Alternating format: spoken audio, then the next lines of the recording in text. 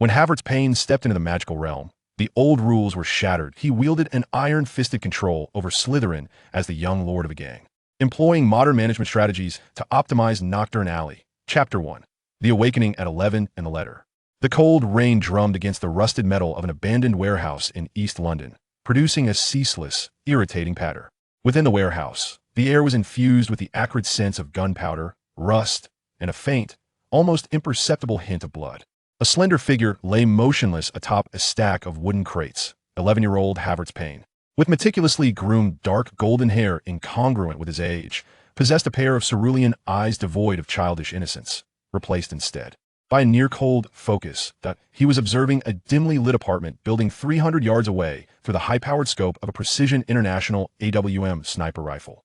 Wind direction, southeast, wind speed, 3 meters per second, humidity, high. Ballistic adjustments needed. He silently recited these terms, his slender fingers delicately resting on the icy trigger guard.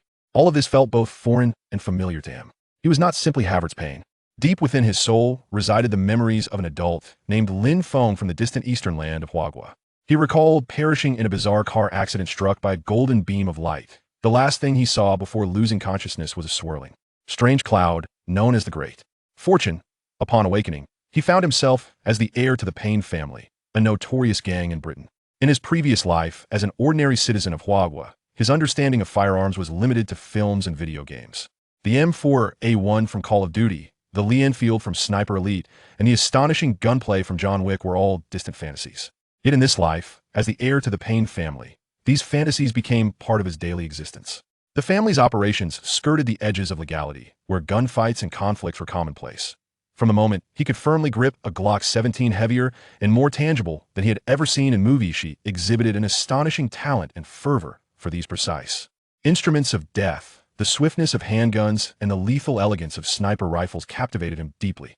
The family's firearms mentor, a taciturn former SAS member, marveled at his innate connection with guns, proclaiming him a soul born for weaponry. Only Havertz himself understood that this was merely an obsession from a past life, now unleashed and compensated for in this new existence. Target acquired. A low voice crackled through his earpiece, interrupting his thoughts. In the scope, a middle-aged man clad in a trench coat appeared at the window. Havertz's breath became long and steady, his crosshairs firmly locking onto the target's brow. This was not his first cleanup mission. Despite his age, any outsider would be astounded. In the Payne family, ability outweighed age. Just as he was about to apply pressure with his finger, buzz! An inexplicable surge of warmth surged from the depths of his being, coursing through his limbs in an instant. The world before him shimmered momentarily, and the image in the scope seemed to distort. A fleeting sensation, as if he could perceive every part of the steel weapon's internal mechanics, flickered through him, but he forcibly suppressed this anomaly and pulled the trigger. Bang! The muffled sound of the gunshot, muted by the suppressor, echoed. The target at the distant window collapsed in response. Mission accomplished. Clean and efficient. Havertz swiftly stowed the rifle, deftly disassembling it and placing it into a specially designed case. As he rose from his vantage point, the warmth had dissipated, yet an inexplicable sense of emptiness and restlessness lingered. In recent months, this peculiar sensation had become increasingly frequent. Upon returning to the Payne family suburban estate, which appeared antiquated on the outside but was thoroughly modern within, the rain had ceased. The old butler Alfred, a former SAS member, silently accepted the case from him. "Young master, your father is waiting for you in the study." Havertz nodded, adjusting his slightly damp collar, and made his way to the study. His father, Oliver Payne, a man who even at home donned a three-piece suit with hawk-like sharpness in his gaze, sat behind a massive mahogany desk. "I have received your mission report," Oliver stated, his voice lacking in emotion. "As precise as ever." "Well done, Havertz." "Thank you, father." Oliver picked up an object from the desk, a thick envelope made of parchment, devoid of stamps but inscribed with a vivid emerald green ink address. "For Privet Drive, Little Whinging, Surrey, understairs storage, Mr. Harry Potter." And beside it lay another envelope of almost identical style, addressed. "Payne Manor, East London, 2nd floor, West Wing, Mr. Havertz Payne." Havertz's heart raced. Harry Potter? For Privet Drive? He forced himself to maintain a calm facade, but a tempest brewed within him. As a former bookworm, how could he not recognize that name? The boy with the lightning scar, the magical world. It seems our family's deepest secrets can no longer remain hidden. Oliver sighed gently, pushing the letter meant for Havertz towards him. Upon touching the envelope, an overwhelming wave of that familiar, strange warmth surged once more, stronger than ever before. He could distinctly feel a gentle yet powerful energy pulsating from the parchment. Extracting the letter, he read the elegant script written in the same emerald green ink. Hogwarts School of Witchcraft and Wizardry. Headmaster. Albus Dumbledore, International Confederation of Wizards President. Sir Merlin's Order of Merlin. First Class. Dear Mr. Payne, we are pleased to inform you that you have been accepted to attend Hogwarts School of Witchcraft and Wizardry. Enclosed are the required book and equipment lists. Havertz's mind raced as he struggled to comprehend the latter portions of the list. Fragments of memories from his past life regarding Harry Potter surged wildly within him. Magic? Wizards? Hogwarts. So, those peculiar warmth and sensations were manifestations of magical power? This was not merely 1990s Britain, this was the world of Harry Potter. He lifted his gaze to his father, his voice slightly hoarse with excitement. Father, what does this mean? Oliver Payne stood and walked to the window, gazing out into the stillness of the night enveloping the estate, and spoke slowly. The Payne family has always had more than just the blood of thugs running through its veins. Your great-grandmother was a remarkably powerful witch. Our family is one of the few that has roots in both the magical and non-magical worlds. He turned to face Havertz, his expression complex. The choice is yours. My son remain within the family, inheriting all that I possess, wielding your beloved iron toys to control the underworld of London or to choose another path, stepping into a world filled with the unknown and peril, yet equally vast and wondrous, a magical realm. Havertz lowered his gaze to the letter in his hand, the one that would determine his fate. His left hand still seemed to feel the cold touch of the AWM sniper rifle's trigger, yet his right hand could almost sense the vibrant magical energy dancing upon the parchment. Firearms and magic, gangsters and wizards too, starkly different forces clashed and intertwined within him. He took a deep breath, a smile emerging at the corners of his mouth, a blend of excitement and calm far beyond his years. How intriguing. Truly captivating. Perhaps he need not make a choice. Why not? Embrace them all. In the clandestine realm of the 1990s, where magic and technology coexist, the new life of Havertz Payne has just begun to unfold. He understands that both the bullets from a Glock handgun and the spells cast from the tip of a wand will serve as his instruments for survival and conquest in this dualistic world. Chapter 2. Preparations before departure in the shadow of family. The morning sunlight streamed through the grand glass windows of the Payne Manor dining room, dispelling the usual London gloom and casting warm patches of light upon the polished long table. However, this tranquility was soon disrupted by the sound of hurried footsteps filled with concern. Havertz, dear, come quickly. You must be famished. Emily Ella Payne, Havertz's mother, entered bearing an exquisite silver tray. She was a woman of enduring charm, her golden hair meticulously styled in an updo, and her azure eyes mirrored Havertz. Yet they brimmed with pure tenderness and worry. She exuded a warmth that seemed at odds with the manor's austere atmosphere. Setting the tray before Havertz, she revealed a quintessential English breakfast: fried eggs, sausages, bacon, grilled tomatoes, and several slices of butter bread. Dining away from home is never quite the same. Though I have heard that Hogwarts offers a lavish feast, I wonder if it will suit your palate. As she spoke, she instinctively reached out to adjust her son's already neatly pressed collar. Havertz stiffened imperceptibly for a moment, but soon relaxed, allowing his mother to fuss over him. Thank you, Mum. I can manage, he murmured. I know, my little man is all grown up. Emily smiled, though her gaze revealed a flicker of complexity. By the way, your father is waiting for you in his study. He wants you to finish your breakfast before heading over. Havertz nodded, hastening his meal. After finishing breakfast, he traversed the corridor adorned with thick carpets, arriving at the door of his father's study. He knocked softly, and a low voice beckoned him to enter. Inside, Oliver Payne stood with his back to the door, gazing out through the expansive floor-to-ceiling windows at the estate. The air was infused with the faint, rich aroma of a recently extinguished premium cigar, and a wisp of nearly invisible blue smoke curled lazily from a brass ashtray beside the desk. Upon hearing Havertz's entrance, Oliver slowly turned, revealing a rare, subtle weariness etched on his face. Havertz, he began, his voice as steady as ever, yet softened to a gentler tone. Your primary objective during this trip is to devote yourself to your studies. Magic is an integral part of your heritage, a legacy bestowed upon us by your great-grandmother. Understand it deeply, master it. He approached the desk, his fingers unconsciously gliding over its smooth surface. But never forget, you are forever a member of the Payne family. Our roots lie here, and our traditions are inscribed within your very essence. He opened a drawer and retrieved a heavy leather pouch, pushing it towards Havertz. The sound of metal clinking delightfully resonating in the air. The funds have been prepared for you, sufficient to cover all your expenses while you are there. Do not deprive yourself materially. Havertz accepted the pouch, feeling its substantial weight in his hands. As for your safety, Oliver paused, his gaze deepening. I have made arrangements.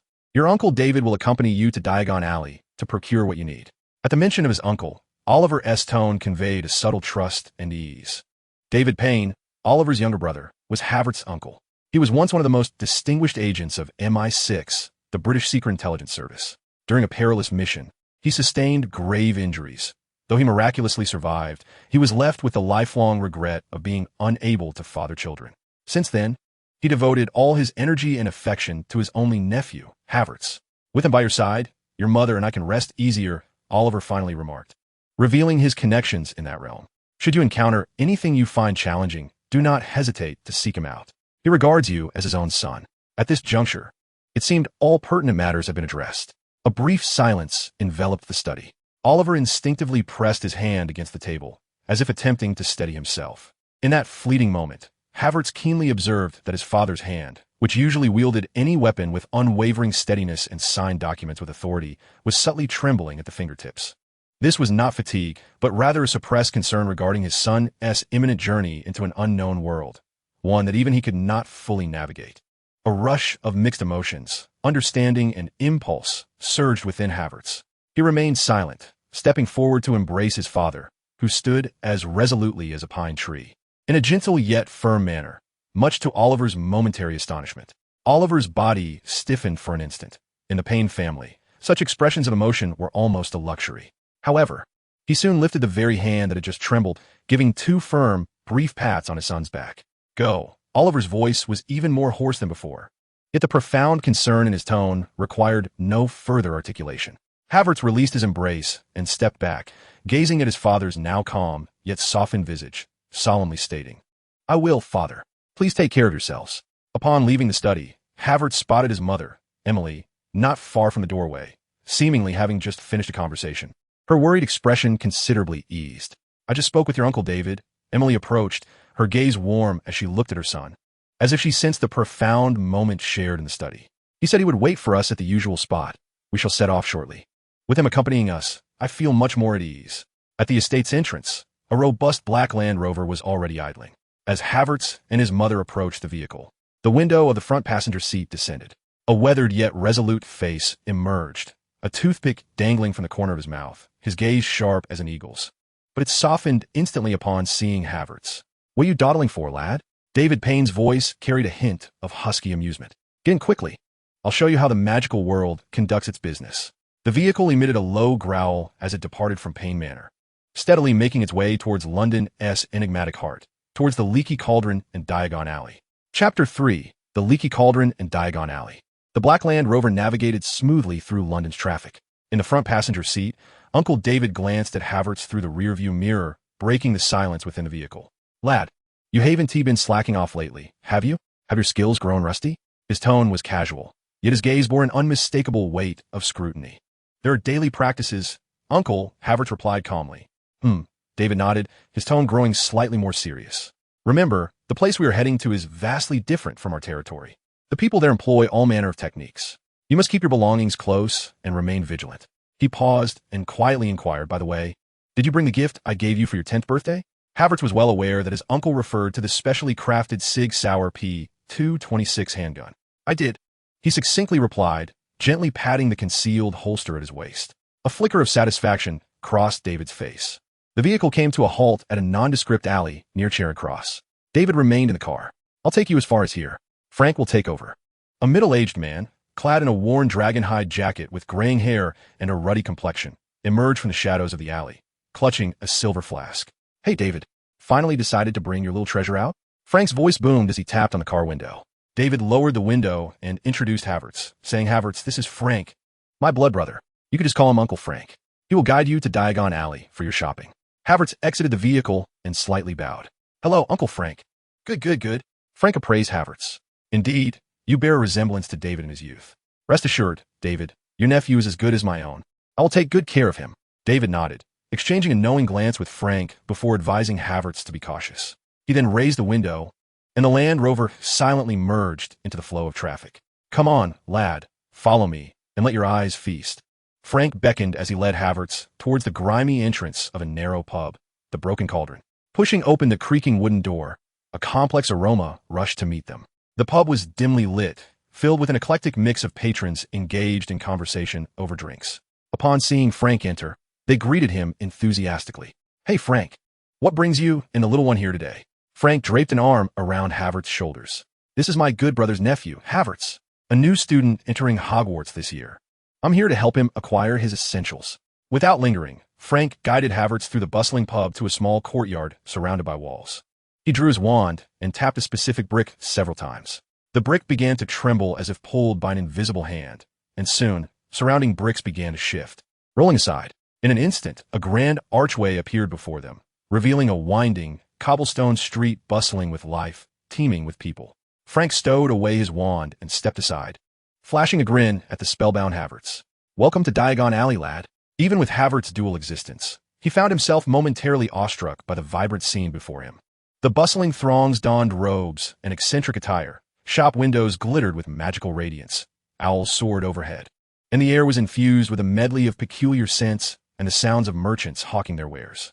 This was a realm entirely beyond his previous understanding. He inhaled deeply, a flicker of excitement and ambition igniting in his eyes. This was splendid. It marked the first step into the new world he was destined to claim. The shopping commenced. "Let us adhere to the list, Uncle Frank." Havertz quickly regained his composure and produced the shopping list. The substantial amount of galleons exchanged through his uncle's connections bolstered his confidence. 1. Madame Malkin's robes for all occasions. 3 sets of plain work robes. A daytime plain pointed hat, a pair of protective gloves, and a winter cloak. Havertz endured the presence of the self-measuring tape. Expense, 12 galleons. 2. Flourish and blots. A complete set of textbooks including standard spells. First level. His gaze lingered for several moments upon Dark Forces, a guide to self-defense. Expense, 28 galleons. 3. Additional equipment and extra purchases. While acquiring standard tools such as a brass scale, a pewter cauldron, glass potion bottles, and a telescope, Havertz exhibited an unusual level of interest. He meticulously selected a highly precise miniature scale and inquired with the shopkeeper about more refined calibration tools and a set of miniature files and pliers. He even paused for an extended moment at a stall specializing in magical craftsman tools, purchasing a portable toolkit that included an eternally sharp carving knife, a residue-free adhesive, and a small piece of memory metal with exceptional shaping capabilities. Frank regarded this with some confusion, yet Havertz simply explained Hogwarts courses may require some intricate handiwork. However, he contemplated that these tools could potentially aid him in maintaining or even modifying his P226 or creating other firearms in the future, as the properties of magical materials might resolve issues that Muggle technology struggled to address. The thought of unexpectedly drawing a pistol during a wizard duel and incapacitating an opponent brought a subtle smile to Havertz's lips. Standard tools expense, 15 galleons. Additional toolkit expense, 18 galleons. 4. Elop's Owl Emporium. Various owls hooted in chorus. Havertz's attention was captivated by a pristine white snowy owl, its gaze sharp and composed. Unlike the other owls, it perched quietly, as if surveying its surroundings. That one, Havertz pointed to the snowy owl. Its calm demeanor and observant nature reminded him of the qualities his uncle sought during his sniper training. "Good eye, lad," the shopkeeper praised. "This snowy owl has a noble lineage, alert and intelligent, though it does come at a price of 25 galleons. Without hesitation, Havertz paid the sum. Frank interjected, "Why not give a name? It will be your companion from now on." Gazing into those amber eyes and the unblemished feathers, a simple and straightforward name sprang to his lips, Snowball. The name is unpretentious, even somewhat casual, yet Havertz finds it just right. It need not be ornate. Like his trusted weapon, reliability is paramount. The snowy owl seems indifferent to the name, gently preening the feathers beneath its wings with its beak. With the essential supplies and additional purchases completed, totaling approximately 98 galleons, Havertz carries a bundle of bags, partly assisted by Frank, while the newly acquired snowy owl, Snow White, perches quietly on its specially designed stand upon his shoulder. At last, only the most crucial item remains on the list. Havertz lifts his gaze towards the depths of the street, where a small, dilapidated shop stands. He then speaks softly, his tone imbued with a subtle gravity. It is time to visit Ollivander's wand shop. Chapter 4. The wand chooses the wizard, and the journey begins. Havertz gently pushes open the slightly antiquated door of Ollivander's wand shop, and the copper bell above the entrance rings out a clear, ethereal chime, heralding the arrival of a new customer. The interior is cramped and cluttered, with countless narrow boxes reaching up to the ceiling, dust settling upon them like a fine veil. The air is imbued with a blend of wood shavings and a certain ancient essence. "Good afternoon," a soft voice suddenly resonates. Havertz turns to find an elderly gentleman with pale, large eyes, appearing like a specter beside a row of shelves, a portable ladder leaning against his feet. Frank, evidently accustomed to this, breaks the tranquility of the shop with his robust voice. "Mr. Ollivander, please select the finest wand for our future great wizard of Hogwarts." Havertz feels a twinge of barely perceptible embarrassment and maintains his politeness as he addresses the elder. "Hello, I require a wand suited to me. Thank you." Mr. Ollivander's eyes, reminiscent of two bright moons, stand out in the dim store as he scrutinizes Havertz carefully. Of course, every wizard deserves a wand destined for them. "Now, let me see which hand you favor." With the agility of a nimble caterpillar, Mr. Ollivander swiftly ascends and descends the ladder, extracting long boxes from various compartments. "Here, try this one. Willow, unicorn hair, 9¼ inches, flexible." The moment Havertz takes the wand, before he can even wave it, a spark erupts from its tip, sending a stack of empty boxes flying. This time, as he grasps the wand, he experiences a distinct repulsion, as if the wand is nearly slipping from his grasp. "Mr. Ollivander," murmurs to himself, his eyes growing brighter. "Fascinating, very intriguing. A customer imbued with special power and contradiction within." After a moment of contemplation, as if recalling something, he ascends the tall ladder once more, carefully retrieving a longer box with a thicker layer of dust from the corner at the top. "Perhaps this one?" He gently brushes off the dust, opening the box to reveal a wand inside. "This is one of my finest creations, crafted during my youth after travels with a dear friend from the East. It has been waiting here, awaiting a wizard capable of understanding its inner power." Havertz's gaze was captivated by the wand before him. Crafted from a rare type of rosewood, it bore a rich hue and intricate patterns reminiscent of a landscape painting, diverging from the more common English woods such as holly or oak. The wand's design exuded an Eastern charm, with smooth and subtle lines, and the grip featured delicate, ergonomic carvings that provided an exquisite tactile experience. Rosewood, a revered tree of the East, symbolizes stability and strength. At its core lay the heartstring of a fireball dragon from the land of China, powerful and vibrant yet demanding of its wielder. Mr. Ollivander solemnly presented the wand to Havertz, measuring 14¾ inches. "Give it a try." As Havertz's right hand clasped the rosewood wand, an ineffable sense of harmony surged within him, as if this object were not external, but an extension of his very arm. Instinctively, he gave a gentle flick. Mr. Ollivander held his breath, his pale eyes wide with astonishment and delight. "Marvelous, truly marvelous," he murmured excitedly, recognizing that this wand had been waiting for its destined partner for decades. An extraordinary combination, it would become a loyal companion, aiding him in achieving remarkable feats, though he must also remain wary of the challenges it might present. Ultimately, Mr. Ollivander charged him merely 10 galleons, a sum far below the usual price, as if the completion of this transcendent match was in itself the greatest reward. Cradling the wand in its long box as he exited the shop, Havertz felt a profound shift in his demeanor. With the wand in hand, he had truly grasped the key to the magical realm. "Well, lad, do you have everything?" David inquired. "Yes, uncle," Havertz affirmed with a nod. Turning to Frank, he sincerely expressed, "Thank you, Uncle Frank, for your assistance today." "Don't mention it," Frank replied heartily, patting his shoulder. "If you encounter any troubles in the wizarding world, do not hesitate to seek out Uncle Frank. Safe travels, lad." After bidding farewell, Havertz settled into the car as Uncle David started the engine, merging into the flow of traffic towards King's Cross Station. Gazing out at the swiftly passing scenery, he touched the cool box that housed the rosewood wand, simultaneously feeling the firm grip of the concealed handgun at his waist. The contrasting powers of Muggle steel and wizarding rosewood converged within him at that moment. Platform 9¾ lay ahead, the Hogwarts Express presenting a new journey filled with the unknown and boundless possibilities. His fingertips lightly tapped the wand box, his eyes shimmering with a calm anticipation. A new adventure was about to commence. Chapter 5, Steel and Rosewood, Journeying to Hogwarts. As the car smoothly approached King's Cross Station, Havertz suddenly spoke. "Uncle, wait. Let's make a stop at the safe house first." David's hand on the steering wheel hesitated slightly, a hint of surprise flashing in the rearview mirror as he regarded him. "Oh, what do you plan to do there? Is what you have not sufficient?" His gaze subtly drifted toward the concealed handgun at Havertz's side. After a moment of silence, David nodded in understanding. Indeed, being thorough is never a bad idea. He skillfully maneuvered the steering wheel, redirecting the vehicle with precision. Through the rearview mirror, he observed Havertz, whose seemingly slender physique belied the explosive strength cultivated through years of rigorous training and disciplined nutrition. He understood that this young man was far more dependable than many of his peers and even numerous adults. Under David's approving gaze, Havertz adeptly disassembled the sniper rifle into its principal components, meticulously wrapping them in specialized cushioning material and a camouflage shell. He then opened the interior of a specially designed suitcase, which, when normally opened, revealed neatly stacked Hogwarts robes, suits, and an assortment of books and miscellaneous items.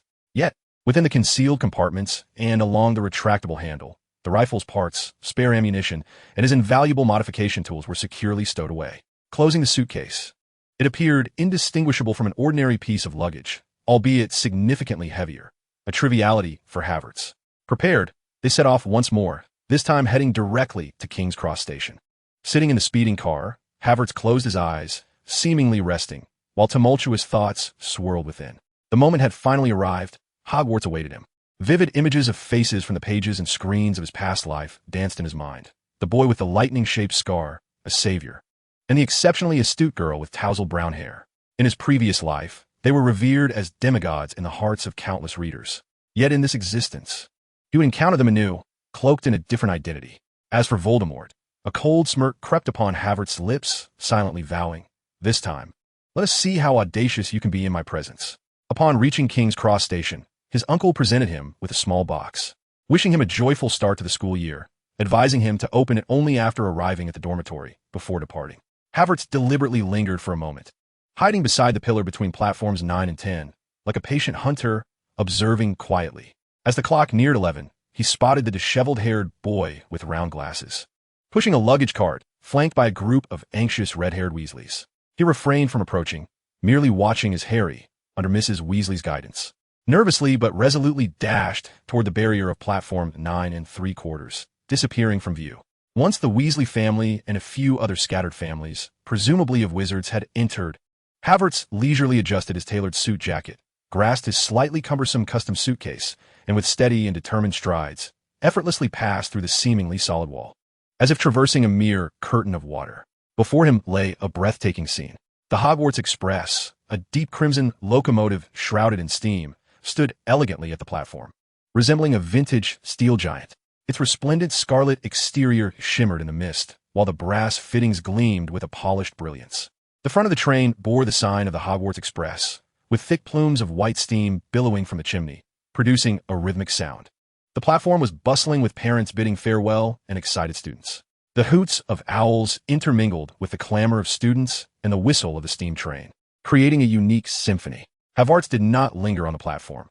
He carried his suitcase and boarded the train with an air of composure. The carriage was already crowded, and he slowly made his way down the aisle, relying on memories from his past life and his keen observation skills. Soon, he spotted a familiar dark-haired boy in a semi-open compartment, seated with a red-haired boy who had a smudge on his nose. Havertz paused at the doorway and gently tapped on the open compartment door to capture the attention of the two within. A perfectly measured, slightly aloof yet polite smile graced his face. "Pardon the intrusion. It seems all other compartments are full. Would you mind if I sat here?" His voice was clear, exuding a steadiness that belied his age. Harry Potter looked up, momentarily taken aback upon seeing the boy at the door, clad in a finely tailored, deep gray suit, with meticulously styled dark golden hair and deep blue eyes that were both profound and composed. He emanated an aura that set him apart from all his peers, a blend of elegance, confidence, and an ineffable sense of authority. He appeared less like an 11-year-old child and more like a diminutive noble or leader. "Of course, please come in," Harry responded somewhat awkwardly, instinctively shifting his position. "Thank you." Havertz replied with a slight nod, securely placing his specially designed suitcase in the luggage rack before gracefully taking a seat opposite Harry by the window. He did not exhibit the typical curiosity of a child. Instead, he leaned back against the chair, closed his eyes, and seemed to rest, leaving the initial awkwardness and curiosity to Harry and Ron. Ron Weasley, observing from the side, was somewhat taken aback. He discreetly nudged Harry with his elbow and whispered, "Merlin's beard, Harry, look at his clothes. He must not be from an ordinary family." His gaze towards Havertz was filled with curiosity and a hint of barely perceptible awe. After the train began to move, a witch pushing a snack trolley appeared. Ron gazed at the array of treats, patting his meager pouch of coins, feeling somewhat embarrassed. Harry was about to generously offer to share when Havertz, who had been resting with his eyes closed, suddenly opened them. "Please wait," he called to the witch. His voice calm, yet authoritative. "I'll have one of everything." He handed over several gold galleons without even glancing at the prices. Under the astonished gazes of Ron and Harry, Havertz pushed an assortment of snacks, chocolate frogs, pumpkin pasties, and super bubble gum, among others, towards them, casually stating, "My treat." No need to be shy. He himself merely took a small packet of chocolate frogs, opened it, glanced at the card, it was Dumbledore, and then set it aside without indulging further. As Harry and Ron reveled in the joy of their snacks, the door to the compartment swung open once more. A girl with thick, brown hair and prominent front teeth poked her head in, her tone laced with a hint of arrogance and urgency. "Has anyone seen a toad?" A boy named Neville lost one. Her gaze swiftly scanned the compartment, landing first on Harry's face, lingering momentarily on his tattered glasses held together by tape. Her brow furrowing slightly. A glimmer of light flashed, and the tape on Harry's glasses vanished, the frames restoring to their former glory, the lenses sparkling with newfound clarity. Harry blinked in astonishment. The world had never appeared so vivid. "Wow, thank you," he expressed gratefully. "You're welcome," Hermione replied, lifting her chin slightly. Her gaze then drifted uncontrollably back to Hogwarts, curiosity radiating from her. "Hello, I'm Hermione Granger. And you are?" Hermione then turned to Harry and Ron as if completing a formality. "So, who are you?" "I'm Harry Potter," he stated. "P.S. Ron Weasley," Harry interjected, gesturing toward Ron beside him. "Hello," Ron mumbled, his mouth stuffed with pumpkin pasties. After stating this, Hermione, filled with curiosity about Harry Potter and the enigmatic boy, departed from the compartment. Once Hermione had left, Harry and Ron began to frantically rummage through their robes. Havertz, however, remained composed. He simply shed his suit jacket deftly while shielded by the seat, neatly folding it into his suitcase before donning his black Hogwarts robe, seamlessly integrating into the uniform of the new students, though his distinctive aura could not be concealed. The train traversed the English countryside, the twilight deepening outside. When the train finally came to a gentle halt at a dimly lit platform, a booming voice resonated from outside. "First years. First years, over here. Harry, this way." Havertz rose, adjusted his impeccably smooth robe, picked up a suitcase, and remarked to Harry and Ron with a casual air, "We're here. We should disembark." He followed the throng of excited yet apprehensive first-year students off the train, the chilly night air enveloping him. Looking up, he beheld a majestic castle standing tall across the dark lake, illuminated by countless stars, its windows sparkling like scattered diamonds, casting light upon his calm yet ambitious gaze. Hogwarts. He had arrived. Chapter 6, The Lakeside Giant, Conflict and Sorting. As Havertz, Harry, and Ron followed the crowd off the train, the night had fully descended. The crisp air carried the characteristic damp chill of the Scottish Highlands, while the ancient branches by the platform swayed gently in the breeze, producing a rustling sound interspersed with the calls of unknown nocturnal birds. Their luggage had been left on the train, reportedly to be delivered directly to Hogwarts Castle by designated personnel. "It's Hagrid," Harry exclaimed in excitement, a radiant smile lighting up his face as he grasped the somewhat bewildered Ron with one hand, instinctively reaching for Havertz with the other, eager to rush to the front. Though Havertz possessed a mature mindset, the sight of such a towering giant profoundly impacted him, an experience unlike any he had encountered in both of his lifetimes. He allowed Harry to lead him forward briskly. "Hagrid," Harry called out, looking up at the giant's imposing figure. "Harry," Hagrid bent down, his enormous face breaking into a wholesome and joyful grin. "It's wonderful to see you. Your eyes are just like your mother's." His gaze shifted to the two companions beside Harry. "And these two are?" "This is Ron Weasley," Harry introduced, gesturing, "and this is Havertz Payne." Hagrid's beetle-like, glossy black eyes lingered on Havertz for a moment, seemingly captivated by the boy's unique tranquility and subtly regal aura. He boomed, "Oh, hello. Welcome, welcome." Yet, he straightened up and bellowed to the throng of incoming first years, "Sorry, children. I must get busy now. Keep up with me. Watch your step. The path is a bit dark." Like a guiding hen, he led a flock of chattering chicks down a steep, narrow path flanked by dense trees, which loomed darkly, obscuring vision. Silence enveloped them, save for the rhythmic sound of footsteps and anxious breaths. Soon, the path opened up, revealing a vast black lake. On the opposite shore, a magnificent castle towered, its spires reaching skyward, and its windows twinkling warmly beneath the starlit sky. That was Hogwarts. No more than 4 per boat. Hagrid shouted, pointing at a line of small boats moored at the edge. Havertz, Harry, and Ron naturally boarded one, followed closely by Hermione Granger, who hurriedly joined them, panting slightly. She glanced at Havertz, seemingly on the verge of speaking, but was ultimately awed into silence by the grandeur of the castle, settling quietly in her seat. Her gaze fixed intently across the water. Hagrid climbed into a massive boat, and the fleet of smaller vessels glided silently across the mirror-like surface of the lake. The castle grew larger before their eyes, awakening like a colossal entity from slumber, harboring millennia of history and secrets, silently observing each new wave of visitors. The great castle cast a vast shadow, providing every young witch and wizard with an unparalleled visual spectacle, as if silently proclaiming, a brand new, incredible journey is about to commence. Welcome to Hogwarts. Her voice was clear and solemn, instantly silencing the boisterous first years. The feast is about to begin. But before you take your seats, you must first determine which house you will enter. They are Gryffindor, Hufflepuff, Ravenclaw, and Slytherin. As she mentioned the houses, her sharp gaze swept over Harry Potter before seemingly pausing momentarily on the uniquely poised Havertz. She continued, during your time here, your house will be your home.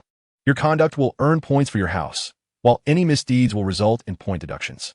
At the end of the school year, the house with the highest score will be awarded the House Cup. Her gaze swept across the gathering, filled with the hope that each of you would bring glory to your respective houses. Just then, a loud croak shattered the silence. Neville Longbottom, his face ashen, dashed from the crowd, seizing the toad, Trevor, that had leapt from his pocket. Professor McGonagall pressed her lips together but uttered no words. Instead, she turned and signaled for the first years to wait there before stepping into a small empty room adjacent to the hall. Once the professor had departed, the first years taught nerves relaxed slightly and whispers began to ripple through the air once more. At that moment, a voice, elongated and somewhat haughty, rang out clearly. Could it be true? Harry Potter had truly arrived at Hogwarts. The crowd turned toward the source of the sound to behold a pale boy with a pointed chin standing not far off. His meticulously styled golden hair was slicked back, and he wore a finely tailored robe, flanked by 2 towering boys who appeared somewhat dim-witted, resembling his bodyguards. Hufflepuff felt a stirring within. Draco Malfoy had arrived. He was one of the targets of this visit, a pivotal character in his plan to alter certain predetermined tragedies.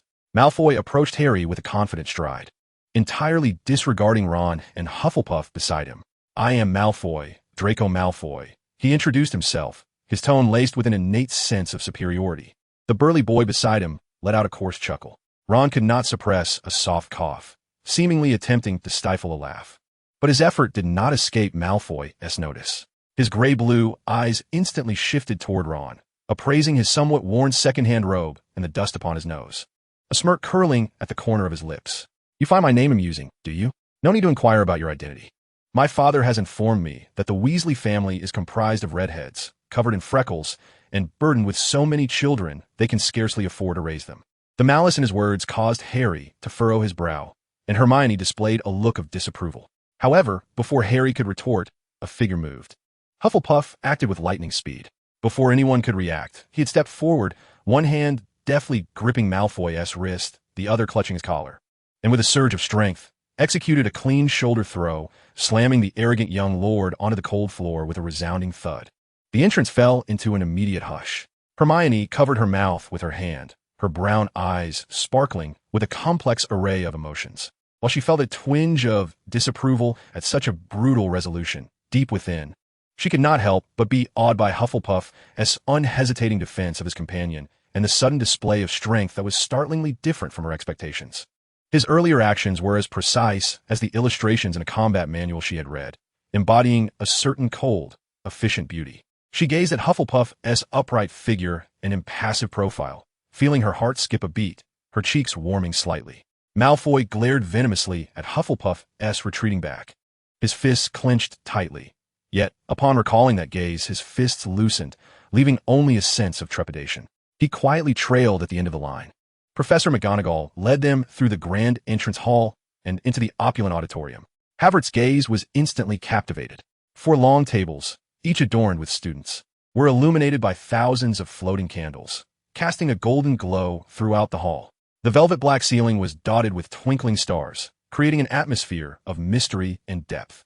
His eyes traversed the crowd, landing directly on the elderly figure at the center of the staff table.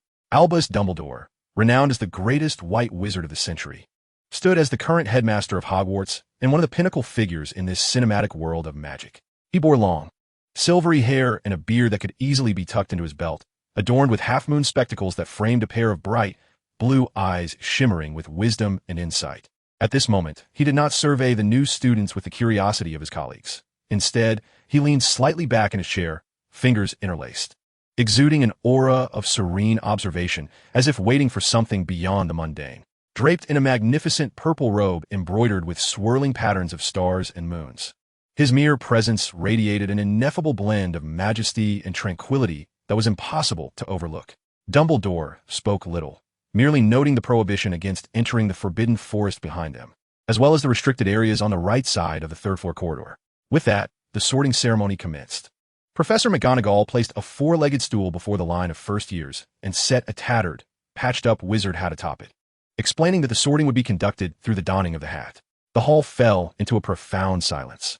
Suddenly, a crack appeared near the brim of the hat, resembling a mouth, and it began to sing boisterously. This year's song celebrated the qualities of the four houses and the importance of unity among them. As it concluded with a bow to each of the four tables, the hall erupted in enthusiastic applause. "So, we just have to wear this hat," Ron whispered to Harry, appearing considerably more relaxed, yet quickly murmuring nervously, "Please, not Slytherin, anything but Slytherin."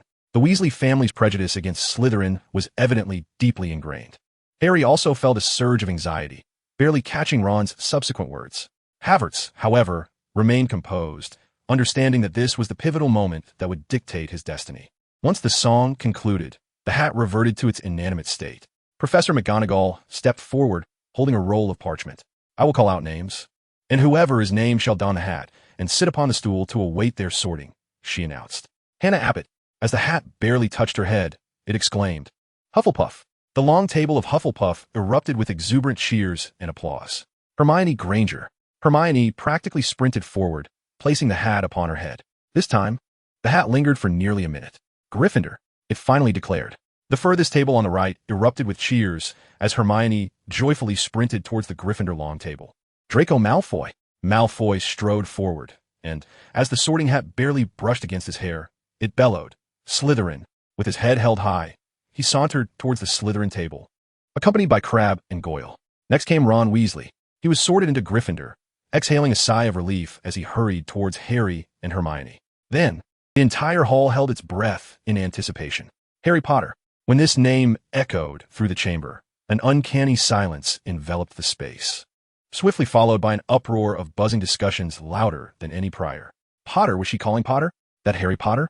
The cheers from the Gryffindor table nearly threatened to lift the roof off as Harry removed the hat and walked unsteadily towards his new classmates, while the Weasley twins shouted in unison, "We have Potter! We have Potter!" Hufflepuff. The announcement of this name did not incite the same commotion as Harry Potter's, but garnered a different kind of attention. Many gazes, including those of several professors at the staff table, were drawn to this exceptionally composed boy. He appeared far too calm and collected, entirely unlike an 11-year-old. Hufflepuff approached with poise, his step steady as he took a seat on the stool. Professor McGonagall placed the sorting hat upon his dark golden hair. His vision was shrouded in darkness, and then a subtle voice resonated in his mind. Yet, simultaneously, the hat seemed to sense the marks of another life within his soul, along with a systematic thirst for knowledge and a perspective transcending this era. Wait, there is this too? An ancient soul? Wisdom not of this world? A pure yearning for knowledge and innovative thought? Ravenclaw would indeed be a fitting choice for you. Your intellect might lead to new trends. This is challenging. Indeed, very challenging. Ambition and wisdom. You possess both in abundance, and with such fervor. The hat lingered upon his head for an unusually long time, even surpassing that of Harry Potter. Whispers once again filled the hall. At the Gryffindor table, Harry, Ron, and Hermione watched anxiously, with Hermione clasping her hands tightly to her chest. Despite being sorted into Gryffindor, she inexplicably hoped this extraordinary boy would find his rightful place, subconsciously perhaps believing Gryffindor would suit him better. At the Slytherin table, Malfoy fixed his gaze on the hat, fervently praying that Merlin would not allow this formidable individual to join them. "Please don't come over." Ultimately, following what appeared to be a fierce internal debate, the sorting hat announced its decision with the loudest voice it could muster. Slytherin. The Slytherin table erupted into a moderately enthusiastic applause, particularly from the upperclassmen, who scrutinized Hufflepuff with a mixture of scrutiny and intrigue. Hufflepuff calmly removed the hat, handed it to Professor McGonagall with a slight nod, and then walked steadily towards the silver and green adorned Slytherin table. He could feel several distinct, disappointed gazes emanating from the Gryffindor side.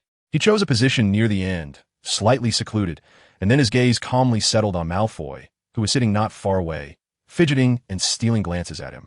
The moment Malfoy caught sight of his serene, yet profoundly cold and piercing eyes, he instinctively lowered his head as if pricked by a needle, his face paling instantly. The silver knife in his hand clattered lightly onto the plate, drawing the attention of those nearby. His eyes darted around nervously, daring not to meet Havertz's gaze, and he unconsciously shrank back behind the larger crab, wishing he could completely hide himself. The shoulder throw and that icy stare had left a deep shadow in his heart. Seeing that all the new students had been sorted, Professor Dumbledore, seated at the center of the staff table, stood up, with a gentle yet inscrutable smile. His silvery hair glimmered in the candlelight. He delivered a few brief, seemingly nonsensical, yet profoundly meaningful words of welcome, then opened his arms and declared in a resounding voice, "The feast begins." As if by magic, the golden plates before everyone were instantly filled with a sumptuous array of food. The life at Hogwarts had officially commenced, and Havertz Payne's journey in Slytherin began amidst the complex glances, underlying hostility, and the currents of tension. Chapter 7. The Morning in Slytherin and Professor Cat. The lavish welcoming feast concluded with Professor Dumbledore standing once more to announce that it was time for bed.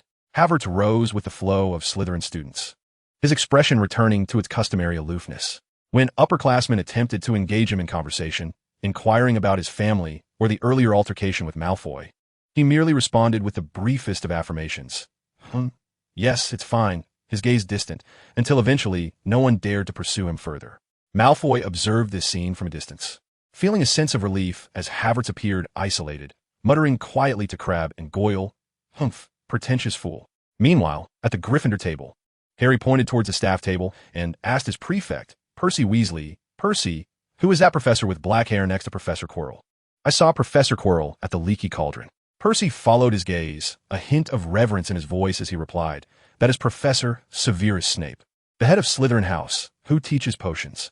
However, what he truly wishes to teach is defense against the dark arts. He has been hoping for that for many years." Upon hearing this, Harry regarded Snape thoughtfully. During the sorting ceremony, he felt Snape's gaze fixed intently upon him, and then a searing pain shot through his forehead. This instilled within him an inexplicable wariness towards the brooding professor. As the prefects of each house greeted the new students, the once lively hall gradually quieted. The first years, akin to a flock of ducklings, followed their respective prefects toward the common rooms. The Slytherin prefect was an arrogant seventh-year boy who led the green-trimmed newcomers down the marble staircase into the dim underground passage. Havertz observed the whispering portraits with keen interest, assessing their intelligence and potential uses. Do they truly possess independent consciousness, or are they merely enchanted creations endowed with fixed behavioral patterns? "Hurry up, Payne," urged the prefect, noticing he was slightly lagging behind. Soon, they arrived before a damp stone wall. The prefect clearly articulated the password, "Pure blood." The stone wall silently slid open, revealing an entrance. One by one, they entered the Slytherin common room. It was a semi-translucent chamber located beneath the Black Lake, where green lamps and silver decorations emitted a cold, eerie glow. Outside, the shimmering lake was occasionally graced by the slow passage of enormous squids or other magical creatures. The air was imbued with a faint dampness and an ancient essence. The boys' dormitory lay to the left, while the girls' was to the right. Your belongings have already been delivered to your respective beds, so mind you don't go astray. After briefly outlining the curfew and basic rules of the common room, the prefect waved his hand, granting the newcomers their freedom to explore.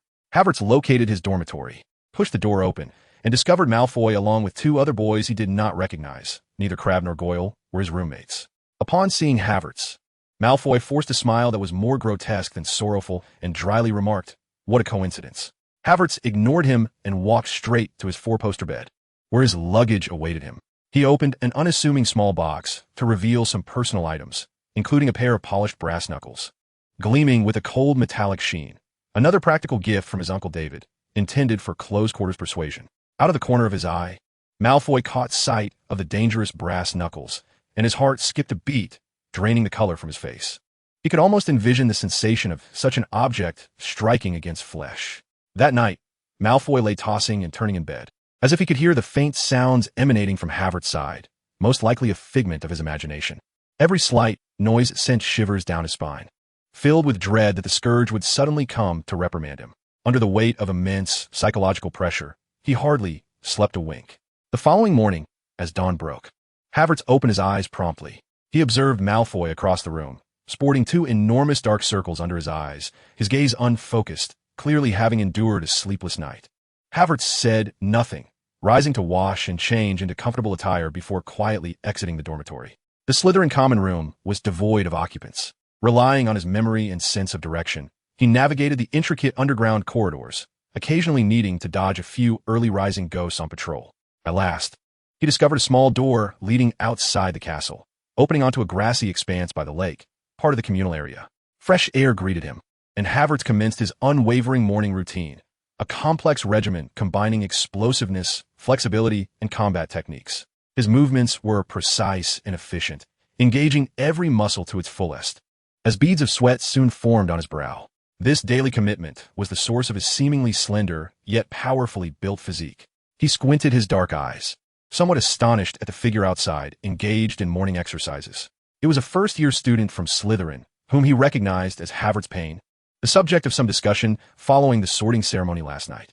Rising so early to engage in such intensive physical training was an anomaly among Hogwarts students, particularly in Slytherin, where elegance and cunning were revered over physical prowess. Snape narrowed his eyes in contemplation, making a mental note of the face and this peculiar habit before silently departing. Havertz approached him, his voice calm, yet imbued with an undeniable air of authority. From now on, I will have the final say in this dormitory. Do you have any objections? Upon hearing this, a slight smile crept across Havertz's lips. He remained unperturbed by the minor gestures, for in his eyes, they were inconsequential. The two of them proceeded to the great hall for breakfast, the atmosphere subtly charged. At the Gryffindor table, Havertz quickly spotted Hermione Granger, engrossed in a book.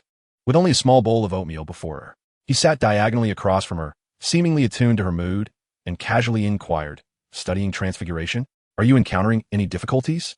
Fortunately, Havertz possessed the memory and logical reasoning of 2 lifetimes, coupled with a high IQ and prior preparation, enabling him not only to comprehend Hermione's challenges, but to analyze them from various perspectives.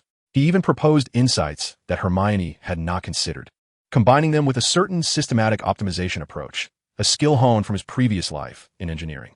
The two promptly engaged in an intense and efficient academic discussion, their rapid exchange of ideas rendering Draco Malfoy, who was seated nearby and focused solely on his meal, utterly unable to interject or comprehend their conversation. He could only sulkily nibble on his bread, feeling like an inconsequential backdrop. After breakfast, everyone made their way to the Transfiguration classroom. Havertz and Hermione were among the first to arrive. They noticed a serious-looking tabby cat perched on the lectern, its eyes adorned with markings reminiscent of glasses. "Look at that adorable cat." Hermione, a self-proclaimed cat enthusiast, was instantly captivated, whispering to Havertz with gleaming eyes. Havertz was well aware that this cat was Professor McGonagall's animagus form, yet he chose not to reveal this, merely giving a nonchalant acknowledgement before finding a seat. The tabby cat sat regally on the lectern, its amber eyes keenly surveying the arriving students with an air of authority atypical for a feline. Just as Harry and Ron burst into the classroom, breathless and anxious, believing themselves to be late, the class bell rang. Almost simultaneously, the tabby cat gracefully leaped down, its form elongating and transforming in mid-air, and in the blink of an eye, it became the stern-faced Professor McGonagall, complete with square glasses. "That was a close call, Mr. Potter," Mr. Weasley, Professor McGonagall stated, her gaze piercing as it swept over the two boys. Her tone was calm, yet imbued with an undeniable authority. "I trust this is the first and last time. Transfiguration is a precise and rigorous discipline, and punctuality is a fundamental requirement." Harry and Ron's faces flushed red as they hurriedly found seats, scarcely daring to breathe in the presence of their formidable professor, who could transform into a cat. Professor McGonagall spoke no further, turning toward the blackboard and tapping it with her wand to signal for silence. "Transfiguration," she began, her voice resonating clearly throughout the classroom, "is one of the most complex and perilous spells you will encounter in your studies at Hogwarts. Any lapse in focus or precision may lead to dire consequences. Therefore, in my class, It is imperative that you pay close attention and adhere strictly to instructions. Unauthorized wand movements and careless spellcasting are strictly forbidden. Should anyone display contempt for my subject or classroom discipline, they shall not be permitted to attend my lessons henceforth. Her stern gaze swept across the room, lingering momentarily on Harry and Ron. The students were subdued by her commanding presence, and the classroom fell into an expectant silence. Today, we shall delve into the fundamentals of transfiguration, the switching spell. The objective is to initiate a transformation of the object before you. With a flick of her wand, an ordinary match appeared on each student's desk. Your task for the coming week is to transfigure this match into a needle. Those who execute their work with excellence and efficiency will earn points for their respective houses. Professor McGonagall then instructed the class to open their beginner's guide to transfiguration, elaborating on the theoretical underpinnings of the switching spell, the methods of channeling magical energy, the nuances of pronunciation, and the specific trajectories of wand movements. She emphasized that clarity of intention, stable magical output, and precise gestures are all indispensable. Now, please take up your wands, focus your minds, and attempt to transform the match into a needle, keeping your thoughts centered on the needle's form, the sharp tip, the smooth shaft, and the metallic texture. Hufflepuff listened intently to every detail. This marked his first formal encounter with magic, and he approached it with the utmost seriousness. He grasped his darkwood wand, refraining from hastily uttering the incantation, and instead meticulously envisioned the appearance of a silver needle, its length, thickness, the glinting sharp tip, and its fluid contours. He even endeavored to construct its metallic microstructure and composition in his mind. He sensed the warm, vast reservoir of magic within him begin to flow gently in alignment with his will, gathering toward his wand-holding hand. He regulated his breathing and executed a steady wrist movement according to Professor McGonagall's demonstrated trajectory, all the while silently reciting the incantation in his mind. Transform. A barely perceptible silver gleam flickered from the tip of his wand, merging with the match. Under Hufflepuff's concentrated gaze, the brown match appeared to be reshaped by an invisible force. Its colors swiftly faded, revealing a metallic sheen as its form elongated and narrowed, the tip tapering into a point of cold brilliance. In the blink of an eye, a simple yet genuine silver needle lay quietly on his desk. "You succeeded," exclaimed Hermione, who had been watching him from the corner of her eye, unable to contain her delight, her gaze filled with admiration. The commotion caught Professor McGonagall's attention. She approached with measured steps, picking up the silver needle that Hufflepuff had conjured, examining it with keen interest. The needle is straight, the tip sharp, entirely meeting the standards, even surpassing the initial attempts of many upperclassmen in perfection. "Truly remarkable, Mr. Havertz." A rare glimmer of approval appeared on Professor McGonagall's usually stern countenance. Her focus was unwavering, her magic stable, and the transformation complete. 5 points to Slytherin. The Slytherin students erupted in a low cheer, their gazes toward Havertz tinged with newfound respect. Havertz bowed slightly, his tone respectful as he replied, "Thank you, Professor. I will continue to strive for excellence." He held the rigorous and formidable professor in the highest regard. Professor McGonagall nodded and proceeded to observe the progress of other students. Hermione immediately leaned closer, her eagerness palpable as she inquired, "Havertz, how did you manage to succeed so quickly? I feel as though my magic is perpetually unable to focus properly on the matchstick." 5 points to Gryffindor. Professor McGonagall's voice rang out once more, and Hermione's cheeks flushed with joy as she cast a grateful glance at Havertz, seeing both Havertz and Hermione succeed. Particularly with Havertz seemingly having grasped the secret, Harry and Ron could no longer remain idle. Seizing a moment while Professor McGonagall was occupied with the other students, Harry mustered his courage and quietly asked across the aisle, "Hey, Havertz, could you tell us how you did it? My matchstick just produced a bit of smoke." Ron looked at him with eager anticipation. Havertz did not withhold his knowledge. He succinctly reiterated what he had shared with Hermione, adding, "Relax. Being too tense can cause your magic to go awry. Visualize it, believe in it." Harry and Ron, though somewhat perplexed, earnestly attempted to apply his advice. Harry's matchstick eventually took on a slight silver sheen, though it remained rather short and stubby, while Ron's was reduced to ashes. Nevertheless, they at least had a direction in which to channel their efforts. Chapter 8. Potions, Gunpowder, and Future Visions. During lunchtime, the Great Hall of Hogwarts buzzed with voices. Yet Havertz Payne's thoughts soared beyond the clamor. He swiftly and gracefully concluded his meal. His mind, akin to a finely tuned instrument, began to strategize. The afternoon's potions class represented a pivotal component in the realization of his grander vision. Firstly, an interdisciplinary reverie, the fusion of potions and ballistics. A profoundly disruptive concept began to take shape in his mind, merging the potions of the magical realm with the firearms of the Muggle world. This was not mere fantasy, but a logical extrapolation, explosive enchantment, encapsulating miniature explosive potions within projectiles to achieve area of effect magical damage upon impact. Armor-piercing toxins, developing corrosive or anti-magic potion coatings aimed at high magical resistance and high physical defense creatures, such as trolls, to dismantle their resilient exteriors and regenerative capabilities. Rare materials like basilisk venom entered his consideration. Control strategies, creating specialized projectiles or smoke bombs from potent hypnotic and paralyzing potions, enabling non-lethal area suppression. This concept invigorated him. It would serve as the cornerstone for his audacious endeavors, establishing a unique and formidable system of power exclusive to Havertz Payne. Secondly, a rational assessment. The limitations and transcendence of steel. Beneath the fervor lay a cold rationality. He recognized with clarity the constraints of firearms when confronted with magical beings. Platform upgrade. The existing 338 caliber sniper rifle may prove inadequate against oversized targets. Hence, future considerations must include 50 BMG and larger calibers, accompanied by specialized projectiles. Enchantment of arms. The exploration of permanent magical enhancements for firearms or ammunition, such as penetration and sharpness, requires a profound mastery of arcane arts. Intelligence is paramount. One must discern the vulnerabilities of each magical creature. Firearms will serve as the most precise instruments, delivering targeted effects with accuracy. Step 1. Acquire research samples. With a clear vision, actions will unfold accordingly. He requires the organizational samples of magical creatures, with the primary target being the gamekeeper, Rubius Hagrid.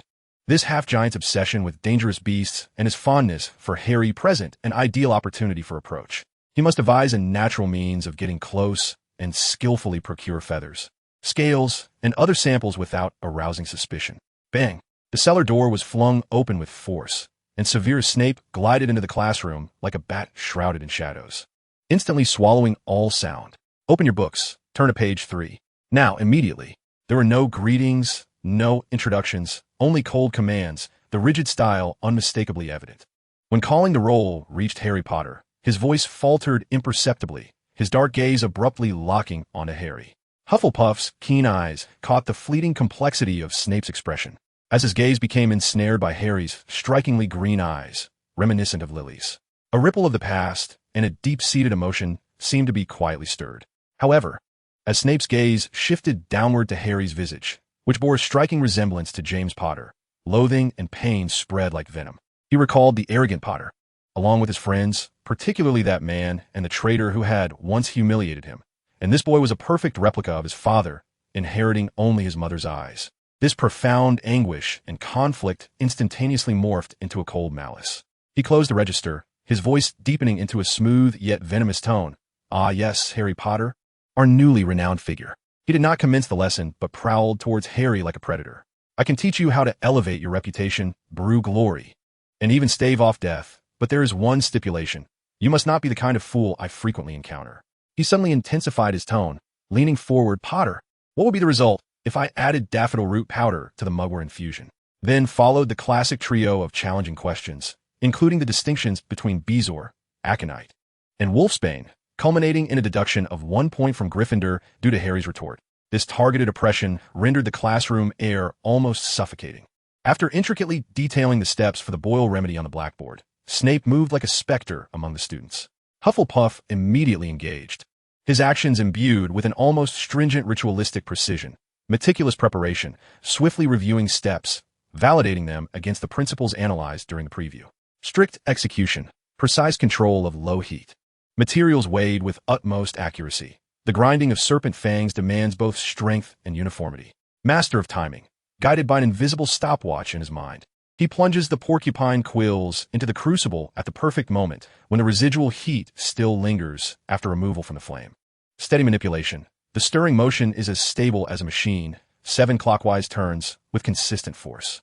It resembles not the brewing of a potion, but rather the operation of a delicate instrument, conducting a high-stakes experiment. When the vial reveals a flawless sheen of mother of pearl, the pristine potion is encased in a crystal bottle, and Severus Snape silently stands beside him. His pale, slender fingers grasp the potion bottle, meticulously examining it under the dim light, even giving it a gentle shake to observe its adherence. Flawless, Mr. Payne. Snape's deep voice carries a subtle hint of scrutiny and acknowledgement, emphasizing that thorough preparation and absolute discipline are qualities many lack. 5 points to Slytherin. Upon concluding, he cast a penetrating glance at Havertz, an assessment intertwined with an ineffable concern, as if confirming the rarity and potential value of a tool. Then, addressing the entire class with an icy demeanor, he stated, "For the remainder of the period, study the content on the board independently. Aim to understand rather than mechanically replicate. I do not wish to witness any foolish disasters." With that, he glided out of the classroom like a specter. The professor's departure lifted a silencing charm, and the classroom was instantly drowned in a cacophony of suppressed excitement. "Merlin's beard," Ron Weasley exclaimed, his eyes wide with astonishment as he clutched Harry's sleeve. He received points from Snape. Flawless. Did you see the way the old bat looked at him? Harry regarded Havertz's calm profile and murmured, "He seems utterly unfazed by this." Moreover, Professor Snape appears to have taken a particular notice of him. Whispers began to ripple through the classroom. His movements are as if enchanted with precision. Professor Snape actually declared it flawless. Is he really a first year? The most fervent reaction came from Hermione Granger. She abruptly turned her head, her gaze intensely focused on Havertz. The competitive spirit that initially ignited within her due to not securing the top spot was now supplanted by stronger, almost reverent admiration. She practically sprinted to Havertz's workstation, speaking rapidly like a barrage of fire. Gazing at Havertz, who remained composed and focused as he tidied his tools, her competitive instincts were enveloped by an indescribable allure. His strength, steadiness, and wisdom exemplified the rationality and execution she deeply revered, even earning him the attention of someone like Snape. Error control, understanding principles, Hermione repeated thoughtfully, a glimmer of realization shining in her eyes. In that moment, she clearly felt captivated by the boy's profound rationality, formidable prowess, and hidden depth. Havertz methodically organized everything, offering a slight nod to Hermione, who was still processing the information as he departed the underground classroom. Behind him lingered a room filled with awe, discussions, and Hermione's gaze, laden with complex implications, fixed upon his retreating figure. The success of the potions class validated his abilities, while Snape's significant glance hinted at further possibilities. He gazed out at the outline of Hagrid's hut bordering the Forbidden Forest, his eyes sharp. A new journey had undoubtedly begun. Chapter 9. Flying Lessons, the Leader's Charisma. Hufflepuff observed the nuances of hesitation and subtle transformation in Malfoy. He removed his outer robe, hanging it neatly, and with a tone that was unassuming yet undeniably penetrating. He inquired, "Is there something you wish to say? Speak quickly." Malfoy was taken aback by this sudden question, stammering, "Peeves, I just thought your potions class was remarkable today." He took a deep breath, as if summoning courage. I would like to learn something. Could you possibly guide me?" A faint smile flickered at the corner of Hufflepuff's mouth. The unfolding events were precisely as he had anticipated. Malfoy's initiative to approach him marked the first step in establishing his influence within Slytherin.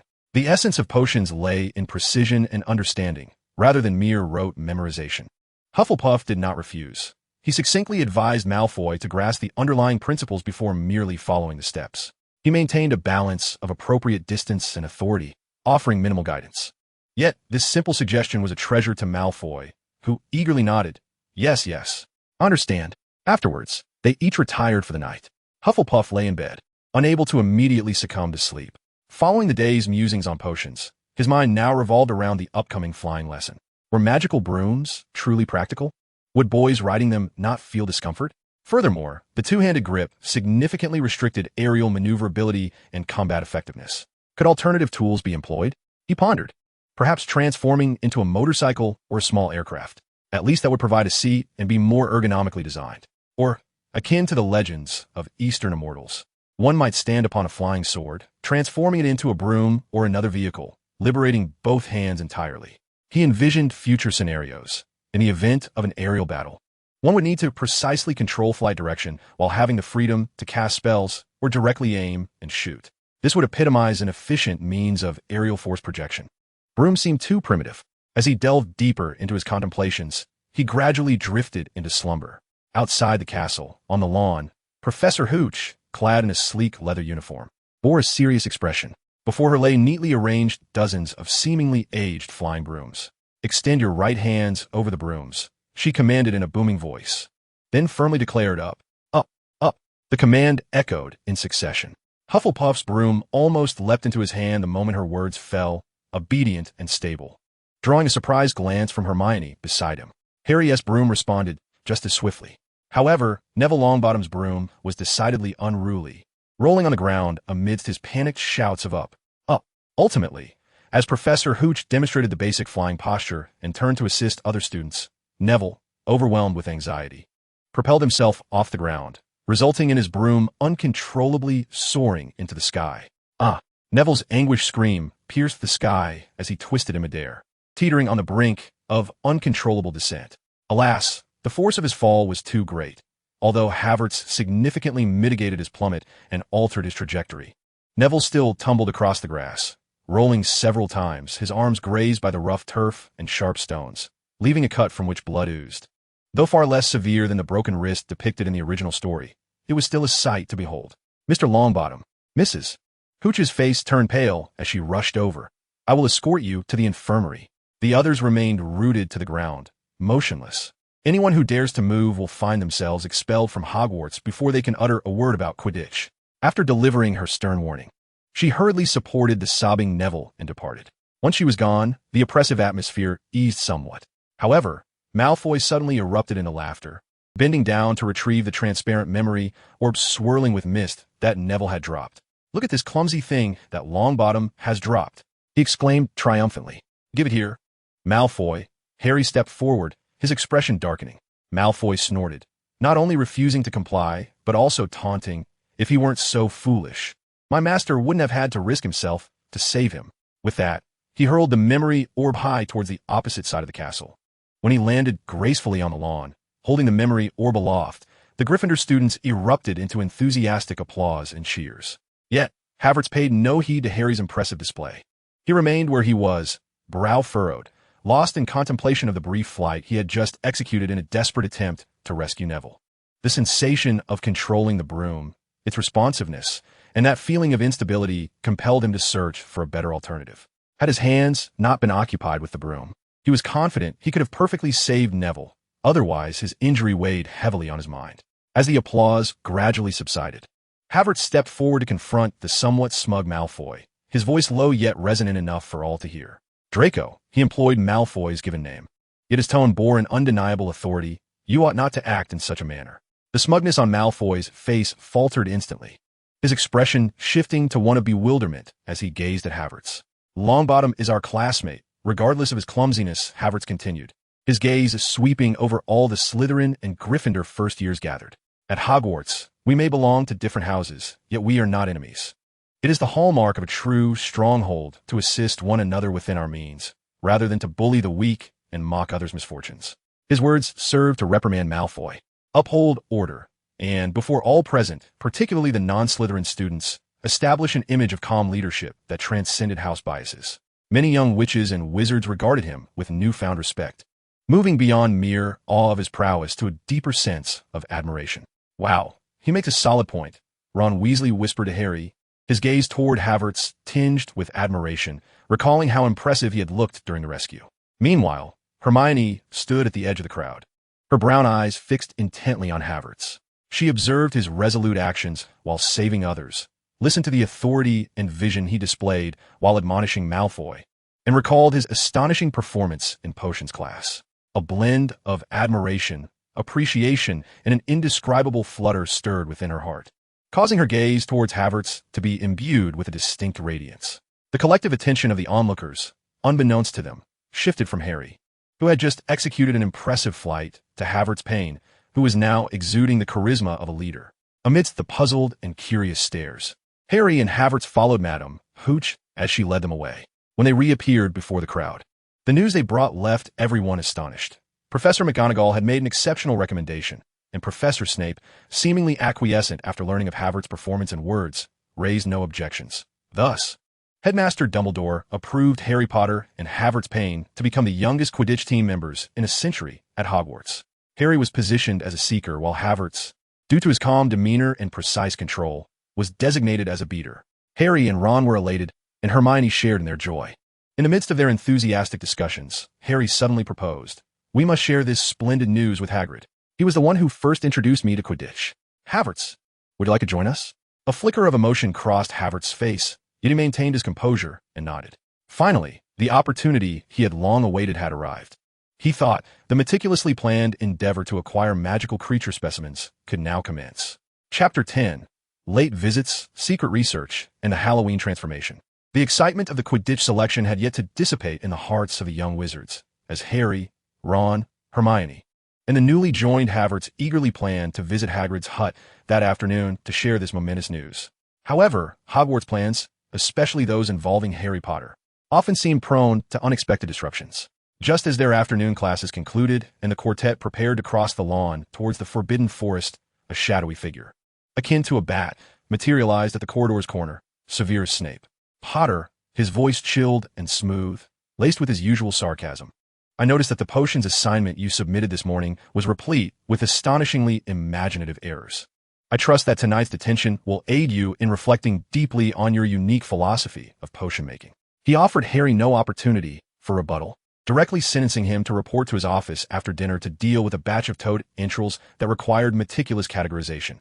Harry's complexion turned pale in an instant, while Ron muttered indignantly beside him, and Hermione displayed a look of resigned knowledge. Their plans to visit Hagrid's hut had to be postponed. It seems we'll have to reschedule, Harry said dejectedly. Havertz, unfazed, was not surprised by this outcome. Snape's targeting of Harry was customary. This unexpected delay, in fact, granted him precious time for solitary preparation. No matter, I happen to have some personal research to attend to, he stated flatly as he bid farewell to the trio and turned towards the direction of the dungeons. Upon knocking on the ominous wooden door and receiving a cold permission, Havertz stepped inside. The chamber was cluttered with glass jars emanating an eerie glow and an array of potion ingredients, the air thick with intricate aromas. Severus Snape was hunched over his desk, engrossed in grading papers, his head remaining unlifted. Professor, Havertz stated directly, his tone respectful yet forthright. I wish to request a private room for in-depth study and practice of potions outside of class. At last, Snape raised his gaze, his obsidian eyes resembling a bottomless abyss as they scrutinized Havertz. Oh, he drawled, his tone laced with sarcasm. Our illustrious newcomer already believes that the classroom cannot satiate your insatiable thirst for knowledge? Or is it that the Slytherin common room is no longer suitable for your perilous little antics? His words are like icy needles piercing Havertz. Several upper-year Slytherins, fortuitously present in the office, let forth unabashed snickers, their gazes toward Havertz filled with derision and mockery. Look at him, as if a single commendation makes him extraordinary. Independent study? Let's hope he doesn't blow up the classroom. They misjudged his lineage, yet their malice was palpable. Mudbloods are fond of dabbling in such unorthodox practices. Havertz remained unfazed by the murmurs behind him, his gaze steady as he addressed Snape. I believe that consolidating theory and expanding its application necessitate additional practical space.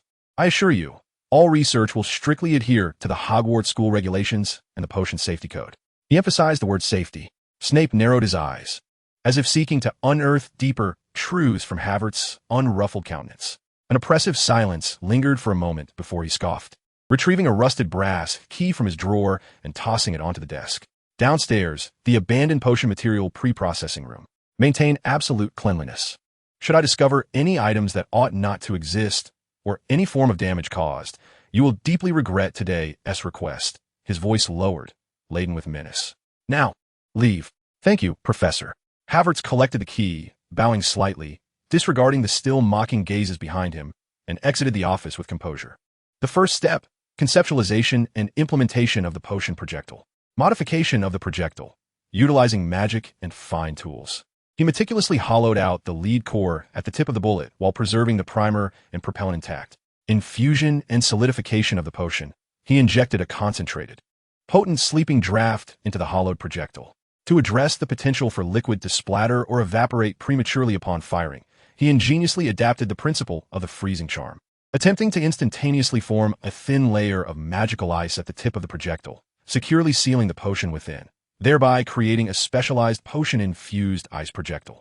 Upon impact with the target, the ice layer would shatter, allowing the high-concentration potion to rapidly disseminate within or upon the target's body.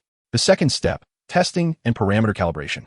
After establishing a magically protected target within the room, Havertz utilized his P226 handgun, fitted with a rudimentary suppressor, assembled from previously acquired precision parts. offering limited effectiveness but capable of reducing some noise. To conduct multiple test shots, he needed to verify ballistic stability. Does the frozen projectile affect shooting accuracy? Structural integrity, ensuring that the ice layer can withstand chamber pressure and aerodynamic resistance, while effectively shattering upon impact. Efficacy of the agent. By observing the reactions of simulated biological tissue, utilizing discarded magical flora on the target, the diffusion and activation speed of the agent are confirmed. After numerous adjustments to the concentration of the agent, the thickness of the ice layer, and shooting parameters, he ultimately achieved a relatively stable outcome. Step 3. Risk assessment and in-depth strategy. The preliminary success did not lead Havertz to relax. Rather, it prompted him to delve deeper into contemplation. Ultimately, he resolved to adopt the most pragmatic approach, ensuring a precise shot to a vital point for an instant kill and subsequently employing the inevitable chaos of the scene, along with the destruction potentially caused by the giant itself, to conceal any anomalies left by the bullet. Simultaneously, he continued to experiment with inscribing a weakened silencing rune within the suppressor in hopes of further diminishing sound propagation. Taking a deep breath, he meticulously erased all traces of his experiments, secured the door, and departed from the clandestine laboratory. What lay ahead was the anticipation of the plot's unfolding and the need for adaptability. He was aware that, according to the storyline, Hermione would be weeping in the girls' restroom due to Ron's hurtful words, and the giant would inevitably appear at that moment. Risk and opportunity walked hand in hand. However, this joy was marred by discord at the Gryffindor table. Ron Weasley was vocally lamenting to Harry, his words distinctly reaching Hermione at the neighboring table. Honestly, she's a nightmare. No wonder no one can stand her. Harry and Ron exchanged looks of embarrassment and regret, but did not immediately pursue her. Havertz observed everything with clarity, his mind as clear as glass. The curtain was rising. He discreetly quickened his pace of eating, his senses on high alert for any sign of change. Indeed, shortly thereafter, Professor Quirrell stumbled into the hall, his headscarf askew and his face a canvas of terror. He staggered to Professor Dumbledore's table, collapsing onto it, breathless and shrieking. There's a troll in the dungeon. A troll in the dungeon. I thought you ought to be informed. Before he could finish, his eyes rolled back, and he fainted, under the direction of the prefects. The students began to evacuate in an orderly manner. Harry and Ron huddled together in the crowd. Hermione, Harry suddenly realized. She was still unaware of the giant. She's in the girls' restroom.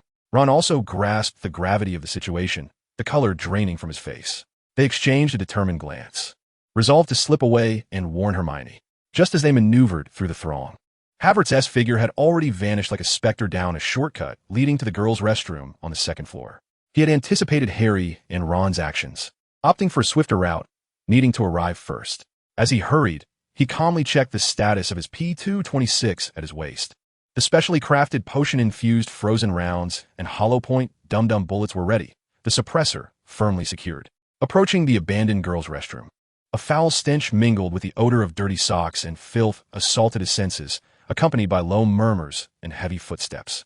He adjusted his breathing, entering a combat-ready state, and silently slipped through the door. The lavatory lay in disarray. A 12-foot-tall troll, with its granite gray bulk, appeared both clumsy and menacing as it brandished a colossal wooden club, furiously smashing it against the stall door. From within came the muffled, despairing cries of Hermione. Enraged by the sound, the troll raised its club high and brought it crashing down upon the frail door.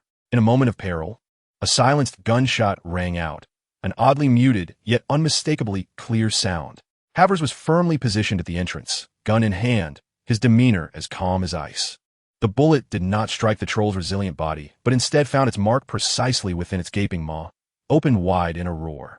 The specially designed hollow-point round expanded instantly within the troll's soft oral cavity, inflicting horrific lacerations and a devastating vacuum effect. The troll's massive form went rigid. Its movement halted as it emitted a confused, agonized roar, dark red blood oozing from the corners of its mouth. Staggering backward in search of its assailant, it found its brain severely compromised. Unwavering, Havertz adjusted his aim, and a second shot followed swiftly. The bullet pierced the troll's left eye with uncanny precision. The hollow-point round wreaked further havoc upon the relatively vulnerable eyeball and the brain tissue behind it.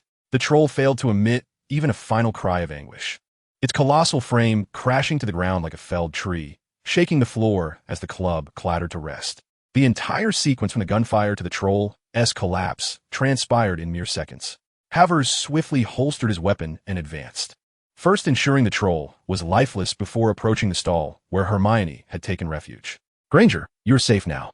Come out," he said, his voice steady, as though he had merely dealt with a trivial matter. The stall door trembled as it was pushed open, revealing Hermione, pale and tear-streaked. She gazed at the troll's lifeless form, then back at Havertz, whose calm demeanor seemed almost indifferent, leaving her momentarily speechless in the wake of her harrowing escape and overwhelming gratitude. "Hermione!" Harry and Ron burst in, breathless, only to be rendered speechless by the scene before them. Soon after, hurried footsteps echoed as Professor McGonagall, Professor Snape, and the recently revived Professor Quirrell arrived in succession. Snape's icy gaze swept over the room like a searchlight, pausing momentarily on the troll's corpse. His keen eyes quickly noted the peculiar wounds on the troll's head, particularly the mouth and eye, causing his pupils to constrict almost imperceptibly. He then cast a contemplative glance at the composed Havertz, his dark eyes flickering with an almost imperceptible scrutiny and depth. Such wounds could not be the result of ordinary magical or physical assault. Hermione suddenly spoke, her voice trembling yet resolute. "Please do not blame them, Professor McGonagall. They came to find me. I thought I could handle the troll, so I came, but I was wrong. If it weren't for Harry, Ron, and especially Havertz, who arrived just in time to subdue it, I might have died." She took full responsibility upon herself. Harry and Ron looked at her in astonishment. Professor McGonagall's expression softened slightly, though she remained stern. "Miss Granger, that was an exceedingly foolish act. Thus, Gryffindor was penalized 5 points. She hesitated, regarding Mr. Payne, and regardless of the methods employed, you indeed safeguarded your fellow classmates. Slytherin gained 10 points. Professor Quirrell emitted a series of meaningless whimpers from the sidelines. More professors arrived in succession to manage the scene. Havertz initially intended to exploit the chaos to obscure the evidence, even attempting to magically blur the edges of the wound when no one was watching. However, just as everyone was about to depart, the previously silent Snape slowly approached the body of the troll, crouching down to scrutinize the 2 fatal wounds from a distance. He did not touch it. He merely observed, then raised his gaze once more, his penetrating eyes locking on a Havertz, as if silently proclaiming, "I have discerned the discrepancies. This is far from over." Snape said nothing, gradually rising, his black robes trailing behind him as he silently merged into the shadows. The crisis seemed to have subsided. Hermione was safe, and the house points had changed accordingly. Yet Havertz understood that Snape's suspicions had been sown like seeds. His plan to acquire magical creature samples, along with the subsequent labor service with Harry, would have to be postponed once again. Chapter 11. Exposed in the Quidditch match. Employing exquisite anatomical skills and magical assistance, he cautiously examined the wounds on the troll's head. Deep within the shattered skull and congealed blood clots, his tweezers encountered a small, hard metallic object that was incongruous with the surrounding tissues. Upon extracting and cleansing it, a severely deformed yet still recognizable metal bullet lay quietly in his palm. A flicker of understanding crossed Snape's dark eyes, followed by deeper contemplation. He immediately associated it with a new student, Havertz Payne, who had applied for a private laboratory and exhibited an unusually calm demeanor. Utilizing his connections and authority, he swiftly perused Havertz's background information. As the details regarding the Payne family and their connections to the murky realms of the Muggle world unfolded before him, realization dawned. So that was it, he murmured softly, his icy countenance betraying no hint of emotion. Muggle toys, no wonder. He was acutely aware that in this day and age, the upper echelons of the wizarding world were not ignorant of firearms. They merely held a general disdain and contempt for them, believing that reliance on such crude objects tarnished the noble blood of magic. The following day, after potions class, Snape called out to Havertz, who was preparing to leave. In his unmistakable, authoritative tone, "Payne, come to my office after dinner. You may leave now." Havertz felt a chill in his heart, knowing that the inevitable had finally arrived. Maintaining his composure, he nodded slightly. "Yes, Professor." After dinner, Havertz once again stood before the ominous wooden door. Before knocking, he took a deep breath to steady his nerves, then entered, gently closing the door behind him. The office still reeked of complex potion ingredients, the flickering candlelight casting Snape's figure in ever-changing shadows. Snape was not seated behind his desk, but stood by the fireplace, facing away from the entrance. Upon hearing Havertz's arrival, he slowly turned, holding in his hand the very deformed bullet extracted from the troll's skull. Havertz's pupils narrowed almost imperceptibly. Indeed, he could not completely conceal the truth from him. After a brief silence, acknowledging that arguing in front of Snape would be futile, he opted for a relatively candid approach. "As you can see, Professor, It is a muggle defensive tool. The situation was dire, and I deemed it the most effective and direct means of protecting my classmates. Most effective? Most direct? Snape advanced a step, his dark robes billowing as if stirred by an unseen wind, exuding an intense sense of oppression. You brought this extremely dangerous weapon into the magical realm, into Hogwarts. Do you comprehend the implications? Once it spirals out of control, the consequences are unimaginable. His voice trembled with suppressed fury. Your defense nearly invited greater trouble. Havertz raised his gaze, meeting Snape's eyes with calm, yet unwavering resolve. I am fully aware of its peril, Professor. Precisely for that reason, I shall wield it with caution, ensuring it is only employed against genuine threats. I believe that the measure of danger lies not in the tool itself, but in the wielder and the intent behind its use. Snape scrutinized him intently, as if weighing and assessing. The office was enveloped in a prolonged, suffocating silence, broken only by the soft crackle of the flames in the hearth. Eventually, Snape let out a cold huff, unexpectedly choosing not to confiscate the firearm. He carelessly tossed the bullet into a glass jar filled with an unidentifiable liquid, where it sank to the bottom with a faint sound. Manage your toys. Snape turned his back to him, facing the fireplace once more, his voice regaining its usual icy smoothness. I do not wish to see it in any inappropriate context again. There will be no formal record of last night's events. He paused, casting a deep, inscrutable glance at Havertz, as if examining an uncontrollable variable or calculating a potential future. Remember what you said today. Also remember, you owe me an explanation, and perhaps in the future, you may need to pay the corresponding price for this. Now get out. Havertz understood that this was Snape's tacit approval, a form of investment and constraint. He had concealed the truth, yet simultaneously shackled himself with an invisible chain. I understand, Professor. Thank you, Havertz replied succinctly, bowing slightly as he exited the office. The crisis was temporarily averted, the firearm preserved, yet the delicate and perilous nature of his relationship with Snape rendered Havertz increasingly cautious. The match unfolded with intense fervor amidst the tempest. Harry soared on his Nimbus 2000, a streak of red lightning darting through the sky in search of the elusive golden snitch. Havertz, embodying the role of a Slytherin chaser, coolly assessed the trajectory of the quaffle, skillfully directing it towards the Gryffindor players with his heavy bat or deftly defending, safeguarding his seeker, Malfoy, despite his lackluster flying skills. In the stands, Ron and Hermione anxiously monitored Harry's movements, with Hermione having surreptitiously drawn her wand, ready to act if necessary. However, Professor Quirrell, perched in the faculty box, was not wholly engrossed in the match at that moment. His gaze was firmly fixed on Harry, who soared gracefully through the air, his lips rapidly moving beneath a thick scarf, silently reciting a malevolent incantation aimed at Harry's broom, causing it to spiral out of control. The broom began to twist and roll violently, attempting to throw him off. Gasps of shock filled the air. In that critical moment, Havertz keenly discerned the anomaly. He noticed Quirrell's unervingly focused expression and the movement of his lips, as well as Professor Snape beside him, seemingly muttering incantations. In reality, he was attempting to counteract the spell, but was being suppressed by Quirrell. Instantly, he comprehended what was unfolding. He needed a method to disrupt Quirrell's spellcasting without directly attacking a teacher, as that would be too conspicuous. An opportunity presented itself. A bludger, like a black cannonball, hurtled toward him with a piercing whistle. Havertz's eyes sharpened as he calculated the angle and force, swinging his bat with fervor. Thud! The sound of a heavy strike echoed. The bludger did not target any Gryffindor player. Instead, it sped toward the teacher's stand at a remarkably tricky angle. It did not directly hit Professor Quirrell, but rather, with tremendous kinetic energy, it crashed violently against the wooden railing between Professor Quirrell and Professor Snape. Splinters flew. The immense impact and tremor instantaneously interrupted Quirrell's concentrated incantation. He shuddered in fright, his spell abruptly ceasing. Almost simultaneously, Harry felt his broom lighten beneath him, regaining control. Heart racing, he steadied himself, urgently scanning for the golden snitch once more. In the stands, Ron and Hermione had just drawn their wands. Yet before they could take any action, such as Hermione preparing to set Snape's robes ablaze, they witnessed this dramatic scene, both momentarily stunned. Professor Quirrell's face turned ashen as he warily regarded the shattered railing and the impassive Snape, hesitant to make any further moves. Snape, coldly glancing at the departing bludger, then surveying the recently stabilized Harry and the normally executing Havertz, revealed a fleeting glimmer of contemplation in his eyes.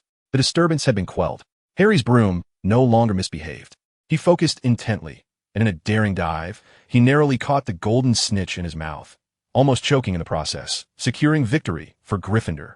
The Gryffindors erupted into thunderous cheers, rushing onto the field to celebrate. Ron and Hermione excitedly dashed toward Harry.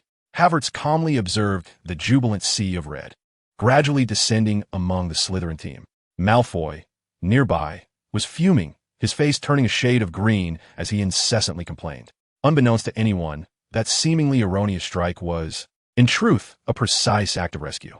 Havertz had subtly altered a narrative that could have been far worse, all while remaining undetected. He watched as Harry was tossed into the air by the crowd, silently reflecting. The road ahead is still long. Chapter 12. Hagrid's Hut. The cheers from the Quidditch pitch had not yet fully faded, as the Gryffindors continued to cluster around their hero, Harry Potter, reveling in the hard-won victory. The rain and mud seemed incapable of washing away their elation. Harry finally managed to extricate himself from the exuberant crowd and joined Ron, Hermione, and the quietly waiting Havertz. At that moment, a large figure clad in a moleskin coat pushed through the throng, striding towards them. It was Hagrid. His weathered face beamed with pride, droplets of rain clinging to his beard. "Well done, Harry. And you too, Payne, you flew splendidly." Hagrid's booming voice drowned out the surrounding clamor as he gave Harry a hearty pat on the back, nearly toppling him over, and nodded appreciatively at Havertz. "Come on, to my place. I've brewed some strong tea to celebrate and warm us up." The four friends readily agreed, following Hagrid as they traversed the now quieting field, their feet sinking into the mud. Upon entering his brightly lit cottage, they were immediately enveloped by a warm ambience and the delightful flurry of Fong's enthusiastic greeting. The fire crackled vigorously, and a copper kettle hissed above it. Hagrid busily poured them steaming cups of tea, dark as ink, and presented a plate of hard rock cakes. Before they could settle into their seats, Ron eagerly spoke up, his face still flushed with the excitement of the match. "Hagrid, there's something you need to know." During the match, Snape was cursing Harry's broom. "We saw it with our own eyes." Hermione quickly nodded in agreement, her tone urgent. "Yes." He was fixated on Harry, muttering incantations, and then Harry's broom went out of control. "Havertz, you saw it too, didn't you?" She saw confirmation from Havertz. "Professor Snape cursing the broom?" Havertz finally spoke, his voice calm, tinged with rational skepticism. "I find that rather implausible." Observing the astonishment on Harry and Ron's faces, he continued. "Professor Snape is the head of Slytherin House and a professor at Hogwarts. Moreover, as far as I know, he appears to be involved in certain protective measures." He cautiously refrained from mentioning Snape's role in concealing the attack from the troll, but hinted at the possibility of Snape being part of the protective faction.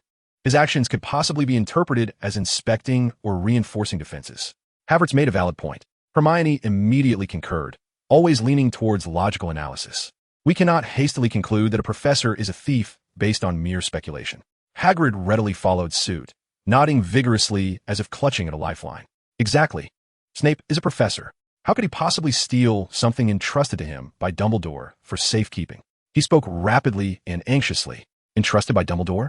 Harry seized upon this new information, his eyes fixed intently on Hagrid. "So Snape is also one of the informed parties? Is he protecting that thing?" Realizing he had perhaps said too much, Hagrid's expression turned flushed with embarrassment, and he stammered in an attempt to rectify the situation. I didn't mean that. What I meant is that thing is very important. Extremely important. It belonged to Dumbledore, and he abruptly hit the brakes, but it was already too late." "Who?" Ron inquired eagerly. Hagrid tightly sealed his lips, his massive head shaking like a bobblehead, and he covered his mouth with his large fan-like hand, emitting a muffled sound that signified he would say nothing more. Mentioning his beloved pet shifted Hagrid's attention, a mixture of pride and affection reappearing on his face, as his guard lowered significantly. "Oh, very well, since you asked, Fong is indeed my dog." He lowered his voice, as though sharing a remarkable secret. "But he is no ordinary dog. He is a three-headed hound, a genuine Cerberus. I acquired him last year from a Greek traveler at the Leaky Cauldron, who was in dire need of money. Fong was incredibly adorable as a puppy, albeit with a rather large appetite." Harry, Ron, and Hermione gasped in astonishment. A three-headed hound. Although they had never seen one, they had read about such perilous magical creatures in books. It was at this moment that Hagrid realized he had fallen into the trap of his own words once more, and he regretfully covered his mouth, letting out a deep groan. "Oh, Merlin's beard. I shouldn't have said that. Not a single word. Forget it. Children, all of you forget it. Tea. Biscuits." Regardless of how the trio attempted to coax him, Hagrid clamped his mouth shut like a clam, refusing to divulge another word, persistently urging them to enjoy the rock-hard biscuits and bitter tea, while Harry and the others were engaged in this verbal dance with Hagrid. Hufflepuff's attention was drawn to other objects within the small cabin. His keen gaze swept across the various collectibles piled in the corners and hanging on the walls. He spotted a bundle of iridescent, resilient yet delicate feathers shimmering in the candlelight and curiously inquired, "Hagrid, what are these feathers?" "Oh, those," Hagrid glanced over and casually remarked. "They're the tail feathers of a bird-eating beast. Not particularly valuable, just pretty. I collected them for decoration." Hufflepuff then noticed a piece of leather-like hide, tough and covered with tiny scales. "And this? That is a shed skin of a basilisk, just a small piece. That creature is quite fierce, but this skin is remarkably sturdy." Next, his gaze was drawn to several dark, exceptionally thick scales with sharp edges, appearing to possess formidable defensive qualities. Hagrid followed his gaze. "Boasting slightly, huh? Good eye, lad. Those are the belly scales of a Hungarian horntail. Quite a treasure, very hard. I did a small favor for Charlie Weasley, and he gifted them to me." Hufflepuff's eyes sparkled with immense interest as he approached, carefully touching these materials, feeling their textures. What might seem to be merely peculiar collectibles to wizards were, in his eyes, invaluable biological specimens and potential extraordinary materials. "These items are fascinating," Hufflepuff remarked earnestly, his tone imbued with the enthusiasm of a researcher. "Their physical properties and the magical characteristics they may contain are certainly worthy of study." Hagrid, witnessing the admiration for his collection from someone who typically appeared rather aloof, a Slytherin no less, felt an exuberant joy, sensing a kindred spirit. "You fancy these as well? Huh, what a discerning eye." With a grand gesture, he generously proclaimed, "If you like them, take some for your research. I have plenty." Saying this, he unceremoniously snatched a few feathers from a bird-like creature, a small piece of naga skin, and most importantly, 2 scales from a Hungarian horntail, thrusting them into Hufflepuff's hands. "Take them. No need for modesty." Hufflepuff did not hesitate, solemnly accepting the precious materials. "Thank you immensely, Hagrid. These will be invaluable to me." He began contemplating how to utilize these materials, especially the dragon scales, to test their resistance to spells and physical attacks, perhaps for enhancing his equipment in the future. "Wait, I feel I've encountered this name before," he murmured. "The collaborator of Dumbledore, Nicholas Flamel. Who is he?" Harry and Ron inquired in unison. "If I recall correctly." Hermione spoke rapidly, her eyes sparkling with knowledge. "Nicholas Flamel is a renowned alchemist, famed for his singular historical achievement, the creation of the Philosopher's Stone, a wondrous stone capable of turning stone into gold and concocting the elixir of life." Everything seemed to connect. The heavily guarded object, the 3-headed dog Fluffy, Snape's scrutiny, and Quirrell's, or rather, the figure at the back of his head, attempts to steal it. Thus, Harry concluded, his voice slightly hoarse with excitement. Is Snape trying to steal the Philosopher's Stone? Or is he safeguarding it from another thief? Hufflepuff calmly added, proposing yet another possibility, further complicating the situation. Regardless, a new, clear objective had emerged. Nicholas Flamel and the Philosopher's Stone. Hufflepuff gently caressed the cool, hard dragon scales in his pocket, feeling that this visit had far exceeded his expectations. The mist ahead seemed to lift slightly, yet the lurking dangers grew increasingly apparent. Chapter 13. Christmas in the Shadows of the Forbidden Forest. He operated like a finely tuned machine, meticulously planning his time without a drop to spare. In Charms class, his precise control and profound understanding of magical principles often elicited surprised admiration from Professor Flitwick. In Potions class, he remained one of the few students to earn outstanding evaluations under Snape's brooding gaze, an almost innate rigor that felt almost instinctive. This exceptional ability, coupled with his calm and formidable presence, magnetically attracted the younger Slytherins. Initial jealousy and mockery gradually transformed into awe and respect through repeated classroom performances and, with Hufflepuff's tacit approval, the somewhat exaggerated whispers from Malfoy, private rumors. At some point, the nickname Boss, tinged with a gangland flair, yet perfectly fitting, began to circulate quietly among the younger Slytherins, quickly gaining acceptance. As he traversed the corridors, he often garnered many looks imbued with a sense of reverence. His most frequent haunt, aside from classrooms, was the library. Surprisingly, yet understandably, he was almost always accompanied by Hermione Granger. The two seemed to have reached a tacit understanding, frequently occupying the quietest corner of the library. Their tables laden with tomes far beyond their first-year curriculum, such as advanced potion making, powerful elixirs, and magical theory, an exploration of cross-disciplinary applications. They engaged in fervent yet hushed discussions about the intricacies of spell structures and the principles of potion reactions. Occasionally, Havertz would propose insights from a systems engineering perspective, which would invariably spark new ideas in Hermione, her eyes gleaming with excitement. This intellectual resonance and pursuit rendered their relationship both delicate and profound. In his spare time, Havertz would retreat to the underground chamber sanctioned by Snape. It had become his true private laboratory. Not only did he continue to refine his potion bullets, but he also began a systematic study of the magical biological materials he had acquired, either seized or bestowed upon him by Hagrid. He tested the Hungarian horntail dragon scales for their magical resistance and physical defense limits, while the skin of a Nifflers was experimented with in concepts for flexible protective gear. At night, he would lie in his dormitory, endlessly simulating and conceiving in his mind, merging magical knowledge with the weapons and tactical philosophies of his past life. Upon returning to school after the holidays, the Great Hall was filled with a lively atmosphere of gift exchanging. When Havertz and Hermione encountered each other at the Gryffindor table, they almost simultaneously produced gifts for one another. "For you, Merry Christmas," Havertz said, presenting a beautifully wrapped rectangular box. "Thank you. This is for you," Hermione replied bashfully, offering her own gift.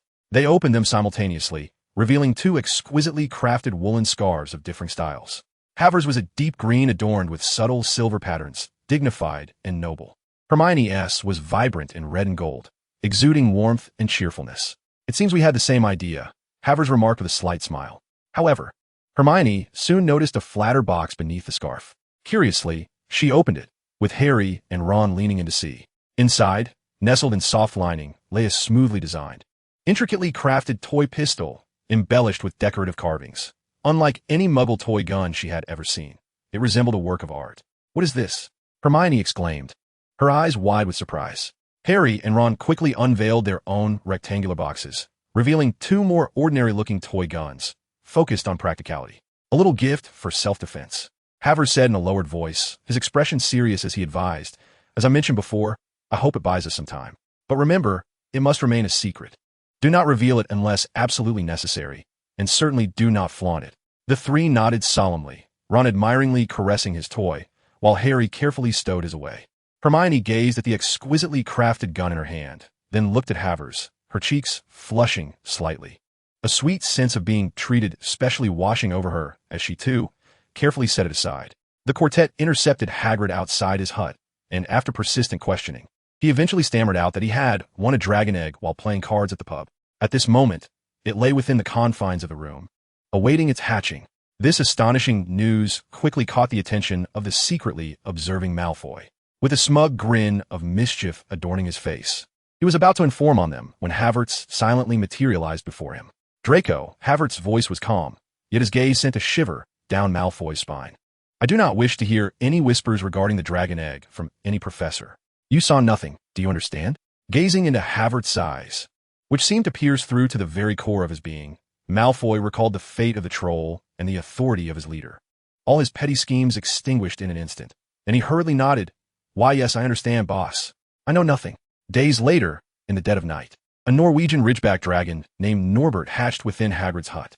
Watching the small dragon spitting sparks, Havertz knew it was time to advance the narrative. He sought out Harry, calmly reminding him, "Hagrid cannot manage it. Keeping it any longer will lead to dire consequences. Charlie Weasley would be a splendid choice, under Havertz's subtle influence." The connection with Charlie and the plan to send Norbert away were swiftly formulated. On the very night designated for Norbert's departure, Havertz approached Hagrid, joining the patrol of the Forbidden Forest for the sake of ensuring the plan's success and preventing unforeseen mishaps, given Hagrid's task due to his illegal dragon keeping.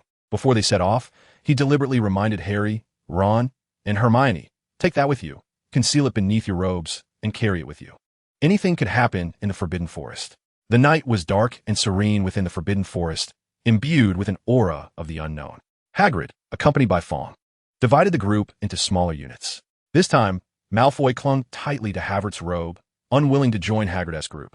Reluctantly, Hagrid allowed Harry, Hermione, Ron, Havertz, and Malfoy to venture together. As they ventured deeper into the heart of the Forbidden Forest, they indeed stumbled upon a magnificent silver creature lying in a clearing, a deceased unicorn, its blood glistening eerily under the moonlight. Beside the unicorn's corpse, a figure cloaked in black, exuding an aura of decay and malice, was crouched over the unicorn's wound, greedily siphoning its blood. "Ah!" Malfoy let out a shriek, yet instead of fleeing as he typically would, he clung tighter to Havertz's side, grasping his robe desperately. hiding his entire form behind him. Hermione's face turned pale with fear, while Harry and Ron anxiously reached for their wands, as well as another item concealed beneath their robes. The shadowy figure, Quirrell, or rather, the Dark Lord lurking behind his skull, abruptly lifted his head, the hood casting a sinister red glow, radiating a palpable intent to kill as he floated towards them. He was perhaps poised to utter a malevolent curse, relishing the fear of his prey in their final moments. Now, Havertz hissed fire. Bang, bang, bang, bang. For guns erupted simultaneously with an unprecedented roar. A barrage of blinding flashes, amplified by magic into a cacophony that sent shivers down their spines, alongside magical gel projectiles infused with various irritants such as pepper and itching powder, unleashed a tempest of metal and energy, overwhelming the dark-cloaked monstrosity in an instant. Voldemort, the fearsome Dark Lord, found himself utterly bewildered at that moment. He had envisioned countless forms of resistance against the stunning spell, the impediment jinx, or even the disarmament charm. Yet none could compare to the bizarre encounter that lay before him. This was hardly a method of combat within the magical realm. Agony. Though the gel pellets were not lethal, the high-speed impact inflicted a pain so vivid, especially upon the frail body of Quirrell, which he had possessed. Blinding light and deafening noise. The dazzling flashes rendered his vision a blur, while the cacophony threatened to rupture his eardrum, or rather, Quirrell's eardrum, severely disrupting his ability to think and concentrate. The acrid scent and itchiness. Pungent powder invaded his nostrils, inciting an uncontrollable urge to cough and sneeze, while an inexplicable itch on his skin drove him to the brink of madness. He attempted to raise his hand to cast a spell, yet the relentless waves of assault rendered him incapable of focusing, even to maintain his posture. A sound emerged from him, inhuman and rife with pain, fury, and utter confusion. Under this completely incomprehensible, purely physical and sensory onslaught, his renowned dark magic found no footing. All that remained was the most primal instinct to flee. Ceasefire. Havertz, observing that the target had vanished, calmly issued the command. The gunfire abruptly ceased, and the forbidden forest returned to its eerie silence, with only the faint, spicy scent in the air and the scattered gel pellets on the ground bearing witness to the recent events. Harry, Ron, and Hermione stood in stunned silence, gazing in awe at the direction where the black-robed apparition had disappeared, then at the still warm toy guns in their hands. Their faces alight with incredulous joy and a dreamlike daze. Had they truly driven Voldemort away with these few firearms? Only then did Malfoy dare to peek from behind Havertz, his face pale, staring agog at the scene before him, his mouth agape as if to fit an egg inside. At that moment, the gentle sound of hooves approached, and the silver-haired centaur, Firenze, emerged from the nearby woods. His handsome face bore an unmistakable expression of astonishment and inquiry. His gaze immediately fixated on the peculiar toy guns in the hands of the young heroes, still emitting wisps of smoke. Impressive, Firenze remarked, his voice imbued with an unusual resonance. He turned his attention to Havertz, noting that the stars had not foretold that tonight's victory would arrive in such a raucous manner. The tools you wield do not stem from the magic of the stars, yet they have dispelled the darkness. I can sense their uniqueness. Were they? Firenze pondered, nodding thoughtfully, refraining from further questioning, and redirected his gaze to the lifeless unicorn on the ground, his tone turning grave and sorrowful. You have banished that tainted dark presence. Well done. However, you must understand that drinking the blood of the unicorn can prolong dying life, yet it comes with a curse from the moment one partakes. Existence is condemned to a wretched half-life. He surveyed the young humans, especially Harry. The forbidden forest has been tainted by darkness and is no longer safe. Allow me to escort you away. Upon returning to the Gryffindor common room, where Havertz, as a guest, was permitted entry, the four gathered around the fireplace, their expressions grave. The trembling voice of Hermione, who had consumed unicorn blood, was filled with apprehension. It must be Voldemort. Only he would resort to such means to prolong his existence. Thus, Severus Snape aimed to steal the Philosopher's Stone to concoct the elixir of life, aiding Voldemort's resurrection. Ron concluded. Harry's situation had become perilously precarious. Hermione voiced her concerns. As long as Dumbledore remained at the school, she endeavored to reassure everyone, and herself, that Harry was safe. Voldemort would not dare to act under Dumbledore's watchful gaze. However, Hufflepuff interjected with a necessary dose of cold reality. Hermione, your premise relies on Dumbledore being present. But what if he is not? This statement struck each heart like a shard of ice. Harry suddenly recalled. Then we must inform Dumbledore. It is too late. We shall go first thing in the morning," Hermione decisively proclaimed. The following day, they sought out Hagrid, inquiring about the origins of the dragon egg and the three-headed dog's vulnerabilities. At Hagrid's hut, as Hufflepuff had anticipated, Hagrid inadvertently spilled the beans. "Oh, that stranger who gave me the dragon egg was quite friendly. We even chatted about Fluffy. I told him that putting Fluffy to sleep is rather simple. Just play some music." The trio's expressions changed dramatically. The secret to overcoming the obstacle had already been disclosed. Hufflepuff was not surprised, having been aware all along. They rushed to the headmaster's office, only to be informed that Dumbledore had been urgently summoned by the Ministry of Magic that very morning. Everything fell into place. Hufflepuff observed the anxious faces of Harry, Hermione, and Ron, aware that the ultimate test was imminent. He touched his waist, where his upgraded equipment, acquired over the Christmas break, lay in quiet anticipation. Chapter 14. The final confrontation for the Philosopher's Stone and the echo of the sixth gunshot. The tense atmosphere enveloped every corner of Hogwarts like an invisible web. Upon learning that Dumbledore had been dispatched to London, Harry, Ron, Hermione, and Hufflepuff understood that the time for action was tonight. At 11 o'clock, they would gather at the entrance of the fourth-floor corridor. Harry's tone carried an undeniable resolve, and the other three nodded solemnly. To prepare for any eventuality, Hufflepuff had made meticulous arrangements. He had even prepared a special Christmas gift for Fluffy, a potent and high-dosage magical anesthetic gas, encased in a specially designed canister. Nightfall arrived as anticipated. Thanks to the thorough preparations, perhaps Hufflepuff had persuaded Neville in some manner or cleverly diverted his attention. They avoided the scene in the original narrative where Neville bravely intervened, sparing the courageous boy from a fate of petrification. The four arrived seamlessly at the forbidden door on the fourth floor. Gently pushing it open, they beheld the massive figure of Fluffy sprawled across the trapdoor, its deep snores resonating like distant thunder. The instant it noticed the intruders, as its 6 eyes began to open, Hufflepuff sprang into action. "Wait," he whispered, swiftly drawing a metal canister from within his robes, yanking the safety pin and rolling it precisely into the shadows beneath Fluffy. The canister silently released a colorless, odorless dense gas. "My specially crafted anesthetic gas is potent enough to incapacitate a dozen trolls, so there's no need to worry about it awakening midway," Hufflepuff calmly elucidated. Soon, the three-headed snoring of Lu Wei grew heavier and more uniform, plunging him into a profound slumber. "Merlin, Havertz, you even thought of this," Ron exclaimed, his gaze toward Havertz brimming with admiration.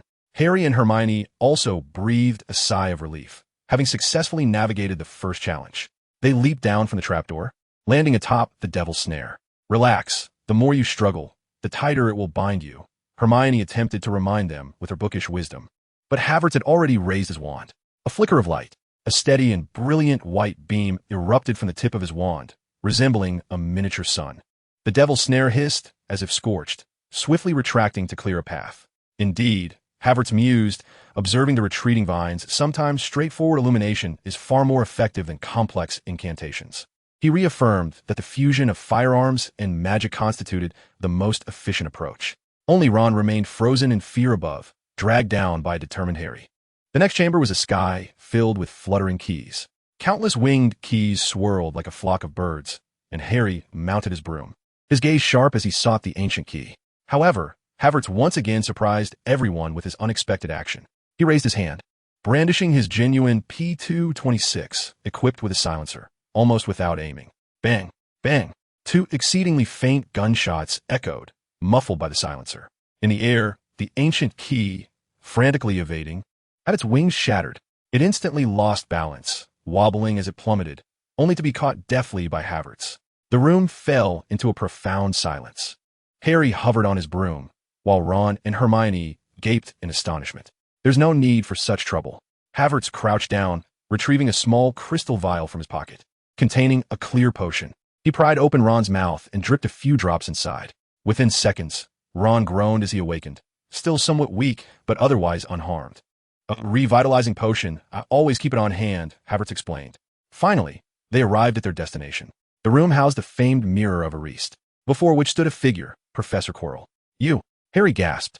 Quirrell turned, his face devoid of the stammering timidity of yore, replaced instead by a twisted fervor. "It is I," he sneered, beginning to boast. "It seems you are not entirely foolish, though certainly not particularly clever either. Did you think Snape was the villain? He has always suspected me, causing me trouble in his attempts to protect his little Potter. The truth is revealed. Harry and the others finally comprehended that they had wronged Snape all along. Enough! A cold, hoarse voice suddenly emanated from Quirrell, interrupting his boasting. Let me speak with them. A flicker of struggle crossed Quirrell's face, yet he obediently began to unravel the heavy scarf around his head. Just as the scarf was about to come undone, revealing the face beneath, bang, bang, bang, bang. A series of rapid and muffled gunshots abruptly shattered the room's silence. Havertz, with an icy gaze akin to iron, raised his pistol once more, unleashing a torrent of bullets from the magazine into Professor Quirrell's chest, who was utterly defenseless against the magic. The expression of pride and struggle on Quirrell's face was instantly replaced by sheer astonishment and agony. He glanced down at his robe, now stained crimson with blood and riddled with bullet holes, swaying momentarily before collapsing backward. In this world, no carbon-based life form could withstand such close-range gunfire. Havertz nonchalantly blew away the non-existent smoke from the gun's muzzle, observing the twitching Quirrell, who soon lay still and calmly declared, I apologize. But this time it is no toy. The entire sequence unfolded with breathtaking speed. From the moment Havertz fired until Quirrell fell, merely 2 or 3 seconds elapsed. Harry, Ron, and Hermione were rendered utterly speechless, as if petrified, their eyes fixated on Havertz and the still smoldering pistol in his grasp, then darting to the professor. Now engulfed in a pool of blood, their minds blank. Then, a chilling scene unfolded. From Quirrell's lifeless body, tendrils of black smoke began to emerge, twisting in the air and coalescing into a blurred, sinister visage, none other than Voldemort. The face formed of smoke emitted a silent, piercing wail filled with profound malice and frustration, perhaps a soul-level resonance. It had not even the chance to utter a complete threat or beguilement before being betrayed by the very servant it had placed great expectations upon, in a manner entirely contrary to the laws of the magical realm. The soul of Voldemort was in a state of extreme instability. He glared malevolently at Havertz, as if attempting to imprint the essence of this unpredictable youth into his very soul. Yet, unable to maintain his form, he dissipated like smoke scattered by the wind, hastily penetrating the ceiling to flee the scene. Havertz was not taken aback by this turn of events. He understood, well, the folly of villains who spoke too much, and feared that Quirrell, channeling Voldemort, might retaliate with a deadly curse. Thus, he opted for the most straightforward and secure strategy of striking when least expected. It was only when Voldemort's essence vanished, and the heavy scent of blood permeated the air, that Harry, Ron, and Hermione seemed to awaken from a nightmare. Ugh! Ron was the first to succumb, doubling over in violent retching. Harry's complexion turned ashen, his stomach churning tumultuously. Hermione clamped her mouth shut, desperately suppressing her discomfort, though her body trembled slightly. This was her first encounter with such direct and brutal death at such proximity. Only Havertz maintained a composed demeanor, observing the scene as if he had merely dealt with a trivial matter. He calmly replaced the magazine, remaining vigilant as he scanned his surroundings. Chapter 15. The storm settles and a new chapter begins. The arrival of the professors served as a pause button, freezing the chaotic tableau of bloodshed, shock, and nausea within the room. Professor McGonagall inhaled sharply, covering her mouth with her hand. Professor Snape's countenance appeared even more somber than usual, his dark eyes swiftly scanning the lifeless body of Quirrell on the ground before lingering for an extended period on the gun-wielding Havertz, his gaze inscrutable and profound. Meanwhile, Dumbledore, behind his crescent-shaped spectacles, momentarily displayed a glint of sharp insight in his blue eyes, which soon transformed into a deep, tranquil calm that seemed capable of perceiving everything. Madame Pomfrey, please attend to these children immediately. Dumbledore's voice remained gentle, yet carried an undeniable authority. He directed the arriving medical personnel to escort the retching Ron and the shaken Harry and Hermione away from the scene. His attention then turned to Havertz. Mr. Payne, I must ask you to accompany me. Severus, Minerva, I would appreciate your assistance here. Havertz calmly holstered his weapon and followed Dumbledore out of the death-laden room. In the headmaster's office, the silverware continued to emit a faint hum, while the portraits of former headmasters feigned sleep. Dumbledore did not take his seat behind the desk, but stood in the center of the room alongside Havertz. My child, Dumbledore began slowly, his gaze fixed on the area around Havertz's waist, where something was evidently concealed. Could you enlighten me as to the instrument you utilized to deal with Professor Quirrell? Self-defense. Dumbledore softly reiterated the term, his eyes seemingly penetrating Havertz's very being, unveiling the marks of another world and the lineage of the Payne family buried deep within his soul. An unexpected choice, I must admit. Your emergence and the manner in which you resolved the predicament far exceed my expectations as an elder.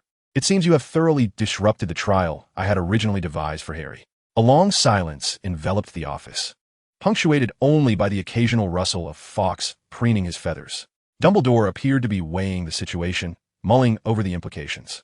Finally, he lifted his head, his eyes sparkling with wisdom and an indescribable anticipation.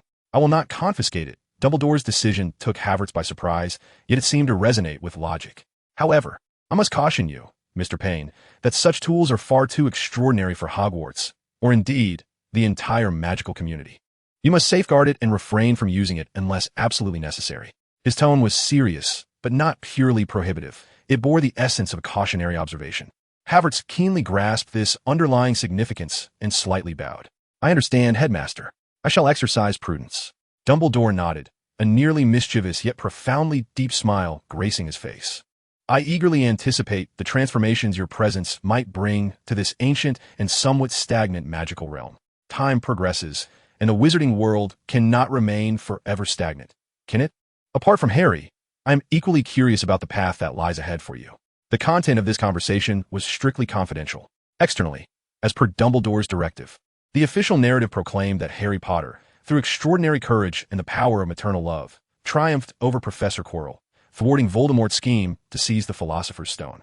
The name of Havertz Payne was merely mentioned as a brave assistant, leaving Harry feeling somewhat perplexed and uneasy about the outcome. Though Ron and Hermione were fully aware of the truth. Privately, Ron excitedly waved his arms. By Merlin, Havertz, you are the true hero who defeated that noseless fiend. Hermione gazed at Havertz with a complex admiration in her eyes. However, Havertz responded nonchalantly. It's best to remain low-key. The results are what truly matter. This strength of character left Harry, Ron, and Hermione utterly impressed. From that moment onward, their small group had unwittingly regarded Havertz as their genuine core and leader, willingly following his lead. Havertz understood that after this encounter, Voldemort would undoubtedly consider him a highly dangerous target, necessitating that his future actions be more discreet and efficient. It would be best to strike decisively before Voldemort could realize his intentions. He silently mused, his thoughts drifting towards a distant future. According to the narrative, the next threat was the basilisk in the Chamber of Secrets, a colossal magical creature. A conventional pistol would likely not ensure an instantaneous kill, and maintaining a safe distance would probably require the sniper rifle from a suitcase. This notion caused him to frown slightly, as using a sniper rifle within the castle posed challenges regarding shooting range, vantage points, concealment after firing, and retreat. A flawless sniping route needed to be meticulously planned, ensuring that he could deliver a lethal blow from an unexpected angle the moment the basilisk revealed itself. Soon, an even more critical issue arose in his mind. More importantly, the basilisk possessed the deadly ability to kill through direct eye contact, and even indirect gazes could lead to petrification. He recalled the legends of Medusa he had encountered in his past life, as well as Harry's original exploits utilizing camera lenses, ghosts, and reflections in pools to indirectly observe the basilisk. I cannot afford to rely on improvisation. Perhaps I could draw inspiration from these ideas and prepare an observational system in advance. For instance, equipping the sniper scope with a special optical prism set, or crafting a portable device akin to a periscope to ensure that my line of sight never directly or indirectly, through mirror reflection, intersected with the basilisk's eyes during aiming and observation. Furthermore, similar to how Harry utilized mirrors, I could prepare small items enchanted with reflection spells as a supplementary visual aid in emergencies. This intricate tactical dilemma evidently required him to invest considerable time outside of class for research and experimentation. He silently added the development of anti-petrification observational equipment to his priority list for the upcoming holiday. The end-of-year feast arrived as scheduled. The Great Hall was adorned in silver and green, representing Slytherin, celebrating their 7th consecutive victory in the House Cup. The little serpents beamed with the joy of impending triumph. However, when Dumbledore began to announce the commendations for exceptional courage and composure, awarding points to Harry, Hermione, Ron, and even Havertz, who had provided invaluable assistance at a critical moment, as well as Ron for his stellar performance in wizard chess, the number of gems in the hourglass dramatically reversed. Gryffindor surged ahead. Havertz observed the dramatic scene before him, reflecting inwardly. Truly, Dumbledore is unabashedly biased towards Gryffindor, isn't he? However, he remained indifferent. The honor of the House Cup paled in comparison to the tangible resources and companions he had gained.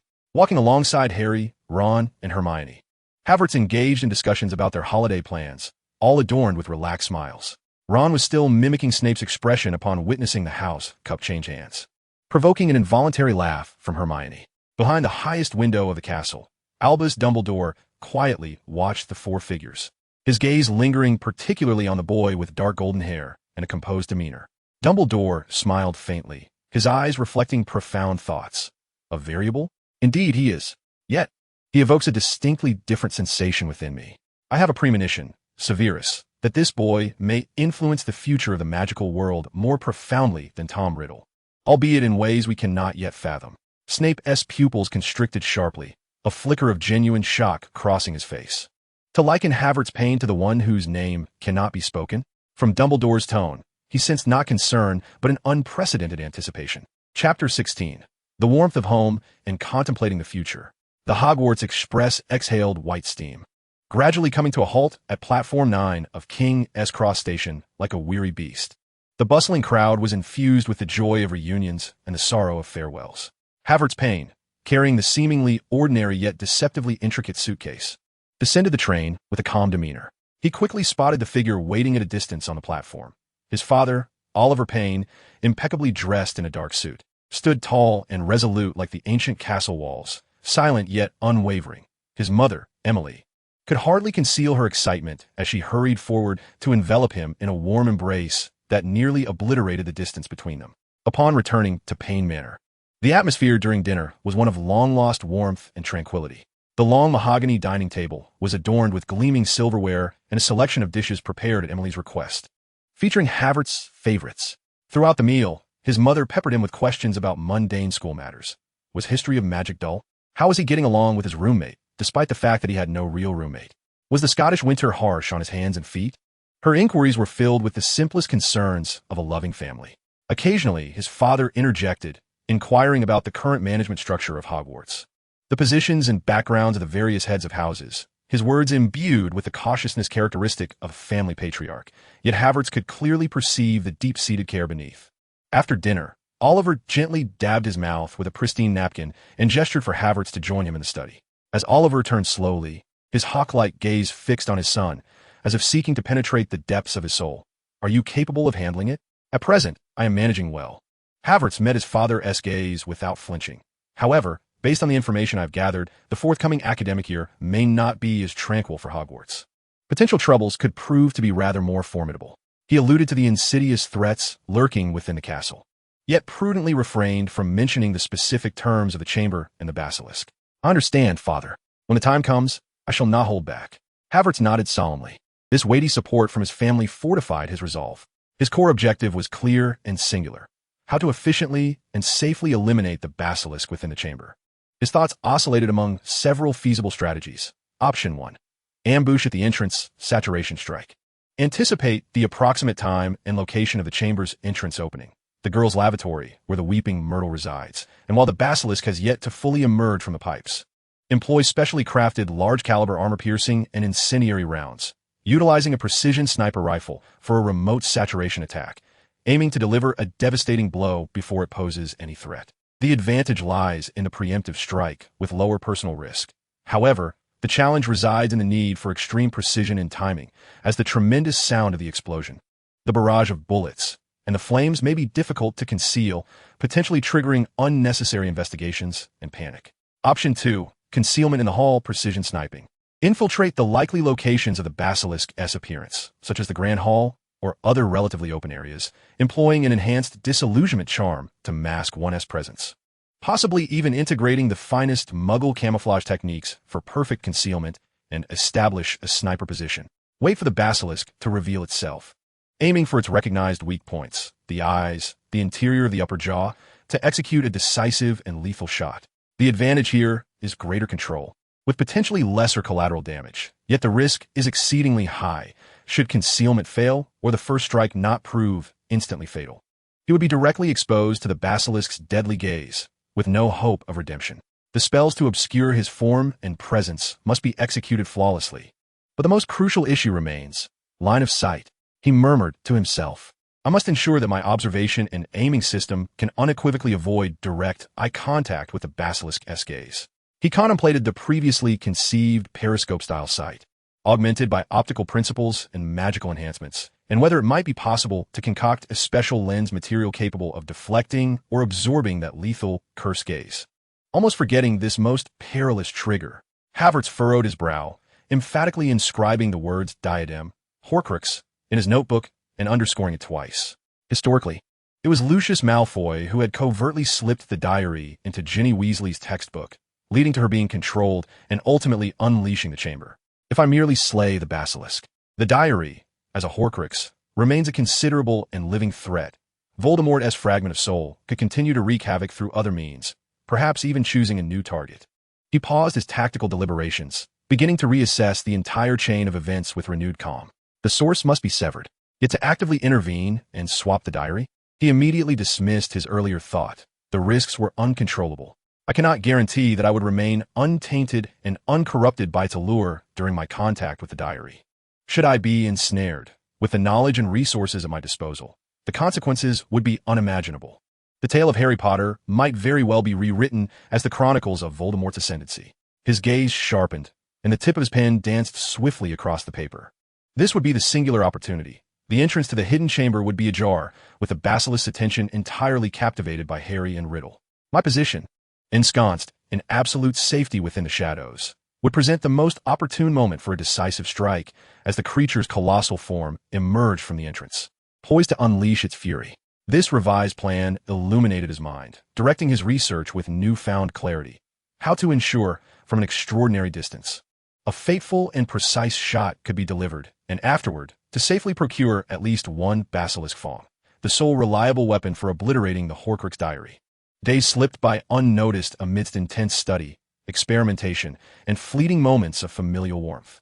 During this time, he received a letter from Hermione Granger. The handwriting was neat and clear, the majority of the content devoted to sharing her extensive reading list from the holidays. Inquiries regarding some intricate magical theories, some clearly building upon their previous discussions in the library, and her anticipation for the upcoming academic year. Only at the letter's conclusion, in a somewhat more hurried script, as if tinged with hesitation, she subtly remarked, Hogwarts has become somewhat quieter without the unique insights and debates of certain individuals. I hope you and your family are all well. A few days later, during a triangulated meeting conducted through the two-way mirror, Ron vocally lamented the tedium of idleness at the Burrow, while Hermione cleverly hinted at a desire to venture out for some fresh air. Harry's situation at number 4, Privet Drive, sounded as though time itself had come to a standstill. In light of this, Hufflepuff calmly proposed, breaking the atmosphere of complaints, why not gather together? I know of a delightful amusement park near London. The suggestion was met with immediate enthusiasm. Hufflepuff swiftly made arrangements through family connections. On the appointed day, outside Ron's charming yet somewhat modest home, and at a secluded street corner near number 4, a sleek, understated black Maybach, exuding quality, sat quietly. A driver, impeccably dressed in a crisp uniform, courteously opened the door for Ron and his insistent twin brothers, eager to experience the world, as well as for Harry. The interior of the car, luxuriously appointed and supremely comfortable, left Ron wide-eyed in astonishment, while even the audacious twins could not suppress a whistle, curiously exploring their surroundings. As the vehicle gracefully detoured to pick up Hermione, she blinked her bright brown eyes in mild surprise at the spectacle, but quickly regained her usual composure. Just before entering the car, taking advantage of the moment when others were distracted, she quietly remarked to Hufflepuff, Your family's flair for the grand is, as always, quite impressive. The car glided smoothly and swiftly toward the amusement park, enveloping the laughter and joy of the young adventurers within its serene yet powerful shell. The scenery outside whirled by in a blur, while inside, a rare atmosphere of relaxation and delight prevailed. Yet, deep within Havertz's heart, the intricate plans concerning the hidden chamber, the serpent creature, the diary possessed by Voldemort's Horcrux, the opportune moment that must be awaited, and the execution of a flawless, silent assassination beneath the shadows of the ancient castle, continued to turn like the precise gears of a finely tuned clock. The warm sunlight streamed through the car window, illuminating Havertz's seemingly tranquil profile. He understood that this momentary peace and joy might very well be the most cherished prelude before the impending storm. Chapter 17. The whirling starlight and the quiet blooming of the heart. The black Maybach glided into the amusement park parking lot like an elegant shadow, creating a subtle contrast against the vibrant and boisterous surroundings. As the door swung open, a stream of youths poured out, instantly swept away by the lively spectacle before them. "Wow," Ron exclaimed, his mouth agape as he gazed at the towering roller coaster tracks and the immense Ferris wheel in the distance, his eyes sparkling with excitement. "This place is even bigger than I imagined." Fred and George had already become like untamed stallions, eagerly scanning their surroundings while contemplating which attractions seemed the most thrilling or, rather, the most likely to spark their mischievous antics. Harry wore a rare, genuinely relaxed smile as the gloom accumulated at the Dursleys had seemingly dissipated under the bright sunlight. Hermione inhaled deeply, her face a blend of curiosity and anticipation as she turned to Havertz, her tone laced with a subtle hint of reliance. "Where do we begin?" Havertz had meticulously arranged everything. A VIP guide, dressed impeccably in a tailored suit and white gloves, silently appeared, respectfully leading them through a special entrance that spared them the woes of long queues. This once again astonished Ron and the twins, while Harry felt a touch of awkwardness, though mostly intrigued. "Since we're here, shall we start with the most exhilarating ride?" Havertz suggested, his gaze sweeping towards the serpentine peak of the whirling roller coaster, a hint of challenge dancing at the corners of his mouth. Ron and the twins immediately echoed their agreement, and Harry nodded as well. Hermione observed the nearly vertical drop, her throat tightening slightly, yet she feigned calmness. "Of course, it looks quite entertaining." The group proceeded directly to the platform via the express pathway. As they beheld the narrow seats and the sturdy restraints slowly lowering, Hermione instinctively clutched the hem of her clothing. Havertz naturally settled beside her. "Feeling frightened?" he whispered, his tone devoid of mockery, imbued instead with a trace of genuine concern. As a roller coaster gradually commenced its ascent, the rhythmic clacking of the gears resonated within their hearts. Upon reaching the zenith, a brief pause suspended their hearts in anticipation, rendering everything below diminutive. Hermione tightly shut her eyes. In the next instant, the sensation of weightlessness seized them all. The screams of Ron and the twins intermingled with exhilaration and terror, echoing through the sky. Harry could not contain his own shout, feeling the wind fiercely tugging at his hair and clothes. In that moment of the roller coaster's plunge, all reason and composure fled from Hermione's mind, cast far beyond the clouds. The overwhelming force of gravity compelled her to scream involuntarily, her body pressed tightly against Havertz due to inertia. In another rapid spin, she instinctively reached out, gripping his arm with a fierce determination, burying her head in his shoulder. As if it were her sole refuge from the storm, Havertz could distinctly feel the slight tremors of her body and the warmth radiating through the fabric, along with the faint scent of books and sunshine wafting from her hair. He neither pushed her away nor uttered a word. He merely allowed her to hold on, leaning against him.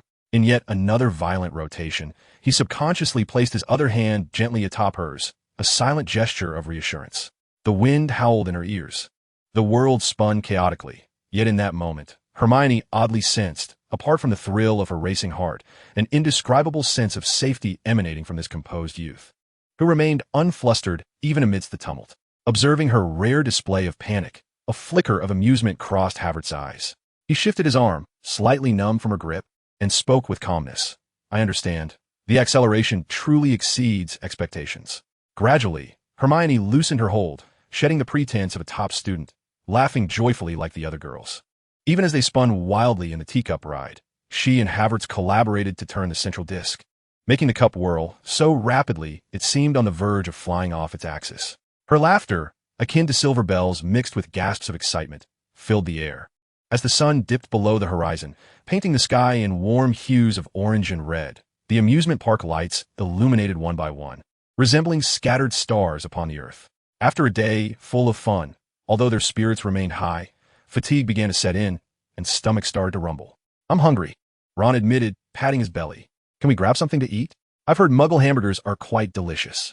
Havertz surveyed the slightly weary but bright-eyed group and smiled, saying, "I made arrangements. Follow me." Instead of leading them to a fast food outlet within the park, he guided them to a waiting Maybach, which transported them to a sophisticated, top-tier restaurant in the heart of London that required months of advance reservation. The interior was adorned with opulent crystal chandeliers and thick carpets, while the tableware shimmered softly under the warm lighting. The waitstaff moved gracefully, providing service with quiet elegance. Ron gazed at the ornate English script and unfamiliar dish names on the menu, feeling somewhat at a loss. Harry appeared a bit reserved as well. Even the well-traveled twins displayed a hint of restraint in such an environment. Hermione, albeit striving to maintain her composure, could not suppress a flicker of surprise in her eyes. She leaned in and whispered to Havertz, "Isn't this place a bit too formal?" "Relax, it's merely a meal," he replied, effortlessly introducing the menu and assisting them with their selections, his demeanor naturally poised, alleviating their awkwardness. The dinner was exquisite, akin to a work of art. From the appetizers to the desserts, each course captivated the children from the wizarding world, providing an unparalleled delight to their palates. Throughout the meal, they recounted the day's amusing events, laughter resonating continuously as the thrill of their daytime adventures intertwined with the satisfaction brought by the delightful cuisine. At last, only Havertz and Hermione remained in the car. The atmosphere seemed to settle into a peculiar stillness. The streetlights outside cast a kaleidoscope of colors, illuminating the moving shadows in Hermione's slightly fatigued yet still bright eyes. "We've arrived," Havertz murmured softly. Hermione nodded, appearing to hesitate for a moment before reaching for the car door. "Thank you, Havertz," she turned to him, looking sincerely into his eyes. "I had a wonderful time today." Her voice resonated with exceptional clarity in the silent cabin. The fleeting touch of the moment was like a feather brushing against the skin, yet it carried an astonishing warmth. Within the vehicle, silence returned. The driver remained as still as a professional backdrop, utterly motionless. Havertz, unusually taken aback, felt the lingering, slightly damp, and soft sensation on his left cheek, as if it still held the warmth of her slightly hurried breath from moments ago, due to nervousness. Instinctively, he raised his hand and gently touched the spot, and for the first time, a complex and indistinct emotion flickered in his usually calm and rational eyes. Surprise. A hint of being caught off guard, and an indescribable subtle thrill. Hogwarts awaits," he murmured to himself, the words barely audible. The Maybach started again, silently merging into the flow of traffic. Outside the window was a flowing river of city lights, while inside the cabin, it seemed as though a new piece, a pawn infused with the scent of strawberry shampoo and swirling starlight, had quietly descended upon the intricately crafted chessboard in the young man's heart, which had previously only contained family responsibilities, magical secrets, and shadows of the future. Chapter 18, Thunderous Tactics. The start date for Hogwarts loomed like a sweet countdown, hanging over everyone's hearts. In the study of Payne Manor, Havertz's fingers traced the circled date on the calendar, his gaze deeper than ever before. He understood that beneath the seemingly tranquil summer lay a current of turmoil beginning to stir. According to his recollections, a house elf named Dobby would soon be dispatched to Privet Drive No. 4 to deliver a warning to Harry Potter, and with it would come the Dursleys' intensified cruelty toward Harry. He could not allow events to unfold along their original trajectory. While Harry's predicament was a part of his destiny, the unnecessary torment inflicted by his Muggle relatives could be entirely eradicated. This was not only for the sake of a friend, but also to ensure that Harry could face the upcoming challenges with a more stable mindset, aligning with his overarching plan. It was time for the power of the Payne family to reveal its tip of the iceberg in a broader arena.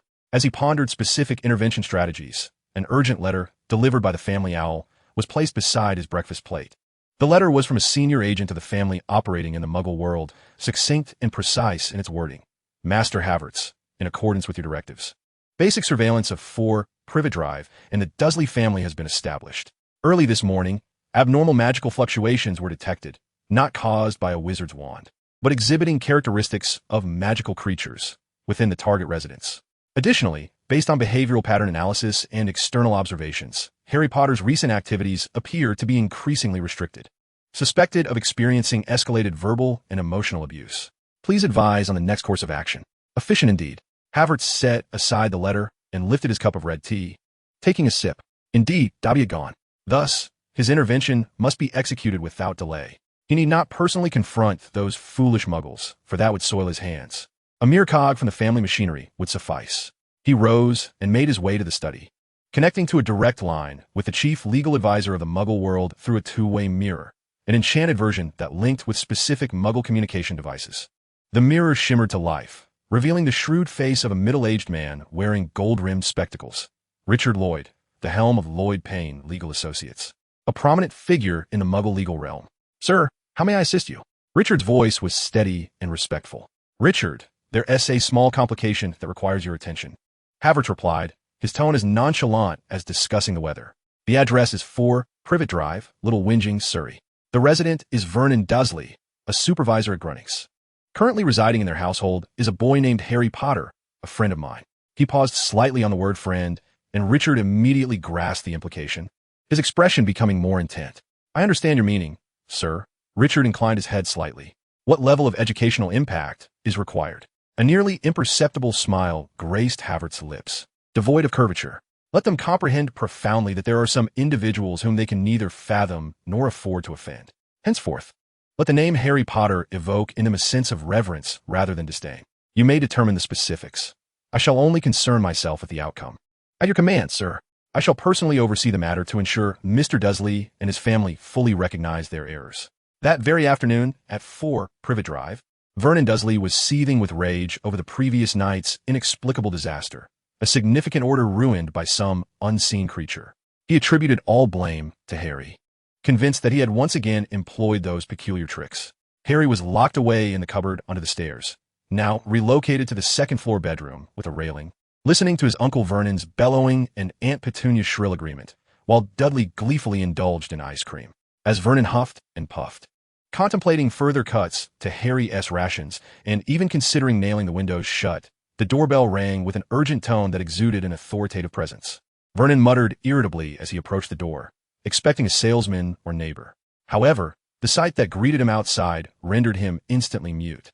3 men clad in impeccably tailored, expensive dark suits stood before him, the leading middle-aged man sporting gold-rimmed glasses and eyes sharp as an eagle's.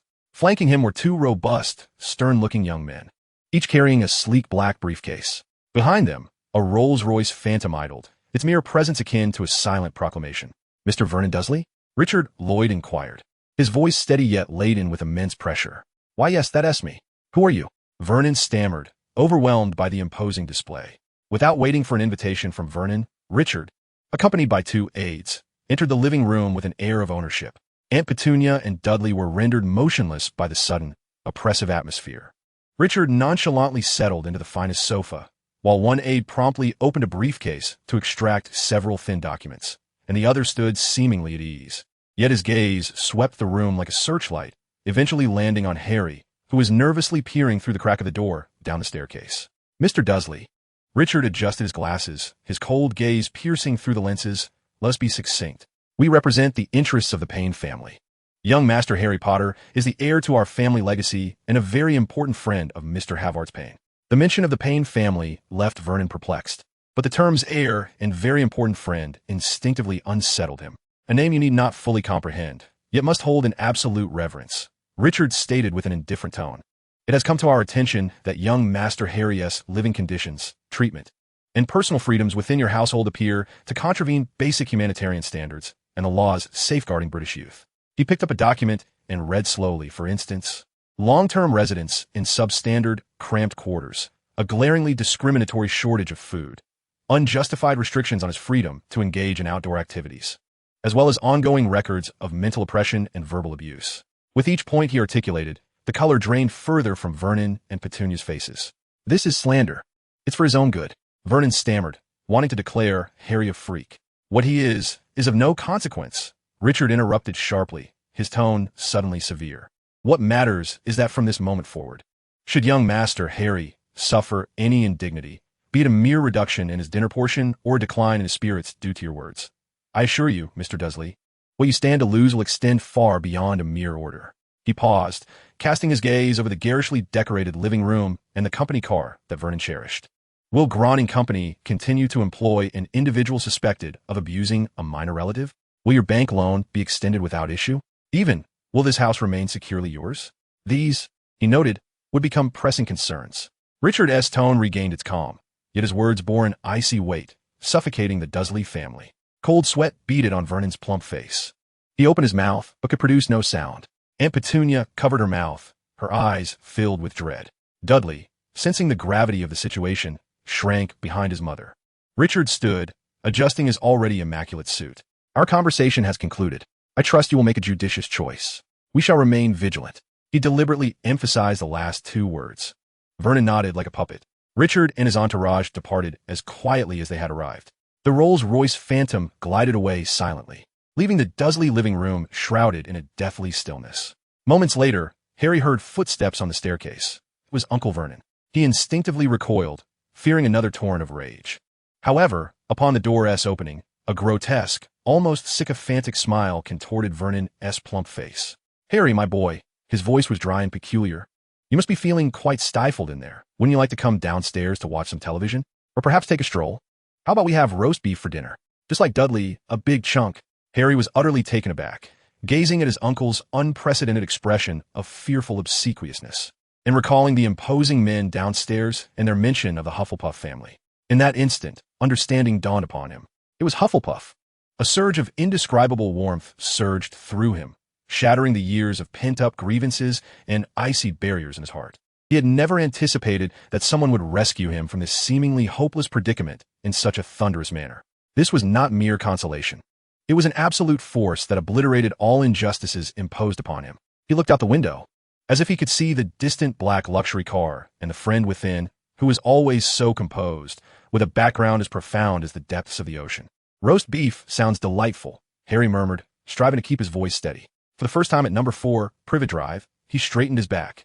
Dobby's warnings could not deter him, but the remaining days of that summer would no longer be bleak. This, he deemed, was a small gift he offered to himself, heralding the arrival of a darker school year ahead. Chapter 19. Dobby's counterattack and the invitation of the flying car. The intervention of Hufflepuff had detonated a bombshell at number 4, Privet Drive, its effects rippling outward. The Dursleys' attitude toward Harry underwent a complete transformation, shifting from spiteful disdain to a near panic of obsequiousness. Harry was granted unprecedented freedom and privileges, yet this did not entirely assuage his unease. Instead, it made him acutely aware of the unfathomable power lurking behind Hufflepuff. Nevertheless, this power now served as a protective barrier, filling him with gratitude. Yet, tranquility was fleeting. As Hufflepuff had foreseen, trouble had not abandoned him. "Harry Potter, Dobby." Harry lowered his voice, filled with both surprise and anger. "What are you doing here? Is the lesson from last time not sufficient?" He referred to the letter from Hogwarts that had nearly resulted in his permanent confinement. "What danger is it? Who sent you?" Harry pressed, recalling that Hufflepuff might possess some knowledge, but he needed answers from Dobby at that moment.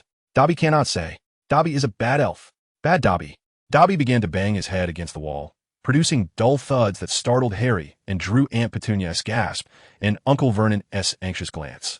However, upon seeing Harry conversing with thin air and recalling the previous warnings, they dared not express their anger, merely pretending not to notice as they shrank into the dining room. "Stop it, Dobby." Harry attempted to intervene. Just then, a gentle tapping sounded at the living room window. Harry and Dobby turned simultaneously to find Ron Weasley and his brother Percy standing outside. Ron's face was alight with excitement and a hint of mischief, while Havertz remained his usual composed self, his gaze flickering towards Dobby with a slight arch of the brow, tinged with scrutiny and a barely perceptible annoyance. Harry was a whirlwind of surprise and urgency as he swiftly opened the window to let them in. "Wow, is this a house elf?" Ron observed Dobby with curiosity, as if beholding a rare creature. Havertz stepped into the living room, his presence exuding an aura that rendered Dobby, who had been bumbling about, suddenly frozen and trembling. His wide eyes filled with fear. It seemed he could instinctively sense that this human boy was far more perilous than Harry Potter. "Ah, so this is the little elf who has caused you endless trouble under the guise of protection, Harry?" Havertz's voice was cold, his gaze sharp as a scalpel fixed on Dobby. He harbored little affection for the elf, not solely due to its actions, but also because its appearance evoked unpleasant memories of Gollum from The Lord of the Rings. Paranoid, neurotic, and inherently troublesome. Yes, it's called Dobby," Harry hurriedly clarified. "It says Hogwarts is in danger, but it won't reveal what or who is behind it." Havertz approached Dobby, towering over it. He cast no spells, yet the invisible pressure he exerted nearly rendered Dobby unconscious. Speechless, Dobby shook his head fervently, tears streaming down his face. "Dobby just wants you merely presume." Havertz interrupted, his voice steady yet laced with sharpness. "You are ensnared between your loyalty to your master and your blind adoration for Harry Potter. Your actions are contradictory and foolish.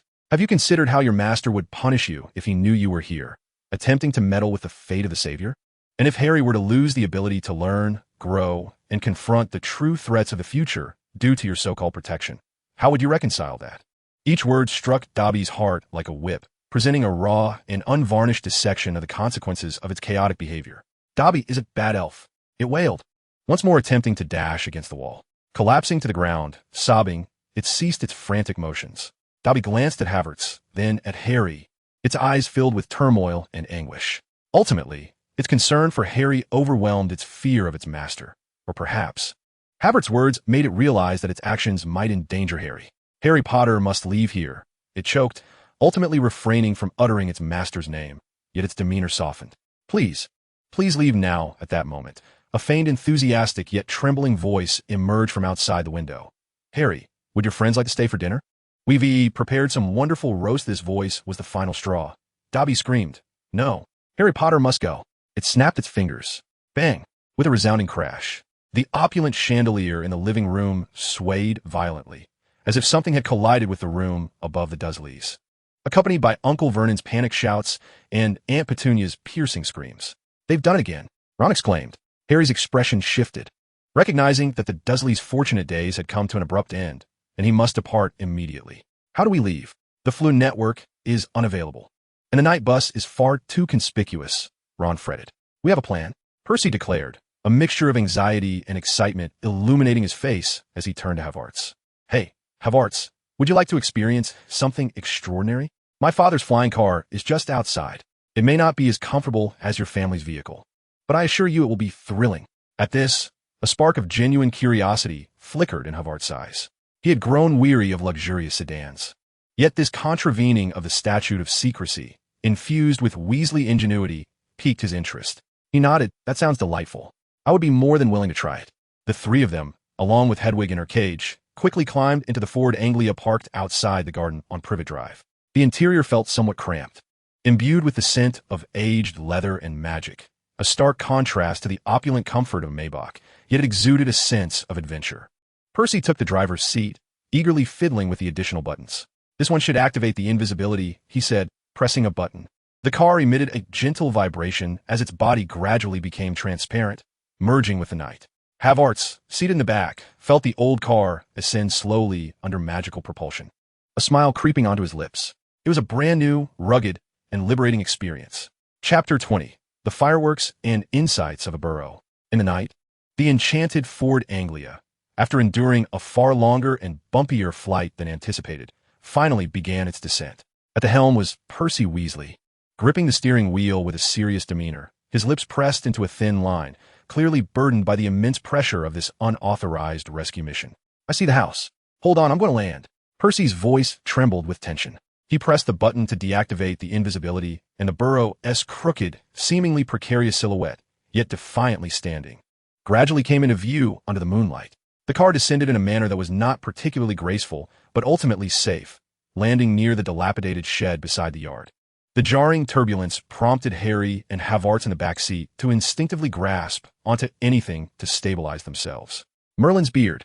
We finally arrived, Ron exclaimed as he leapt from the passenger's seat, exhaling deeply, as if he had just survived a life-or-death ordeal. He had been guiding Percy throughout the journey, despite the questionable effectiveness of his directions, and anxiously keeping an eye out for any muggles. Harry hurriedly exited the vehicle, stretching his somewhat numb limbs. Havertz disembarked last, calmly adjusting his slightly rumpled collar, maintaining his usual composure, but within, he harbored a newfound, slightly awed respect for the driving skills of the Weasley brothers, regardless of who was at the wheel. This mode of transportation, rife with uncertainty, stood in absurd and stark contrast to the luxurious experience of a smoothly functioning automobile that he was accustomed to. As he pushed open the creaking front door, he was enveloped by the familiar warmth of wood smoke, toasted bread, and old parchment. The foyer remained cluttered with various items, and the family clock, pointing toward life-threatening situations, school, and home, was particularly conspicuous. At that moment, Fred and George emerged from some hidden corner, grinning mischievously. Wow, our valiant student council president has successfully completed his rescue mission. Fred, or was it George, exaggeratedly applauded. I hope our guest was not frightened during the journey. Percy, George, or Fred, winked at Percy, who looked rather pale. Percy maintained a stern expression, attempting to uphold his dignity. It was a necessary action. Moreover, we were exceedingly cautious and were not detected by any muggles. He adjusted his glasses, glancing at Havertz with a slightly softened tone. Mr. Payne, I hope this journey has not been too uncomfortable for you. Just call me Havertz, Percy. Havertz replied with a slight nod, his tone calm. The journey was quite unique. I appreciate your assistance. His gaze swept across the disarray of the foyer and the peculiar clock, revealing a barely perceptible intrigue. Where are Mum and Dad? Ron inquired. They were urgently summoned by the ministry. It seems there has been some trouble, Fred shrugged. Probably something related to the misuse of Muggle items. Dad must be quite overwhelmed. Good evening, Mr. and Mrs. Weasley. I am Havertz Payne. Thank you very much for allowing me to intrude, he said. Oh, dear child, no need to be formal. Welcome to our humble abode. Mrs. Molly Weasley was immediately charmed by his politeness, her weariness dissipating somewhat. Mr. Arthur Weasley, on the other hand, showed great interest in Havertz. After confirming that the car was undamaged, and secretly feeling a sense of pride about this practical test, he eagerly began to inquire about Havertz's feedback on the flying car and his views on Muggle machinery. Havertz, with his extensive knowledge, engaged in delightful conversation with Arthur. He not only understood Arthur's passion for Muggle items, but also offered insights from engineering and sociology that left Arthur greatly impressed, as if he had found a kindred spirit, momentarily casting aside the Ministry's worries. Meanwhile, Mrs. Molly Weasley began preparing dinner with magic. Havertz and Harry were permitted to watch from the kitchen doorway. With a flick of her wand, potatoes peeled themselves and flew into the pot, spatulas stirred autonomously, and knives, forks, and plates lined up to soar to the dining table. This efficient, practical, and life-imbued use of magic captivated Havertz, embodying a raw vitality and the essence of everyday life. This is truly remarkable, Mrs. Weasley, Havertz genuinely admired. To so skillfully integrate magic into daily tasks, this efficiency and the wisdom and love it encompasses is profoundly moving. Mrs. Molly Weasley, slightly bashful from the compliment, sparkled with joy. Oh dear, this is merely the skill of home cooking. It pales in comparison to what you all do. No, Havertz replied earnestly, shaking his head. It is precisely this vibrant magic, born out of love for family, that holds the utmost value. This sentiment utterly captivated the hearts of the Weasley couple. They recognized in this young man not only a humble demeanor, but also an insight that transcended his years, coupled with a profound appreciation for the warmth of the ordinary.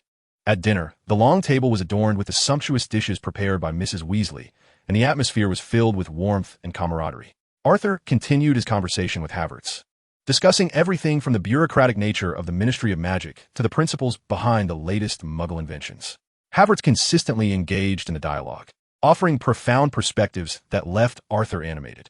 Mrs. Weasley observed this scene with a beaming smile of satisfaction. After the meal, everyone dispersed to their activities. Percy, seemingly softened by the successful completion of a rescue mission and Havertz's respectful demeanor, lowered his guard and began discussing the ramifications of Newt's exam choices on future career paths. Ginny remained shy, but would furtively listen to Havertz, intrigued by how he might differ from her preconceived notions of a pure-blood Slytherin. Fred and George, on the other hand, dragged Harry and Ron upstairs to share their latest designs from the Weasley Wizard Wheezes product line. Amidst their banter, the conversation shifted to the upcoming school year. Look at this book list. Ron grimaced as he produced the list. Gilderoy Lockhart. The entire set. How many of Dad's wallets will this empty? Mum will surely say it's a necessary investment in education. Fred mimicked her perfectly. Let us just hope our new defense against the dark arts professor is only half as competent as he boasts, George added. Havertz listened quietly, choosing not to reveal the truth about Lockhart, merely commenting, learning defense from a different perspective is not without merit. As for his true capabilities, practice will reveal all. In his mind, he was already contemplating how to use this vain professor as a cover for his own endeavors. Yet, deep within his consciousness, the scheming regarding the Chamber of Secrets, the Basilisk, and the Horcrux diary never ceased. He understood that the warmth of the burrow was merely a tranquil harbor before the impending storm. The Hogwarts Express was soon to embark once more, carrying him toward the darkness and challenges hidden deep within the annals of the school as history.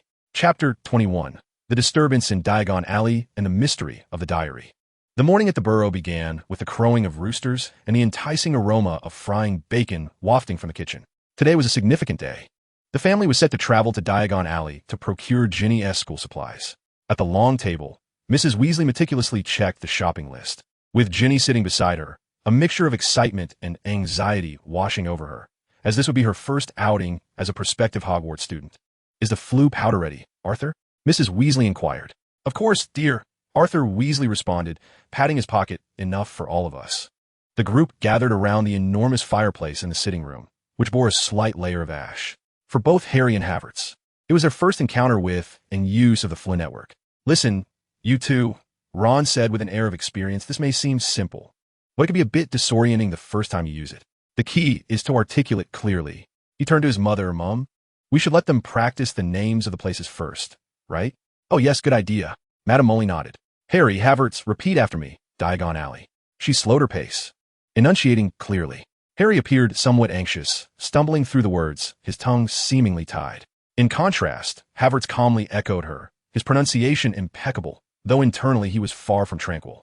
He gazed at the imposing fireplace, his mind racing. This is the instantaneous transportation of the Floo network, an efficiency unmatched even by the most advanced supersonic aircraft in the Muggle world. If one could decipher its principles, even through partial reverse engineering, it would yield unparalleled advantages for the family's global logistics network or emergency personnel deployment. What the magical community takes for granted conceals the potential to transform the world. Watch closely. Ron volunteered to demonstrate. He seized a handful of shimmering Floo powder, strode into the fireplace, and proclaimed loudly, Diagon Alley. With a whoosh, emerald flames erupted, and Ron vanished in an instant. This spectacle elicited a gasp from Harry, while genuine astonishment flickered in Havertz's eyes. Now it was Harry's turn. He nervously stepped into the fireplace, grasped the Floo powder, inhaled deeply, but in his anxiety, stumbled over the words, uttering Diagonal Alley. The flames flickered and extinguished, leaving him still in place. Encouraged by his companions, he tried again, finally exclaiming, Diagon Alley, with clarity, and was successfully engulfed by the green flames. Next was Havertz. He entered the fireplace with poise, expertly sprinkling the powder, his voice steady and clear, Diagon Alley. A flash of green light enveloped him, and he felt a slight rotation and compression. In the next moment, he stepped out from a fireplace in a bustling hall filled with countless others, his attire immaculate. He spotted Harry and Ron waiting for him not far away, amidst wizards emerging from various fireplaces. Once everyone had gathered, they first proceeded to Madame Malkin's robes for all occasions to have Ginny fitted for her school robes. As Ginny stood on a stool, allowing the measuring tape to work its magic, Havertz contemplated a gesture of gratitude for the Weasley family's hospitality, especially towards a shy young girl soon to embark on her schooling. Seizing an opportunity, he leaned in to whisper to Percy and one of the twins, Fred or George. Ginny is starting school. I wish to gift her something to express my thanks. Perhaps an owl? Or a nice set of robes. What do you think she would appreciate? He paused, adding with a hint of jest, or do you think it would have a greater impact if the gift were presented in Harry's name? Percy furrowed his brow, deeming it somewhat improper, while the twins' eyes lit up, finding the idea utterly brilliant. Next, they arrived at Flourish and Blots, which was teeming with people eager to purchase the complete works of Gilderoy Lockhart. A massive poster of Lockhart's beaming smile adorned the entrance, and on the second floor, Draco Malfoy leaned against the railing, wearing his customary smirk as he surveyed the throng below. Spotting Havertz, he immediately straightened and descended the stairs briskly. Brother Havertz, Draco greeted with a feigned respect, entirely ignoring the Weasley family beside him. He merely nodded in a perfunctory manner towards Arthur and Molly, his gaze sweeping over Ron and Harry with unabashed contempt. Hufflepuff frowned slightly, discreetly nudging Draco's calf with the tip of his shoe. Draco winced in pain, momentarily taken aback, then quickly recovered, reluctantly mumbling a greeting to the Weasley couple. Just then, a commotion erupted in the crowd as none other than Gilderoy Lockhart made his grand entrance. Clad in a forget-me-not blue robe, his dazzling smile immediately spotted Harry Potter among the throng. He promptly descended from the stage, seized Harry's arm, and pulled him onto the platform, exclaiming to the thrilled audience, "Look who's here! Harry Potter! He is not here to purchase my books today, ladies and gentlemen. He is here to collect my complete works, signed by me, absolutely free. This is monumental news." Harry stood on stage, blushing furiously. Hufflepuff observed from below, a smirk forming in his mind. Draco leaned closer to Hufflepuff and whispered, "Boss, have you purchased all those books? Why would I buy those?" Hufflepuff replied nonchalantly, "Are they part of the curriculum? Well, they aren't exactly required texts, but I recommend acquiring a few practical books on magical theory. They are far superior." Hufflepuff gestured to the copies of Advanced Defense Theory he had just purchased. Draco, puzzled by the number of identical copies, glanced at Ron and remarked, "These are for Harry and Ron." At this, Ron's eyes sparkled with excitement as he fixated on Hufflepuff's signed edition of Lockhart's works, shamelessly asking, "Boss, could you spare me a copy?" Meanwhile, Harry and Ginny emerged from the crowd, clutching the hefty volumes of Lockhart's books they had received for free. Harry casually handed the books to Mrs. Weasley, who was overjoyed and immediately rushed back into the throng to seek an autograph. Draco eyed the blushing Ginny beside Harry and drawled, "Potter, is this your little girlfriend?" Harry's face flushed crimson as he retorted, "Shut your foul mouth, Malfoy. You can't expect sophistication from a dog." Hufflepuff watched as the two exchanged barbs, finding their rivalry amusing. These two, bickering upon meeting, are truly destined adversaries. Just as Harry and Draco were embroiled in their verbal sparring, a cold, elongated voice interjected, "Draco, mind your manners." Lucius Malfoy had arrived. His pallid complexion and flowing golden hair, coupled with a serpent-headed cane, exuded an air of aloofness as his indifferent gaze swept across the assembly. His apparent displeasure at Draco's familiar squabbling with Harry was palpable. His eyes fell upon Harry, scrutinizing him with a complex, barely perceptible emotion. Slowly, he extended his hand towards Harry, seemingly offering a handshake, yet the gesture carried an air of condescension. As Harry hesitated, unsure whether to reciprocate, Lucius abruptly and rudely lifted Harry's fringe with his serpent-headed cane, attempting to inspect the lightning-shaped scar upon his forehead. This action was exceedingly disrespectful. In a flash, Hufflepuff sidestepped and positioned himself protectively in front of Harry. With lightning speed, he seized the middle of Lucius's cane and twisted it forcefully. The seemingly robust cane was abruptly snapped in twain. With a sharp crack, the sound stunned everyone nearby. "Mr. Lucius Malfoy, your voice is icy as the winter chill. How dare you lay a hand on a child? Is this the upbringing of the Malfoy family? Even your son exhibits more courtesy than you." Lucius, in shock, gazed at his broken wand, a surge of fury washing over his pale visage. He glared at Havertz, demanding, "Who are you to dare?" "Father." Draco interjected hastily, anxious to clarify. "This is Havertz Payne. At school, he faltered, uncertain how to define Havertz's status. Havertz scoffed inwardly, a fully grown wizard bullying child. Were it not for Draco's presence, I would ensure he lies flat today. The commotion drew the attention of Arthur and Molly, who were nearby, selecting books. They rushed over, shielding the children behind them, casting furious glances at Lucius. "Lucius, what do you intend to do to my children?" Arthur barked. Lucius tossed aside his broken wand, regaining some of his haughty demeanor, and derisively remarked, "Arthur Weasley, truly, you still associate with these mudbloods, the traitors of pure blood lineage. What a disgrace to our noble family. At least we do not harm innocent children." Molly retorted fiercely, like a lioness protecting her cubs. The two immediately fell into a heated argument. Lucius finally turned his gaze to Harry, coldly stating, "That scar on your forehead was left by a great man." Havertz interrupted him, his voice resonating clearly. "You refer to Voldemort. The wretched dog whose name you dare not utter? You." Lucius's forehead pulsed with veins, trembling with rage at being addressed so brazenly. "You ignorant child. How dare you? What do you understand?" Havertz's eyes narrowed, fiery determination igniting within him. He was not one to endure indignities. Regardless of the unfolding narrative, he casually reached behind him, as if retrieving something from an invisible pocket, but had instead donned a cold metallic claw. Before anyone could react, he advanced with a swift step, delivering a precise and powerful punch to Lucius's abdomen. Ugh! Lucius, caught off guard, doubled over in agony, cold sweat pouring down his brow, unable to utter a word. Having lived in luxury, he had never encountered such a physical assault. "Father!" Draco cried out, rushing to assist him.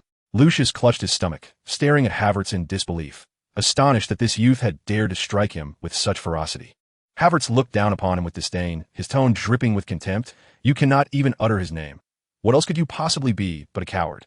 At this, Draco's eyes flickered, as if contemplating the validity of the statement. Yet he dared not reveal his thoughts and could only struggle to support his father. With Draco's assistance, Lucius managed to straighten himself, glaring malevolently at Havertz, forcing through clenched teeth, "Very well. The son of pain, I will remember you. We are leaving." He uttered this classic villainous line with a grimace. As Draco helped his father away, he cast a brief apologetic glance at Havertz. He understood that today's provocation was entirely his father's fault, yet he found himself powerless to oppose him. Havertz observed their departing figures, contemplating, Lucius is merely a sycophant, a fickle turncoat. Once Voldemort is utterly vanquished, he shall stir no great tides. For now, there is no need to press him too hard. The Weasley family and the other children gazed at Havertz in astonishment, with Ron and the twins' eyes brimming with unabashed admiration. They had never witnessed anyone daring enough to confront Lucius Malfoy in such a manner, leaving him in such a humiliating predicament. At that moment, Havertz's gaze inadvertently swept over the new cauldron cradled in Ginny's arms, and beneath a pile of textbooks, the corner of a black-covered notebook faintly emerged. A sudden heaviness settled in his heart. He quelled his thoughts and produced the carefully prepared gift, a beautiful barn owl and a set of exquisitely crafted wizarding robes made from fine fabric, offering them to Ginny with a smile, saying, "A gift for your enrollment. I hope you like it. As Ginny expressed her surprise and gratitude, he seemingly casually added, "Oh, by the way, Harry has also wished to give you something. This gift carries his sentiment as well." Harry paused momentarily, then, upon catching Havertz's discreet signal, nodded eagerly. Ginny's cheeks flushed deeper, her gaze upon Harry almost dripping with sweetness, her affection soaring instantaneously. Witnessing this scene, Havertz felt a twinge of relief, yet another thought surfaced. What should he do next? He then fell into a profound contemplation. Chapter 22. The rush to the platform and prelude to the chamber. The following morning, the burrow awakened in a bustling and exhilarating atmosphere. Everyone hurriedly finished breakfast, hauling various bags and luggage out of the house, preparing to head to King's Cross Station. Ensure you have checked your belongings. Do not leave anything behind, Mrs. Molly called out, assisting Ginny in arranging her brand new robes. Leave the luggage to me. Havertz stepped forward, opening his seemingly ordinary yet enchanted bag, which was imbued with the undetectable extension charm, placing the items inside for convenience. To the astonishment of the Weasley couple and the envious gazes of the children, all their belongings were effortlessly stowed into the seemingly bottomless bag. This enabled them to travel light, significantly easing their mobility. Upon arriving at King's Cross Station and navigating through the bustling Muggle crowd, they stood before the wall between platforms 9 and 10. Time was of the essence as the train's departure approached. "Hurry or we'll miss it," Ron urgently exclaimed, glancing at the station clock. As they briskly approached the wall, Havertz's keen eyes caught a glimpse of a small figure in tattered pillowcases flickering in the shadows of a pillar. It was Dobby. He had indeed come. Without a moment to spare, Havertz called out sharply, "Quick, do not stop." Grasping the somewhat dazed Harry with one hand and gently nudging the anxious Ginny forward with the other, he propelled them both forcefully towards the seemingly solid wall. "Whoa!" Harry and Ginny managed only a startled exclamation before their figures vanished into the wall, disappearing from sight. Hiding in the shadows, poised to mutter a spell to seal the entrance, Dobby's large, tennis ball-like eyes widened in disbelief. His finger, still suspended in midair, faltered as the incantation remained unspoken. His target had vanished in an instant. How could this be possible? With Harry and Ginny having successfully entered, the Weasley brothers, Percy, Ron, and Hufflepuff himself swiftly followed, effortlessly passing through the barrier. Dobby watched helplessly as everyone disappeared before his eyes, his ears drooping in dejection, acutely aware of yet another failure. On the other side of the platform, the Hogwarts Express puffed forth white steam, ready to embark on its journey. "Hufflepuff, you seem quite shaken just now," Harry queried with curiosity. "I believe I caught a glimpse of Dobby," Hufflepuff calmly elucidated, casting a wary glance around, concerned that Dobby might attempt to seal the entrance. Hence his hurried actions. The others exchanged knowing glances, and Ron, in a fit of irritation, waved his fist, exclaiming, "That pesky little elf again. He just won't go away." Once aboard the train and settled into an empty compartment, Hufflepuff turned to Harry and Ron, his tone laced with seriousness. "You two should take the time to learn the counterspell for the disillusionment charm, or some spells for detecting stealthy intruders. The next time someone creeps alongside, it would be beneficial to be aware." Harry and Ron exchanged glances, their faces betraying a sheepish grin that conveyed their understanding, yet reluctance to act. "Next time, for sure," they replied dismissively. Hufflepuff shook his head in exasperation, knowing full well that their words held little weight. Just then, the compartment door swung open, revealing Hermione Granger cradling her ginger cat, Crookshanks. "At last, I found you," she exclaimed cheerfully, her gaze brightening upon meeting Hufflepuff's eyes. After setting her belongings down, Hermione naturally took a seat beside Hufflepuff, a hint of anticipation in her voice as she asked, "Have you missed me during our time apart?" Her ears tinged with a faint blush. Hufflepuff paused momentarily, then offered a gentle smile. Of course, Hogwarts has felt rather quiet without the diligent oversight of a certain know-it-all. Hermione's cheeks flushed deeper as she shot him a playful glare, though her lips betrayed her amusement. They soon delved into discussions about their respective holidays. Ron, unable to contain his excitement, exaggeratedly recounted his experiences at the Burrow and the altercation with the Malfoys in Diagon Alley, detailing how Hufflepuff had intervened, teaching Lucius Malfoy a lesson. Hermione listened with wide eyes, particularly captivated when she heard of Hufflepuff's valor in protecting Harry by snapping Lucius's wand barehanded and delivering a punch that left him doubled over. She instinctively covered her mouth, her eyes sparkling with a mix of shock and profound admiration as she gazed at Hufflepuff. "Did you truly do that? To Lucius Malfoy?" Hermione's voice was tinged with awe. "Some individuals require a tangible lesson to understand the meaning of respect," Hufflepuff replied nonchalantly. After a while, the weariness of the journey began to settle in, and the group gradually fell silent, some engrossed in books, others dozing off. Hufflepuff leaned against the window, gazing at the fleeting landscape beyond, his thoughts drifting far away. As thoughts raced through his mind, the train gradually slowed down, arriving at Hogsmeade Station. Since they had successfully boarded the train, the series of perilous events from the original tale, such as driving the enchanted car, colliding with the Whomping Willow, and provoking Aragog, were deftly avoided. Hufflepuff felt no remorse. In his view, if trouble could be sidestepped, it should be. Should it arise, it would merely entail expending a few more blasting and incendiary potions. Upon disembarking, guided by Hagrid's lantern, the first-year students boarded small boats while the older students rode in the majestic thestral-drawn carriages, making their way to the resplendent Hogwarts castle. The great hall shimmered under a starlit ceiling, with 4 long tables filled to capacity with students. It was time for the annual sorting ceremony. When Professor McGonagall called out Colin Creevey, a boy clutching a muggle camera with excitement painted across his flushed face dashed forward. The sorting hat barely grazed his hair before it proclaimed, "Gryffindor." Colin joyfully leaped off the stool and almost immediately rushed over to Harry Potter, breathlessly exclaiming, "You're really Harry Potter. May I take a picture with you? And everyone, this is our first group photo." Ignoring Harry's slightly awkward expression and Ron's muttering, he clicked the camera, capturing a moment with Harry, Ron, Hermione, and a notably present Hufflepuff, who surprisingly did not shy away. Thus, the inaugural photograph of the Gryffindor trio, plus a Slytherin, was born. He knocked on the door. "Enter," came Professor Snape's deep, silky, and indifferent voice. Hufflepuff pushed the door open, stepping into an office thick with the peculiar scent of various pickled ingredients and potions. Seated behind a desk, Snape scrutinized the uninvited visitor with his black eyes, resembling 2 fathomless pools. "Mr. Payne," Snape elongated his tone, "what brings you to my shadowy corner? Has the Slytherin common room become too cramped for you?" "Good evening, Professor Snape," Hufflepuff replied, inclining his head slightly, his demeanor respectful yet not servile. "I hope I am not imposing. I seek your guidance." "Oh," Snape raised an eyebrow, a flicker of interest igniting in his gaze. He listened intently, his fingers tapping softly on the desk. Observing Hufflepuff, he noted that this student was unlike any fool he had encountered before, calm, mature, and purpose-driven.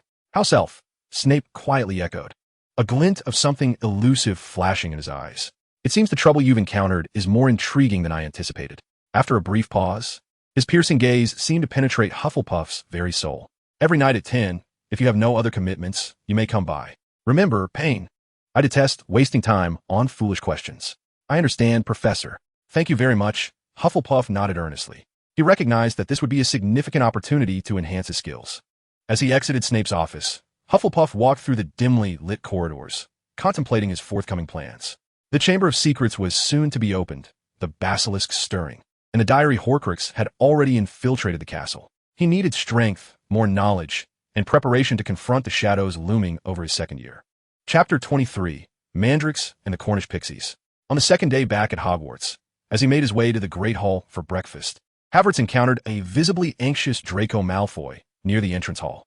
"Boss." Draco hurried towards him, lowering his voice, a hint of unease etched on his face. "I must remind you, my father he won T let this go easily. I tried to reason with him, but he wouldn't listen at all." His tone was laced with frustration and a barely perceptible note of apology. "I'm sorry, boss." Havertz placed a reassuring hand on his shoulder, his expression calm. "It's all right, Draco. This is Hogwarts. No matter how far-reaching your father's influence, it will be difficult for him to extend it here. Nevertheless, I appreciate the warning. We shall remain vigilant." Seeing that Havertz bore him no ill will or disdain, Draco visibly exhaled in relief. At that moment, Havertz retrieved a rectangular, beautifully wrapped box from his bag, enchanted to be unnoticeable. "What is this?" Draco asked, momentarily bewildered. "Open it and see." "Isn't this what you've been longing for?" Havertz's lips curled into a slight smile. "This is for me?" Draco's voice trembled with excitement. "Yes," Havertz nodded, his tone turning serious. "Remember, do not flaunt it until the crucial moment. Maintain discretion. If I learn that you dare to show it off or create unnecessary trouble," he cast a meaningful glance at Draco. "I understand. I promise." "Thank you, boss." Draco clutched the box as if it were a treasure, nodding fervently like a chick pecking at grain, his face radiating uncontainable joy. It was said that night, he slept with the toy gun clutched tightly, dreaming and giggling foolishly.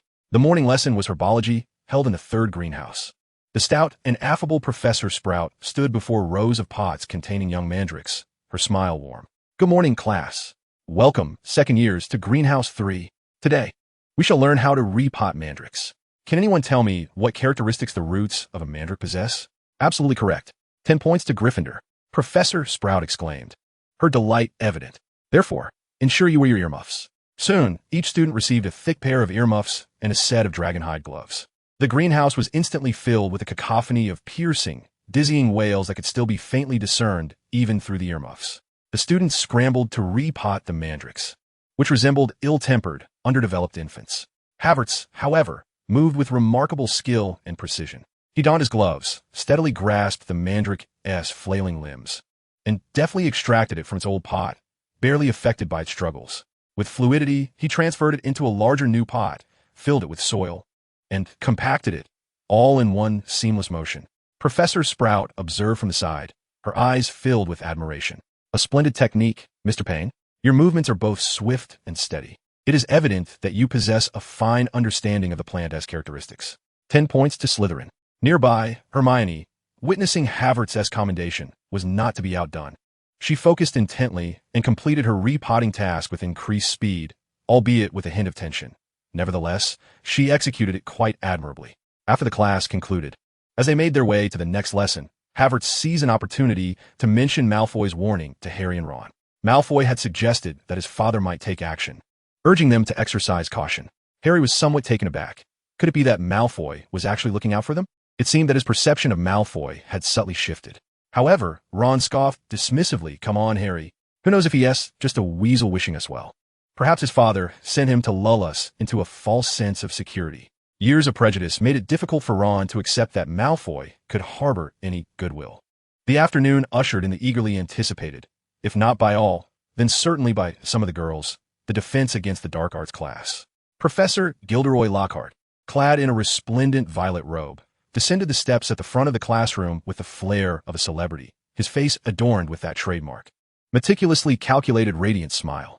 "Welcome, welcome, my dear students. Open your arms wide and step into my class of Gilderoy Lockhart." He began an extensive self-introduction, recounting his accolades and adventurous exploits, completely immersed in his own narrative. Seated among the audience, Havertz observed Lockhart's flamboyant display with a sense of unease. Reflecting inwardly, it appears that in any realm, narcissistic celebrities share a common trait: ostentation and vanity, lacking substance aside from their ability to cast simple spells and promote themselves.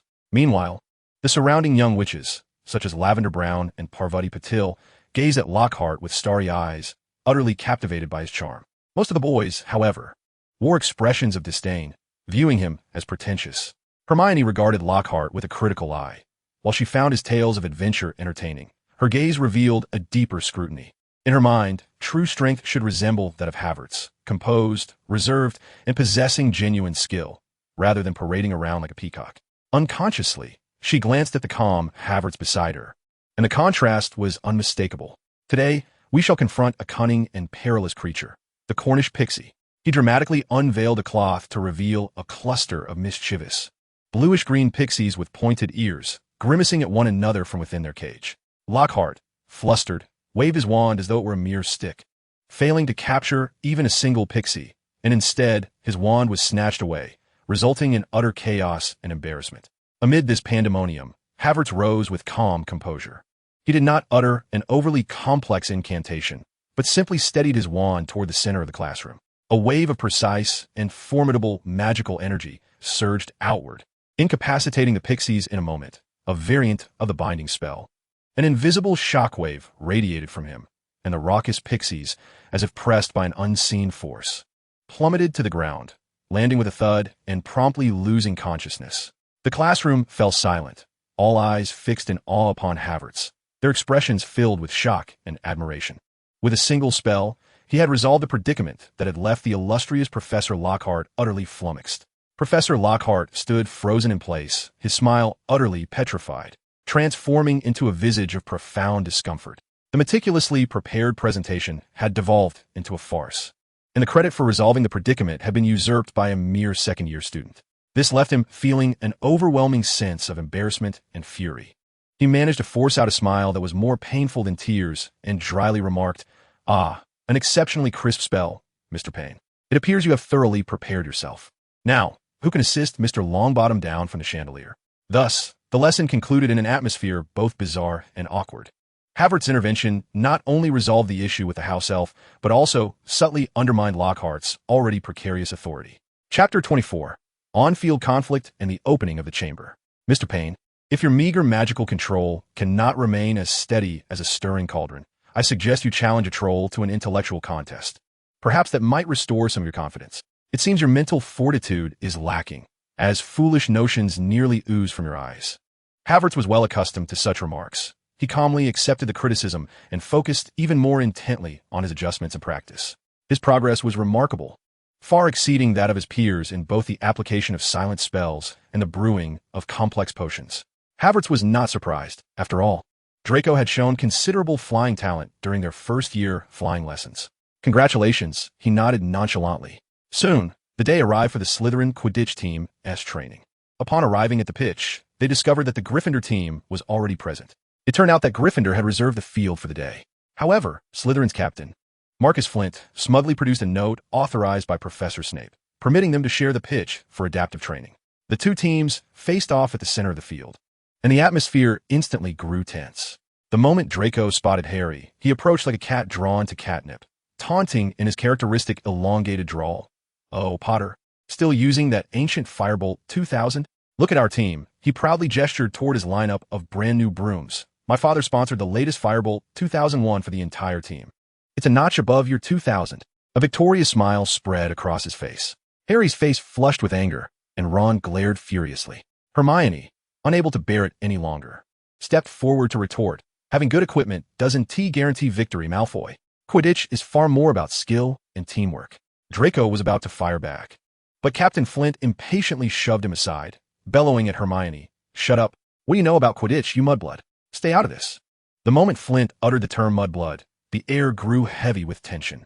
As soon as his words left his lips, he felt a chilling gaze pierce through him from behind, making him feel as if he had plunged into an icy abyss, cold sweat instantly soaking his back. He abruptly recalled that within their team, no, within their entire house, there was an individual he could not afford to antagonize. Havertz Payne.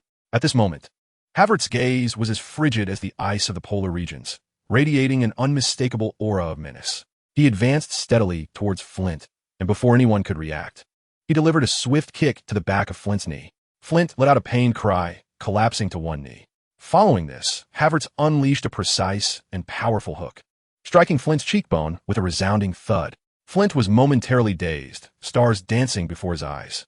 Havertz leaned down, grasping his collar, his voice low and perilous, as if emanating from the depths of the underworld. "I am also the mudblood you so disdainfully utter. Should I ever hear that term escape your lips again, or from any member of Slytherin, I shall extract your tongue and force it down your throat. Do you comprehend?"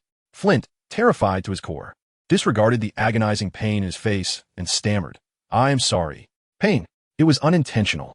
Please forgive me. What good is your apology to me?" Havertz released him coldly. "Go apologize to Miss Granger."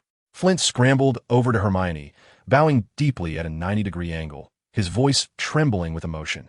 "Miss Granger, I apologize. It was my thoughtless remark. Please forgive me." Havertz turned away from him, surveying the now silent Slytherin team with an authoritative tone.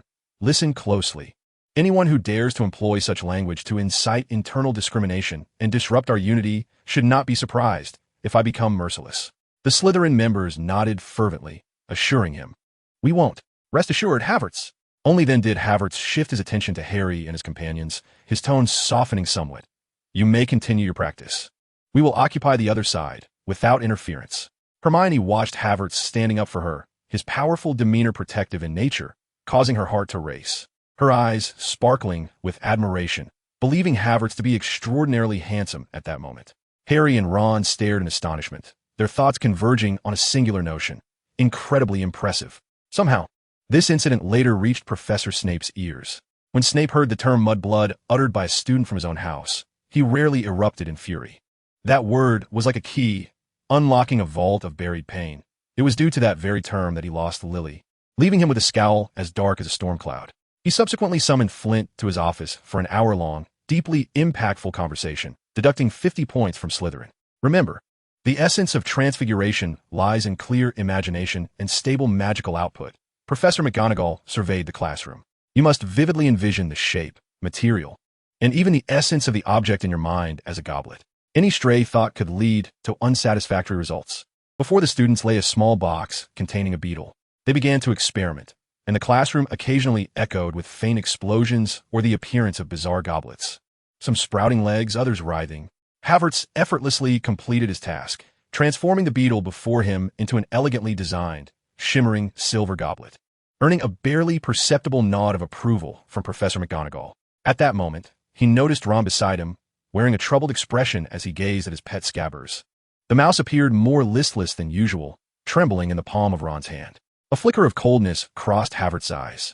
This coward, who had betrayed the Potters, caused countless deaths, and managed to survive for so many years, deserved a taste of his own medicine. Seizing the opportunity while Professor McGonagall turned to assist other students, Havertz discreetly raised his wand, aiming it at Scabbers in Ron's palm, silently conjuring a spell while deliberately envisioning a most peculiar image in his mind. A faint glimmer of light flickered. "By Merlin's beard!" exclaimed Seamus Finnegan, the first to react.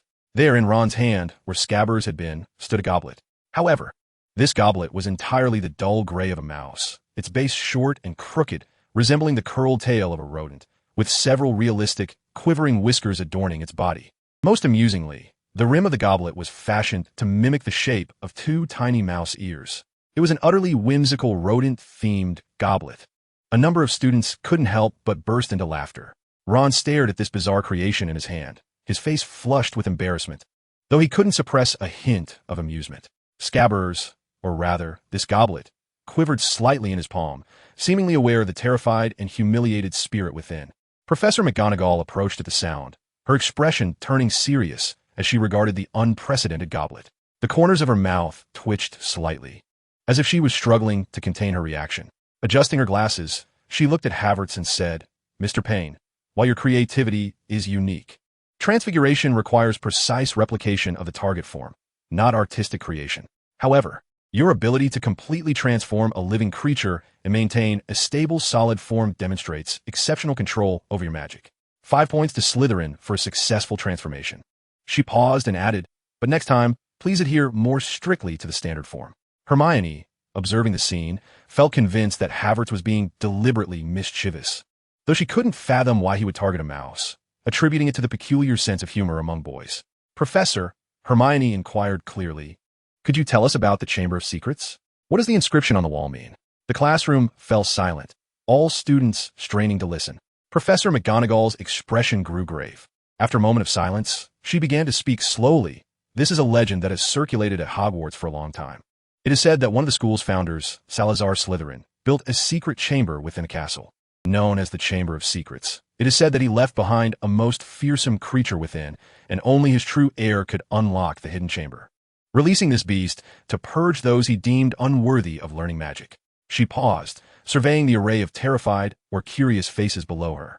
"I must emphasize that the school's administrators have conducted thorough searches of the castle multiple times, yet have found no concrete evidence of the chamber's existence. This is likely just a tale." However, the atmosphere of panic among the students had begun to spread. After class, discussions erupted. Someone curiously asked Havertz, "Payne, being a Slytherin, do you know anything about the chamber? Could the heir be from your house?" Havertz was indeed aware, yet he could not speak openly. He deftly guided the conversation, saying, "I am not well informed on the matter. However, if anyone might hold ancient secrets, it would be Draco Malfoy, as his family has long been of Slytherin lineage. Perhaps he knows something." That night, Harry appeared somewhat unsettled. He quietly approached Havertz, Ron, and Hermione, lowering his voice to ask, "Have you heard a voice? A cold voice that speaks of murder?"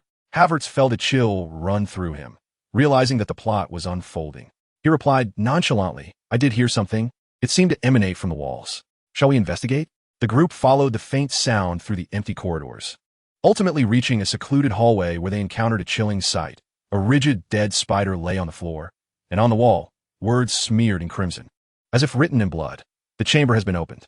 Beware of those who oppose the heir." Even more horrifying, hanging stiffly from a torch bracket was a cat, Mrs. Norris, the beloved feline of caretaker Argus Filch. As they stood frozen in shock, the previously silent corridor suddenly filled with students returning from dinner, gasps echoing around them. Shortly thereafter, Filch pushed through the crowd, his gaze immediately landing on Mrs. Norris and the figure of Harry Potter at the forefront. "My cat, Mrs. Norris." Filch let out a piercing scream, his eyes turning red with fury. He lunged toward Harry, exclaiming, "It was you. You killed her. I will make you pay. I will hang you and whip you." In a frenzy, he attempted to seize Harry, who stumbled back in alarm. Just as Filch's hand was about to grasp Harry, Havertz stepped forward, firmly catching Filch's wrist and speaking in a steady tone. "Mr. Filch, calm down. It was not Harry who did this." But Filch, having lost his reason, would not listen. "Let go of me. It was him. I want his life." As the situation threatened to spiral into chaos, a composed voice broke through. "Enough, Argus." Professor Dumbledore arrived, accompanied by several heads of houses. He carefully examined Mrs. Norris and then spoke in a gentle yet authoritative tone. "She is not dead. She has merely been petrified." The other professors gathered around. Professor Snape's dark eyes swept across the room, finally resting upon Havertz. In a low voice, he inquired, "Payne, I recall you have been brewing the Mandrake Resurrection Potion of late. Do you have a finished product with you?" Havertz nodded, retrieving a crystal vial from his unnoticeable extension charm bag. Inside, a potion of pure hue emitted a faint glow, which he handed over. Professor Snape accepted the vial, uncorked it, and took a sniff before examining it against the light. Rarely devoid of his sharp tongue, he merely remarked, "The quality is acceptable. It seems your recent efforts have not been in vain. At least you have not been entirely overwhelmed by trivial emotional entanglements." Feeling a bit embarrassed, Havertz rubbed his nose, well aware that Snape was alluding to his defense of Hermione on the Quidditch pitch. Upon hearing that Mrs. Norris was not dead, Filch's mood slightly improved. Yet he continued to glare menacingly at Harry. After departing the scene, Ron curiously asked Havertz, "Why would you give the potion to Snape? Isn't it rather precious?" Havertz explained, "Professor Snape has taught me much. Out of both sentiment and reason, I owe him this courtesy. Furthermore, it is more fitting for him to handle this matter." "What? You've been studying with Snape all this time?" Hermione exclaimed, her eyes widening in astonishment. "Has he given you a hard time?" "Actually, he's not so bad. His manner of speaking is just rather unique," Havertz chuckled. Harry hesitated for a moment before saying, "I believe we should inform Professor Dumbledore about the sounds we heard." "Agreed." Havertz concurred, recognizing that he might provide us with some guidance. However, he refrained from elaborating further, allowing events to unfold naturally. Thus, Harry, Ron, and Hermione managed to locate Draco with Havertz's tacit approval. To their surprise, Draco did not conceal anything this time. Perhaps out of respect for Havertz, or due to the gravity of the situation, he shared the fragmented information he knew about the Chamber of Secrets, primarily passed down within pureblood families, including vague legends of the heir of Slytherin and the creature lurking within the chamber. The clues seemed to plunge them deeper into a shroud of mystery. Hogwarts' second year was destined to descend into an unpredictable abyss of panic and suspicion. Yet Havertz understood that this was merely the beginning. Chapter 25. Parseltongue and the Dueling Club, thanks to Havertz's presence and Malfoy's early disclosures. The history of the Chamber of Secrets, including its reopening 50 years prior, which resulted in the demise of a Muggle-born student, had spread within their small circle. As Malfoy recounted the tale, he instinctively uttered mudblood, but upon catching Havertz's icy gaze, he swiftly corrected himself to Muggleborn. This spared Hermione the need to spend excessive time in the library searching for information and naturally bypassed the convoluted process of brewing Polyjuice Potion and risking exposure to gather intelligence. The early acquisition of information was akin to casting a stone into turbulent waters, revealing a direction amidst the surging currents. Before long, the highly anticipated Quidditch match of the term arrived, pitting Gryffindor against Slytherin. The atmosphere on the pitch was palpably tense as Harry and Draco, serving as the seekers for their respective teams, engaged in a fierce aerial pursuit.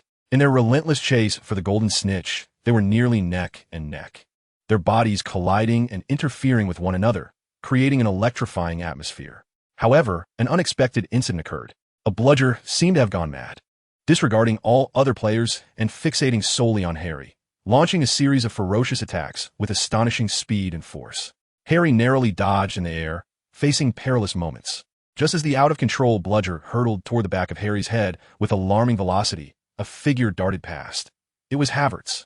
He expertly maneuvered his broom, forcefully nudging Harry aside, and seizing the moment, he swung his bat with all his might as the bludger whizzed past him. With a resounding thud, the hefty bludger was deftly struck, not soaring toward the goal, but instead, as if following a predetermined trajectory, it violently collided with another quaffle soaring through the air.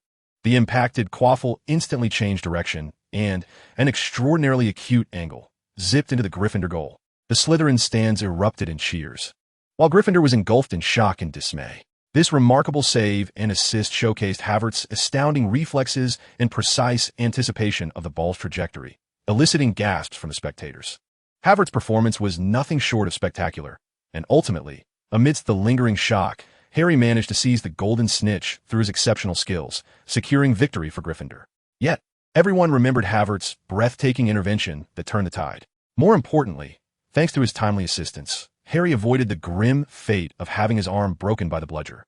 As depicted in the original narrative, after the match, Harry approached Havertz sincerely, saying, "Thank you, mate. You've saved me once again." This time, Harry opted not to call him by name, but referred to him as mate, a testament to how thoroughly he was impressed by Havertz's prowess. Havertz replied it was nothing. "We are partners after all." The following evening, Dobby once again stealthily sought out Harry. His large eyes brimmed with guilt and fear as he confessed that the bludger had been enchanted by a powerful wizard to relentlessly pursue Harry. Dobby tearfully admitted that his earlier actions at the entrance of the stand were also carried out under orders, as he could not defy his master. He revealed to Harry that a house elf could only attain freedom if their master personally gifted them an article of clothing, such as a sock. Dobby wished to protect Harry Potter, yet he lamented, "But Dobby is a bad elf." Bad Dobby. He began to bash his head against the wall, and only upon Harry's urging did he sob and disappear. The panic that had arisen from the Quidditch match did not dissipate. Rather, it intensified. Shortly thereafter, another victim emerged. Colin Creevey, a first-year Gryffindor who idolized Harry, was found petrified in the corridor, his muggle camera film entirely exposed. Despite Dumbledore increasing patrols, the clues surrounding the Chamber of Secrets remained elusive, and fear spread through the castle like a plague. To soothe the students' anxieties and, with Dumbledore's approval, enhance their self-defense capabilities, Professor Lockhart announced the formation of a dueling club. That evening, the long tables in the auditorium were cleared away, and a gilded stage was erected at the center. Lockhart, clad in a magnificent velvet robe, paraded across the stage like a peacock displaying its plumage, an air of self-satisfied charm gracing his face. In the Slytherin ranks stood Havertz, arms crossed, his gaze betraying unmasked disdain. "Students, welcome to the Duel Club." Lockhart's voice boomed. "In the face of unknown dangers, we must learn to protect ourselves. Today, I shall demonstrate how to elegantly and effectively disarm an opponent in a duel." He surveyed the audience, his eyes landing on Harry and Draco. "Now, let's invite our young seeker, Harry Potter, and Mr. Malfoy to the stage for a small demonstration." "Disarm you," Harry shouted. Yet, Draco, disregarding the rules of dueling, pointed his wand, and a long, thick black snake shot forth from its tip, landing on the wooden stage and raising its head with a menacing hiss, slithering directly toward the petrified Justin Finch-Fletchley. "Don't move," Harry instinctively shouted. But what escaped his lips was a series of chilling hisses. The auditorium fell into an eerie silence, all eyes fixed on Harry as if he were some vile creature. The snake halted, regarding Harry with confusion. "He is speaking to the snake. Parseltongue. He truly is the heir of Slytherin." Whispers cascaded through the crowd like a tide. Countless gazes of suspicion, fear, and revulsion converging upon Harry. His complexion turned ashen. He yearned to explain but found himself at a loss for words. "Silence." A calm voice rang out. Havertz stepped forward, moving to the front of the stage. He waved his wand, and in a flash of light, the snake transformed into a wisp of smoke and vanished. Turning to the crowd, he proclaimed, "Speaking Parseltongue is merely a rare gift. It does not prove he is the heir of the Chamber of Secrets." Despite Havertz and Hermione's attempts at clarification, the seeds of doubt had been sown. Many students, particularly those of Muggle heritage, began to regard Harry with wary eyes, and whispers of speculation and judgment inevitably ensued. Although under Havertz's protection, no one dared to provoke him openly, the invisible isolation and suspicion weighed heavily upon Harry. Lockhart, sensing the atmosphere had grown tumultuous, declared loudly, "It appears our demonstration requires more professional guidance. Professor Snape, might I invite you to be my assistant and show the students a true wizarding duel?" A chilling smirk graced the corners of Professor Snape's mouth as he ascended the stage. The ensuing demonstration was devoid of suspense. Lockhart's flamboyant postures were easily dismantled by Snape's precise and swift attacks, sending him crashing backward after just one exchange. His wand slipping from his grasp and landing clumsily on the ground, eliciting a wave of laughter from the Slytherin students below. The duel club concluded hastily, Yet the news of Harry being a Parselmouth spread throughout the castle like wildfire. Shortly thereafter, even more shocking news emerged. Not only had the petrified Justin Finch-Fletchley of Hufflepuff met this unfortunate fate, but the nearly headless ghost of Gryffindor, nearly headless Nick, was also ensnared. They were discovered rigid and motionless in a corridor. Coincidentally, or perhaps guided by some unseen force, Harry and Havertz happened to be in the vicinity and were the first to uncover the scene. Naturally, they were summoned once again to the headmaster's office. Above the spiral staircase, Dumbledore's office remained cluttered with an array of silverware, emitting a gentle hum. However, this time, a beautiful creature graced the room, a phoenix adorned with golden tail feathers and vibrant red plumage, perched upon a gilded branch, gazing at them with wise black eyes. Dumbledore gently introduced, "This is my phoenix, Fawkes. It is an extraordinary being, and its tears possess remarkable healing properties." He paused, his gaze shifting to Harry, his tone calm, yet laden with significance. "It is noteworthy, Harry, that the cores of your wand and Voldemort's wand both originate from the tail feather of the same phoenix. This is a wondrous connection." As Dumbledore spoke, Havertz's attention remained fixated on Fawkes' resplendent tail feathers. Seizing the moment when Dumbledore's words trailed off, he seemingly casually approached the branch and, with astonishing swiftness, plucked a gleaming feather from Fawkes' tail. The phoenix emitted a clear, yet somewhat displeased cry, and its entire form suddenly ignited in golden red flames, engulfing it in an instant. Amidst the brilliant blaze, it was reduced to ashes, and shortly thereafter, a wrinkled, bare chick emerged from the remnants, shakily standing on the branch, its wet eyes looking up at Havertz with a sense of grievance. A flicker of understanding and a hint of resignation passed through Dumbledore's blue eyes, peering over his half-moon spectacles, yet he did not intervene, merely casting a significant glance at Havertz as if to say, "I anticipated your actions," without uttering a word of reproach. Harry instinctively turned to Havertz, his eyes pleading for guidance. Havertz barely perceptibly shook his head, his gaze imparting a cautious signal. Harry chose to trust his leader, recalling the chilling, murderous voice that often echoed in his mind. Ultimately, he lowered his head and quietly replied, "No, Professor. I have nothing to conceal from you." Upon leaving the headmaster's office, Harry felt an even heavier weight in his heart. Meanwhile, Havertz caressed the golden phoenix feather imbued with magical energy, sensing the warmth emanating from it. A new item had found its place on his mental list of future plans. He understood that with the petrification of the ghosts, the situation had escalated, and the true contest was about to commence. Chapter 26. The Veil of Memories and Hermione's Sorrow. Panic spread through Hogwarts like mold creeping along the castle walls. That evening, rumors circulated about a flood in the girls' bathroom, claiming water was gushing out from beneath the door. "Let's go investigate," Havertz suggested to Harry and Ron, sensing a connection to the entrance of the Chamber of Secrets. After confirming there were no girls inside, the three ventured into the fabled restroom where the weeping ghost of moaning Myrtle resided. The floor was slick, with several faucets still gushing water. There, seated atop a toilet in one of the stalls, was a bespectacled, ghostly figure, Myrtle, sobbing sorrowfully. As she noticed their presence, she was about to unleash her ire, but upon laying eyes on Havertz, her lamentations abruptly ceased. She drifted closer, her ethereal form mingling with the mist, gazing enchantingly at Havertz's handsome and composed visage. "Oh, are you new here?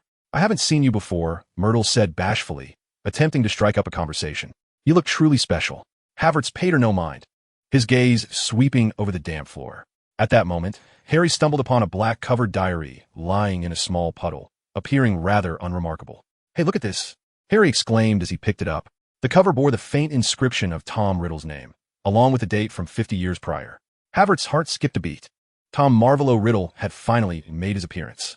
He was acutely aware that this diary was the first Horcrux of Voldemort, discarded by Ginny in a state of fear and confusion. However, he refrained from disclosing this knowledge, recognizing that it was not yet the appropriate time to destroy it. Prematurely attempting to obliterate it could yield unforeseen consequences, and he needed to exploit this narrative to glean further information. "An old diary?" Ron leaned in for a closer look, seemingly unimpressed. "Doesn't appear to be anything special. Let us just keep it for now," Havertz replied nonchalantly to Harry, as though it were merely an inconsequential item. The ink vanished, and then a line of elegant script materialized. "Hello, Harry Potter. My name is Tom Riddle."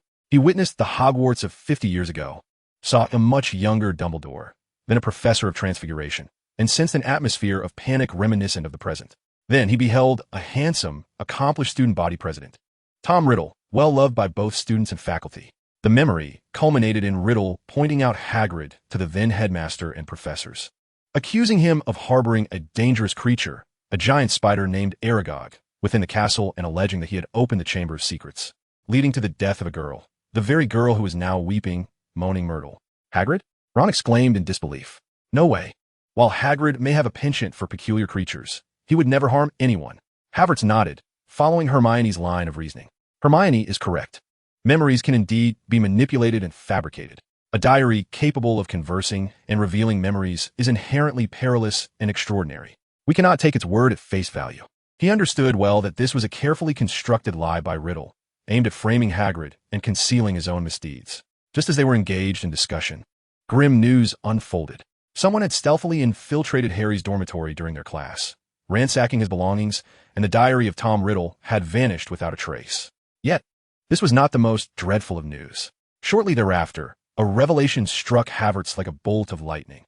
Hermione Granger had been found petrified in the library. As Havertz rushed into the infirmary, he was met with the sight of Hermione lying rigidly on the bed, her hand tightly clutching a torn piece of paper regarding the basilisk and a small mirror. A surge of unprecedented anger and guilt overwhelmed him in an instant. He had been careless. While he focused on guarding against the basilisk's direct attacks, he had overlooked the fact that Hermione would investigate in her own way, thus placing herself in danger. At the edge of the Forbidden Forest, Hagrid's hut stood under the cloak of night. Harry and Ron, cloaked in invisibility, had brought Havertz along. The three of them rather cramped under the fabric, though Havertz skillfully augmented their concealment with a disillusionment charm. They stealthily approached, intending to seek clarity from Hagrid regarding events from 50 years prior. However, scarcely had they entered when an urgent knocking echoed from outside. Professors Dumbledore and Cornelius Fudge, the Minister of Magic, along with Lucius Malfoy, had arrived. The trio hastily concealed themselves in a corner, shrouded by the invisibility cloak. Hagrid, visibly anxious, opened the door. Hagrid, we need to discuss the Chamber of Secrets and the recent attacks. Fudge's tone was laced with bureaucratic formality. Lucius surveyed the room with his cold gaze, a hint of sardonic amusement gracing his lips. Despite their effective concealment, Dumbledore's gaze seemed to inadvertently sweep over their corner, a flicker of understanding glimmering behind his crescent-shaped glasses. Before departing, Dumbledore appeared to address the air, though his words seemed pointed, calmly stating, Hagrid, I must temporarily leave the school. However, I wish to convey to you and to those who may be concerned that as long as Hogwarts sends forth a call for help, aid will always arrive. There will always be someone willing to extend a hand. As the ministry officials prepared to escort Hagrid away, he used his immense bulk to obscure their view and leaned toward the hidden trio, his voice urgent and hushed. If you wish to uncover the truth, if you wish to assist me, follow the spiders. They will lead you to the answers. Remember, follow the spiders. The door slammed shut, and both Dumbledore and Hagrid were taken from Hogwarts. The castle had lost its most formidable guardian, and shadows enveloped it completely. Beneath the invisibility cloak, Harry, Ron, and Havertz exchanged glances. The clue left by Hagrid, though chilling, Ron had turned pale at the mere thought of spiders, was the only direction they had. Havertz clenched his fists, filled with thoughts of Hermione's vengeance, Hagrid's unjust plight, and the looming threat of the Chamber of Secrets. Now, it was their burden to confront. Chapter 27. The Blood Battle in the Forbidden Forest and the End of the Spiders. Hagrid's clue loomed like a spine-chilling riddle. It was their sole beacon in the dark. The night was deep and foreboding, the Forbidden Forest resembling the gaping maw of a colossal beast, poised to devour any intruders. Harry, Ron, and Havertz, cloaked in invisibility, cautiously trailed behind a few hurriedly scuttling spiders. Understood, boss. We're following your lead. Harry nodded anxiously, his hand resting on the concealed pistol at his waist. Ron's face was ashen as he gazed at the increasingly thick webs and the rustling sounds of arachnid movement. His teeth chattering, "B-boss, it's all on you. I am terrified of spiders." A shiver coursed through him. They followed the spider, ultimately arriving at a clearing in the depths of the Forbidden Forest, shrouded by colossal webs. The atmosphere here was stifling, suffocating. Then, a massive spider, as large as a baby elephant and cloaked in black fur, slowly emerged from the shadows. Aragog, the beast that had escaped from Hagrid 50 years prior. It was in the girls' restroom. Havertz interjected calmly, his gaze sharp. The girl's name was Myrtle, and the creature that killed her is an ancient being that your kind most fears. It is understandable, given the size of such a serpent. a natural predator of your eight-legged brethren. In the circle of nature, serpents are indeed the nemesis of spiders, and the fear is ingrained in your very being. It begins now, Havertz whispered, his eyes suddenly turning cold and piercing. Prepare yourselves, Harry and Ron. Witnessing the throngs of spiders surging toward them, swallowed hard in terror, but their instinct for survival compelled them to swiftly draw their firearms, fingers poised on the triggers. Aragog had previously issued a command forbidding harm to Hagrid.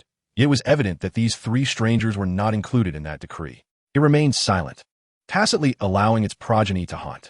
As the swarm of spiders drew ever closer, nearly upon them, Havertz bellowed now. In the next moment, the silence of the forbidden forest was shattered by a deafening barrage of gunfire. Havertz, like a magician, produced a pair of compact submachine guns from the pockets of his robe, each exuding a deadly aura. He had long modified his pockets with a silent extension charm, specifically to prepare for such a scenario. The scorching tongues of fire erupted from the muzzles of his twin weapons, and specially designed incendiary rounds, akin to the scythe of death, effortlessly tore through the spider's hardened exoskeletons, igniting and exploding within. Instantly, the foremost spiders were reduced to mere husks, burning and collapsing, filling the air with the acrid scent of charred flesh. Harry and Ron were momentarily stunned by the sudden onslaught of firepower, but their desire to survive urged them to pull the triggers as well. Bang! Bang! Their handguns fired, clearing the smaller spiders attempting to flank them. Havertz was like a moving iron fortress, steadily sweeping the submachine guns, a storm of metal shredding the spiders in droves. The magazines he had prepared were also treated with the silent extension charm, making it seem as though his ammunition was inexhaustible. Harry, Ron, grab the magazines from my left pocket.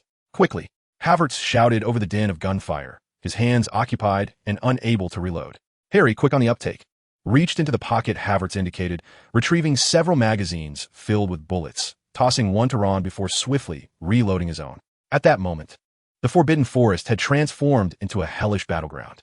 Flames erupted, and the severed limbs and burning bodies of spiders littered the ground, while the air was thick with the acrid stench of gunpowder, blood, and charred protein. No matter how numerous the spiders may be, they cannot withstand the relentless onslaught of modern firepower. Their offensive swiftly disintegrated, and the survivors began to retreat in terror. Aragog, witnessing the grievous losses of his progeny, emitted a furious and anguished hiss, his colossal form lunging forward as if to plead for mercy or to strike back personally. Yet, Havertz afforded him no opportunity. The instigator? You shall perish too. He redirected his firearm, aiming squarely at Aragog's immense, multifaceted head, and pulled the trigger. Rat-a-tat-tat-tat. The specially designed explosive armor-piercing rounds surged forth like a torrent of metal, engulfing Aragog in an instant. His hardened exoskeleton crumbled before the dense barrage of projectiles as if it were mere paper, his head shattered into a grotesque array of wounds, green ichor and tissue splattering everywhere. With a brief, piercing wail, the giant spider, who had lived for half a century, collapsed with a thunderous crash, convulsed a few times, and fell still. The spider horde, bereft of their leader and reeling from catastrophic blows, scattered like frightened birds into the obscurity of the darkened woods, with many fleeing into the night. The gunfire ceased, leaving only the crackling of flames and the labored breaths of the three young men. Harry and Ron gazed upon the battlefield, now ravaged by war, their legs buckling beneath them as they nearly sank to the ground. At that moment, a familiar engine roared behind them. The Ford Anglia, which had once carried them, emerged from the thicket like a loyal old friend, its doors swinging open as if inviting them aboard. The three exchanged glances, hesitating not a moment longer. Havertz calmly surveyed the surroundings, ensuring no threats remained, or rather, no lurking spiders, before taking the lead and settling into the passenger seat. Harry and Ron hurried into the back. The flying car ascended smoothly, bearing the three exhausted yet vital messengers away from the scene of a recent bloody massacre, leaving behind the smoldering carcasses of spiders and the lingering smoke. They had uncovered the truth, albeit at a bloody cost, primarily that of the spiders, and the real battle awaited them within castle. Chapter 28. Beneath the Chamber. The enchanted vehicle glided steadily through the night, passing through the windows of Hogwarts Castle, and silently came to rest in a dimly lit corridor. The trio emerged from the car, which emitted a barely audible hum, as if bidding farewell, before it vanished into the shadows. It was only then that their wildly beating hearts began to steady, and Harry could not restrain himself from speaking, his voice still hoarse from the recent skirmish. Didn't that car arrive rather opportunely? As if it had been following us all along. Has a universe-esque corrective force become so absurd as to automatically dispatch vehicles? Ron, slumped on the cold stone steps, his complexion still pale, gasped, "Merlin's beard, Harry. I'm just grateful it showed up, regardless of how it got here." He glanced at Havertz, his eyes filled with awe for having survived the ordeal. Havertz was meticulously polishing his 2 miniature submachine guns, which had achieved remarkable feats. His movements steady, as if he were not the one who had orchestrated the massacre in the Forbidden Forest moments before. Upon hearing Harry's words, he remained unperturbed, calmly elucidating, perhaps. However, it is far more likely that this vehicle is imbued with a more profound enchantment, possessing a degree of sentience, or serving to protect specific individuals, such as the two of you responding to summons in times of dire peril. After all, the means that eluded the magical interference of the Forbidden Forest and flew in is no ordinary conveyance. His explanation provided Harry and Ron with a modicum of reassurance. Yet a flicker of contemplation passed through Havertz's eyes. The inertia of this world's narrative seems more tenacious than anticipated. It serves as both a convenience and a potential threat. "What shall we do now?" Ron inquired. "Should we seek out the professors? Inform them that Hagrid is innocent, and the true culprit is a creature we have yet to witness, yet sounds terrifyingly ominous?" Harry interjected, shaking his head. "The professors won't believe us, especially after we just dealt with Aragog." The memory of that infernal scene surged within him, causing his stomach to churn. Though it had been an act of self-defense, the sensation of slaughter was far from pleasant. His words rekindled the tension in the atmosphere. At that moment, Harry suddenly recalled Hermione. She is still in the hospital wing. She had been poring over research. Perhaps she has uncovered something. The three immediately set off, cautiously evading the patrolling Filch and his cat, Mrs. Norris, and made their way to the hospital wing. Madame Pomfrey had already retired for the night, leaving only Hermione lying quietly on the innermost bed, her complexion pale, yet her breathing steady. Her right hand was tightly clenched, as if grasping something. Ron hastily picked it up, aided by the faint glow emitted from the tip of his wand, and he, along with Harry and Havertz, peered at the paper. It bore Hermione's neat and clear handwriting, resembling a research summary. Analysis of the potential monster of Slytherin. Known victim statuses. Directly deceased. Moaning Myrtle. 50 years ago. Petrified. Hermione Granger. Colin Creevey. Justin Finch Fletchley. Nearly headless Nick. Mrs. Norris. Cause of discrepancies? Key clues. Only Harry Potter can hear the voices within the walls. Deep. Indistinct. Filled with malice. Historical records compared with mythology. Very few known magical creatures fit the aforementioned characteristics. The most likely candidate is the basilisk. Basilisk characteristics. Hatched from a toad's egg incubated by a rooster. It is of massive size and exceedingly long-lived. Its gaze possesses lethal magic. Any being making direct eye contact with it will perish instantly. However, indirect gaze through reflective surfaces, such as mirrors, water, camera lenses, etc., results in petrification. This explains everything. Myrtle saw it directly while crying. Colin through his camera. Justin through nearly headless Nick. Do ghosts count as a form of reflection? Mrs. Norris threw a puddle on the ground. Hermione must have pulled out her small mirror she carries with her. The crowing of a rooster is fatal to it. Mode of movement. The basilisk typically inhabits dark, damp places and can traverse through plumbing systems. This elucidates why the sounds emanated from within the walls, and also accounts for why the attacks occurred across different floors and locations. Conclusion. The creature in the chamber is indeed the basilisk.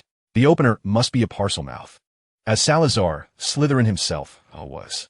The entrance is likely concealed in a water-related location. Merlin. Ron gasped, his hand trembling, nearly allowing the parchment to slip from his grip. It's the basilisk, a serpent so lethal that merely gazing upon it could spell death. Harry's complexion turned ghastly pale. So the voice I heard was Parseltum? I was listening to a basilisk speak.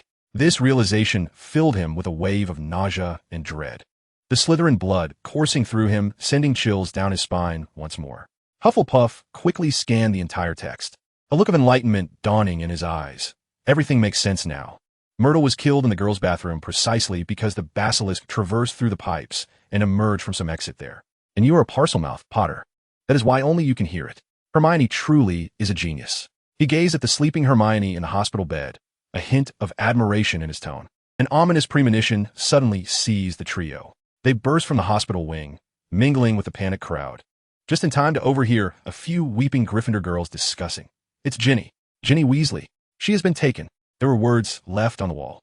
Her remains will forever linger in the chamber. Ron's face drained of all color, frozen in place as if struck by lightning, his lips quivering.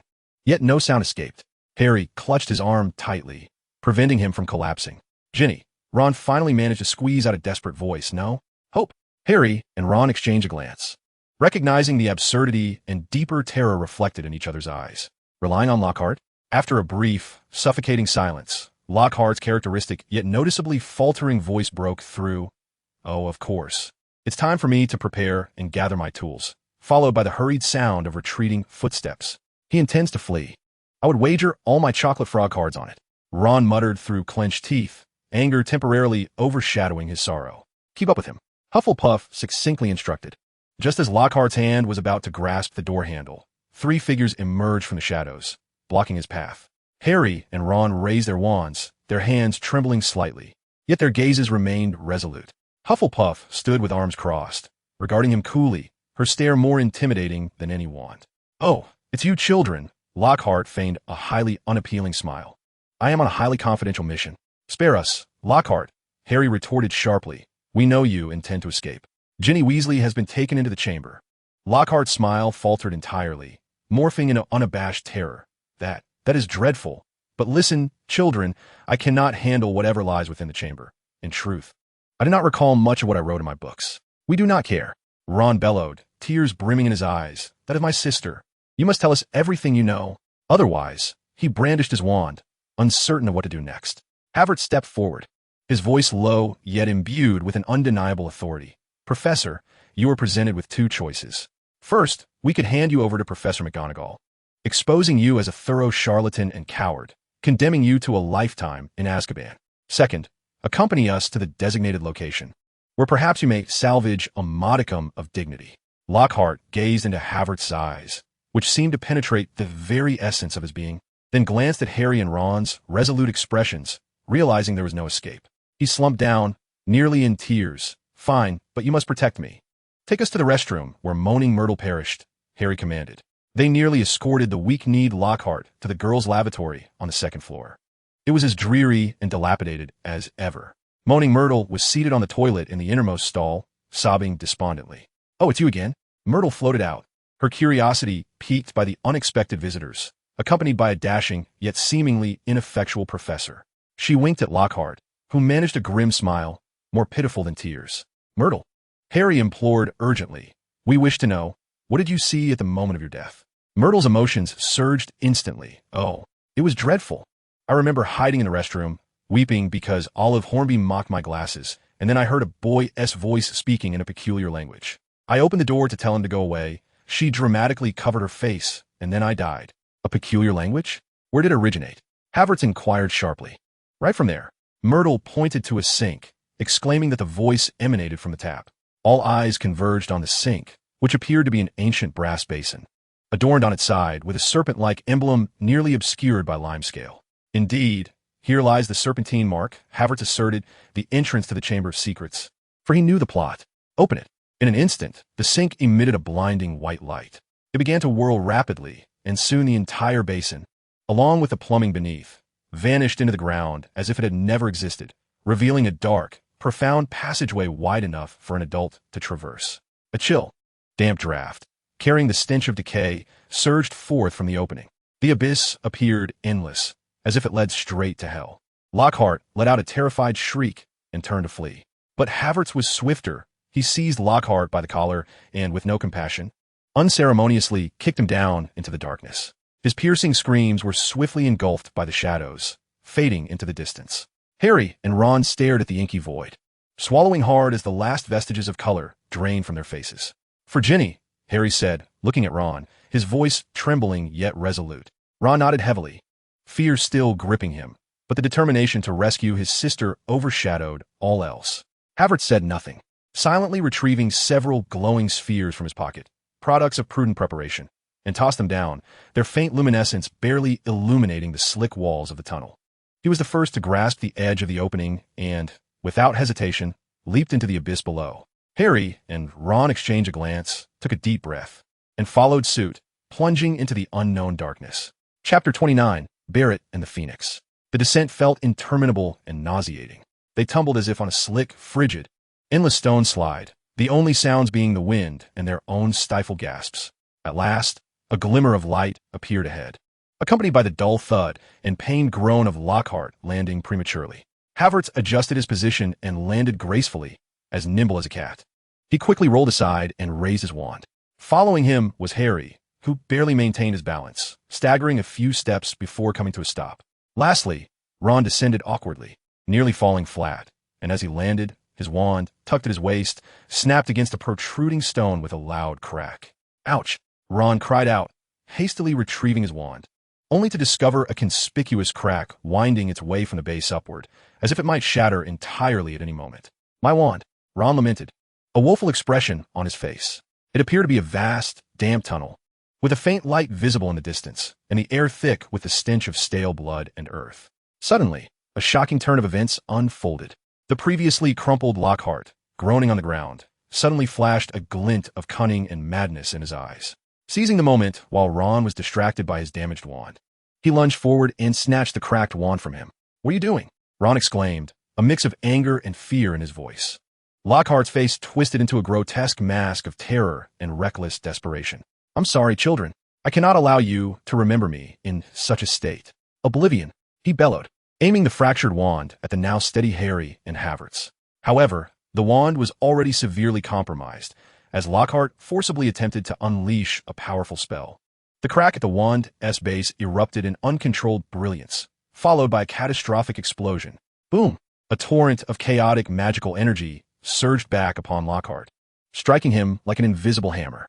He emitted a brief, piercing scream, his eyes turning vacant and bewildered as the shockwave hurled him against the stone wall nearby, causing him to crumple down and lose consciousness entirely. To make matters worse, the explosion's aftermath compromised the fragile tunnel structure above them, and large boulders and earth cascaded down with a deafening roar. "Watch out!" Havertz reacted swiftly, yanking Harry, who was closest to him, and diving sideways. Dust and debris filled the air. When calm returned, Harry and Havertz coughed as they rose from the ground, only to find themselves separated from Ron by a collapsed area completely sealed off by rubble and earth. Ron, are you okay?" Harry shouted anxiously, pounding on a massive stones. From the opposite side came Ron's voice, trembling with tears and fear. I'm fine, but I can't get through. Lockhart, he seems to have lost his mind. What do we do?" Havertz swiftly surveyed the collapsed area, his brow furrowing in concern. "The structure is completely compromised. It's impossible to dig through in the short term." Without hesitation, he shouted through the stones to Ron, "Weasley, stay here and keep an eye on Lockhart. Potter and I will continue forward. We must find Ginny." "All right, be careful, you too." Ron's voice carried a sense of helplessness. Yet he understood this was their only course of action. Harry gazed at the blocked retreat and the vanished companions, a chill enveloping his heart. But the conviction to save Ginny sustained him. "Let us go, mate." Havertz nodded, his gaze sharp as it pierced the dimness of the tunnel ahead, where a faint light beckoned. He hesitated no longer, swiftly reciting a spell, Disillusionment. Instantly, his form became indistinct, blending seamlessly with the surrounding shadows. Silencing charm. His footsteps became silent, like a specter gliding over the ground. Accelerate. A surge of energy coursed through his legs, propelling him forward with remarkable speed. "Wait for my signal, or follow me." With that, Havertz vanished into the darkness of the tunnel, moving with such swiftness that Harry could scarcely process it. Gritting his teeth, Harry tightened his grip on his wand, casting a rather clumsy disillusionment charm upon himself, far less effective than Havertz's, and trudged towards the light. He could hear the heavy, unsettling sounds of friction emanating from the tunnel's end, accompanied by a chilling whisper that seemed to resonate directly in his mind, sending shivers down his spine. Havertz pushed his speed to its limits, empowered by the trio of spells, disillusionment, silencing, and acceleration. He traversed the vast tunnel like a silent shadow, then found an opportunity to conceal himself behind Harry, stealthily following him. He was well versed in the unfolding narrative, aware that time was of the essence. They needed to strike decisively before the basilisk fully emerged, at the moment when Riddle's attention was at its peak. Soon, Harry reached the end of the tunnel, using Parseltongue to unlock the door, with Havertz slipping in right behind him. Before them lay an expansive, eerie underground palace. Towering stone columns supported the dome above, while colossal serpent-like sculptures coiled on either side. At the heart of the palace stood a gigantic stone wall, intricately carved with the visage of an elderly man. At that moment, Harry beheld this astonishing sight, and his eyes fell upon a small figure lying motionless beneath the stone wall adorned with the old man's face. Ginny Weasley, clad in a scarlet Quidditch uniform trimmed with gold. "Ginny!" Harry exclaimed, rushing forward, only to accidentally drop his wand beside him. Havertz, witnessing the scene, felt a wave of exasperation wash over him. "Don't touch her, Harry." "Tom Riddle." Havertz held his breath, perfectly concealing himself in the shadow of a massive stone column at the entrance, even slowing his heartbeat. Carefully, he retrieved a menacingly designed Barrett M82A1 anti-material sniper rifle from a specially crafted holster, imbued with a powerful silencing charm. He swiftly and silently assembled his apparatus atop the stone pedestal, meticulously adjusting the scope. The crosshairs firmly fixed upon the gaping maw of the stone wall, bearing the visage of the elder. The frigid touch of the metal instilled a calming resolve within him. This was his wand. Riddle remained utterly oblivious to the presence of another, his entire focus riveted on Harry. He emerged gracefully from the shadows, a playful, cat-and-mouse smile adorning his face. "What a poignant reunion, is it not?" Riddle murmured, his gaze sweeping over Ginny's still form on the ground. "Alas, she shan't endure much longer." "What have you done to her?" Harry bellowed, attempting to charge forward, but Riddle merely waved Harry's wand nonchalantly, conjuring an invisible barrier to thwart him. "A mere transfer of vitality," Riddle remarked indifferently. "Fascinating. I sent it. A diary, containing the essence of my 16-year-old self, a memory, a promise. Miss Weasley confided all her troubles to me, her petite fears, her admiration for a certain renowned boy." He cast a significant glance at Harry. "Of course. She divulged much about you, Harry Potter." A chill coursed through Harry. "You exploited her?" "Merely a mutual exploitation," Riddle shrugged. "She sought companionship, and I required a resurgence to fulfill Salazar Slytherin's unfinished legacy, to rid the school of its muggle-born filth." However, he shifted his tone, inspecting Harry with keen interest. "After hearing your tale, my ambitions have slightly evolved." "My tale?" "Indeed." Riddle stepped closer, his voice imbued with a hypnotic allure. "The illustrious Harry Potter, who vanquished the most formidable dark wizard of all time as an infant. I cannot fathom how you achieved such a feat, a mere child, surviving while he fell at my hands, leaving only a scar." Confusion and fury enveloped Harry. "Why do you care? Voldemort is of your era." He extended a finger, tracing the air, and letters flickered into existence, igniting with fiery brilliance, forming his name. Tom Marvolo Riddle. Then, as if rearranged by an unseen hand, the letters morphed into another line. "I am Lord Voldemort." Harry staggered back, as though struck by lightning, incredulously staring at the handsome youth before him and then at the searing words in the air. "You are, indeed, Riddle, or rather the young Voldemort," observed Harry's astonishment and dread with satisfaction. "Now, do you comprehend why I am so intrigued by you? Tell me, Harry Potter, how did you survive?" At that moment, a melodious call resonated from the heavens. A golden red light streaked across the darkness like a meteor. Fawkes, Dumbledore's phoenix, descended gracefully, clutching a tattered sorting hat, and circled down to Harry, dropping the hat at his feet. This unexpected interruption furrowed Riddle's brow and broke Harry from his stupor. He cast a disdainful glance at the phoenix. Dumbledore's bird always meddles. Yet it changed nothing. He raised his wand, dismissing Harry entirely, and turned to face the immense stone visage of the old man, emitting a chilling, eerie hiss. "Speak to me, Slytherin, the greatest of the 4 founders of Hogwarts." The stone wall trembled, as if the colossal stone face had come to life, its mouth slowly widening, growing larger and larger until it formed a dark, profound opening exuding a deadly chill. Harry's heart raced, knowing what lay within. Instinctively, he bent down to pick up the sorting hat from the ground, as if it could offer a modicum of feeble protection. A smile of triumph and cruelty intertwined on Riddle's face. He eagerly anticipated witnessing the fabled monster emerge, ready to rend the legend before him asunder. Now was the moment. From the shadows, Havertz's lips curled into a cold arc, his fingers steady on the trigger. Resolute and firm. "Die," he whispered, like the breath of death itself. Boom! A deafening roar, far surpassing all previous gunfire, violently shattered the stillness of the chamber. The Barrett sniper rifle unleashed a fiery tongue of flame nearly half a meter long. As a specially designed 50 BMG high-explosive armor-piercing round erupted from the barrel at several times the speed of sound. Time seemed to freeze in that instant. The lethal bullet struck unerringly, piercing the very center of the old statue's gaping, dark maw, just as the bullet entered a massive, scaly, emerald green triangular serpent head emerged from the depths of the opening. Its enormous, lantern-like yellow vertical pupil had yet to even glimpse the outside world. Thud! A chilling, terrifying sound echoed as flesh and bone were instantaneously torn and shattered. The bullet struck precisely above the basilisk's head, its hard scales and skull crumbling like parchment before such overwhelming firepower. The high-explosive round detonated within its skull. Screech! A wail of agony, so piercing it could shatter eardrums, erupted from within the statue, accompanied by a cacophony of explosive gunfire, rapid and frenzied. Havertz, without a moment's pause after the first shot, relied on muscle memory and formidable physique to swiftly chamber another round, firing 5 more shots into the writhing interior of the colossal mouth, each shot aimed at the potential nerve center of the basilisk. Smoke, debris, mingled with the foul.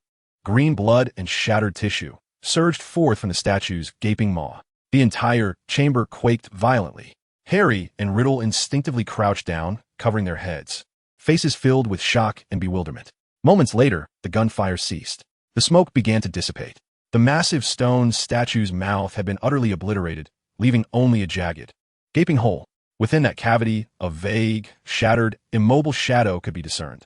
Once a creature that instilled terror across millennia, the serpent monster was vanquished in an instant.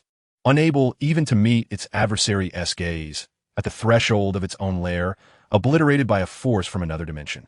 The chamber fell into an eerie silence, broken only by the restless fluttering of Fox's wings and the occasional sound of debris cascading to the ground.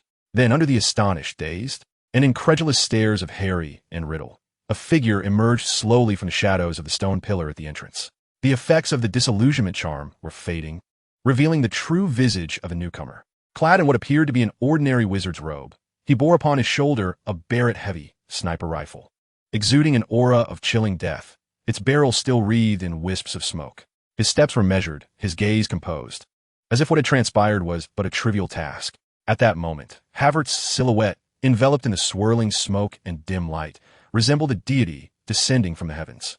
Fox, tilting its head, regarded this human who had appeared so suddenly and vanquished the terrifying serpent in a manner incomprehensible to it. Its wise bird eyes brimmed with immense questions and bewilderment. Hesitantly flapping its wings, it ultimately succumbed to some instinct, alighting upon Havertz's shoulder, the side devoid of the massive rifle, gently rearranging his slightly disheveled hair with its beak, as if to confirm that this was not a mere illusion. This scene was indelibly etched into Harry's memory. He gazed at Havertz, at the phoenix perched upon his shoulder and the formidable metallic wand, as all his fear, anxiety, and despair were replaced in that instant with an almost fervent admiration. "Boss!" Harry cried out in an ecstatic, tearful shout, leaping from the ground like a cannonball, propelled not by the prospect of salvation, but by an ineffable excitement and astonishment. He rushed towards Havertz, almost wishing to embrace him, were it not for the weighty rifle he bore. "You are so magnificent, so cool. You are my god," he exclaimed incoherently, trembling with exhilaration. Just then, due to Harry's vigorous movements, something clattered from the sorting hat he clutched tightly. A resplendent silver sword, its hilt adorned with an egg-sized ruby, the sword of Gryffindor. The blade struck the stone floor with a clear chime, quivering slightly in place, as if silently lamenting its own awkwardness. If the sword possessed consciousness, it might have wondered, who am I? Where am I? Why have I emerged now? Given the gravity of the situation, you present me with this? An atmosphere of near mortifying awkwardness enveloped the sword. Havertz merely cast a fleeting glance at the sword on the ground before refocusing his attention on Riddle, whose face had turned ashen, his eyes filled with incredulity and fury. "Who are you?" Riddle's voice quivered, betraying the calm he had maintained until that moment. Everything unfolding before him transcended his understanding and control. Yet, he quickly regained his composure, a frigid mockery resurfacing on his face as he directed his gaze towards the increasingly feeble Ginny on the ground. "Even if you have slain the serpent, what of it? You cannot save her. Her life is flowing into the diary, flowing into my body. Once I am fully resurrected, I shall depart from here, and you shall stand by, helplessly watching her perish." Harry's heart plummeted once more.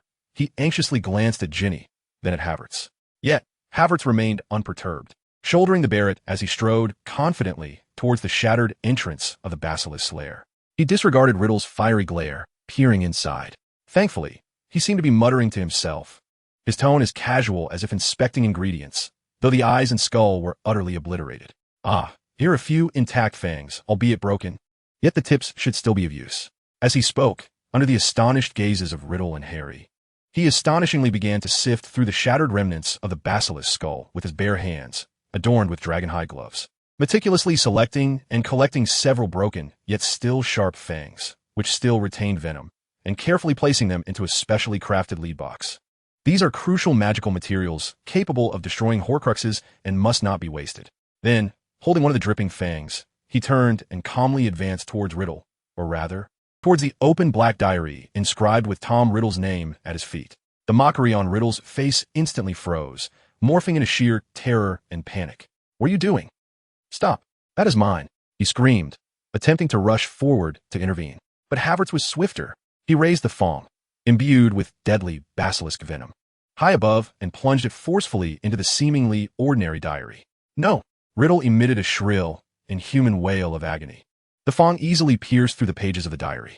A thick, ink-like dark liquid surged forth from the wound. Simultaneously, Riddle's cries of excruciating pain echoed. His form began to blur and grow translucent, as if being torn apart by an invisible force. Havertz remained expressionless, his gaze icy, striking again and again with the venomous fong, tearing into the diary. His figure grew fainter, and ultimately, with a scream filled with profound reluctance and bitter resentment, Tom Riddle, the 16-year-old Dark Lord, along with the diary that served as his Horcrux, transformed into a wisp of black smoke, utterly dissipating into the air as if he had never existed. The chamber fell into a profound silence, almost simultaneously with Riddle's disappearance. The unconscious Ginny on the ground let out a faint groan, the pallor of her face beginning to regain a hint of color, her breathing growing steady and deep. "Ginny!" Harry cried out in joy, rushing to embrace his sister. Havertz discarded the now dull fong, letting out a long sigh of relief. Finally, just in time, at that moment, Fawkes emitted a clear, melodious cry, soaring from Havertz's shoulder, spiraling in the air, its golden tail feathers resembling flames. It flew to Harry and Ginny, gazing at them with encouraging eyes, then looked at Havertz. Understanding, Havertz secured the weakened Ginny onto Harry's back. Fawkes lowered itself, allowing him to grasp its talons. The phoenix then turned its gaze towards Havertz, its expression seemingly weighed down with gravity. Havertz, brushing his nose, tucked away the barret and approached, grasping Fawkes's other claw. Fawkes took a deep breath. If a phoenix possessed such a capability, and then, with a sudden flurry of its wings, let out a cry. It began to ascend, swaying precariously, laboriously lifting the three of them into the air. When carrying only Harry and Ginny, it had soared with elegance and poise, but now, burdened with a notably sturdier, taller, and heavier Havertz, Fawkes struggled to maintain its flight, flapping its wings with extraordinary effort, emitting soft sounds akin to labored exertion. If the phoenix could articulate its thoughts, it would surely be exclaiming internally, "What a predicament! Is this fellow raised on stones? How can he be so heavy?" Dumbledore never mentioned carrying 3 individuals. It even turned its head, casting a sorrowful glance with its soulful eyes at the innocently silent Havertz. Havertz feigned interest in the scenery. Harry, clutching Ginny tightly, watched the increasingly distant, chaotic chamber below, observing the shattered entrance of the basilisk's lair, and then glanced at Havertz, who maintained an air of calm even while perched on the swaying phoenix, his face hinting at amusement. He felt a profound sense of relief from surviving the ordeal, coupled with an ineffable trust in their leader. Chapter 30, Epilogue and a New Prelude. Professors McGonagall and Pomfrey, already alerted by Fawkes's mental communication, awaited anxiously. Upon seeing them arrive, especially Harry, holding a safe albeit weakened Ginny, Professor McGonagall covered her mouth with her hand, tears shimmering in her eyes, while Madame Pomfrey swiftly approached, conjuring a magical stretcher to take Ginny, and began assessing the conditions of Harry and Havertz. "What Mr. Weasley and Professor Lockhart?" McGonagall inquired urgently. Harry succinctly explained the tunnel collapse. McGonagall immediately dispatched individuals to organize a rescue. Soon, a disheveled Ron and the dazed Lockhart, who was left bewildered and smiling vacantly from the magical explosion, were brought out through an alternative passage, the House Elf's Tunnel. Lockhart was directly sent to St. Mungo S Hospital for magical maladies and injuries, while Ron, along with Harry and Havertz, was escorted to the Headmaster's office, accompanied by the closely guarded Ginny. The Headmaster's office at Hogwarts remained filled with the soft hum of various silver objects and the feigned snores of portraits of past headmasters. Professor Dumbledore stood behind his desk, his sharp yet gentle blue eyes, hidden behind crescent-shaped spectacles, scanned each of them, lingering momentarily on Havertz before settling on Ginny, who was maintained in a peaceful slumber by Madame Pomfrey's magic, letting out a gentle sigh of relief. "Madame Pomfrey, please take Miss Weasley to the hospital wing for a proper rest," Dumbledore instructed. The matron nodded, carefully levitating Ginny away. The office was left with only Dumbledore, Professor McGonagall, and the three heroes. As Dumbledore clasped his fingers atop the desk, his gaze fell upon Harry. "Could you enlighten me as to what transpired beneath the Chamber of Secrets?" "Of course, if you're prepared to share." He then turned his attention to Havertz, his eyes brimming with admiration and excitement. In the direst moment, the great Havertz made his entrance. I am unsure of the method he employed, but with a formidable strike, he vanquished the basilisk before it could fully emerge. Dumbledore's eyes shifted back to Havertz, filled with curiosity and a hint of understanding. "I noticed that Fawkes also made an appearance. At Hogwarts, when a headmaster finds himself in peril or when a student exhibits unwavering loyalty to the headmaster, the Phoenix may sometimes be summoned by such sentiments. I believe it was your fidelity, Harry, both to me and to the school, that drew Fawkes to your side." Harry, moved by this realization, felt tears welling in his eyes. However, standing nearby, Havertz maintained a respectful demeanor, while inwardly he scoffed. "I find that hard to believe, you cunning old man. Fawkes was clearly sent by you as a backup, along with the sword and healing, and has nothing to do with loyalty. You're merely feeding Harry some inspirational platitudes." Dumbledore, seemingly oblivious to Havertz's subtle expressions, continued to address Harry. "As for why you can speak Parseltongue, Harry, I suspect that when Voldemort attempted to kill you all those years ago and was repelled by the magic of love, a fragment of his power, or rather, a part of himself, was inadvertently transferred to you, leaving that scar. This has bestowed upon you his rare gift." Havertz's thoughts churned once more, a legacy of power indeed. It transformed Harry into one of his Horcruxes, a vessel unintentionally created to harbor his fragmented soul. Both Riddle and Harry share a bloodline with Salazar Slytherin and may possess the ability to speak Parseltongue. Yet one chose to exploit his gift to instill fear and perpetuate blood supremacy, while the other opted for protection and bravery. One embraced Slytherin's ambition, while the other chose Gryffindor's heart. This is the essence of your distinction. This old bee always speaks in half-truths. Harry, Ron, and even Professor McGonagall displayed contemplative expressions. Yet Havertz's clear internal contrasts unveiled a deeper truth. In an effort to further soothe and guide, Dumbledore's gaze swept over the sword of Gryffindor, resting carefully upon the desk. Moreover, only one possessing the true qualities of Gryffindor can extract this sword from the sorting hat. This alone is the most compelling testament to your character, Harry. Upon hearing this, Harry's face flushed with a crimson hue, a warmth enveloping his cheeks. He had never drawn that sword. It had merely fallen from the hat. Instinctively, he glanced at Havertz, then quickly darted his eyes back to the magnificent sword, suppressing the urge to explain or smile, bowing his head in silence. If the sword of Gryffindor had a voice at that moment, it surely would have cried out, "Defamation! He is slandering me. I'm not to blame. Do not look at me." It was he who did not grasp it firmly, causing it to fall. "The matter of my approval is of little consequence." A silent awkwardness enveloped the space between Harry and the sword, perceptible only to the informed Havertz and the vaguely aware Ron, who sensed the subtle tension. At that moment, the door to the headmaster's office was unceremoniously thrust open, shattering the somewhat uncomfortable tranquility. Lucius Malfoy strode in, his countenance dark and clad in an immaculate black robe. Gripping his serpent-headed cane, with the anxious house elf Dobby, dressed in a tattered pillowcase, trailing behind him, his large eyes filled with trepidation. Leaning against the wall, Havertz lazily lifted his eyelids and spoke in a tone dripping with mockery. Well, if it isn't the distinguished gentleman who relishes tormenting children at flourish and blots." Lucius's expression darkened further, and he glared at Havertz, his voice a sinister hiss. "You would do well not to revel too much, young man. Sooner or later, you shall pay for your insolence. I will ensure you learn the consequences of crossing a Malfoy." Havertz mused to himself. Voldemort is a schemer who delights in manipulation, safeguarding his life with Horcruxes, and you, Dumbledore, are no better. An old fox who loves to orchestrate traps, sometimes using students as bait. Do you not fear that this time might backfire, putting Harry and Ginny in peril? Confronted with the truth, Lucius trembled with rage, yet found himself unable to retort. All his schemes had been laid bare, and in a fit of frustration, he abruptly turned and unleashed his fury upon the quivering Dobby behind him, delivering a vicious kick. "Useless creature, we are leaving." Dobby stumbled from the blow, curling up in pain, tears brimming in his large eyes.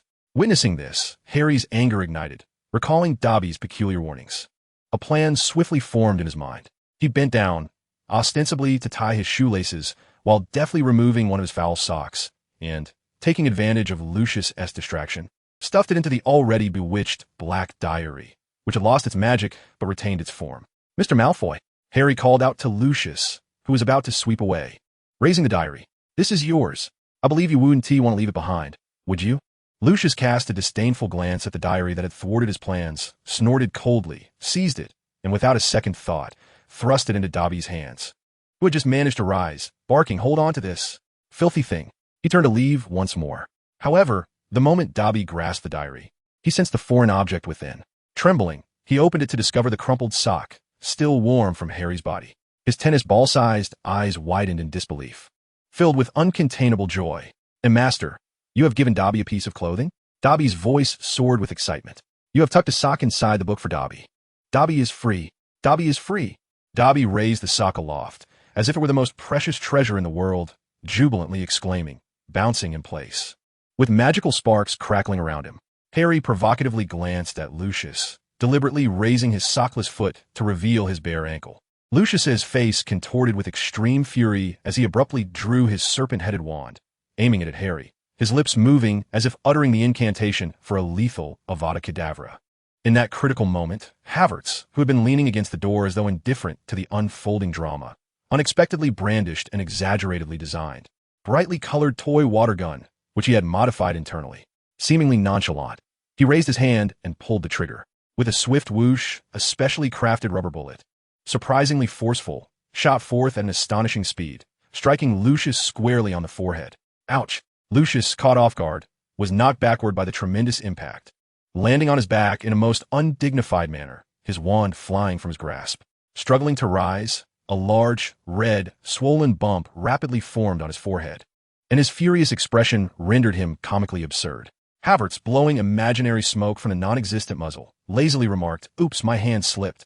Mr. Malfoy, harboring murderous intent towards children will surely invite retribution." Lucius, clutching his throbbing forehead, was nearly overcome with rage, glaring fiercely at Harry and Havertz. He retrieved his wand, but in his fury, his words became incoherent, and ultimately, he could only storm away amidst a chorus of silent laughter and Dobby's jubilant squeals, leaving behind a parting roar at the door. "You two will face consequences soon enough." Dobby ceased his jubilant leaps and approached Harry, bowing deeply, his large eyes brimming with tears of gratitude. "Mr. Harry Potter, you have liberated Dobby. Dobby shall forever remember your kindness. How may Dobby repay you?" Harry looked at the freed house elf with genuine warmth and smiled. "There is no need for repayment, Dobby. You are free, and that is the best outcome. But promise me, if you wish to help in the future, refrain from any extreme measures, like sealing off platform entrances or using bludgers, all right?" Dobby nodded vigorously, tears glistening as he vowed. Dobby remembers. Mr. Harry Potter is a good person. Dobby will find better ways to assist Mr. Harry Potter. This kind-hearted elf's promise would sow the seeds of a future replete with both brilliance and heartbreak. The turmoil of the Chamber of Secrets ultimately subsided. Soon after, Professor Sprout's meticulously nurtured mandrakes reached full maturity, and Madame Pomfrey concocted sufficient antidotes. All those petrified, including people, cats, and ghosts, successfully awoke. Colin Creevey, camera in hand, fervently pursued Harry. Justin Finch-Fletchley shyly apologized to Harry while expressing admiration. Nearly headless Nick boasted about his brush with death.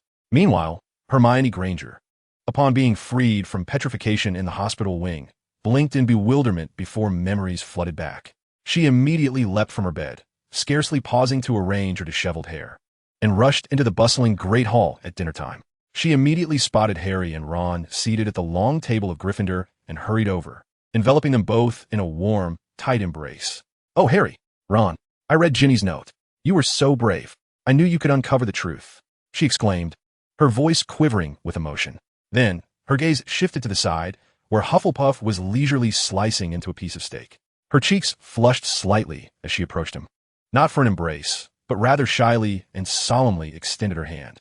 "And you too, Hufflepuff." "Thank you," she said, her voice softening considerably, her eyes shimmering as she avoided meeting his gaze. "I heard you saved everyone in the Chamber of Secrets." Hufflepuff set down his knife and fork, wiped his hands, stood up, and politely shook her hand with a gentle smile. It was nothing, Hermione. We are partners. To the onlookers, this scene was strikingly contrasting. The open embrace signifying a camaraderie forged in battle, while the bashful handshake hinted at the budding feelings of a young girl. A subtle stir of emotions that could be identified as love. At that moment, Professor Dumbledore rose and tapped his glass, silencing the hall in an instant. "I have 2 announcements to make," he said, his voice resonant and laced with cheer. "First, considering the extraordinary array of activities we have collectively experienced this semester, the faculty has unanimously decided to cancel the final examinations for this academic year." A jubilant cheer erupted, nearly lifting the roof off Hogwarts as students excitedly pounded on tables and tossed their hats in celebration of this unexpected boon. However, amidst the jubilation, one voice emitted a sigh of disappointment. Hermione Granger pouted, her expression one of discontent, as if she had missed a tremendous opportunity. For her, the inability to prove herself in the AWM was a considerable loss. Once the applause subsided, Dumbledore continued, "Secondly, we are delighted to announce that Rubeus Hagrid has returned safely. Not only has he cleared his name after 50 years, but he will also continue as our Care of Magical Creatures professor. Additionally, Professor Kettleburn can finally retire in peace." The hall erupted in enthusiastic applause once more, particularly from the Gryffindor table, where the clapping was most fervent. Hagrid stood beside the staff table, overwhelmed with emotion, using his large, grimy handkerchief to wipe away tears. Finally, Dumbledore raised his goblet. "Let us toast to truth, to courage, to friendship, and to the splendid summer that lies ahead, free from the pressures of examinations. Cheers!" Chapter 31. Research, Venom, and Early Calculations. The summer sun streamed through the spacious windows, bathing the study, cluttered with an array of peculiar materials, in a warm golden hue. The air was infused with a medley of complex scents: the dry, fragrant herbs, the faint char of something being ground down, and the indescribable, vibrant essence of magical substances. Aladdin Hufflepuff, or rather, a soul endowed with knowledge surpassing this world, was deeply engrossed in his summer research. A brass shell gleamed coldly upon the workbench. Havertz, adorned with dragonhide gloves and wielding a slender glass rod, meticulously dripped a viscous liquid, glimmering with an ominous green light, into the intricately enchanted recess of the shell. This liquid, derived from the serpent creature he had dispatched with a Barrett in the hidden chamber, was stored in a specially crafted lead container, dangerous yet precious. Scribbled notes on the parchment beside him unveiled his intention: venomous projectiles for targeted use, extracting high concentrations of serpent venom, with core enchantments to forcibly manifest and bind magical energy. His objective: to compel a specific shape-shifting entity to relinquish its guise and reveal its true form. He set down the glass rod, his fingertips gently grazing the cold shell, an icy glint flashing in his eyes. Soon, the mouse and its master would arrive. That would mark their demise, he murmured to himself, his voice barely audible in the stillness of the room, pondering a foolproof method to eradicate the grievances afflicting Blake. However, Havertz's nature would never permit him to tread a singular path. The Patronus charm was known as the most effective barrier of light, yet he instinctively contemplated further possibilities. While pure physical flames might prove inadequate, what if he combined them with magical substances capable of igniting and concentrating emotions of joy and hope? Or perhaps he could simulate the extreme heat akin to that of a fierce fire, capable of incinerating magical energy? A bold experimental concept began to crystallize in his mind, envisioning the creation of specialized emotional weaponry, such as joy concentration projectiles or enchanted incendiary vials, to test their efficacy in disrupting or even dismantling that negative energy conglomerate. This thought added several clandestine entries to his research list. He carefully categorized materials brimming with solar energy, such as sunlight orchids with their light-infused pollen, and a highly purified base of euphoria agents, contemplating how to amalgamate them with stable combustible matrices or explosive magical structures. Of course, he would not stray from the righteous path. The principles and incantation of the Patronus charm were well ingrained in his memory from a previous life. It necessitated an immensely powerful and steadfast, joyful memory, alongside a pure will to summon protection. Yet, knowing the theory did not equate to the ability to execute it, particularly for such profound magic reliant upon intense emotions, an endeavor not easily undertaken for one who habitually considered multifaceted solutions, including physical transcendence. The tip of his wand erupted in a cascade of silver light, though it remained thin and formless, akin to the breath of winter. Wavering as it sought to coalesce but ultimately dissipating into the air. What could it be? He gazed at the vanishing silver glow, curiosity lacing his voice as he spoke softly. Was it the embodiment of power and wisdom, soaring through the heavens like an Easter dragon? Or perhaps a canine, symbolizing loyalty and companionship? He shook his head, dispelling such futile conjectures. The form of the Patronus emerged from within, requiring further practice and genuinely soul-stirring, joyful memories for nurturing. Magic driven by love and hope, in many respects, tested his essence more than any intricate alchemical apparatus or formidable firearm. As for Harry's whereabouts this summer, Havertz speculated it might diverge from the original narrative. In light of his previous cordial visit and clear communication with the Dursley family, their demeanor towards Harry underwent a significant transformation. However, whether Aunt Marge's impending visit would culminate in catastrophe remained uncertain. Had Harry not succumbed to overwhelming anger and indignation, refrained from employing magic, and avoided running away from home, the night bus, which caters to lost wizards, likely would not have welcomed its most illustrious passenger. Nevertheless, he felt little concern, even if Harry did not spend the remainder of his summer at the Leaky Cauldron. Dumbledore and the Ministry of Magic would never allow the Savior to be forsaken or miss the Star of Term. They would invariably intervene, perhaps through more direct means, or by having Arthur Weasley arrive early to ensure Harry's safe passage to Hogwarts. As long as Ron and Hermione adhered to their usual plan of venturing to Diagon Alley for supplies, the trio would inevitably reunite. He merely needed to keep an eye on the corner news of the Daily Prophet or subtly inquire through occasional correspondence with Hermione and Ron to grasp the general developments. As the sun dipped low, casting elongated shadows within the study, Havertz meticulously categorized and stowed away the half-finished potion projectiles, those perilous experimental materials, and precious magical components.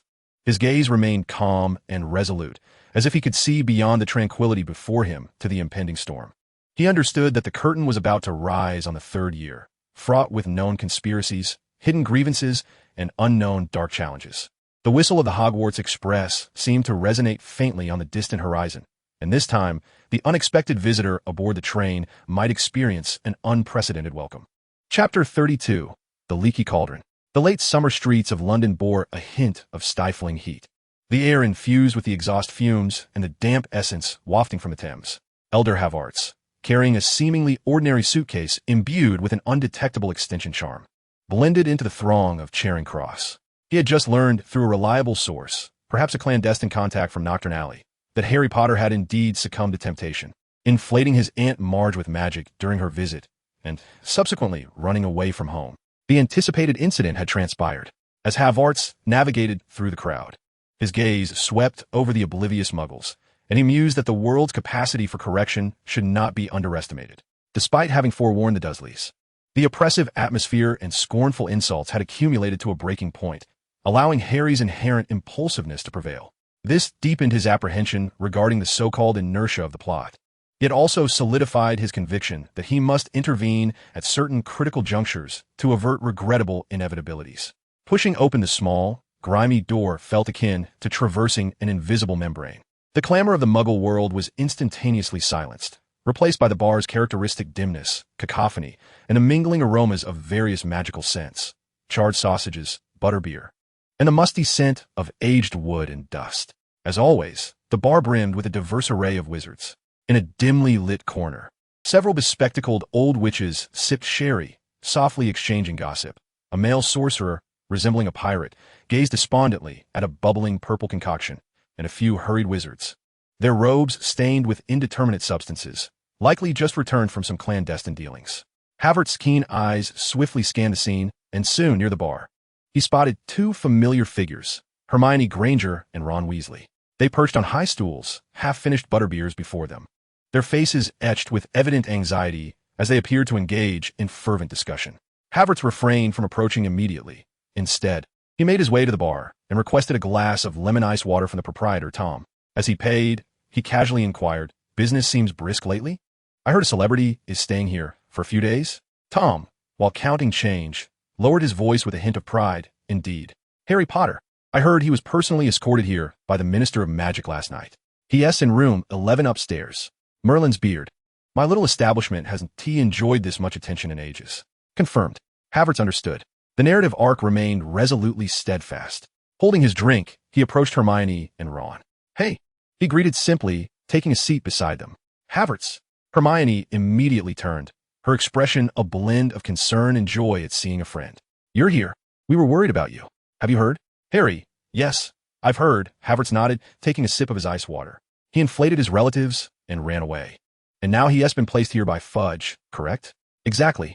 Ron interjected, his expression a mix of schadenfreude, aimed at the Dursleys, and worry for Harry. Fred and George said Aunt Marge floated away like a giant balloon. How cool is that? But Harry is in serious trouble now. He used magic while underage, although it seems Fudge isn't pursuing it. Hermione frowned, casting a disapproving glance at Ron before addressing Havertz.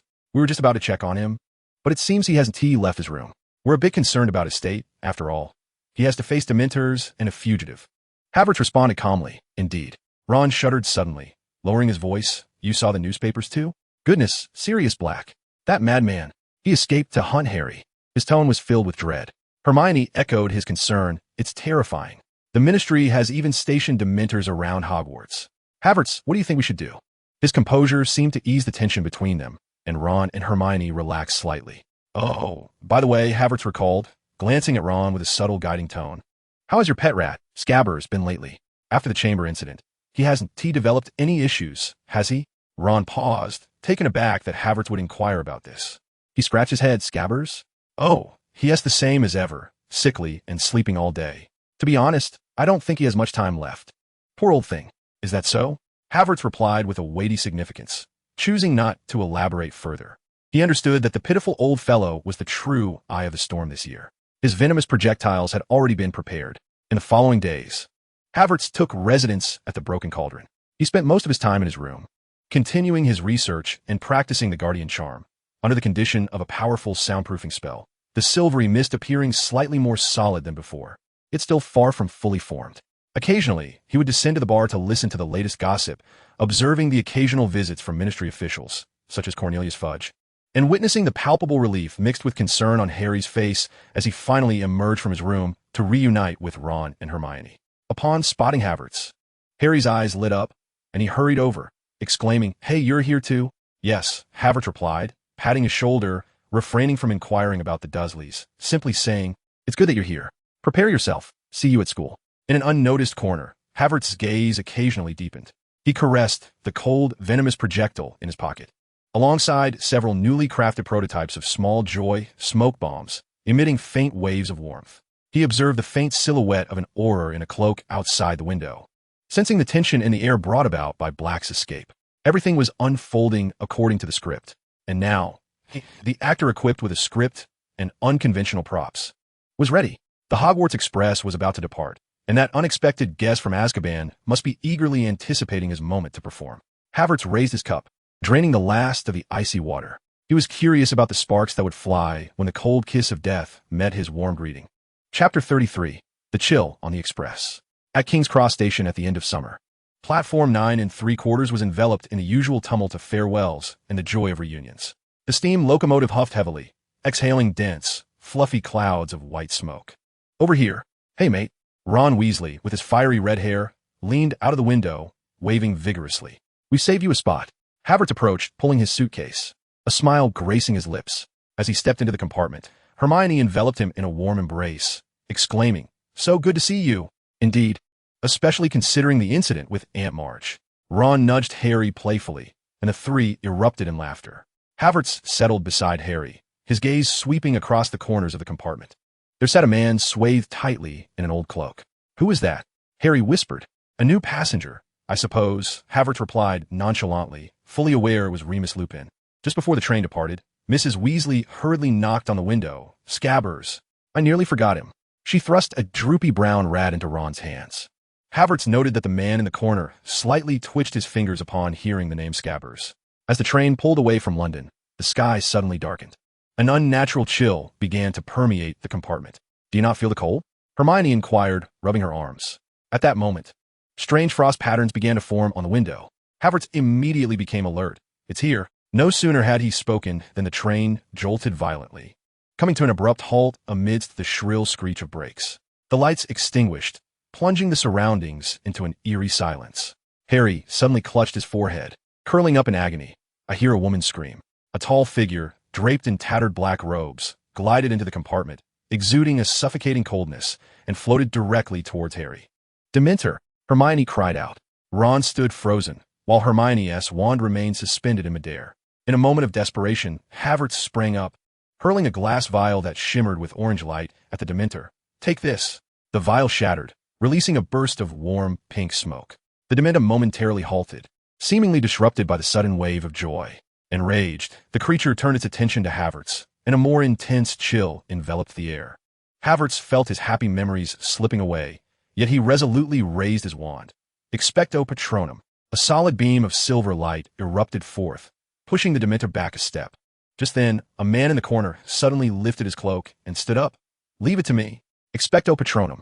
A brilliant silver light instantly filled the compartment, transforming into a massive wall of light that completely dispelled the Dementor. The lights flickered back on, and Harry slowly regained consciousness. "You fainted," Hermione said with concern, offering him chocolate. It was Professor Lupin and Havertz who saved us. The new professor distributed chocolate. "This will help you feel better." He nodded specifically at Havertz. "Your Patronus charm was quite commendable, though there is ample room for improvement." After everyone had consumed some chocolate and their complexion improved, Professor Lupin's expression turned serious as he began to explain. "Those creatures are called Dementors," he stated, "and they are the guards of Azkaban prison." Ron gasped. "Azkaban?" "Indeed."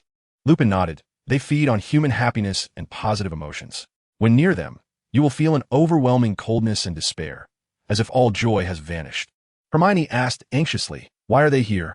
"To hunt down Sirius Black," Lupin's voice lowered. "The Ministry of Magic has authorized them to patrol the vicinity of Hogwarts and conduct searches if necessary. But they just tried to attack Harry." Ron exclaimed indignantly. "The most dangerous aspect," Lupin continued gravely, "is that if they choose, they can perform the Dementor's kiss, which extracts a person's soul, leaving behind merely a hollow shell. That is far worse than death." The compartment fell silent, the weight of his words resonating with everyone. "Thank you for sharing this with us, Professor," Hermione said softly. After the professor departed, Ron let out a long sigh. "Merlin, it seems this school year will not be tranquil. At least we have a reliable defense against the dark arts professor." Harry expressed his gratitude towards Havertz, saying, "I owe it all to you. We are a team." Havertz replied nonchalantly, "I couldn't just stand by and watch you get kissed by that guy." This remark elicited laughter from everyone present. Hermione, with curiosity gleaming in her eyes, inquired, "What was that glowing vial you threw?" "Just a little experiment." Havertz winked, an attempt to materialize happiness. It seemed to have indeed worked wonders. As the train resumed its journey, it carried the four friends toward Hogwarts. The sky outside brightened, yet each of them understood that what awaited them were not merely classes and examinations. Chapter 34. A new academic year and ominous signs. The harrowing scene aboard the Hogwarts Express lingered in the minds of many students. But as the familiar, illuminated castle came into view, the anxiety was largely eclipsed by the joy of returning to school. After enduring the thunderous, ear-piercing for Harry and Ron rendition of the school song prior to the feast, everyone settled down with growling stomachs, eagerly anticipating the banquet and the headmaster's address. "First and foremost, I am delighted to introduce our new defense against the dark arts instructor for this semester." He smiled at the staff table, Professor Remus Lupin. The applause was not particularly fervent, yet it was polite. Many students scrutinized the seemingly weary, yet gently smiling new professor with curiosity. Harry, Ron, and Hermione, particularly Harry, applauded with fervor. "Cool," Ron whispered to Harry and Havertz as he clapped. "He's far more reliable than Lockhart." Havertz nodded slightly, his gaze briefly meeting Professor Lupin's, who returned a subtle smile of gratitude and recognition. Next, Dumbledore continued, his eyes shifting to the imposing figure. "Our care of magical creatures instructor, Rubius Hagrid, will officially take over as the new professor, succeeding the soon-to-retire Professor Kettleburn." The Gryffindor table erupted into the loudest applause and cheers, with Harry, Ron, and Hermione nearly leaping from their seats. Hagrid, flushed with excitement, vigorously blew his nose with a handkerchief the size of tablecloth. Finally, Dumbledore's tone turned somber, and the atmosphere in the hall grew heavy. "I must remind everyone, as many of you may already be aware, that there has been a prison break from Azkaban. The Ministry of Magic has dispatched Dementors to guard the various entrances of Hogwarts to ensure the safety of the school." He surveyed the room, his blue eyes sharp and serious. "I must emphasize that these creatures are extremely dangerous and do not distinguish between their targets. Therefore, I must caution each and every one of you to give them no reason to harm you.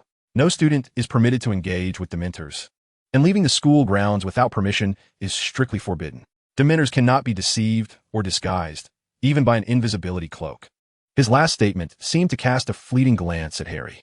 The feast concluded in an atmosphere that felt somewhat stifling. Students were engaged in animated discussions, filled with both anticipation for the new curriculum and a pervasive fear of Dementors and Sirius Black. Divination? Ron gasped as he ascended the spiral staircase towards the North Tower. I heard Professor Trelawney predicts a student's death every year, yet none have come true. Hermione scoffed at this notion, asserting, I believe divination is an exceedingly imprecise magical discipline. Hufflepuff refrained from expressing an opinion. Yet he was acutely aware that within this vague art had emerged the precise prophecy that led to the demise of Harry's parents and the downfall of Voldemort. It was that very prophecy regarding a boy born at the end of July that compelled Voldemort to choose Harry, indirectly resulting in his own destruction. The divination classroom was adorned like an attic tea house, stiflingly warm, permeated by an intoxicating aroma that induced dizziness. Professor Trelawney, a witch with oversized glasses draped in a sheer shawl, spoke with an ethereal voice laced with dramatic tremors. She instructed her pupils on the art of tea leaf reading. When it was Harry's turn, she cradled his teacup and let out an exaggerated shriek. My dear child, she quavered, do you see it? The cross signifies trials and suffering. And what is that? A hound? The grim. My dear, this is an omen of death. Harry's complexion paled instantly, while Ron anxiously scrutinized the cup, as if a sinister black dog truly lurked within. Whispers filled the classroom, with many students casting glances at Harry, their expressions a blend of sympathy and curiosity. Nonsense, Hermione muttered under her breath, vigorously shaking her teacup as though to expel the tea leaves. Hufflepuff observed this scene with an unperturbed heart. He understood that the so-called omen was merely Sirius's inimicus form, a large black dog, and that Harry's suffering stemmed more from the connection between the fragment of soul within his forehead and Voldemort, as well as the fate he was destined to confront. Do not worry, Harry, Hufflepuff reassured, giving Harry's shoulder a pat as the class bell rang. Speaking in a relaxed tone, I would wager all my chocolate frog cards that you will not perish this year at the hands of a shadow resembling a dog. His words eased Harry and Ron's anxiety somewhat, while Hermione nodded in agreement. Absolutely correct. It is merely a vague symbol and a game of probabilities.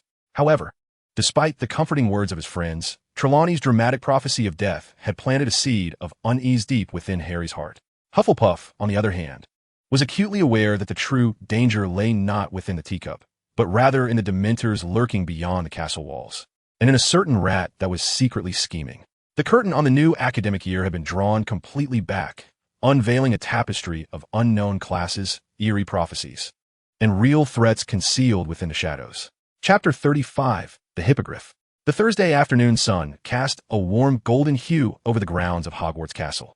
Third-year students gathered at the edge of the Forbidden Forest, awaiting Hagrid's inaugural lesson on care of magical creatures, the air thick with curiosity and a hint of apprehension. It has come to my attention that Hagrid has procured some intriguing new creatures from the Forbidden Forest.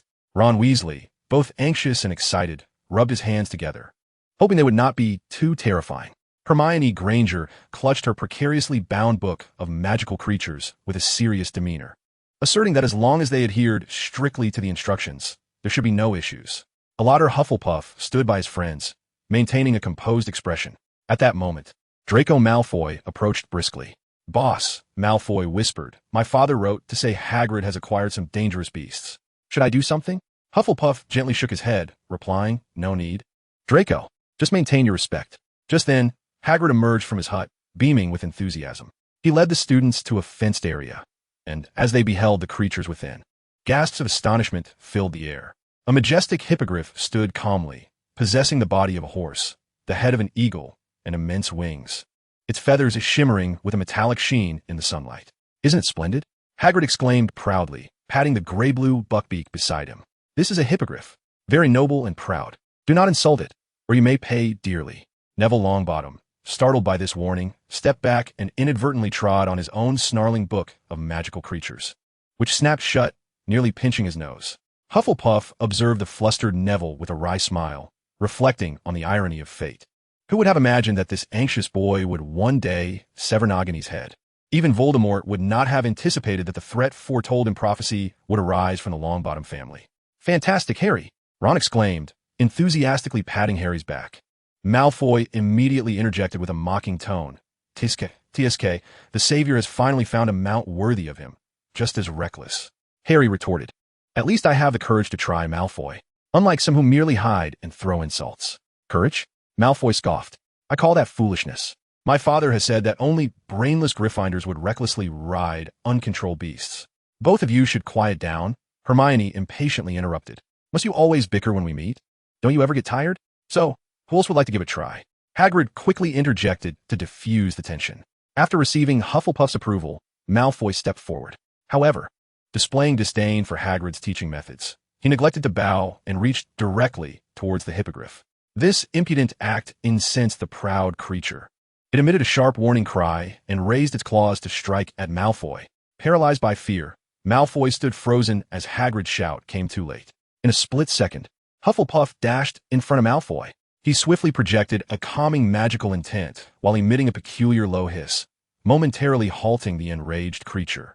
He then performed a proper bow, locking eyes with it resolutely. Malfoy, trembling and pale, stammered, "Thank you." "Step back, Draco," Hufflepuff calmly instructed. Once Malfoy retreated to a safe distance, Hufflepuff gently patted the hippogriff's neck and deftly mounted it. The proud creature emitted a joyful cry, soaring skyward. Merlin above. It was simply magnificent. Hagrid was overwhelmed with emotion, tears glistening in his eyes. Hermione's eyes sparkled. "How did you achieve this? You seem to possess a remarkable understanding of them." Hufflepuff gently stroked the beak of the griffin, saying, "Respect is reciprocal. Magical creatures comprehend sincerity far better than we imagine." After class, Draco Malfoy approached Hufflepuff, his head bowed. "I apologize, mate, I was foolish. Thank you for saving me. Remember this lesson, Draco. Arrogance is the greatest peril." Malfoy hesitated for a moment, then unexpectedly turned and awkwardly apologized to Hagrid. Hermione, witnessing this scene, whispered to Hufflepuff, "Not only did you save him, but you also taught him to apologize. That is truly remarkable." Hufflepuff smiled faintly, aware that change requires time. Yet today undoubtedly marked a promising beginning. Chapter 36. Aftermath of the Feast and Intruders. That evening, the conversations in the Gryffindor common room and at the hall's feast revolved almost entirely around the exhilarating care of magical creatures class. Draco Malfoy, typically disdainful of Gryffindor's lessons, could not help but boast at the Slytherin table, even as students from other houses passed by. You should have seen it. Malfoy's voice rose with excitement, a sense of pride in his tone. That savage beast suddenly raised its claws, swift as lightning. Even Hagrid was momentarily stunned. In that instant, our leader, Hufflepuff, darted in front of me. He gestured animatedly, striving to maintain Slytherin's elegance. Yet his admiration and fear were unmistakable. Seated at the Gryffindor table, Hufflepuff could faintly hear snippets of Malfoy's tale and couldn't he help but shake his head slightly. Ron rolled his eyes in the direction of Slytherin. Look at him, so pleased with himself, as if being rescued is a badge of honor. Hermione, however, focused on another aspect. Nonetheless, Malfoy is right. Had a serious attack occurred today. With Lucius Malfoy's influence, Buckbeak would have likely faced dire consequences, and Hagrid would certainly have suffered severe repercussions. She looked at Hufflepuff earnestly. You truly averted a tragedy. Harry nodded in agreement. Although he disliked Malfoy, he certainly did not wish for Hagrid or his beloved magical creature to come to harm. Hufflepuff thought to himself, with this, the scene from the original work where Buckbeak is sentenced to death, leaving Hagrid heartbroken, should not transpire. A slight twist can alter many outcomes. At that moment, the atmosphere of the feast was abruptly disrupted by a sudden commotion. Several students, having just received the latest edition of the Daily Prophet from home, simultaneously exclaimed in astonishment. Merlin's beard. Look at this. A Hufflepuff girl pointed at the newspaper's front page, her voice trembling. The headline boldly announced, Black makes another appearance. Signs of intrusion detected within Hogwarts. The accompanying article was vague, yet suggested evidence that Sirius Black might have breached the outer defenses of the Dementors, even leaving traces of his presence near the castle. Panic spread through the hall like a plague. Whispers escalated into anxious discussions as everyone instinctively glanced around, as if the infamous murderer could leap from the shadows at any moment. Has he truly entered? Neville's voice quivered with distress. What is the Ministry of Magic and the Dementors doing? Ron exclaimed angrily, striking the table with his fist. Amidst the chaos and unease, Hufflepuff remained remarkably composed. He slowly set down his pumpkin juice, his mind racing. Indeed, the arrival was swifter than anticipated. According to the narrative, he was supposed to have entered Hogwarts through the secret passage beneath the Whomping Willow, with its exit situated in the Shrieking Shack of Hogsmeade. He recalled details from the original text, realizing that Black was likely hiding there now. That so-called most haunted house in all of Britain was indeed an excellent hideaway. A thought took shape in his mind. He needed an opportunity to confirm this. Not now, he mused, as he couldn't risk alerting anyone. But he needed to ascertain if the situation aligned with his expectations. Perhaps he could find an excuse to investigate during the next Hogsmeade weekend, or more directly. Observing his panicked classmates and the teacher's expressions of impending dread, he understood that the castle's security would be immediately heightened. Yet, this could not deter a vengeful animagus. Nor could it impede a visitor aware of the script. The Shrieking Shack? It was indeed time for a visit. Hufflepuff silently affirmed, a subtle glint of sharpness flickering in his gaze. He understood that a formal encounter with this uninvited guest might soon be on the agenda, and his venomous spell was already prepared for the true target. Chapter 37, Boggart, Patronus, and Wolfsbane Potion. On Thursday morning, the third-year students approached the defense against the dark arts classroom with heightened anticipation. Following the thrilling episode on the Express, they had gained a direct understanding of their new professor, Lupin's capabilities. The classroom had been rearranged, the previously ominous atmosphere dispelled, leaving it bright and tidy. Professor Lupin stood at the front, albeit with a hint of fatigue in his complexion, his gaze warm and commanding. He approached an old wardrobe in the corner of the classroom, which was shaking violently. Something inside was banging against the doors. Boggarts prefer dark, confined spaces, Lupin explained, such as wardrobes, under beds, or in closets. They possess no fixed form, but instead read our innermost fears, transforming into our most dreaded visions. A wave of uneasy whispers rippled through the classroom. Neville's face began to pale. However, the incantation to defeat a boggart was surprisingly simple and rather amusing. With a flourish of his wand, Lupin made a clear gesture, emphasizing the importance of willpower. You must concentrate, forcing it to morph into a shape you find laughable. Laughter and joy are its greatest adversaries. Who would like to be the first to try? After a moment of silence, under Lupin's encouraging gaze, Neville timidly raised his hand. Excellent, Mr. Longbottom. Lupin praised now. Tell me, what do you fear the most? Professor Snape, Neville whispered. A number of students could not help but chuckle. And even a hint of a smile crept onto Lupin's lips. It was quite representative. He instructed Neville to stand before the wardrobe and prepare his wand. When the wardrobe door swung open with a loud bang, Professor Snape, clad in a long black robe and wearing a grim expression, suddenly appeared. Neville stepped back in fright.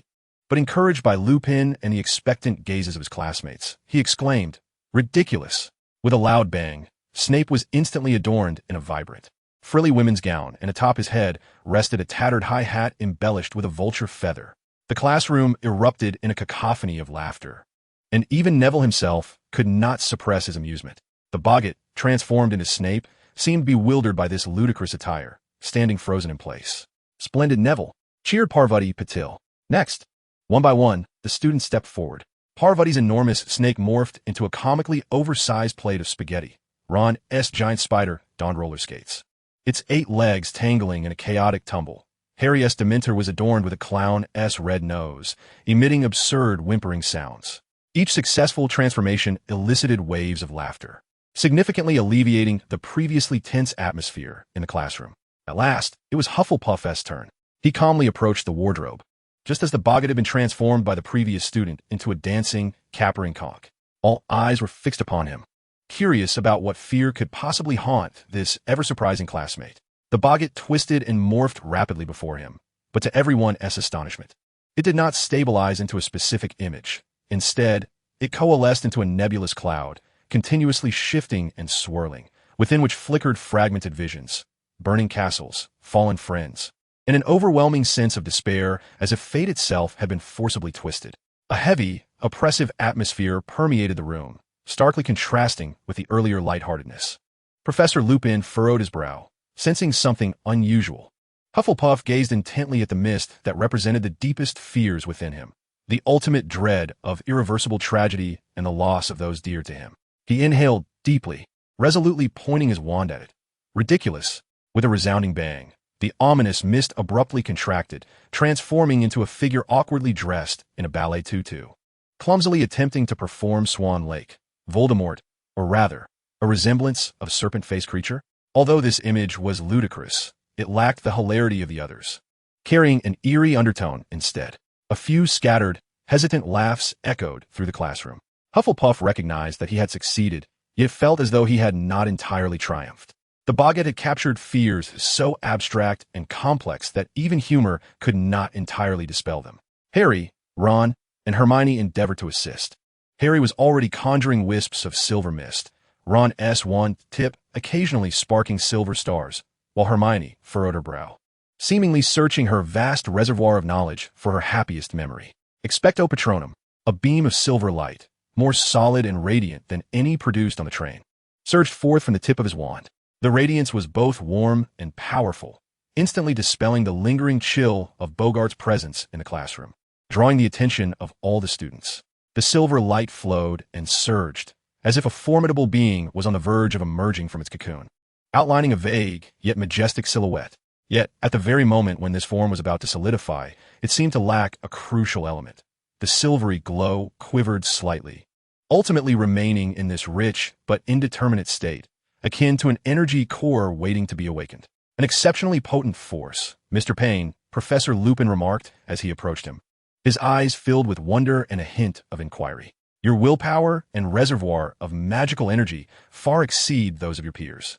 However, the form of a Patronus arises from a perfect fusion of one's innermost protective beliefs and joy. It appears you are still in search of that embodiment which resonates with your soul, or perhaps something is hindering your connection to that purest form of happiness. Havertz slowly lowered his wand and nodded. He understood that Lupin had touched upon a critical point. He possessed strength, he possessed memories, yet the soul that belonged to another world, coupled with the deep-seated awareness and sense of responsibility regarding the narrative and destiny, created a veil that separated him from the most primal and unrestrained joy of this world. The class bell rang, and the students reluctantly departed the classroom. Havertz deliberately slowed his pace. When only he and Professor Lupin remained, the latter collecting his teaching materials, Havertz stepped forward. Lupin's actions abruptly halted, his complexion paling and stiffening. He raised his gaze, looking deeply into Havertz's eyes, his expression a complex amalgamation of shock, wariness, and a flicker of panic at being seen through. You are mistaken, Mr. Payne, he said, his voice somewhat hoarse. Perhaps, Havertz replied calmly, choosing not to argue. I have recently been studying the correlation between ancient runes and the behaviors of magical creatures, delving into some rather obscure texts. Among them, it was mentioned that under certain extreme circumstances, a werewolf's transformation can be temporarily suppressed or alleviated by specific potions, such as a modified variant known as the Draught of Living Death. It is said that with the addition of moonlight herb and asphodel root, the agony of transformation can be significantly mitigated, allowing the drinker to retain clarity of mind. Professor Lupin was utterly taken aback, gazing at Havertz as if truly seeing this student for the first time. After a prolonged silence, he sighed, his shoulders slightly relaxing, a complex emotion akin to that of a person burdened by a heavy secret, suddenly discovered, yet finding a semblance of relief. You are exceedingly clever, Havertz, he finally said, his voice low and tinged with an almost imperceptible tremor. Clever to a frightening degree. You have deduced the truth, have you not? Havertz nodded. I mean no offense, Professor. I merely believe that an excellent and caring educator deserves a relatively stable teaching career. He refrained from saying more and instead retrieved a small yet securely sealed crystal vial from his pocket, which had been subjected to the undetectable extension charm. Within it swirled a liquid that exhibited a peculiar pearlescent sheen, with faint silver glimmers dancing within. This is a refined version of the Wolfsbane potion, secretly concocted by him based on established theories, supplemented with advice regarding potion stability indirectly obtained from Professor Snape, along with his own innate talent in potion making. He speculates that its effects should be gentler and have fewer side effects than the standard version provided by Snape. This creation is a personal endeavor of mine, adjusted from the base of the Living Death potion, and may offer you some additional assistance during specific periods. Hufflepuff placed the crystal vial upon the lectern, believing it would better aid the user in maintaining their sanity and alleviating physical burdens. Of course, how to utilize it is entirely at your discretion. Lupin gazed at the vial, his expression oscillating between gratitude, shock, and disbelief, ultimately transforming into profound emotion. He refrained from inquiring how Hufflepuff had procured the materials and completed the potion in such a short time. He suspected it might relate to the peculiar academic rapport between the two, and he did not question the potion's authenticity. As Hufflepuff's prowess in potions class was well recognized, he extended his hand, gingerly lifting the crystal vial as if cradling a priceless treasure. Thank you, Hufflepuff, he said, his voice hoarse and filled with sincere appreciation. I scarcely know what to say. This gift is invaluable. "It is my pleasure to assist you, Professor." Hufflepuff replied with a slight bow. "I shall not intrude any further." He turned and departed the classroom, leaving Professor Lupin standing in place, gazing intently at the softly glowing potion, his eyes glistening with unshed tears. This heavy secret, which had nearly burdened him throughout his life, was discerned and addressed by a third-year student in such a manner. It filled him with warmth and, for the first time, eased some of the dread he felt about the impending full moon night. Hufflepuff walked calmly down the corridor. Assisting Lupin was not only to prevent any potential mishaps during his transformation, but also out of respect for the professor, who had long battled against fate. He understood that the real storm had yet to arrive, but being prepared was never a disadvantage. The sky outside the castle grew gradually darker, while the secrets of the Shrieking Shack and the Whomping Willow lay quietly in wait within the shadows. Chapter 38. The Moonlit Visitor and the Secret Passage Beneath the Willow. The night was as dark as ink, and Hogwarts Castle cast a majestic and tranquil silhouette under the cold moonlight. Curfew had passed. Most windows were enveloped in darkness, save for the torches flickering tirelessly along the corridor walls, illuminating a figure that seemed to meld seamlessly with the shadows. Stealthily navigating the familiar path towards the edge of the forbidden forest at the rear of the castle. "Do not disturb it," Hufflepuff reaffirmed in his mind, recalling that this was the loyal guardian set by Professor Dumbledore to protect both the secret and Professor Lupin. He was acutely aware that the switch to the passage lay concealed beneath the wildly thrashing branches at a specific knot near the tree roots. The challenge was how to safely touch it without being reduced to a mere pulp. Forcing a way through was far from prudent, and concocting a targeted potion on short notice would be too time-consuming. Havertz's gaze was as sharp as that of a hawk, calmly analyzing the trajectory of the flailing willow branches and the fleeting gap at the base of the trunk, his mind racing with calculations. The remote trigger required a tool that was not only precise, but also inconspicuous. In an instant, a plan materialized. Silently, he retrieved from his seemingly all-encompassing multifunctional pocket a modified toy gun, equipped even with a rudimentary optical sight. This gun did not fire lethal bullets. Instead, it launched specially designed rubber suction cups with a lightly adhesive tip, the impact meticulously controlled to a minimal level, its sole advantage being its ability to achieve pinpoint accuracy at close range. He adjusted his breathing, kneeling on the ground, and through the makeshift sight, he painstakingly searched for the critical target amidst the chaotic dance of branches. The interplay of moonlight and shifting shadows greatly heightened the difficulty of his aim. Several times, just as he locked onto the inconspicuous tree knot, his focus was abruptly disrupted by the fierce sweep of a willow branch. Patience is the virtue of a hunter. Like the most seasoned sniper, Havertz cast aside distractions, wholly immersing himself in the anticipation of the perfect moment. It arrived. A particularly robust main branch had just swept across with tremendous force, leaving a fleeting yet unmistakable gap at the base of the trunk. Without a moment's hesitation, Havertz steadied his aim and pulled the trigger. A soft, muffled sound akin to a sigh echoed. The tiny rubber suction cup traced a brief, precise line, striking the pivotal tree knot with exactitude. The mechanism was triggered. A faint yet distinct creaking emanated from within the trunk. Soon after, the ground near the willow's roots began to sink, swiftly revealing a dark, sloping entrance wide enough for a single person to pass through. Moreover, as if all frenzied energy had been abruptly siphoned away, the wildly thrashing branches suddenly stiffened, then gently drooped, regaining the tranquil demeanor of ordinary willows swaying in the night breeze. Havertz swiftly stowed the toy gun, his form a blur as he darted through the now non-threatening area, unhesitatingly slipping into the abyss of the unknown and secretive passageway. The hidden path was dark and damp, the air thick with the scent of rich earth, decaying roots, and the weight of long-held silence. He illuminated his wand, the feeble glow barely illuminating the narrow, rough-hewn corridor beneath his feet. He advanced rapidly along this seemingly endless route, and after an indeterminate time, he finally beheld a staircase ascending ahead and a heavy trapdoor. Taking a deep breath, he pushed open the door and stepped into a chamber. Time here seemed to have frozen for decades. Thick layers of dust cloaked everything. Cobwebs hung like tattered drapes from the ceiling, and the furniture lay in disarray, haphazardly pushed into corners, the entire space steeped in an atmosphere of desolation, as if forgotten by the world. This was the fabled Scream Shack. He lowered his wand, relying solely on the dim moonlight filtering through the tattered curtains to survey his surroundings, while heightening his senses to their utmost. A palpable intuition informed him that he was not alone. "Come out, Blake," The voice of Havertz reverberated through the stillness of the room. Calm and undisturbed, as if greeting an old friend, a silent acknowledgement of presence. I know you are here. I'm not here to apprehend you, nor am I an ordinary student. We can converse about Peter Pettigrew, about the injustices you bear. In response, an all-consuming silence enveloped the space.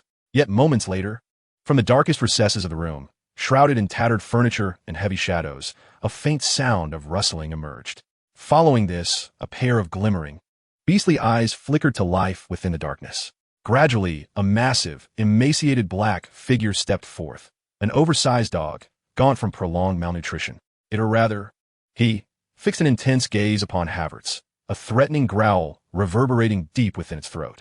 In the next instant, a peculiar transformation ensued. The contours of the black dog began to blur, stretch, and twist, akin to a film played in fast forward. Within mere seconds, it morphed from an animal into the shape of a man.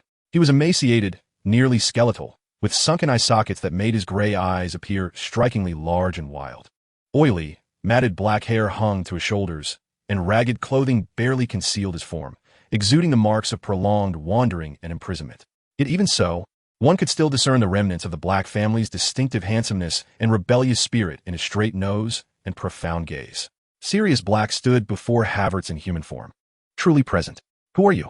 His voice was raspy and haunting, as though his vocal cords had been corroded by rust, each word laden with painful friction. Yet the wariness and strength within it were unmistakable. How do you know Peter? At the mention of that name, a palpable hatred permeated the air, tangible and suffocating. I am one who knows the truth. Havertz did not retreat, his gaze steady upon the weathered man before him. I know you did not betray James and Lily. I know the secret keeper was secretly replaced by Pettigrew, that he is the true traitor, and he is still alive, hiding at Hogwarts, disguised as a rat, concealed in Ron Weasley's pocket. His current name is Scabbers.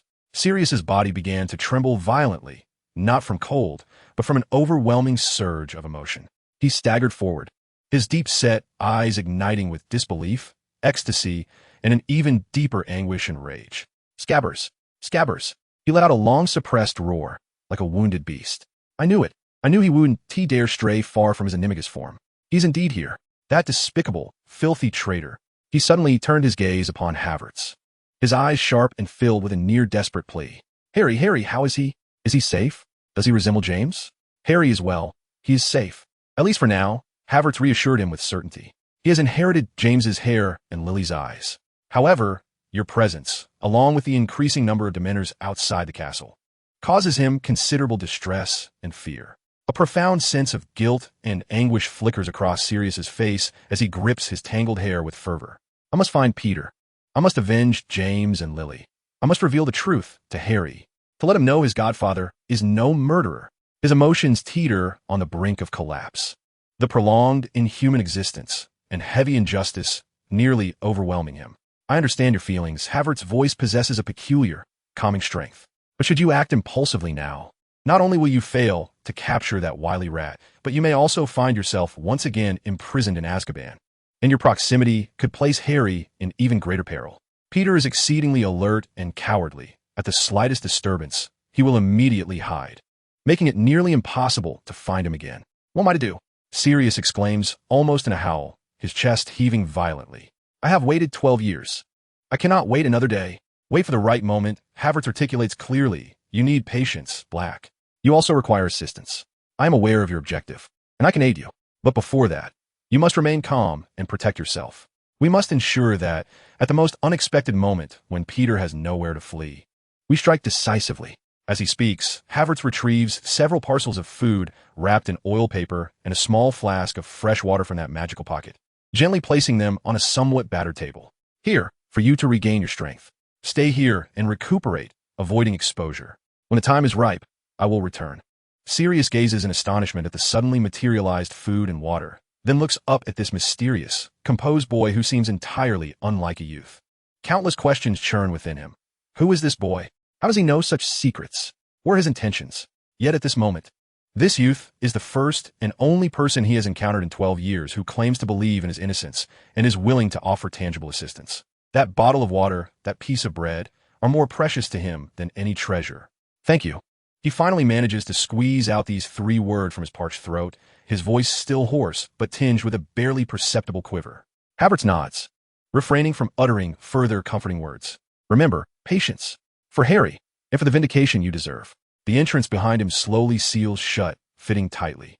As if a spell has been lifted, the branches of the Whomping Willow begin to sway slowly and cautiously once more, faithfully resuming their duty of guarding secrets, as if nothing had transpired. Chapter 39. The Permission to Hogsmeade and a Deeper Alliance. The first weekend of October envelopes Hogwarts in an atmosphere of excitement. Students in their third year and above, provided they have obtained their guardian's signature, may venture to the only all-wizarding village, Hogsmeade, to spend the weekend. During breakfast in the hall, the students chattered excitedly about the Duke of Honey's sweets, the butterbeer from the Three Broomsticks, and the prank items from Zonko's joke shop. Ron and Hermione had long since secured their permission slips, and they regarded the sullen Harry with a mix of excitement and concern. Why not seek out Professor McGonagall, Harry? Hermione suggested earnestly. Have a good talk with her. Ron sympathetically patted his shoulder. At that moment, Hufflepuff joined Harry, cradling a cup of milk. He had noticed Harry's predicament. Don't be too disheartened, Harry, Hufflepuff said casually after taking a sip of his milk. Easier said than done, Hufflepuff, Harry sighed. You must have your signature, right? You can go. Well, family matters have been sorted. Hufflepuff nodded, then shifted the conversation. But you do genuinely want to go, don't you? Of course, Harry nearly exclaimed. For Hogsmeade held immense allure for any Hogwarts student. Perhaps you needn't rush to find Professor McGonagall, Hufflepuff mused, a mysterious smile playing on his lips. There might be a more suitable and unexpected person who could assist you with this matter. Harry looked puzzled. Unexpected person? Who? Who other than the Dursleys could? Although still troubled by the matter of Hogsmeade, Harry's attention was drawn to the term demeanor. He nodded. The two found him in Professor Lupin's office. The room remained modest, yet it exuded a livelier atmosphere than at the beginning of term. Lupin welcomed them warmly and provided thorough answers to Hufflepuff's intricate inquiries regarding the characteristics and weaknesses of Dementors, aside from the Patronus charm and their range of perception. He even shared practical techniques for concentrating against their influence that were absent from textbooks.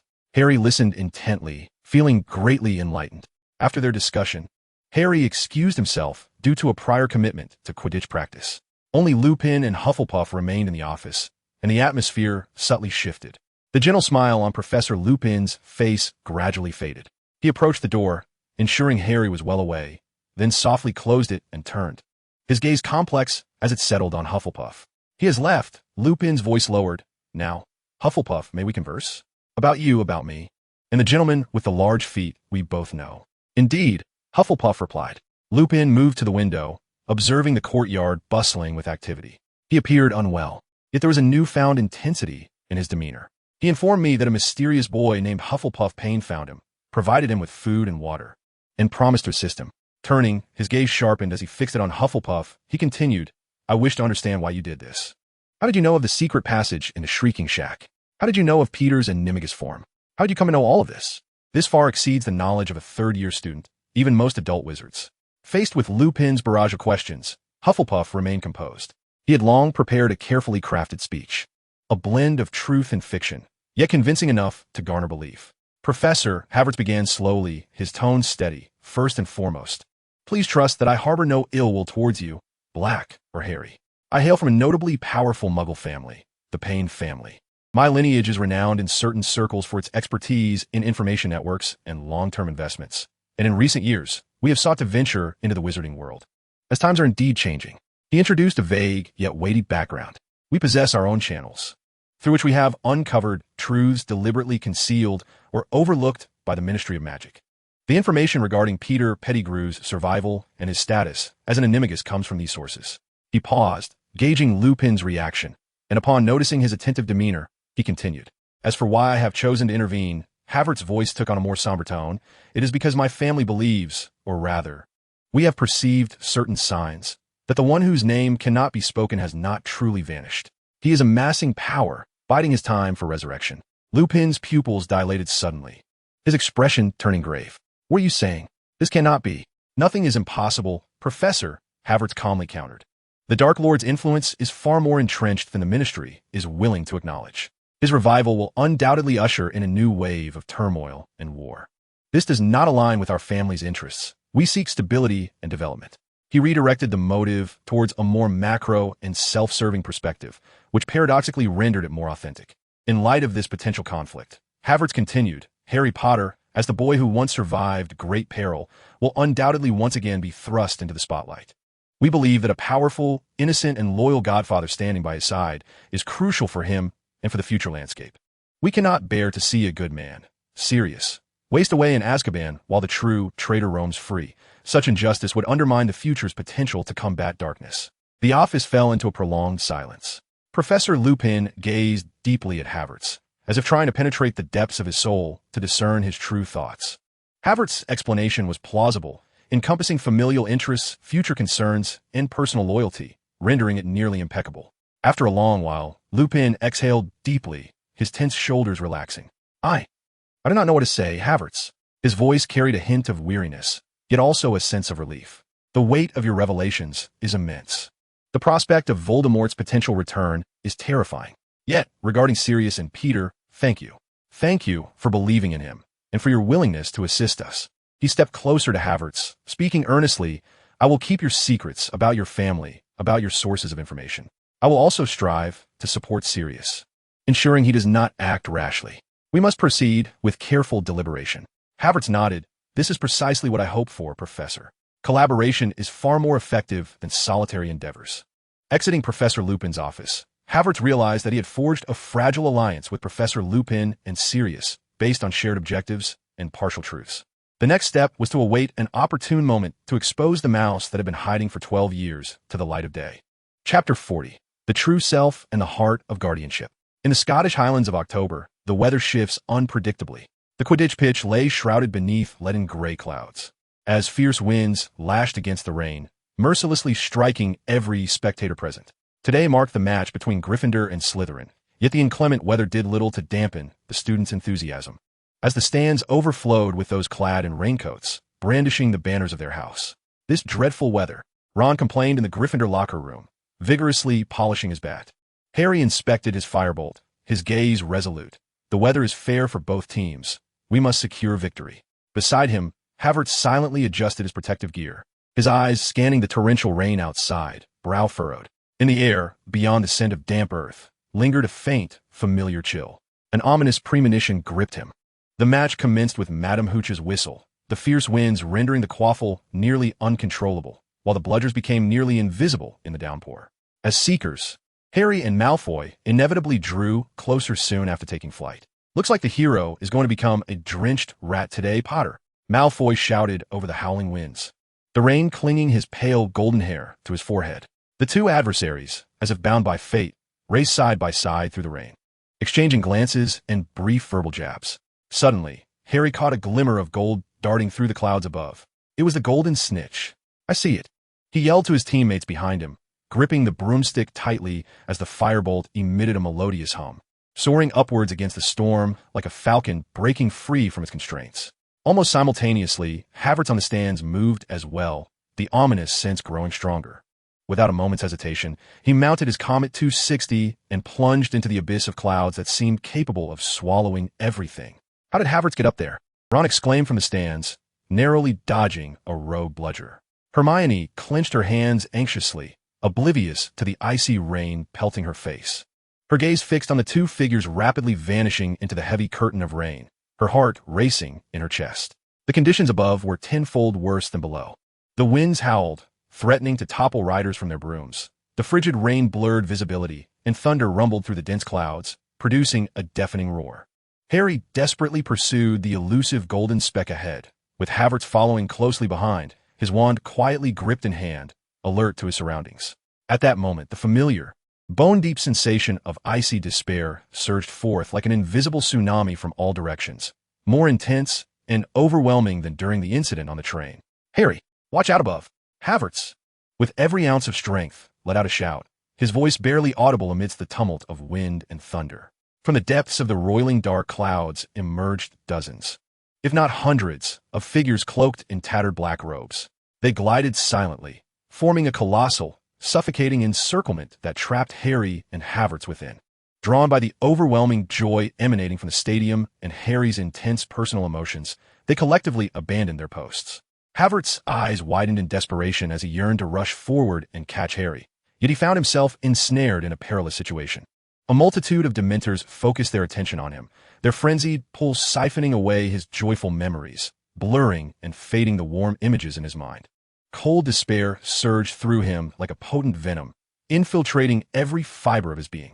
His comet broom emitted a groan of near disintegration, violently jolting amidst the gale.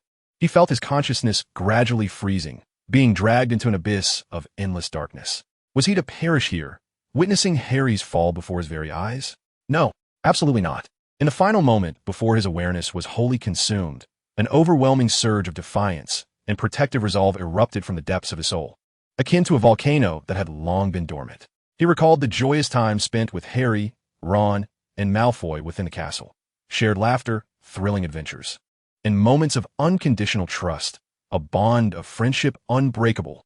Ultimately, a vividly clear image crystallized in his mind: Hermione. Not the serious silhouette buried in books at the library, nor the composed figure analyzing situations with clarity during crises, but the moment aftercare of magical creatures when she looked at him, her bright brown eyes shimmering with shyness and subtle admiration. The fleeting warmth and flutter ignited by her fingertips brushing against his when she quietly lent him her neatly organized notes, her genuine happiness for his every success, radiating a particularly dazzling smile. This was a vague yet profoundly warm and steadfast emotion, one he yearned to fiercely protect, a love that shattered the heavy clouds like the dawn, instantly dispelling all shadows and chill. It was a desire to safeguard the beauty of this world, to protect her smile, to cherish the purest love for a shared future with her and all of them. The friendship among friends, the unwavering support from parents akin to mountains and seas, and the budding affection all converged seamlessly in that moment, intertwining and elevating to form an unprecedented, magnificent warmth, an energy capable of rending apart the darkest of nights, filling his limbs and igniting his soul. Havertz straightened his spine, which had almost succumbed to despair, and his eyes erupted with a brilliance rivaling the stars, a radiant silver light. Ignoring the imminent breakage of his broom and the biting chill enveloping him, his heart harbored but one resolute thought: to protect Harry, to safeguard everything. He maneuvered the broom with a near-manic fervor, diving downward in an attempt to reach the plummeting Harry, simultaneously raising his wand high, as if to pierce the stifling sky, pouring forth all the warmth, will, and strength within him, accompanied by a spell that carried countless hopes, utterly and unreservedly unleashed. Expecto Patronum, no longer merely a beam, but the roar of life. The cry of the soul, a vast expanse as magnificent as the Milky Way and as radiant as the rising sun, erupted with him at its core, sweeping all in its path. The brilliance was so intense, so pure, that it instantaneously dispelled the surrounding darkness and rain, as if it had forcibly conjured a realm of light amidst the endless storm clouds.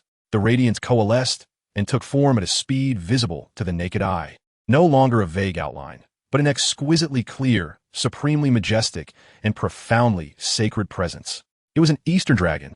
Its entire being was composed of the purest silver light, its elongated and graceful body twisting and curling through the storm clouds, seemingly endless, embodying ancient mystery and majesty. Its scales, resembling the finest gem carvings, shimmered with a moonlit brilliance, for powerful dragon claws glinted with a chilling light, as if capable of tearing apart all malevolence. Atop its regal dragon head, enormous eyes burned with a silvery flame, surveying the world, imbued with boundless wisdom, strength, and compassion. It possessed no wings, yet soared freely between heaven and earth, surrounded by a silvery mist akin to auspicious clouds, radiating a comforting aura. This was a sacred being from ancient Eastern legends, the embodiment of power, wisdom, auspiciousness, and the highest guardianship. The silver dragon emitted a silent, yet soul-shaking roar, cleansing all impurities. Its colossal and divine form circled gracefully, enveloping the falling Havertz and the already unconscious Harry, forming an absolutely secure protective domain. The once greedy and despair-laden Dementors emitted piercing wails of sheer terror in the presence of this sacred and formidable guardian. Their dark essence dissipated rapidly, as if snow meeting a scorching sun, scattering into nothingness. They struggled frantically, retreating as if confronted by their natural nemesis, ultimately transforming into wisps of disheveled black smoke, completely dispelled and vanished without a trace. The storm clouds seemed to lighten slightly in the wake of this divine radiance, and the torrential rain appeared to pause momentarily. Just as the Guardian successfully drove away all the Dementors, and Havertz, drained of all energy, felt the broomstick buckle under the strain and shatter. The two were on the brink of a perilous fall. A gentle yet immensely powerful golden light, akin to the warmest sunshine, descended, steadily cradling the falling bodies of Havertz and Harry. They seemed to land upon an invisible, soft cloud, their descent immediately alleviated, gently and safely drifting toward the center of the Quidditch pitch. All present beheld this breathtaking spectacle of the silver dragon and the timely emergence of the golden light, filled with wisdom and strength. In the final moment before losing consciousness, Havertz summoned the last vestiges of his strength to lift his head, gazing toward the direction of the main stand. There stood Headmaster Albus Dumbledore, his silvery hair and beard gently billowing in the wind, his blue eyes behind half-moon glasses filled with astonishment, admiration, and a profound understanding. The ancient wand in his hand was being lowered slowly, its tip still glowing with a lingering warmth of golden light. "It was you," a thought flashed through Havertz's mind, and he immediately relaxed, slipping into unconsciousness. He did not release the arm he had wrapped around Harry. The two of them gently descended onto the muddy pitch, as if merely asleep. After a few seconds of profound silence, the crowd erupted in a deafening roar, a cacophony of gasps, cheers, and cries. Harry, Havertz, Hermione, and Ron's voices, filled with emotion, rushed down from the stands, frantically making their way to the center of the field. Professor McGonagall, Madame Pomfrey, and others approached with pale faces, urgency in their stride. Dumbledore stood in the stands, his gaze lingering on the two children in the center of the pitch, alongside the silver, dragon-shaped Patronus, which was slowly dissipating yet still cast an unforgettable shadow of majesty. His expression was profoundly contemplative as he murmured softly to himself, a whisper audible only to him. The wind and rain gradually diminished, seemingly subdued by that formidable force of light. The name Havertz Payne, along with the silver dragon soaring through the storm, was destined from that moment to become another immortal legend of Hogwarts. Chapter 41, Awakening, the Map, and the Judgment Plan. Havertz Payne regained consciousness amidst a sensation akin to his soul being torn apart and then barely stitched back together. The familiar scent of antiseptic from the hospital wing filled his nostrils as he struggled to open his heavy eyelids, the first sight that greeted him being the white canopy above. Instinctively, he reached for his wand beside the pillow, a habitual action upon waking in an unfamiliar environment. What a blunder! I nearly made a grave mistake, he mused bitterly, only to be overtaken by another potent emotion. My Patronus is undeniably magnificent. A Chinese dragon, the silver dragon shadow, soaring through the storm, dispelling the darkness, was now vividly imprinted in his mind. Was it due to my deep-rooted soul's attachment to the East? Or did this body truly carry the blood of ancient China within its veins? He recalled the resonant mystique when his Patronus took form, and a thought emerged. When I return home for the holidays, I must ask my parents whether our ancestors indeed have ties to China. He turned his head and noticed Harry had also just awakened in the adjacent bed, blinking in confusion. Harry, Havertz, you're awake. Hermione, who had been vigilantly by their side, immediately rushed over with red-rimmed eyes, clearly having cried. Ron, visibly relieved, approached as well. Merlin's beard, you two are finally awake. Ron exclaimed, do you realize?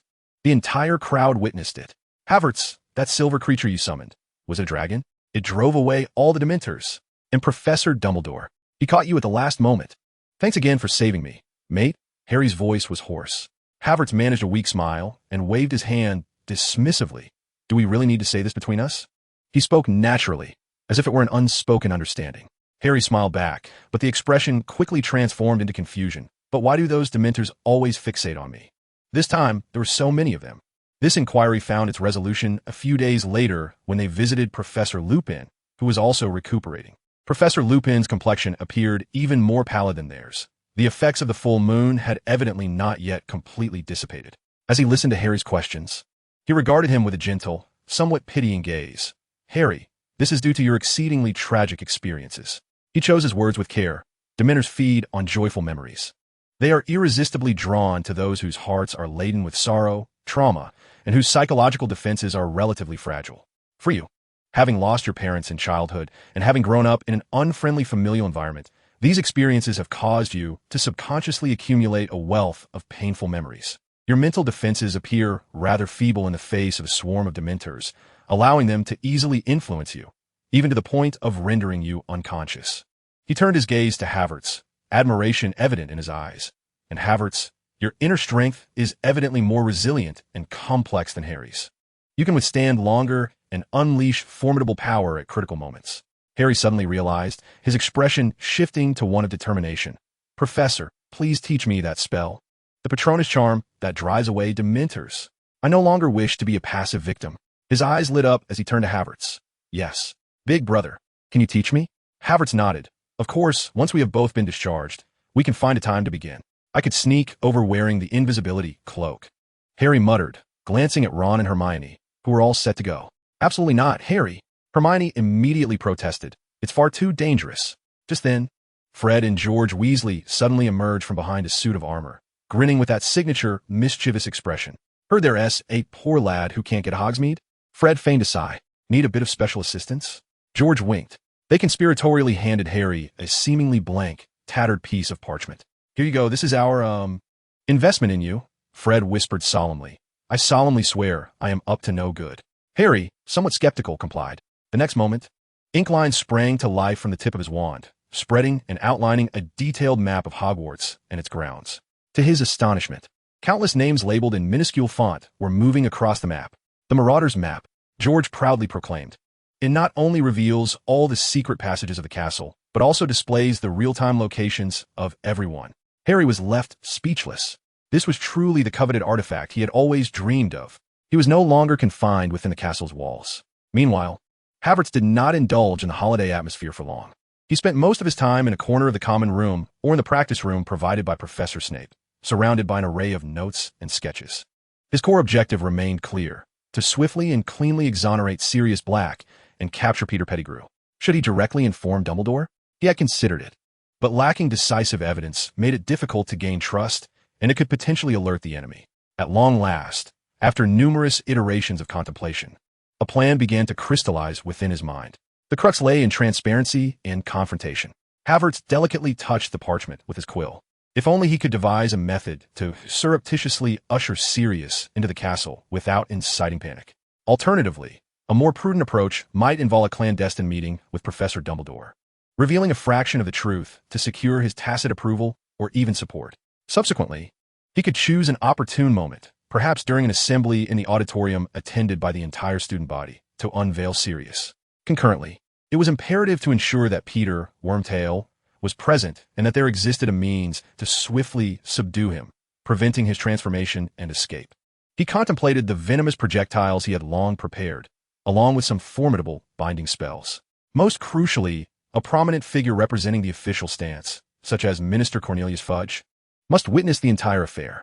By compelling Peter to reveal himself in front of an audience and confronting him directly with Sirius, the Ministry of Magic would be unable to obscure the truth in the face of irrefutable evidence. Sirius's innocence would be vindicated. This plan seemed remarkably sound, each element intricately linked. Yet, Havertz's brow remained furrowed. Would such actions yield unforeseen repercussions for the unfolding narrative? Might resolving Sirius's predicament prematurely rob Harry of essential growth experiences? Or could it alert deeper-seated adversaries? He understood, well, that altering a pivotal moment could trigger a cascade of reactions. A more careful consideration was warranted to ensure absolute certainty. Perhaps it would be wise to first consult Professor Lupin or even Sirius himself. Havertz set down his quill, his gaze deepening in contemplation. He knew the time for action was imminent, yet before he pressed the button that would ignite everything, he needed to deliberate further. The Christmas holiday at Hogwarts appeared tranquil, yet a tempest surged within Havertz's mind. A plan capable of altering the fates of many was quietly brewing. Chapter 42, Hogsmeade, The Truth of Lies and Silence. Armed with the Marauder's Map, courtesy of Fred and George's investment, Harry Potter felt as if he possessed all the secrets of Hogwarts. On a clear morning during the Christmas holiday, he donned his invisibility cloak, carefully avoiding the paths of Filch and Mrs. Norris as indicated on the map, and navigated successfully through the secret passage behind the statue of the One-Eyed Witch, reaching Hogsmeade Village. Breathing in the liberating air infused with the sweet scent of confections and the faint aroma of butterbeer wafting above the village, Harry experienced an unprecedented exhilaration. He roamed greedily through Honeydukes, dazzled by the array of candies. He observed the peculiar and whimsical prank items at Zonko's joke shop, unable to suppress his laughter. However, joy turned to sorrow, or perhaps misfortune found him. Outside the Divinespan's shop, he unexpectedly collided with Draco Malfoy and his two lackeys, who were also out for a stroll. Well, look who it is. Malfoy, dragging his unpleasantly elongated drawl, seemed to sense something amiss despite Harry being cloaked in invisibility. He glanced around and remarked, "Is that the scent of a wretched, impoverished family I detect?" Anger surged within Harry, and a mischievous thought surfaced. Quietly trailing behind Malfoy, he seized the opportunity to cast a levitating charm that sent the accumulated snow at the roadside flying into Malfoy's face. Alternatively, as Malfoy descended the stairs, he subtly tripped him, causing him to nearly tumble headlong. Who dares to meddle?" Malfoy exclaimed in exasperation, wildly brandishing his wand at the air, yet striking nothing. His face turned pale as suspicion crept into his mind. Was it Peeves? Or some accursed ghost? His disheveled appearance drew muffled laughter from several passing Hufflepuff students. Beneath the invisibility cloak, Harry stifled a chuckle, nearly bursting into laughter. Having had his fill of tormenting Malfoy, Harry proceeded as agreed to the 3 broomsticks to meet Ron, Hermione, and later, Hufflepuff. The pub was warm and bustling, the air fragrant with the rich aroma of butterbeer. They settled into a cozy corner, just as Hermione animatedly recounted the new quills she had seen at Scribulous Ever-Changing Ink. Harry's attention was drawn to a gathering at the far end of the bar. It was Cornelius Fudge, the Minister of Magic, clad in a finely striped cloak, appearing in good spirits as he conversed with Professor McGonagall, Professor Flitwick, and Hagrid. Hagrid appeared somewhat agitated, his face flushed. Out of curiosity, perhaps spurred by some twist of fate, Harry stealthily inched closer, straining to listen. Ron and Hermione, noticing, held their breath in anticipation. "Terrible business, truly dreadful business," Fudge lamented, taking a hearty sip of mead. "Black has gone completely mad. I heard he attempted to breach the Dementor's perimeter at the edge of the Forbidden Forest yesterday." Professor McGonagall's expression turned grave. Fudge lowered his voice, but in the hushed tavern his words were still distinctly audible. "What's worse, he betrayed James and Lily, who trusted him so deeply. He was their best friend, Harry Potter's godfather. Can you fathom that?" Boom. It felt as though a thunderclap had erupted in Harry's mind. The color drained from his face, and his body trembled uncontrollably. His godfather? Sirius Black was a dear friend of his parents? His godfather? And this very man had betrayed his parents, leading to their demise and forcing him to grow up in the cupboard under the stairs of the Dursleys? A chilling, bone-deep hatred intertwined with the profound anguish and absurdity of betrayal surged through him, wrapping around his heart like a venomous vine, nearly suffocating him. He had always thought of Black as merely a deranged murderer, a follower of Voldemort, never imagining the existence of such a cruel and intimate connection between them. Ron and Hermione were equally stunned. Hermione covered her mouth, her eyes filled with shock and sympathy, instinctively reaching out to grasp Harry's cold hand. Hufflepuff approached quietly. He did not immediately comfort Harry, but instead made his way to Fudge's table. "Good afternoon, Minister and esteemed professors." Havertz greeted them politely, a modest smile befitting an exemplary student gracing his face. "Ah, Mr. Payne." Fudge evidently held a favorable impression of Havertz, perhaps due to his lineage or the incident at the Quidditch pitch, and appeared quite enthusiastic. "How has life at Hogwarts been treating you?" "Very well, Minister. Thank you for your concern." Havertz exchanged a few pleasantries before seamlessly shifting the conversation. "Minister, is there any new development regarding the case of Black's escape? We are all quite concerned about the safety of the school." His inquiry was posed with natural ease, articulating the collective anxiety of the students while subtly steering the dialogue. It also served to reinforce the public perception of Black as a dangerous fugitive before Fudge and several professors, laying the groundwork for his subsequent plans. Indeed, Fudge reiterated his discourse on how deranged, perilous, and treacherous Black was to his friends. "I have heard, Harry." Havertz settled into a seat opposite him, his gaze calm and profound. "I want to kill him." Harry's voice was low yet laced with undeniable resolve, his green eyes ablaze with the fire of vengeance. Hermione cast a worried glance at Harry, then at Havertz. Havertz fell silent for a moment, weighing his thoughts. Should he reveal the truth to Harry? Clearly, this was not the optimal moment. Harry was too agitated, which could lead to disastrous consequences. Moreover, lacking evidence, Harry might not even believe him. Ultimately, he reached a decision. "Harry," Havertz spoke with a steady voice, imbued with a peculiar soothing power, looking directly at him. "Things may not be entirely as you have heard." Harry was momentarily taken aback, the hatred in his eyes replaced by a flicker of confusion. "What do you mean?" "I mean, regarding Sirius Black. There are deeper secrets behind this matter." Havertz gazed intently into Harry's eyes, his tone unwavering. He may not be your true enemy. The real culprit behind your parents' demise might still be lurking in the shadows. Those words struck like another heavy blow, leaving Harry, Ron, and Hermione astonished, their eyes wide. The true culprit is still in hiding? Harry murmured, his worldview undergoing a violent upheaval. Yet Minister Fudge said the minister can sometimes only perceive the ripples on the surface. Havertz remarked meaningfully, "Trust me, Harry. I assure you that when the truth is revealed, you will comprehend everything. But for now, it is not the right time." "When will it be the right time?" Harry pressed eagerly, feeling as though this ambiguity was driving him to madness. "When we possess irrefutable evidence. When the true enemy has nowhere left to hide." Havertz patted Harry's shoulder, his tone resolute. "Be patient, Harry. Trust me, just as you have trusted me before. I believe in you, mate." Havertz observed the suppressed flames in Harry's eyes, understanding that a seed of hatred had already taken root. He must illuminate the truth before it could fully embed and distort Harry's heart. His plans must accelerate. Chapter 43. The Cage, the Map, and the Incomplete Patronus. He harbored no illusions that an ordinary birdcage or pet enclosure could contain a cunning, shape-shifting wizard, even if he predominantly presented himself in the guise of a mouse. Immersed in his work within the room of requirement, he employed every fragment of magical knowledge at his disposal, alongside certain physical concept from another realm. The final product, though modest in size, was crafted from a dark, matte metal, intricately etched with a plethora of ancient runes designed to suppress transformation and obstruct apparition. The bars of the cage were not solid, but composed of interwoven, continuously flowing strands of energy that would unleash a potent paralysis upon contact. Crucially, the cage featured a sophisticated trigger mechanism, once a preset magical marker, such as the specific magical residue from the mouse or a tracking sigil devised by Hufflepuff, entered its vicinity. The door would silently close and lock in an instant, ensuring the target could not escape at the first hint of danger. With this contraption, he felt secure that the mouse would not escape his notice. Hufflepuff meticulously inspected his creation and then recalled a vital component, the Veritaserum. He smacked his forehead, nearly forgetting this crucial tool. With the serum in hand, extracting the truth before the ministry officials would become nearly foolproof. Acquiring Veritaserum was not overly challenging for him. Whether through his family's unique channels or by subtly leveraging his complex relationship with Professor Snape, he had means to procure it, albeit with utmost caution. Having completed these preparations, Hufflepuff understood that securing the support of a pivotal figure was paramount. He spent an evening seeking an audience with the headmaster.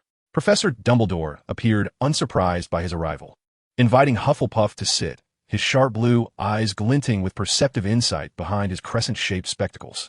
Without preamble, Hufflepuff cautiously revealed fragments of information regarding significant anomalies in the case of Sirius Black, presenting evidence that suggested another was the true culprit, currently concealed within Hogwarts.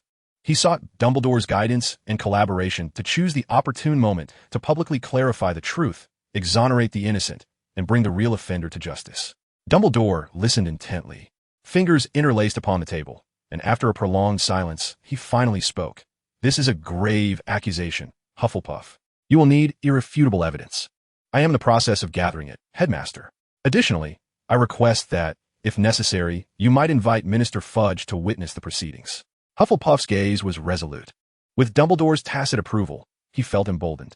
Ultimately, during one of his practice sessions, as a vivid image of their group laughing uncontrollably in the Gryffindor common room over a joke surfaced in his mind, a warm surge welled up from within him. Patronus. This time, the tip of his wand did not emit a thin wisp of vapor. Instead, it burst forth with a solid, radiant beam of silver light. It emanated like a searchlight, steady and warm, effectively dispelling the chill that Professor Lupin had conjured to simulate the Dementor's coldness. "Success! Harry, you have succeeded!" Ron exclaimed with excitement. Hermione applauded him as well. Yet, as Harry gazed at the stream of silver light, a twinge of regret washed over him. It had not transformed into an animal, unlike that of Hufflepuff. Professor Lupin, with a look of encouragement, remarked, "This is already a tremendous advancement, Harry. Condensing it into a tangible beam is a crucial step. The form of the Patronus requires a deeper understanding and a stronger foundation of joy. Achieving this in such a short span is truly remarkable. The form will gradually clarify as your inner self evolves." One evening, while studying the Marauder's map in the dormitory, Harry's gaze inadvertently swept across Gryffindor Tower when suddenly, a name flickered before his eyes like a specter, causing his blood to run cold. Peter Pettigrew. The name was moving within the boys' dormitory area. So close. Harry's heart raced wildly as he leaped from his bed, seizing his invisibility cloak and wand, rushing out. He followed the map's indications, the name traversing the corridors. Yet no matter how hard he searched, he could not glimpse a single figure. Ultimately, in a secluded corridor, he collided with Professor Snape, who was on patrol. Potter. Snape's black eyes, glinting ominously in the dim light, bore into him. What are you doing here during curfew? His gaze sharpened as it swept over the parchment in Harry's hand. What do you have there? Hand it over. Instinctively, Harry attempted to conceal the map, but Snape's hand was already reaching for it. In that tense moment, Professor Lupin's voice echoed. Severus, I believe Mr. Potter may have lost his way. Professor Lupin approached from a different direction, wearing his customary gentle smile, yet his eyes conveyed undeniable authority. He deftly positioned himself between Harry and Snape, taking the map and glancing at it before addressing Snape. It is merely a piece of parchment. Allow me to handle it. I was just about to speak with Mr. Potter regarding his potion assignment. Snape regarded Lupin with suspicion, then shot a fierce glare at Harry before huffing and departing. Harry stammered. Lupin sighed. I know what this is. The Marauder's map, Moonface, Wormtail, Padfoot, and Prongs. A hint of nostalgia and complexity flickered in his eyes. I have confiscated it, Harry. It is too perilous. The map was seized, yet the shock brought by that name could not be quelled. Harry immediately sought out Hufflepuff, breathlessly relaying that he had seen Peter Pettigrew on the map. Hufflepuff, upon hearing this, displayed no surprise, merely nodding calmly. What you saw is indeed true, Harry. But why can't I see him? He is right there, Harry exclaimed, agitated. Hufflepuff regarded him with a knowing look and replied meaningfully. Because you are standing too high. Hence you cannot see. Harry appeared bewildered. What do you mean? Literally. Havertz patiently guided him, urging him to search from a human perspective and at a human height, naturally leading to the conclusion that one cannot find something that does not exist in human form. Now, you understand that the diminutive star Peter is, in fact, not dead. Correct? The living map does not deceive. Harry, as if struck by lightning, formed an absurd yet remarkably rational hypothesis in his mind. Could he be an animagus? Had he transformed into an animal? A tumult of information sent Harry's mind into disarray, yet the logic remained strikingly clear. The icy barrier of hatred began to crack, as a tremendous wave of confusion, shock, and a faint glimmer of hope engulfed him. Havertz patted him on the shoulder. Wait 2 more days, Harry. Once I am prepared, I shall reveal the complete truth to you. However, until then, you must practice the Patronus charm more diligently. You may find it useful later, especially given your unfortunate encounters with Dementors. Harry scratched his head, contemplating. He gazed into Havertz's eyes, which seemed able to see through everything, and nodded solemnly. He knew he was but a step away from the truth that had lain buried for 12 long years. Chapter 44. Prophecies, Dinners, and Delayed Judgment. The chill of October had yet to dissipate entirely, yet the divination classroom felt stifling, akin to a vast steamer. The rich aroma of spices seemed almost tangible, enveloping every inch of air and inducing dizziness. Professor Sybil Trelawney floated like a spectral apparition amidst the swirling mist and crystal balls, her voice resonating with a tremor that seemed to echo from a distant realm as she offered obscure interpretations of her students' murky futures. When she approached Hermione Granger, she paused, her extraordinarily magnified eyes scrutinizing the clear yet hollow crystal ball before Hermione. My dear, she spoke with a tone that mingled pity with an imperceptible hint of arrogance. I must candidly tell you that your eye capable of glimpsing the trajectory of fate is nearly entirely obscured, shrouded beneath a thick layer of dust that belongs to logic and textbook knowledge. You lack the ethereal, unbound soul vibrations necessary to receive higher-level revelations. Her voice, no longer calm and clear as usual, now trembled with a suppressed, sharp quiver. This so-called course is nothing but a heap of unfounded, self-deceiving nonsense. Before her words had fully escaped her lips, she abruptly shoved aside the cushion beneath her and turned to flee from this suffocating place. In her fervor, her elbow struck the smooth crystal ball on the desk. Clang! The sharp sound of collision rang out harshly in the silent classroom. Fortunately, the thick carpet acted as a buffer, preventing the crystal ball from shattering. It merely rolled away like a startled, rotund hamster, futilely reflecting the flickering candlelight in the dim corner. Hermione! Harry exclaimed, his concern evident as he watched his friend's retreating figure. Thank you, my dear child, Professor Trelawney said, her wrinkled, slightly trembling hand delicately receiving the crystal ball, as if caressing a fragile treasure. She bowed her head, nearly submerging her entire visage in the mist emanating from the crystal ball. the thick lenses reflecting an ethereal glow. Suddenly, her body stiffened, and from her lips flowed a voice starkly different from her usual dramatic and whimsical tone. It was extraordinarily clear, cold, and flat, devoid of any emotional inflection. As if it were a proclamation from another dimension. Boom! It felt as though a blinding flash of lightning had exploded in Harry's mind. Dark Lord? Servant? 12 years. Regained freedom? Reunion with the Master? Ascendancy? These words pierced his consciousness like poisoned daggers. Instantly, he recalled the name of Peter Pettigrew, hauntingly moving on the Marauder's map, and the cryptic yet significant hints from Hagrid. A colossal, frigid fear surged over him like a tidal wave, drowning him in an instant. He found it difficult to breathe. His limbs were icy, and he could no longer endure even a second in this classroom filled with ominous prophecies. He nearly crawled off the cushion, his face as pale as parchment. Stumbling and disoriented, he fled, leaving behind Professor Trelawney and her suffocating prophecy. At that moment, the heavy oak door of the great hall creaked open. Professor Albus Dumbledore entered first, his silvery hair and beard shimmering like flowing moonlight in the candlelight, his blue eyes behind half-moon spectacles radiating the usual warmth and wisdom.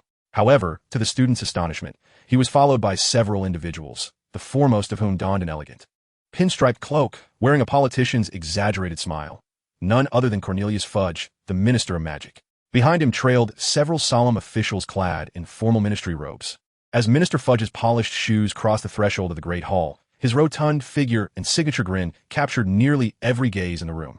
At the long table, the boisterous Gryffindor cat, Fong, who had been voraciously devouring the roast, seemed struck by an invisible, malevolent bolt of lightning. It abruptly halted all motion, raising its head, its small body trembling violently, the greedy gleam in its black eyes replaced in an instant by an overwhelming, soul-deep terror. Its gray fur stood on end like a porcupine, and without a moment's hesitation, it abandoned its food, propelling itself off the smooth silver plate, morphing into a blurred brown shadow, ready to dash towards the crowded, dark domain beneath the table, filled with hiding spaces. Yet, a gaze had never left it from the very beginning. Just as Fong's hind leg muscles tightened, poised to launch itself in a fleeting moment. Squeak! A sharp, piercing cry, laden with despair and defiance, erupted from the tightly clenched mouth of the mouse, shattering the tumult of the great hall. It thrashed wildly in Hagrid's grasp, its tiny claws scrambling desperately, attempting to break free from the iron-like grip. Hey, boss, what you doing? Seated beside him, Ron Weasley was taken aback by the sudden turn of events. Nearly leaping from his seat, he gazed at the struggling creature, Fong, in the hands of Havertz, his face etched with confusion and a flicker of irritation. Even if Fong's manner of eating was rather ungraceful, was such a brutal grip truly necessary? Havertz did not spare Ron a glance. His deep black eyes were filled solely with a cold, piercing intensity. In an almost magical manner, his other hand had already grasped a specially crafted cage, entirely composed of a muted metallic material, its surface intricately etched with ancient runes, with a barrier formed by flowing energy beams. Without a moment's hesitation, amidst Fong's desperate cries and frantic writhing, he forcefully and accurately thrust the creature into the cage's opening. A sharp, crisp sound resonated as the door clicked shut, carrying an air of finality, while the magical mechanism attached to the cage door activated, securing it firmly. A flash of light coursed through the energy barrier, momentarily isolating the agonizing screams and collisions within, leaving only the muffled, defiant thuds that betrayed the prisoner's futile resistance. Havertz held the cage, which vibrated slightly as if it contained a tempest, surveying the astonished and bewildered faces around him, ultimately curling his lips into a chilling smile devoid of warmth. With a mocking tone, he remarked, "A splendid performance." His voice, though low, resonated clearly in the ears of all nearby, indicating that the show was just beginning. Dumbledore approached the faculty table and tapped his cup, silencing the hall. "I have an important announcement to make." His voice echoed throughout the space. "After great effort, we have successfully apprehended the dangerous fugitive, Sirius Black." "What?" Harry sprang to his feet, spilling pumpkin juice, as if to provide the perfect punctuation to this declaration. The heavy doors of the hall creaked open once more, this time revealing Professors Minerva McGonagall, Pomona Sprout, and Severus Snape. Their expressions were unprecedentedly grave, their steps resolute. Between them was a man, emaciated to the point of distortion, with high cheekbones and sunken eyes reminiscent of a skeleton, though his long black hair remained tangled. It had evidently been hastily tidied, and he wore a relatively clean, yet oversized, old robe. It was none other than Sirius Black. His deep gray eyes, once filled with despair and madness, now burned with two flickering flames, eagerly and almost greedily scanning the Gryffindor table, ultimately locking on a Harry Potter's face like a magnet. Within that gaze surged a tumult of complex emotions. Profound guilt, indelible pain, euphoric relief, and a nearly humble plea. A group of grim-faced aurors, clad in their uniforms, followed closely behind, embodying the seriousness of the situation. Professor Dumbledore slowly rose, his tall figure instantly becoming the focal point of the entire hall. He gently tapped the goblet, and the crystalline sound seemed to possess an enchanting quality, instantly silencing the once murmuring and restless hall, rendering even the sound of breathing distinctly audible. What? Fudge sprang from his chair as if his tail had been stepped on, his round, plump face etched with expressions of absurdity and disbelief. Dumbledore, have you been overworked lately? The evidence is irrefutable. Peter Pettigrew is the true hero. He valiantly sacrificed himself in pursuit of Black, reduced to merely a finger. Is that correct? Dumbledore calmly interjected, his sharp blue eyes glimmering with an all-seeing insight behind his crescent-shaped spectacles, as if he could pierce through all delusions. No, Cornelius. We have all committed a grave error. Peter Pettigrew is not dead. Not only is he alive, but at this very moment, he is concealed within this brightly lit, bustling hall. A collective gasp erupted throughout the hall, akin to a boulder splashing into a tranquil lake, unleashing a cacophony of astonishment, skepticism, and speculation that nearly threatened to shatter the magical ceiling. Everyone instinctively glanced around, attempting to locate the supposedly deceased individual. Where? You claim he is where? Fudge's voice grew sharp with agitation as he surveyed the room, his face betraying disbelief. Dumbledore remained silent, his gaze calm, yet resolute, fixated on Hufflepuff's own, who stood by the Gryffindor long table. Havertz felt the weight of that gaze and took a deep breath, clutching the still, trembling cage. The sound of its contents clashing within echoing incessantly. With steady and determined strides, he traversed the aisle between the Gryffindor and Hufflepuff tables, drawing the attention of countless curious, astonished and bewildered eyes, eventually halting in the center of the hall, in front of the faculty long table. He slowly raised the specially crafted cage high, revealing to all the sight of a brown rat, frenziedly battering against the energy barrier, its body twitching from the weak electric current, yet desperately struggling. Right here, esteemed minister. Havertz's voice rang clear, imbued with an undeniable conviction that cut through the tumult. You, along with everyone present, are witnessing this rat, the seemingly harmless pet of the Weasley children, known as Scabbers. Its true identity is none other than Peter Pettigrew. He is an unregistered animagus. 12 years ago, under the guise of a powerful explosion spell, he ruthlessly severed one of his own fingers to transform into a rat and escape, perfectly framing Sirius Black, who sought vengeance for his friends for all his crimes. Since then, he has lived as a rat, hiding like a parasite in wizarding households, scraping by for a full 12 years. Absurd, preposterous, unfathomable. Fudge's face turned crimson with rage, his arms flailing. Evidence. I demand concrete evidence. Instead of a third-grade student concocting tales alongside a cage containing a mouse, we have evidence. Evidence that elicits a chilling smile at the corners of Havertz's lips. Indeed, there is proof, Minister. The first piece of evidence is a magical artifact known as the Marauder's Map, which faithfully reveals the names and locations of every individual within the confines of Hogwarts Castle, with the name of Peter Pettigrew repeatedly surfacing, indicating his movements in our immediate vicinity. The second and most crucial evidence lies in the agitated cage he holds, his gaze sharp as a blade, compelling him to confess to the heinous crime he has concealed for 12 long years.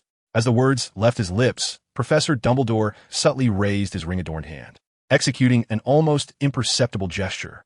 In that instant, as if rehearsed countless times, Professors McGonagall, Flitwick, Snape, and Sprout, the four esteemed heads of houses, simultaneously sprang into action. Their movements were swift and silent, wands drawn in an instant, their tips emanating a kaleidoscope of perilous light. Professor McGonagall's wand tip shimmered with a cold silver gleam. Professor Flitwick's crackled with watchful blue sparks. Professor Snape's coiled with a black aura reminiscent of a serpent's tongue, while Professor Sprout's radiated with green tendrils of life-binding energy. They precisely occupied 4 strategic positions, encircling Havertz and the cage he clutched, forming an invisible yet unyielding magical force field. All wand tips steadfastly aimed at the mouse within the cage, powerful magical currents thickening the surrounding air, rendering it almost viscous and oppressive. Dumbledore himself took a step forward, calmly grasping the legendary Elder Wand, yet the intangible pressure emanating from him proved more suffocating than any tangible spell. His piercing blue eyes resembled the depths of an icy abyss, probing into the very essence of the soul, locking onto the creature within the cage as if he had penetrated its existence entirely. A colossal, unyielding surge of magic, as immovable as a mountain, radiated from his being, solidifying the area, severing all possibilities of escape or resistance. Amidst this alarming vigilance and overwhelming force, Havertz deftly manipulated the specially designed feeding port on the cage, allowing only liquid to pass through. He retrieved a small crystal vial containing a clear liquid, emanating an enigmatic magical aura, the Veritaserum. Dumbledore's gaze remained unwavering, his wand subtly twitching, unleashing an exquisite, invisible force that assisted Havertz, ensuring that 3 drops of this clear liquid, imbued with the essence of truth, were delivered precisely, irresistibly, and without a single drop lost into the mouth of the frantic, head-shaking, tightly closed-mouthed creature. The effects of the potion were swift and overwhelming.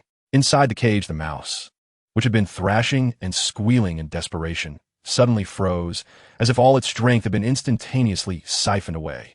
Following this, its body began to grotesquely swell, contort, and transform in a manner that defied reason, evoking a sense of dread. The sound of bones stretching and the dislocating crack echoed clearly, as the fur melted away like wax. The limbs elongated, the torso swelled, and the specially designed cage burst apart with his expanding form. Under the terrified gaze of thousands of students and faculty, amidst countless gasps of astonishment, the filthy and grotesque image of the rat dissipated like a phantom. In its place, a diminutive man with sparse, graying hair, a repugnant demeanor, and clad in tattered, ill-fitting clothing curled up inside the cage. He bore a timid, rat-like face, and his small, watery eyes were now filled with an indescribable, overwhelming terror and confusion. It was none other than Peter Pettigrew, recorded in the Ministry of Magic Archives as the cowardly traitor. Even after regaining his human form, he remained firmly confined within the small space of the cage by the formidable magical force of the 4 headmasters and the mountainous pressure of Dumbledore. He trembled, unable to move even a finger. The potent effects of the truth serum, like the most merciless scalpel, began to strip away all his facades and defenses. Driven by the inexorable force of absolute truth, Peter could not help but open his mouth. His voice trembled like a flickering candle in the wind. It was eerily clear as he commenced his long-overdue confession, delayed by 12 years.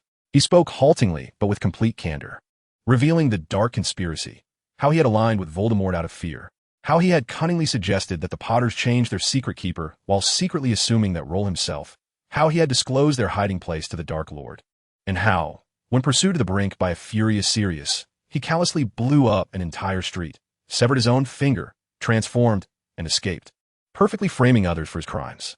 Each word struck like a sledgehammer in the silence of the hall, resonating within the hearts of all present. The truth, in this most brutal and direct manner, was laid bare before everyone, a mountain of irrefutable evidence. The truth was revealed. At that moment, the unjust shackles that had burdened Sirius Black for 12 long years seemed to shatter with Peter's departure. He stood there dazed, unable to fully grasp the sudden gift of freedom and innocence. Then he abruptly turned, his deep-set, battle-worn eyes brimming with hot tears. No longer hesitating, he rushed toward Harry, like a lost child finally returning home. "Harry, my child, I'm so sorry, he choked out, his voice hoarse and broken, as he extended his scarred and trembling hands toward Harry's face, only to withdraw at the last moment, as if fearing this was all a fragile dream. "I couldn't protect them. I failed in my duty as a godfather. I let you suffer so much alone." Harry Potter stood motionless, gazing at the gaunt figure before him, a man whose face was streaked with tears and whose emotional state teetered on the brink of collapse. As he listened to the man's incoherent confessions, memories of his parents' smiles flashed through his mind, along with images of the Dursley's cupboard, the fear and disdain people harbored for the murderer Black, and the unwavering determination reflected in Hufflepuff's eyes, as well as the name on the Marauder's map, imbued with hatred, confusion, and sorrow. In that moment, it all melted away like snow under the sun, transforming into a tumultuous, bittersweet, yet profoundly warm tide that breached the dam of his heart. No longer hesitating, he stepped forward, arms wide open, and embraced this newfound kin, a relative he had only just discovered. He buried his face in Sirius' lean but sturdy shoulder, softly uttering this unfamiliar title with a quiver in his voice. Sirius Black trembled violently, as if infused with boundless strength by that simple word. Initially in disbelief, he was soon overwhelmed by a wave of immense joy and exhilaration at this reunion. He clutched Harry with all his might, as though he sought to merge Harry into his very being, to compensate for the 12 years of absence, to fill the void of endless guilt and longing. Hot tears streamed down his deeply etched face, splattering onto Harry's hair, yet he smiled, a smile of liberation, brimming with hope, akin to a rebirth. The banquet concluded in a complex atmosphere, one that eluded description, quietly fading away. The profound impact of truth and the emotional upheaval it wrought far exceeded the pleasures of any culinary delight, lingering in the hearts of all, difficult to quell. Hufflepuff stood quietly to the side, observing the embrace of the godfather and godson amidst the ruins, a sense of solace washing over him. A tragedy that had persisted for 12 long years finally reached a poignant conclusion that night. Yet, the venomous cries of Peter Pettigrew before his vanishing, along with Professor Trelawney's cold, precise prophecy, loomed like an inescapable shadow, heavy upon his heart. He understood that while the old shadows might have dispersed, a darker, more formidable storm was gathering on the distant horizon. The path ahead remained shrouded in uncertainty and fraught with challenges. Chapter 45. The Peril of the Full Moon and the Guardians in the Shadows. In the Hogwarts Great Hall the following morning, the tumult of last night's revelations had given way to a stifling, anticipatory silence, reminiscent of a storm brewing. As the owls flocked in with the Daily Prophet, this tranquility was shattered by the bold, glaring headline on the front page: a bloodbath in the Azkaban transport. Minister Fudge severely wounded, notorious criminal Peter on the run. The subtitle sent chills down the spine. A mysterious wizard intervenes, clashing with assailants in a fierce battle. Several dark wizards perish on the spot. The newspaper's dynamic photograph portrays a devastated battlefield. Cornelius Fudge lies unconscious on a stretcher, his ornate striped cloak soaked in dark crimson blood. Several accompanying officials are also sprawled, gravely injured. In one corner of the image, a few disfigured, masked corpses, clearly Death Eaters, lie scattered on the ground. The report vaguely describes that just as the escorting party fell prey to an ambush on the brink of total annihilation, another group of unidentified, well-trained dark wizards appeared abruptly. Their intentions were clear. They seemed determined to protect Fudge and the surviving officials at all costs, engaging in a fierce and brutal melee with the captors, the Death Eaters. Amidst this chaotic fray, Peter Pettigrew was struck by a sharp slicing curse from an unknown source, severing his left foot at the ankle. Yet, he endured the excruciating pain and, capitalizing on the chaos created by his companion's sacrifices, managed to escape through apparition. The night sky had briefly been tainted by a malevolent dark mark. A sudden uproar erupted in the hall, even louder than the previous night. Alater Havertz read the report with a calm demeanor, though his fingertips pressed firmly, creasing the edges of the newspaper. Beneath the surface of his gaze lay an icy abyss. Mysterious wizards rescuing Fudge? A chilling thought flashed through his mind. The escort route was a closely guarded secret. The assailants appeared to know that these rescuers were also aware of the traitor within Hogwarts. It was likely that more than one message had been transmitted. The complexity of the situation exceeded his expectations. Fudge had survived, but the ensuing turmoil within the Ministry of Magic was inevitable, and the balance of power would become exquisitely delicate. A glint of sharpness flickered in Havertz's eyes. Freedom had come at the cost of Peter's foot, and their next encounter would mark his demise. Then, a more urgent matter, which he had overlooked in the wake of last night's monumental success, struck him with force. Professor Lupin.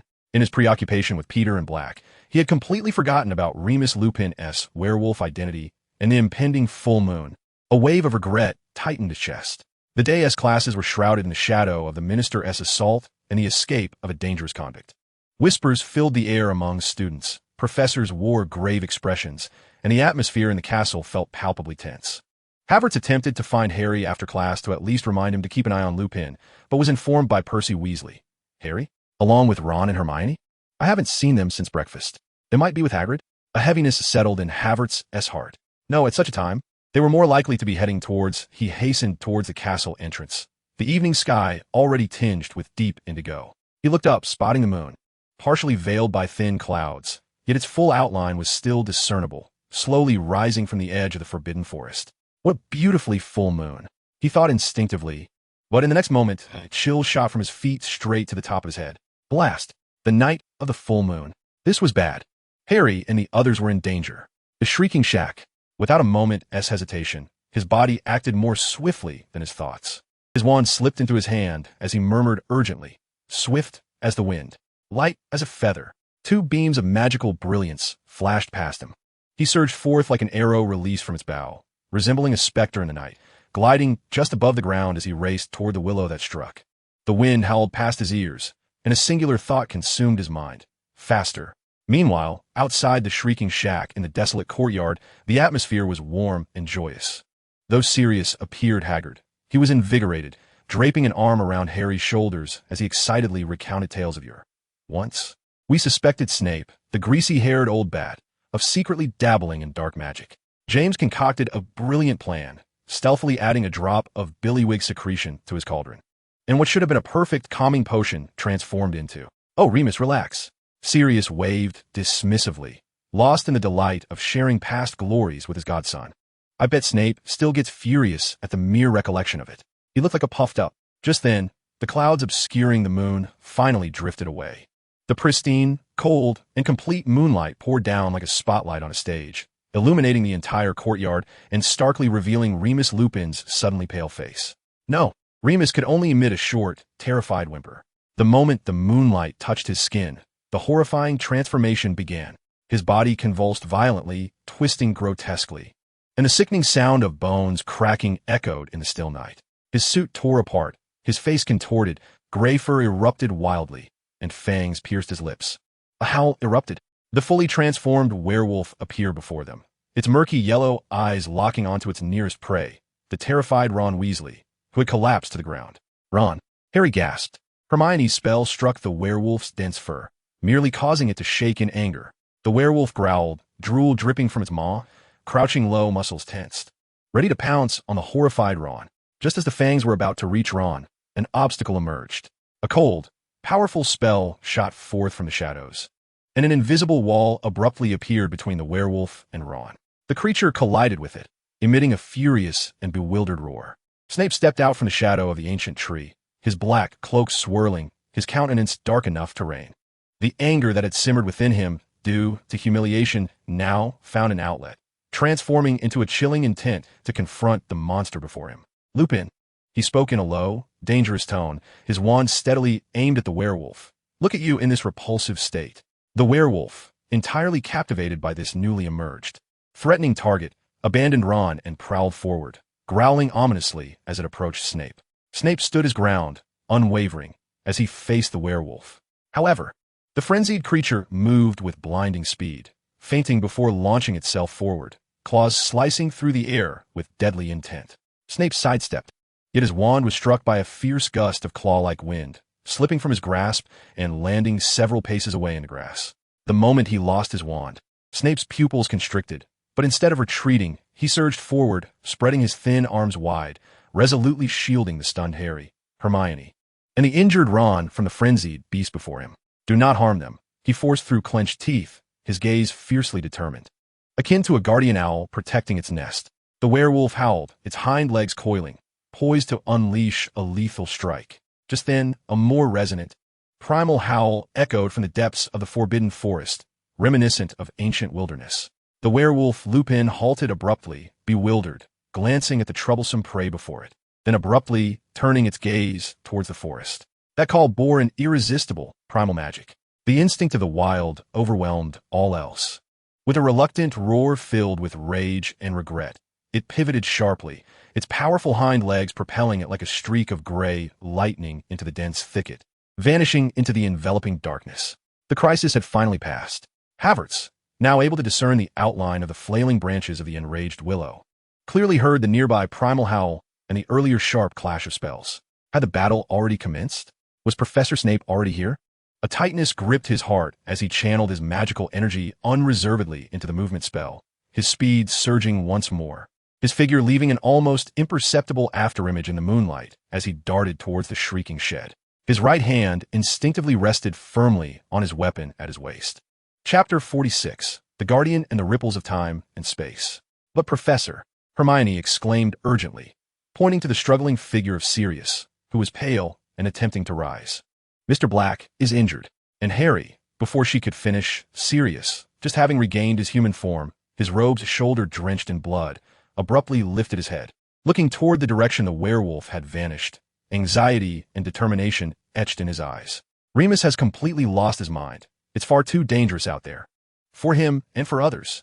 He gasped, ignoring the excruciating pain in his shoulder, ready to charge toward the edge of the forbidden forest.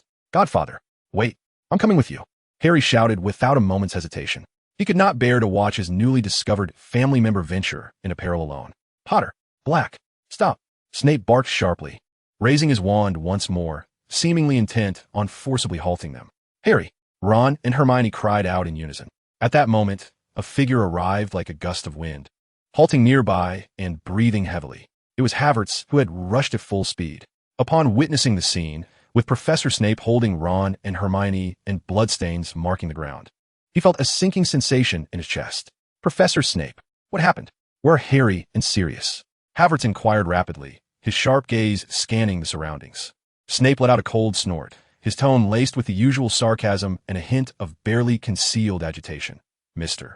Potter and his recently released godfather evidently believe their courage is sufficient to confront a frenzied werewolf and are impatiently venturing into the forbidden forest for their familial escapade. What? They've gone to find Professor Lupin? Havertz's expression shifted dramatically. In which direction did they head? Hermione quickly pointed down the slope. That way. They just went down. A sense of foreboding gripped Havertz. He understood better than anyone that the howl that drew Lupin away was no mere coincidence. It was likely intricately linked to time travel. Harry and Sirius's reckless pursuit at this moment was akin to walking into a trap. I will pursue them, Havertz declared, and in an instant, he transformed into a fleeting shadow, racing down the slope with even greater speed than before. At the edge of the forbidden forest, the moonlight was fragmented by the dense foliage. Sirius and Harry swiftly spotted their target. In a relatively open glade, the werewolf Lupin was pacing restlessly, emitting low growls as if searching for something. Remus, Sirius attempted to call, hoping to awaken a sliver of rationality in his friend. However, this call only provoked the werewolf. It abruptly turned its head, yellow eyes locking onto the source of the sound, and with a powerful thrust of its hind legs, it lunged forward with a foul odor. Harry, step back, Sirius roared, forcibly transforming into a massive black dog to collide head-on. Godfather, Harry cried out in terror. The werewolf growled, abandoning the incapacitated Sirius, and slowly advanced towards Harry, drool dripping from its fangs, its eyes filled solely with a primal desire to kill. Harry, desperately raising his wand, found his mind blank, enveloped in despair. Just as the werewolf's hind leg muscles tensed, poised to pounce, a long howl echoed once more from deeper within the forbidden forest from the same direction. The werewolf Lupin's movement froze again. It tilted its head in confusion, glancing at its prey so near, then towards the source of the howl. This time, the call seemed more urgent. With a reluctant growl, it abruptly turned and, with a few leaps, vanished back into the depths of the thicket. Harry collapsed to the ground, gasping for breath, the relief of having survived barely registering before an even colder, more profound sense of despair descended upon him. The temperature around him plummeted to freezing point. A familiar, suffocating sense of hopelessness surged from all directions. The moonlight seemed to dim. Harry suddenly looked up to see countless floating, tattered, cloaked black shadows among the trees. Dementors. They were thickly clustered, an astonishing number, silently closing in on them like sharks sensing blood. In an instant, Harry understood. After the emotional roller coaster of the evening, the euphoric reunion with his godfather, the fear of the werewolf, and the worry for his godfather's severe injury, these intense and complex feelings, both positive and negative, had attracted the horde of Dementors lingering outside the castle, much like the sweetest of feasts. Moreover, within the official records of the Ministry of Magic, Sirius Black remains an unrepentant fugitive. No, you cannot harm him. Harry struggled to rise, positioning himself protectively before the unconscious Sirius. He must safeguard his godfather. Expecto Patronum, he shouted with all his might. A silvery light surged forth from the tip of his wand, coalescing into a brilliant, swirling mist. It endeavored to take shape, resembling the silhouette of a robust stag, its luminosity more solid and radiant than ever before. The warmth and hope it exuded caused several Dementors in the front row to hesitate and draw back. Yet, the number of Dementors was overwhelming, hundreds if not thousands. Their collective coldness and despair surged like an invisible tide, relentlessly battering and eroding Harry's will and the still-forming Patronus. The silver light flickered defiantly in the darkness, its reach unable to expand, even beginning to be suppressed and diminished. Just as Harry felt consciousness slipping away into the encroaching shadows, a clear and resolute voice rang out from the opposite side of the forest. Expecto Patronum. In an instant, a spectacular and solid beam of silver light, akin to the first rays of dawn, violently tore through the darkness. The light rapidly coalesced in the air, expanding into a majestic and sacred eastern dragon. Its form was composed of pure silver radiance, with scales and claws aglow, antlers and serpentine body, gracefully and powerfully spiraling through the air, emanating an ancient and vast will of protection. Simultaneously, a slightly smaller, yet equally solid silver doe leapt forth, standing proudly alongside the dragon. The dragon emitted a silent roar, and the silver light radiated outward in circular waves. The doe too raised its head, the warm brilliance rippling like gentle waves. Before the might of these two formidable patron uses, the throngs of dementors, akin to snow melting beneath the blazing sun, let out silent wails of despair, retreating in utter panic, their dark forms twisting and dissipating within the silver light, ultimately fleeing in haste into the depths of the night. "My God," he murmured, unable to hold on any longer, before darkness enveloped him and he collapsed onto the cold ground. Chapter 47. The Time Loop and the Light of the Patronus. In the infirmary at Hogwarts, the air was thick with the scent of antiseptics and calming potions. Sirius Black and Harry Potter lay side by side on two pristine beds, while Madame Pomfrey, with a stern expression, tended to the deep claw wounds on Sirius's shoulder and the magical and mental exhaustion both had suffered from the approach of the Dementors. Harry was the first to awaken, and the concerned faces of Lauder Haverford and Hermione Granger came into view. "Godfather, how is he?" Harry quickly propped himself up to inquire.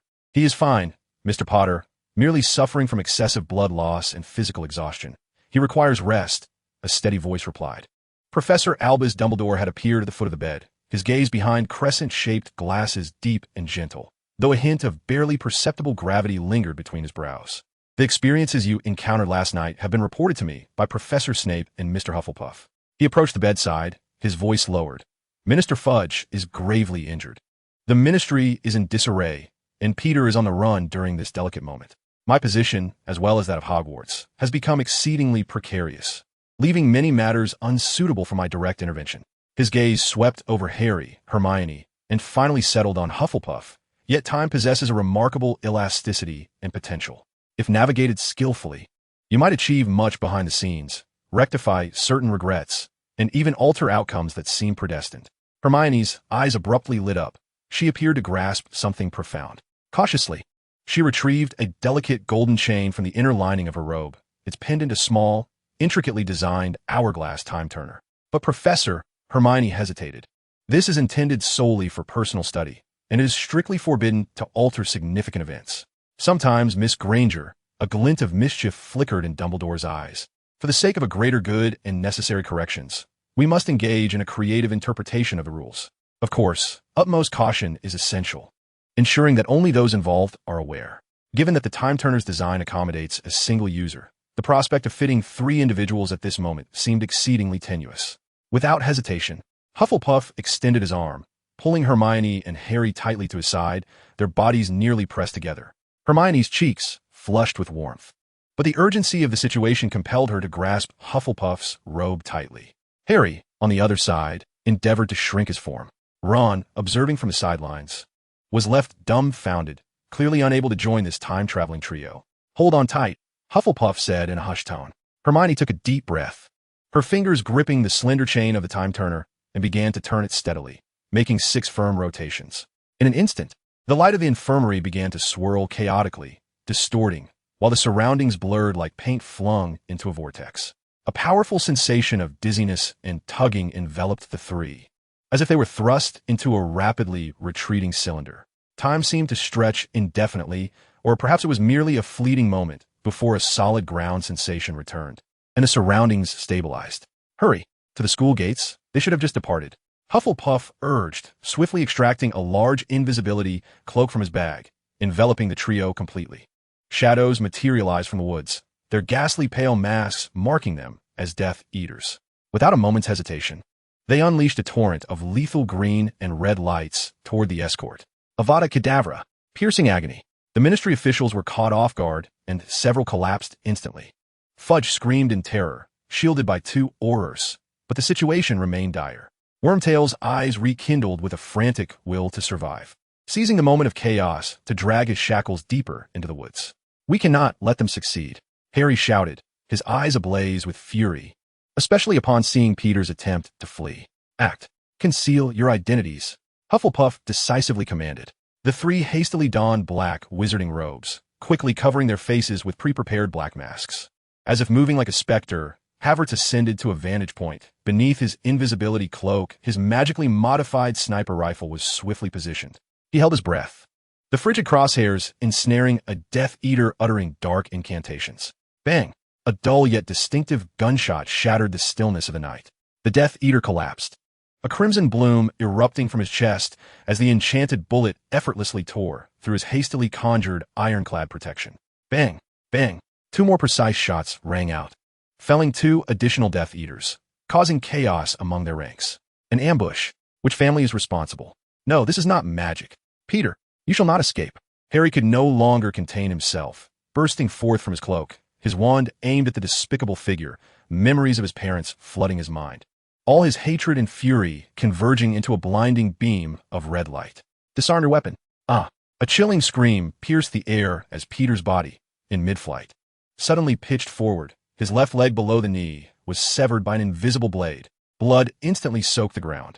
Yet, he displayed an extraordinary resolve, enduring the excruciating pain, propelling himself with his remaining leg, and utilizing the torrent of blood from his severed limb as a conduit. He executed a sinister blood escape technique, transforming into a cloud of blood mist and vanishing without a trace before anyone could react. Havertz did not afford them the opportunity to inquire. Sharply commanding Harry and Hermione, "Move." The trio swiftly retreated, recovering themselves with the invisibility cloak, vanishing into the depths of the forest. It was revealed that the mysterious wizard who had saved Fudge the previous night was Hermione, panting, her eyes filled with disbelief. It was indeed us. Utilizing their familiarity with the terrain and foresight of the plot, they had arrived early at the edge of the Forbidden Forest, hiding near the clearing where a werewolf attack was imminent. Sure enough, shortly thereafter, they beheld their past selves, Harry, Ron, Hermione, Sirius, and Professor Lupin emerging from the Shrieking Shack. Hearing Sirius jest about Snape, and witnessing Professor Lupin's agonizing transformation under the moonlight, as the werewolf Lupin lunged at the past Ron, only to be thwarted by Snape, whose wand was sent flying in that critical moment. Awoo! Hermione, concealed in the shadows, summoned her courage and mimicked the wolf howl she had previously heard, producing an uncanny imitation. The werewolf, poised to attack Snape, abruptly halted, perplexed by the source of the sound, ultimately being drawn into the depths of the Forbidden Forest. "Success!" Hermione whispered in triumph. They cautiously followed the werewolf, maintaining a safe distance. They could not harm Professor Lupin. They could only guide and evade. Then, they witnessed Sirius and the past Harry in pursuit, observing Sirius attempting to awaken his friend, only to provoke the werewolf, witnessing his transformation as he fought desperately, ultimately succumbing to severe injuries and losing consciousness, just as the werewolf was about to strike down the unconscious Sirius. Awoo! Hermione again emitted the wolf howl. The werewolf was once more diverted, charging toward their hiding place. "Run!" Havertz pulled Harry and Hermione to retreat swiftly. The werewolf pursued relentlessly, its feral breath drawing ever closer. At this critical juncture, a powerful sound of flapping wings resonated through the sky. A colossal shadow, akin to a bolt of lightning, swooped down. Buckbeak had arrived. This majestic creature, a hybrid of eagle and horse, seemed to sense Havertz's peril, perhaps due to the goodwill established in their previous encounters. It emitted a piercing cry, its formidable talons slicing through the air with a howling wind, striking the werewolf's back with precision and ferocity. The werewolf, caught off guard, was sent sprawling by this forceful blow, crashing against a tree and sliding down softly, succumbing to unconsciousness. Havertz and his companions exhaled in relief. Havertz caressed Buckbeak in gratitude for its timely rescue before dashing across to the opposite bank of an icy stream, where safety awaited. On the other side, they beheld a vivid scene from the previous night, the unconscious Sirius Black and the past version of Harry. standing alone with his wand raised against the relentless tide of Dementors. The silvery, formless Patronus flickered defiantly in the darkness, akin to a candle flickering in the wind, on the verge of being engulfed by the encroaching shadows. Now it was the moment.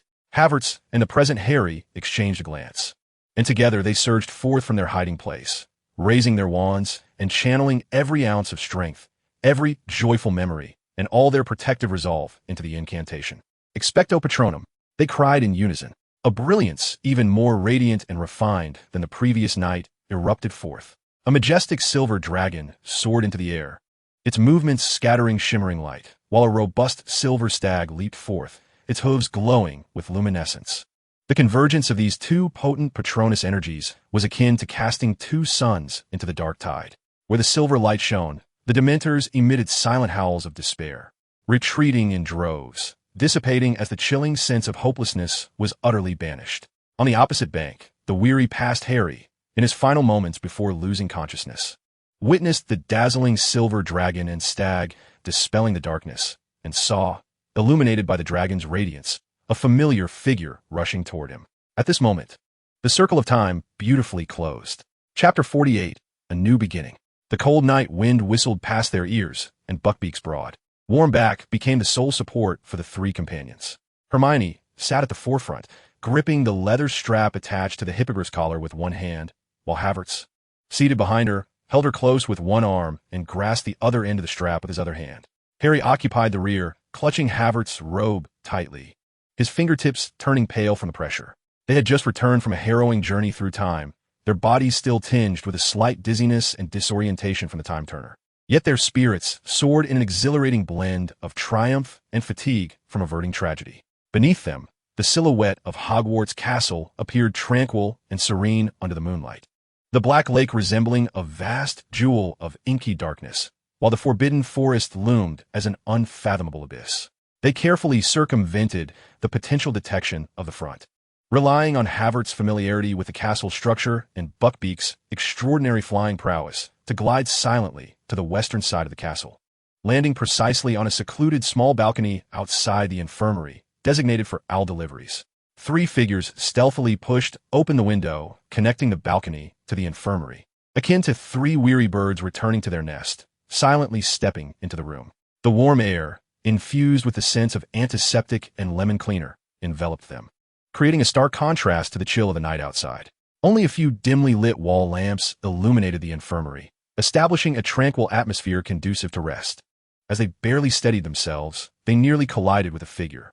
Professor Albus Dumbledore stood in the center of the ward, seemingly just having concluded a hushed conversation with Madame Pomfrey, preparing to turn away, clad in his classic ensemble of silver beard and robes.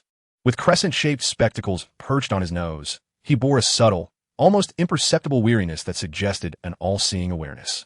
Upon witnessing the sudden emergence of the trio from the balcony, his striking blue eyes revealed no surprise. Instead, they glimmered with understanding and the faintest hint of smile. "Professor," Harry exclaimed almost instinctively, his voice quivering with uncontainable excitement and a sense of accomplishment. "We did it. We saved Minister Fudge. Although we let Peter escape, we managed to sever his leg. We also prevented Professor Lupin from harming anyone and drove away the Dementors, saving me and Sirius."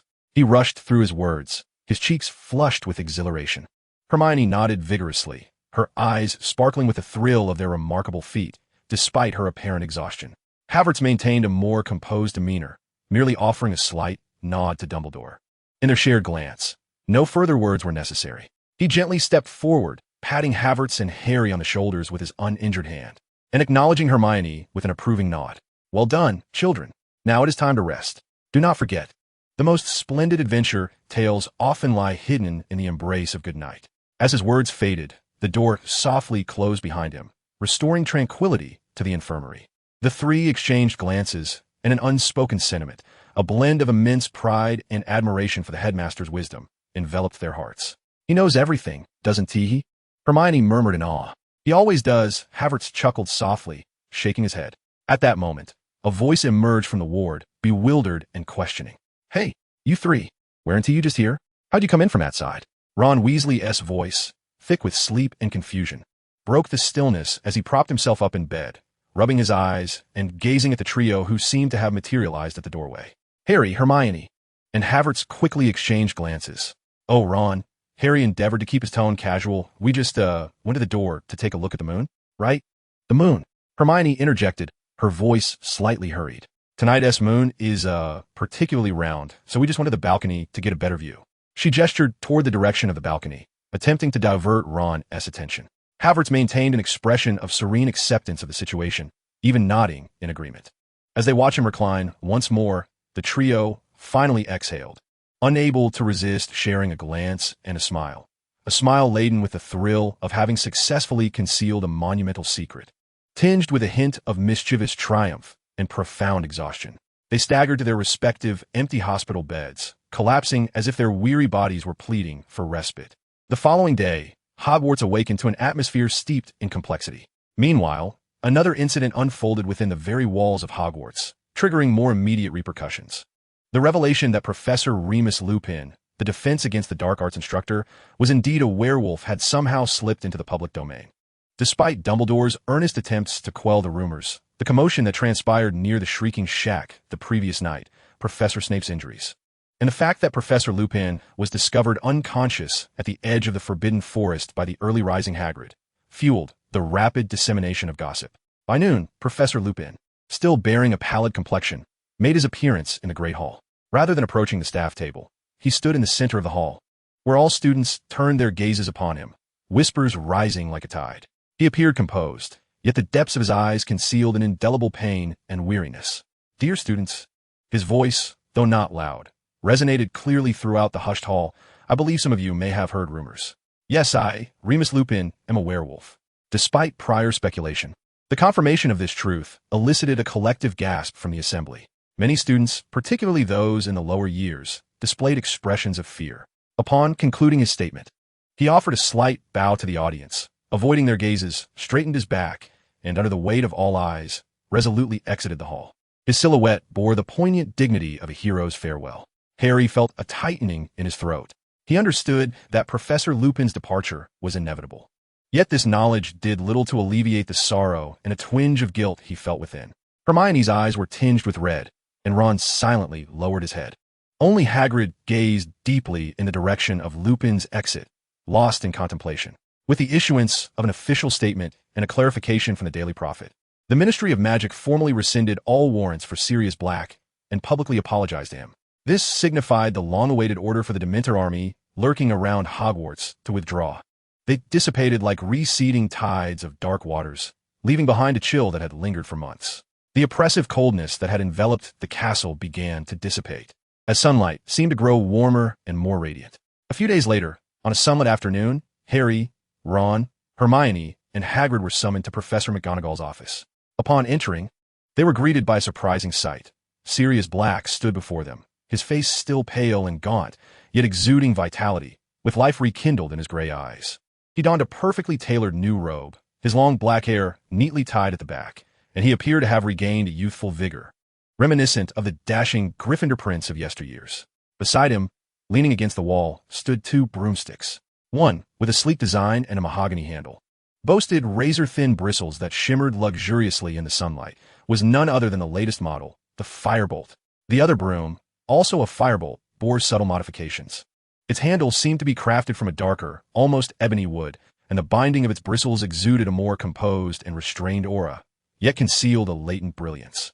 Harry, Sirius exclaimed upon seeing him, striding forward to embrace him warmly before stepping back, his gaze penetrating. How do you feel? Absolutely fantastic, Godfather, Harry replied excitedly, his eyes irresistibly drawn to the Firebolt. Sirius followed his gaze, a broad, roguish smile spreading across his face, reminiscent of his youthful self. Ah, it seems you've noticed. Indeed, this is for you, Harry. He pointed to the standard Firebolt. I know your old Nimbus 2000 was destroyed, and you truly deserve the best. The Quidditch pitch needs you. How could James S. Son not have a proper broom? Harry's eyes widened in disbelief, scarcely able to fathom his ears and eyes. The Firebolt? For me? Thank you. Thank you, Godfather, he stammered, rushing over to caress the smooth handle of the broom, his face glowing with unprecedented joy. Then, Sirius turned to Havertz, his expression suddenly grave, even tinged with profound respect. As for this one, he indicated the modified Firebolt, it is for you, Havertz. I realize that a mere broom cannot adequately convey my gratitude. Your efforts in revealing the truth, clearing my name, and he paused, glancing at Harry, clearly understanding something unspoken. Protecting Harry at a crucial moment have earned my eternal gratitude. I have made a few customizations to this broom, hoping it will not only carry you aloft, but also become a reliable companion at times. He cast a meaningful look at Havertz, evidently aware of his unique abilities, suggesting that this broom might complement him splendidly. Havertz regarded the distinctive firebolt with a flicker of surprise and admiration. He did not decline, accepting it graciously. Thank you, Mr. Black. I merely did what I believed to be right. Call me Sirius, Black insisted, giving Havertz a hearty pat on the shoulder. You are entirely deserving. At that moment, Professor McGonagall cleared her throat, a rare, gentle smile gracing her face. Mr. Potter, there's one more thing. Mr. Black, as your legal godfather and guardian, has signed a Hogsmeade visitor's permission slip for you. She handed Harry a piece of parchment, signifying that from this moment forth, he could boldly visit Hogsmeade on weekends without the need for furtive escapades or borrowing other shortcuts. The joyous atmosphere lingered until a trace of reluctance and gravity gradually settled upon Sirius's face. He draped an arm over Harry's shoulder, moving to the window to gaze out at the Quidditch pitch bathed in sunlight. Listen, Harry, his voice took on a somber tone. I cannot remain at Hogwarts indefinitely. As much as I long to, every moment of every day to be with you and make up for the 12 years lost. Harry's smile faltered, a wave of disappointment washing over him. Are you leaving? Where to? He inhaled deeply, striving to keep his tone light. You have your firebolt, your Hogsmeade permission, friends, and Dumbledore's watchful eye. You will thrive here, continue your studies, and savor the campus life you deserve. Promise me, Harry, to take care of yourself. Focus on your studies, especially in defense against the dark arts. It is of utmost importance. Harry recognized that his godfather's decision was sound. He could neither prevent it nor follow. He suppressed the melancholy of parting and nodded resolutely. I promise you, godfather. You must also take care. I will, Sirius replied, embracing Harry tightly once more before turning to Hufflepuff, Hermione, and Ron. Children, I entrust Harry to you. Rest assured, Sirius, Hermione replied earnestly. We will, Ron declared, thumping his chest in assurance. Hufflepuff merely nodded solemnly. On the ground, Hufflepuff gazed at the specially crafted, deeper-hued firebolt in his hands, then looked up to the sky, where a crimson figure soared freely. An idea spontaneously surfaced. Perhaps I could also experiment, merging some Muggle propulsion concepts with protective runes, to create a more unique and personalized flying device. A glimmer of research and innovation sparkled in his eyes, as the future's possibilities seemed to unfold before him with the broomstick. Chapter 49, Homecoming and the Prelude of Heartbeats. The Hogwarts Express exhaled white steam, slowly departing Hogsmeade Station amidst the elongated sound of its whistle. Hufflepuff leaned against the compartment window, observing the fleeting scenery outside, his fingertips unconsciously tapping against the frame. So much had transpired this term. The truth of Sirius's case revealed, the harrowing night of the werewolf, and the time loop that quietly closed under the moonlight. When the train finally came to a halt at King's Cross Station, he gathered his luggage and stepped off. Amidst the bustling crowd, he distinctly spotted her figure, Hermione, on tiptoe, searching for him. Her eyes lit up upon seeing him. He navigated through the throng and, under Ron's watchful gaze and Harry's knowing smile, softly murmured to her, if you have time during the holidays, perhaps we could explore London together, just the two of us. Hermione's cheeks instantly flushed, yet she nodded without hesitation. Yes, I'll await your owl. This promise took root within him like a seed, quietly embedding itself in his heart. The Payne family's residence was located in one of London's most prestigious neighborhoods, its exterior a quintessential example of Georgian architecture, elegant and restrained. Only those who have truly immersed themselves can perceive the hidden intricacies within this realm, where every antique adornment may conceal the latest surveillance devices. And behind each oil painting mite lie a safe. During dinner, his parents sat at either end of the long dining table. His father, Oliver Payne, possessed a visage as sharp as a chiseled stone, his gaze piercing like that of an eagle. His mother, Emily Era Payne, exuded elegance, yet her brow bore the unmistakable mark of astuteness. The Prophet's daily had been bustling with activity lately. As Oliver sliced into his steak with a nonchalant tone, he remarked on the recent escape from Azkaban and the minister's assault, expressing a hope that his son would comprehend the importance of maintaining a prudent distance. Havertz, setting down his cutlery, met his father's scrutinizing gaze with tranquility. I happened to be present, yet I managed the situation adeptly. What matters most is that the Ministry's attention has been entirely diverted, granting us a rare opportunity for maneuvering. After dinner, in the study, the smoke from cigars curled languidly through the air. Havertz elaborated on his plans, how to seamlessly integrate magic into family affairs. He discussed employing enhanced shielding charms to safeguard vital conversations, utilizing undetectable extension charms for the secure transportation of special goods, and employing magical healing potions to quickly address injuries when medical assistance was not readily accessible. Most crucially, he proposed seeking out impoverished yet genuinely talented wizards on the fringes of the magical community, establishing mutually beneficial partnerships. Oliver silently inhaled his cigar, contemplating for a long while before finally articulating, "The risks are considerable, yet worth the endeavor. You shall take full responsibility for this matter." Emily nodded gently. "I will arrange the funding and cover. Remember, in this world, trust is more precious than dragon's blood." In the pauses of their conversation, Havertz ventured to ask a question that had long lingered in his mind. "Does our family possess Eastern lineage? Specifically from Huaxia?" Oliver exchanged a knowing glance with Emily. "Your great-grandmother hailed from a venerable family in Huaxia." Oliver's tone softened with rare warmth. She was an extraordinary woman. This revelation illuminated many enigmas for Havertz, shedding light on his affinity for the Eastern dragon form of his Patronus and his intrinsic understanding of certain ancient concepts, perhaps rooted in this heritage. On a sunlit Tuesday, he dispatched an ordinary barn owl to deliver tickets to an amusement park for Hermione. On the day of their appointment, he arrived 15 minutes early at the subway station, clad in a simple navy casual outfit, appearing like an ordinary muggle boy. As Hermione approached through the crowd in her pale yellow dress, the surrounding noise seemed to dissolve into silence. Her meticulously styled brown curls cascaded over her shoulders, and her face radiated evident nervousness and excitement. "Have you been waiting long?" she inquired, jogging toward him, slightly breathless. "Just arrived," he replied with a smile, handing her a bottle of chilled lemonade, droplets of condensation glistening on its surface. At the amusement park, they boarded the most exhilarating roller coaster. As the sensation of weightlessness enveloped them, Hermione clutched his arm tightly, burying her face into his shoulder during the most thrilling twists. Upon disembarking, they gazed at each other, hair tousled by the wind, and could not help but burst into laughter. Passing by a cotton candy stall, he purchased a fluffy cloud-like treat and offered it to her. In her eagerness, she inadvertently smeared some sugary strands on the corner of her mouth. "Stay still," he whispered, gently wiping away the sugary threads with his hand, then casually tasting his finger. "Quite sweet." Hermione's face instantly flushed crimson. Even the roots of her ears were tinged with a rosy hue. In the evening, they ventured to a nearby park to row on the lake. The setting sun bathed the water in a warm golden hue. He rowed steadily while she sat at the bow, gazing at the shimmering surface. As the boat reached the heart of the lake, tranquility enveloped them. "Today has been delightful," she murmured. He paused his rowing, replying, "I feel the same. This brings me more joy than deciphering magical texts or managing family affairs." Their gazes intertwined in the twilight, an unspoken thrill permeating the air. As they returned to shore, darkness had descended. They strolled along the woodland path, their arms occasionally brushing against each other. At last, his hand firmly yet tenderly clasped hers. In that moment, with their fingers intertwined, both felt the quickening of each other's heartbeat. Hand in hand, they continued in silence, wishing this path would stretch on indefinitely.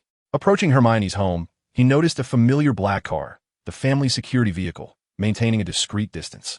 "Let us stop here," she said, halting beneath a street lamp, gently releasing his hand. He leaned in, whispering, "I have much to attend to this holiday, but today has been the finest interlude." She lifted her gaze and, unexpectedly, stepped forward to embrace him gently. As she pulled away, he lowered his head to bestow a cherished kiss upon her forehead. Her ears flamed with embarrassment as she summoned the courage to tiptoe and place a soft kiss on his cheek. He stood still, his fingertips brushing the spot she had kissed, a tender smile gracing his lips. Casting a glance at the slowly departing car, he turned and stepped into the London night. This holiday, though fraught with familial responsibilities and undercurrents, was lightened by this sudden splash of brightness. A new term beckoned, along with new challenges, accompanied by the burgeoning anticipation that awaited ahead. Chapter 50, Schemes and Strategies, the Chessboard in the Shadows. In the summer of London, within the confines of a derelict textile factory warehouse at the edge of the East End, time seemed to stand still. Dust particles lazily floated in the beams of light streaming through high windows, resembling countless tiny, struggling fates. Havertz Payne found himself enveloped in this forgotten silence. a secret sanctuary he had crafted, stacked with crates enchanted with the unseen extension charm. Scattered across the workbench were half-etched protective rune tablets and several firearm parts undergoing magical modifications. The air was a medley of machine oil, aged timber, and the distinct aromas of dragon sinew and magical materials like moonlight moss. His attention was not on these creations. Before him lay a broad sheet of parchment, where magical ink was autonomously sketching, extending, and constructing a complex web of causal connections regarding the impending new academic year, the grand spectacle known as the Triwizard Tournament, and the betrayals, deaths, and rebirths hidden beneath the layers of glory and passion. As a spectator aware of the script, he sat in the audience of fate. Yet he was resolute in his desire to become a director behind the scenes, intent on altering those fatal scenes. The first obstacle before him was the invisible barrier of age. He, Havertz Payne, a student just finishing his third year, could never aspire to toss his name into the burning blue flames of the goblet like those older students yearning for glory. Like the cunning baddie Crouch, relying on powerful, confounding spells and internal support to force a breakthrough, the thought was swiftly extinguished. Such a clumsy approach would be akin to illuminating a spotlight that proclaims his dubious nature before Dumbledore and numerous professors, directly contradicting his long-standing strategy of concealment. He required a more plausible and inconspicuous identity. His gaze traversed the lines representing Durmstrang and Beauxbatons on the diagram. Perhaps, through certain business dealings of the Payne family on the continent, he could secure a title as an informal attendant or an international exchange student. While this might address the basic identity issue, it would still fail to elucidate the covert actions he might undertake, far exceeding the rights of an observer. What he needed was not mere observation, but the privilege to intervene and alter the course at critical moments. A bolder and more effective idea, akin to a flash of lightning illuminating the darkness, sparked in his mind as he envisioned a dialogue with Dumbledore, striving to become an invisible piece on the chessboard. He began to formulate a possible conversation with Dumbledore in his mind. He would not mention the secret loops of the Time Turner, nor would he disclose his awareness of an alternate dimension. He would emphasize that through certain obscure channels of the Payne family, he had intercepted some fragmented yet exceedingly perilous signals suggesting that Batty Crouch might not be dead, along with strong implications of Voldemort's intense desire and plans for resurrection, as well as vague warnings that the Triwizard Cup could potentially be employed as a lethal trap targeting Harry Potter. With this in mind, Havertz prioritized establishing communication with Dumbledore as an essential step to be completed before the end of summer. He needed a letter that was exceedingly cautious in wording, one that could attract attention without being dismissed as the ravings of a madman, or to secure a brief, private meeting opportunity. A mischievous yet potentially effective thought, akin to bizarre fireworks exploding in the darkness, erupted in his mind. What if, before Voldemort and Wormtail came to retrieve this sacred bone, he stealthily visited the desolate graveyard of the Riddle family, like the most cunning of grave robbers? At that moment, when Wormtail, filled with piety and fear, unearthed the bone, and it was solemnly, or rather, fearfully, cast into the cauldron bubbling with malevolent magic, merging with the flesh and blood of the servant and the blood of the enemy, boiling in the flames of magic, under the ancient and potent resurrection ritual, the essence of filthy, foolish chaos that had been quietly sealed within the bone would be thoroughly awakened, integrating into a remade, terrifying form that seeks purity, nobility, and power. What would this ultimately lead to? The Dark Lord would certainly not become a ridiculous creature with the head of a pig. The power of ancient dark magic is not to be underestimated, sufficient to maintain his basic human form. However, an entirely incongruous matter, one that does not belong to the ritual design and is even contrary to the ideals of pure blood, would be forcibly blended and imprinted into his newly born magical essence, likely resulting in some form of deep-rooted, inextricable contamination and flaw. Perhaps, when his magic operates at the pinnacle of meticulous control, a fleeting, elusive stagnation may occasionally manifest. Perhaps his cold, ice-like rationality might occasionally be disrupted by irrational, almost primal agitation. Perhaps the peculiar soul connection he shares with Harry could give rise to an even more chaotic mutation, one that even Voldemort himself cannot comprehend. Even the faintest dissonance, lurking deep within, could potentially become the pivotal moment that shatters the strings of fate, leading to utter defeat. The corners of Hufflepuff's mouth curled involuntarily into a cold, wicked smile. This scheme, both ingenious and fraught with peril, hinges upon the necessity of infiltrating the graveyard like a specter passing through, leaving no physical or magical trace. The additives must be sufficiently discreet. their magical signatures capable of perfectly deceiving any perceptive scrutiny that may exist prior to the ritual. Yet, compared to the perilous confrontation with a Dark Lord who might have recently acquired a corporeal form, brimming with power and surrounded by numerous Death Eaters, this path undoubtedly appears more cunning, subversive, and relatively safer. He set down his enchanted quill and let out a long, weary sigh, meticulously aligning the grand framework conceived in his mind with the practical steps required for implementation. This summer, his task list had become unequivocal: to pen a carefully crafted, pivotal letter to Dumbledore, to refine a spatial disruptor capable of saving lives, to prepare a special gift for the Dark Lord, which included the development of injection tools and bespoke additives, and to meticulously plan that crucial visit to the graveyard. His purpose was never to bask in the applause and glory upon the stage, but rather to delve into the deepest shadows before the cruel gears of fate began to grind, quietly inserting seemingly inconsequential grains of sand that could ultimately bring the entire intricate apparatus to ruin. Chapter 51. Strategies and the Prelude to Quidditch. However, the tranquil days did not last long. One fateful night, Harry awoke from a nightmare, drenched in cold sweat. He once again beheld the great serpent Nagini, and that cold, piercing voice, it was Voldemort. The agonizing pain of his scar felt all too real, rendering it impossible for him to dismiss it as merely a dream. Another nightmare? Ron inquired, still bleary-eyed. Though Ron remained somewhat skeptical, he suggested that Harry confide in Mr. Weasley. Meanwhile, in a clandestine warehouse in East London, Hufflepuff was diligently preparing for his plan. This summer he was exceptionally occupied, not only managing family affairs, but also executing a special task to prepare a surprise for the soon-to-be-resurrected Voldemort. Through familial connections, he acquired intricate details about the Little Hangleton Riddle Graveyard. On a moonless night, he arrived at this desolate cemetery with a capable team. "Is everything arranged?" Hufflepuff inquired. They silently approached the gravestone of the Riddle family. A team member skilled in precise magic stepped forward, and with a gentle tap of his wand, the gravestone moved soundlessly aside. Another team member employed a special incantation, reducing the decayed coffin to fine dust, revealing the bones within.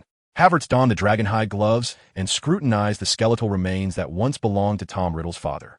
He retrieved a specially designed injection apparatus, its syringe filled with a dark crimson liquid, magically processed high-concentration essence of pig's blood.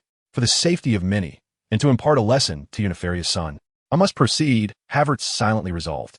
With utmost care, he pierced the needle into the minuscule pores of the bone and gradually infused the liquid. This meticulous process required immense patience and precision. Any misstep could leave an indelible mark. Once completed, he conducted a thorough inspection, ensuring there were no leaks. Restored to its original state, he whispered. The thought of Voldemort utilizing this enhanced skeleton during the resurrection ritual elicited a soft chuckle from him. Voldemort, indeed, he murmured to himself, quite pleased with this impromptu moniker. Days later, Havertz arrived at the burrow as promised. Hermione was already there, assisting Mrs. Weasley in preparing dinner. "You're here," Hermione exclaimed, her eyes sparkling. "How have you been these past few days?" "Quite well," Havertz replied with a slight smile. "I've been studying some intriguing spells." Dinner at the burrow was particularly lively. Mrs. Weasley had prepared a sumptuous feast. The twins were incessantly sharing jokes. Ginny was casting furtive glances at Harry, and Ron was animatedly discussing the upcoming Quidditch World Cup. "I've heard Bulgaria has a strong chance this time," Ron said, his mouth full of mashed potatoes. "Their seeker, Victor Crumb, is world-class, but the Irish team S-Chasers are formidable as well," Hermione countered thoughtfully. Early the next morning, before dawn had even broken, the burrow was in a frenzy. "Hurry up, children," Mrs. Weasley urged loudly. "The portkey, 1T wait. I can't find my socks," Ron exclaimed, rummaging through his room. At last, under Mr. Weasley's guidance, they traversed the fog-laden fields toward a small grove outside the village, the designated starting point for the portkey. As they entered the woods, they encountered two others, Amos Diggory and his son Cedric. "Arthur," Amos greeted boisterously. "What a coincidence." He proudly patted the back of the handsome young man beside him. "This is my son Cedric, the one I told you about." Cedric Diggory was a tall and striking youth who greeted Mr. Weasley politely and then smiled and nodded at Harry and the others. "Hello, Harry, Ron, Hermione Payne." Havertz regarded the Hufflepuff star student quietly. In the original course of destiny, this remarkable young man was destined to perish in the Triwizard Tournament. With this thought, Havertz resolved to alter that outcome solidified further. "Look forward to the show at Hogwarts, Potter," Amos exclaimed excitedly. "My son just told me that it's going to be, Dad," Cedric interrupted, feeling embarrassed. "Let us not discuss this now." He offered an apologetic smile to Harry. Arthur quickly interjected, "All right, it's nearly time. Mr. Diggory, may you enjoy the match." After bidding farewell to the Diggory father and son, Mr. Weasley picked up a tattered boot from the grass. "Is this the key?" Ron asked skeptically. "Indeed," Mr. Weasley replied with pride, "a standard issue from the Ministry of Magic. Are we all ready? Time is of the essence." The group gathered close, each placing a finger on the worn boot. 3, 2, 1. No sooner had the words left his lips than Harry felt a sharp tug at his navel. His feet lifted off the ground. Everything around him began to whirl, the wind howling in his ears. He felt as though he were swirling in a colossal vortex, utterly disoriented. Amidst the chaos, Havertz instinctively grasped Hermione's arm to help her maintain her balance. Hermione clutched his arm tightly in return. Both of them too preoccupied with the bumpy journey to feel any embarrassment, merely wishing to reach their destination swiftly. Suddenly, that force dissipated. They crashed heavily onto the grass, tumbling into a disheveled heap. Merlin's beard. Ron groaned. "I never will use a portkey again." Havertz was the first to rise, effortlessly pulling Hermione up. They quickly released each other's hands, both feeling slightly awkward. As they surveyed their surroundings, they found themselves standing on an expansive meadow.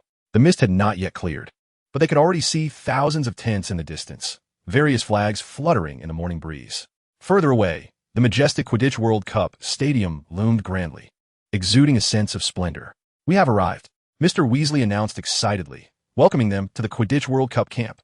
The air was filled with the fresh scent of grass and the aroma of breakfast, with a cacophony of conversations and laughter in various languages resonating around them. The most illustrious sporting event in a magical realm unfolded before their eyes. Havertz took a deep breath of the crisp morning air, his gaze sweeping over the lively camp. He was aware that beneath the surface of this grand affair, turbulent currents were stirring. The special gift he had prepared for Voldemort patiently awaited its moment to shine. "Come on," Mr. Weasley beckoned. "We must find our tent. An extraordinary match awaits us tonight." They followed Mr. Weasley, navigating the crowd with uneven steps. Harry and Ron animatedly discussed the star players they might see, while Hermione curiously examined the peculiar tents, and Havertz silently strategized their next moves. The curtain had risen on the Quidditch World Cup, yet a greater storm brewed quietly in the background. Chapter 52. Tents, Taunts, and the Waltz on Flying Brooms. Following Arthur Weasley, the group made their way through the increasingly lively Quidditch World Cup camp. Thousands of tents, each uniquely shaped, sprouted like mushrooms conjured by magic, ranging from the simplest triangular canvas shelters to miniature castles adorned with turrets and gardens. Bright flags fluttered in the summer evening breeze. They eventually came to a halt in a relatively crowded area, where Arthur stood before a tent that appeared exceedingly shabby, its patched exterior casting doubt on its ability to accommodate 2 individuals. "This is it," Arthur announced, his tone laced with a hint of embarrassment, clearly feeling that the facade was somewhat unpresentable. Ron's face flushed slightly, and Harry struggled to conceal his disappointment. Arthur offered no further explanation, merely smiled mysteriously and bent down to draw aside the seemingly flimsy curtain. "Let's take a look inside." With a sense of curiosity, Harry was the first to step in, followed closely by Ron. Immediately, their sharp intake of breath echoed within the tent. "Merlin's beard." Ron's astonished voice muffled as it reached the outside. Havertz and Hermione exchanged glances and also bent down to enter. The sight before them left them momentarily speechless. The interior of the tent was anything but the cramped quarters it appeared to be from the outside. Instead, it revealed a spacious, comfortable, and even cozy living area. Soft sofas surrounded a magical fireplace that crackled with warmth, and a long table, adorned with a pristine checkered tablecloth, was ample enough for everyone to dine. Several windows displayed a magically simulated serene pastoral landscape. The space had been ingeniously expanded through the use of the undetectable extension charm, creating distinct areas sufficient for the Weasley family and all their guests to reside comfortably. Undetectable extension charm. Hermione recognized it immediately, her excitement evident as she surveyed her surroundings like an inquisitive detective. How marvelous! And it's maintained so stably. This requires an impressive level of magical skill. Fred and George were already joyfully tumbling on the soft carpet, while Ginny curiously ran her fingers over the velvety surface of the sofa. Arthur Weasley rubbed his hands together with pride. The earlier embarrassment completely dissipated. Not bad, right? This is a special benefit provided by the department for employees with families. Although it might seem a bit understated from the outside, Havertz maintained a calm demeanor as he scanned the interior. The undetectable extension charm was not novel to him. Within the seemingly ordinary black wizarding robe he wore, There were numerous, specially designed and reinforced hidden pockets, meticulously organized to store his collection. From modified sniper rifle components, enchanted for precision and silence, to specially crafted anti-magic projectiles, various potions, alchemical items, and emergency supplies. Resembling a mobile, highly personalized armory and magical workshop. To him, the spatial expansion of this tent could only be deemed standard, a stable civilian version, far less intricate and secretive than his own equipment. He was more focused on evaluating the stability of this magic when applied to larger items requiring long-term maintenance. As everyone settled into this remarkable and comfortable tent, they rested for several hours, replenishing their energy in anticipation of the night's climactic showdown. In the evening, the atmosphere within the camp reached a fever pitch, the air filled with the enticing aroma of grilled sausages, butterbeer, and animated discussions. They surged forward with a massive crowd, flowing towards the grand stadium, which loomed like a mountain. The entrance was crowded and bustling with voices. As they struggled to navigate through the throng, a chilling, elongated voice, laden with palpable malice, sliced through the air from the side. TSK, TSK, TSK, look who it is. Arthur Weasley, accompanied by your entire brood, and Potter. Lucius's tone abruptly stiffened, his body tensing imperceptibly. I am quite curious. Arthur, Lucius drawled leisurely, his voice not loud, yet piercing through the surrounding cacophony like a cold serpent. Has the ministry's remuneration for employees this year become so generous that it can afford the luxury of a top-tier box seat? Or, he paused meaningfully, his steely gray eyes sweeping over the Weasley family before settling on Arthur's face. Have you wandered into the wrong section? The seating here, I fear, may not align with the status of certain individuals. Draco chimed in with a clear sneer, adding an insulting footnote to his father's words. Ron's ears flushed crimson, matching his hair as he clenched his fists. Harry felt a surge of anger, his nails digging into his palm. Hermione glared furiously at the Malfoy duo, appalled by their rudeness. Arthur's face flushed, his lips quivering, evidently incensed by the pointed mockery, yet momentarily at a loss for a suitable retort. At that moment, a calm voice, imbued with an icy sharpness that seemed capable of freezing the very air, emerged. I am far more curious, Mr. Malfoy. Havertz Payne stepped forward, seemingly casually positioning himself in front of Arthur Weasley, facing Lucius directly. His expression was inscrutable, yet his deep, black eyes pierced Lucius like ice picks, exuding a chilling authority beyond his years. Lucius's brow furrowed ever so slightly, clearly recognizing Havertz. Damn, Brad, this is hardly your place to speak. Conversations among adults are best left undisturbed by children. Before Lucius could gather his shock and fury into a retort, Havertz's gaze contemptuously roamed over Lucius's expensive attire, continuing in a tone that was leisurely yet felt like a whip's crack. Perhaps the Malfoy family's dignity does not require legitimate earnings to sustain it. After all, a fool who has allowed his own house elf to escape, he paused pointedly, observing Lucius's pupils constrict sharply, must possess unique insights regarding internal management and intelligence. An acute observation. The betrayal and freedom of house elves like Dobby had become a source of ridicule and profound shame for Lucius within pureblood circles. You dare! Lucius trembled with rage, the mask of arrogance shattering instantly, replaced by an uncontrollable fury, struck at his most vulnerable point. The two matters Havertz had mentioned, particularly the latter concerning Dobby, had long been a thorn in his side, and to have them so ruthlessly exposed in public was more intolerable than any curse. He felt the weight of every gaze upon him like needles, as though he could hear the silent mockery echoing around him. He yearned to roar, to immediately draw his wand and teach this audacious young man a lesson. Yet, the remnants of reason and the mounting gazes surrounding him made him realize that unleashing his fury here would only exacerbate the situation, solidifying the accusations against him. His face grew ashen, his chest heaving violently, as if he might suffocate at any moment. With all his strength, he suppressed the impulse to strike. He glared fiercely at Havertz, his eyes filled with venom, as if he could consume him whole. Through clenched teeth, he managed to utter a phrase laden with deep-seated hatred and menace. Very well. You wait for me, you wretched boy. With that, he could no longer maintain any semblance of composure. He roughly seized Draco, who stood dazed and equally pale, and violently shouldered his way through the crowd, as if fleeing from a deadly plague, disappearing in a flurry of chaos and exasperation at the end of the corridor. Wow, Ron exclaimed, his mouth agape as he watched the Malfoys vanish, feeling an unprecedented sense of relief and triumph. You were incredible. Did you see his face? It was as if he had swallowed a live toad. Arthur Weasley exhaled deeply, as if shedding a weighty burden. and he clapped Havertz on the shoulder with gratitude and a hint of lingering trepidation in his eyes. Hermione, observing how Havertz had deftly provoked the usually arrogant and cunning Lucius Malfoy into a state of furious disarray, sparkled with admiration for his wisdom and courage. This small interlude invigorated their spirits. They successfully located their seats. Though not in the uppermost box, they still enjoyed a splendid view of the entire stadium. The arena buzzed with life, the cacophony of 100,000 wizards resounding like a tangible wave, crashing against everyone's eardrums, filling the air with an exhilarating tremor. Enormous banners conjured by magic fluttered overhead, the green shamrocks of Ireland and the red flags of Bulgaria creating a dazzling tapestry in the sky. Ladies and gentlemen, welcome to the 422nd Quidditch World Cup Final.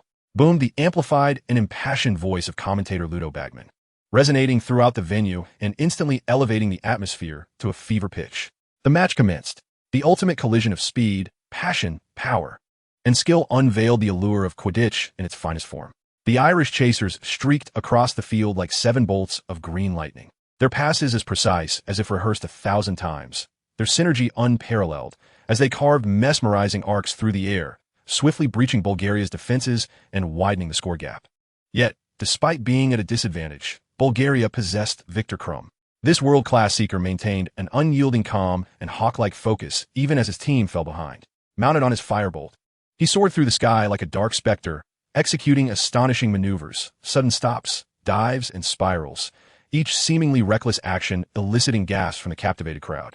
Harry was utterly entranced, his gaze fixed unwaveringly on every movement of Krum, as if he were absorbing sustenance from the spectacle. He awaited the opportune moment, while Havertz, amidst the deafening clamor, slightly turned to Hermione beside him and spoke in a voice that, though soft, was peculiarly clear.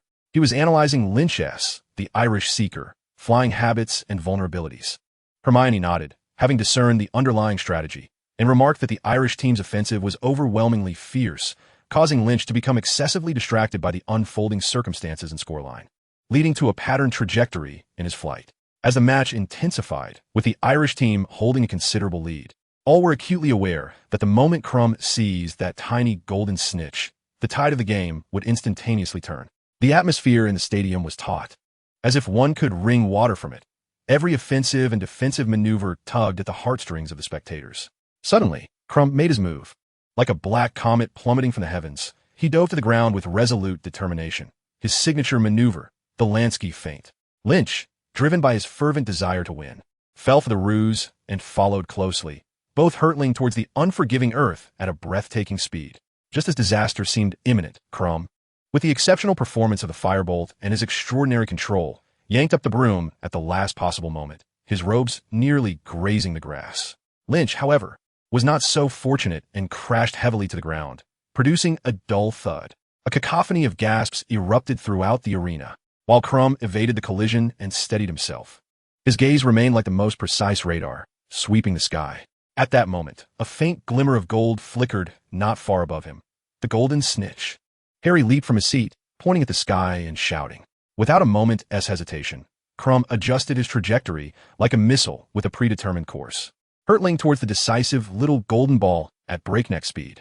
Despite the Irish beaters desperately trying to thwart him, he, with unparalleled flying prowess and fearless courage, seized the snitch amidst the chaos, his hand closing around it with pinpoint accuracy, all under the scrutiny of 100,000 eyes.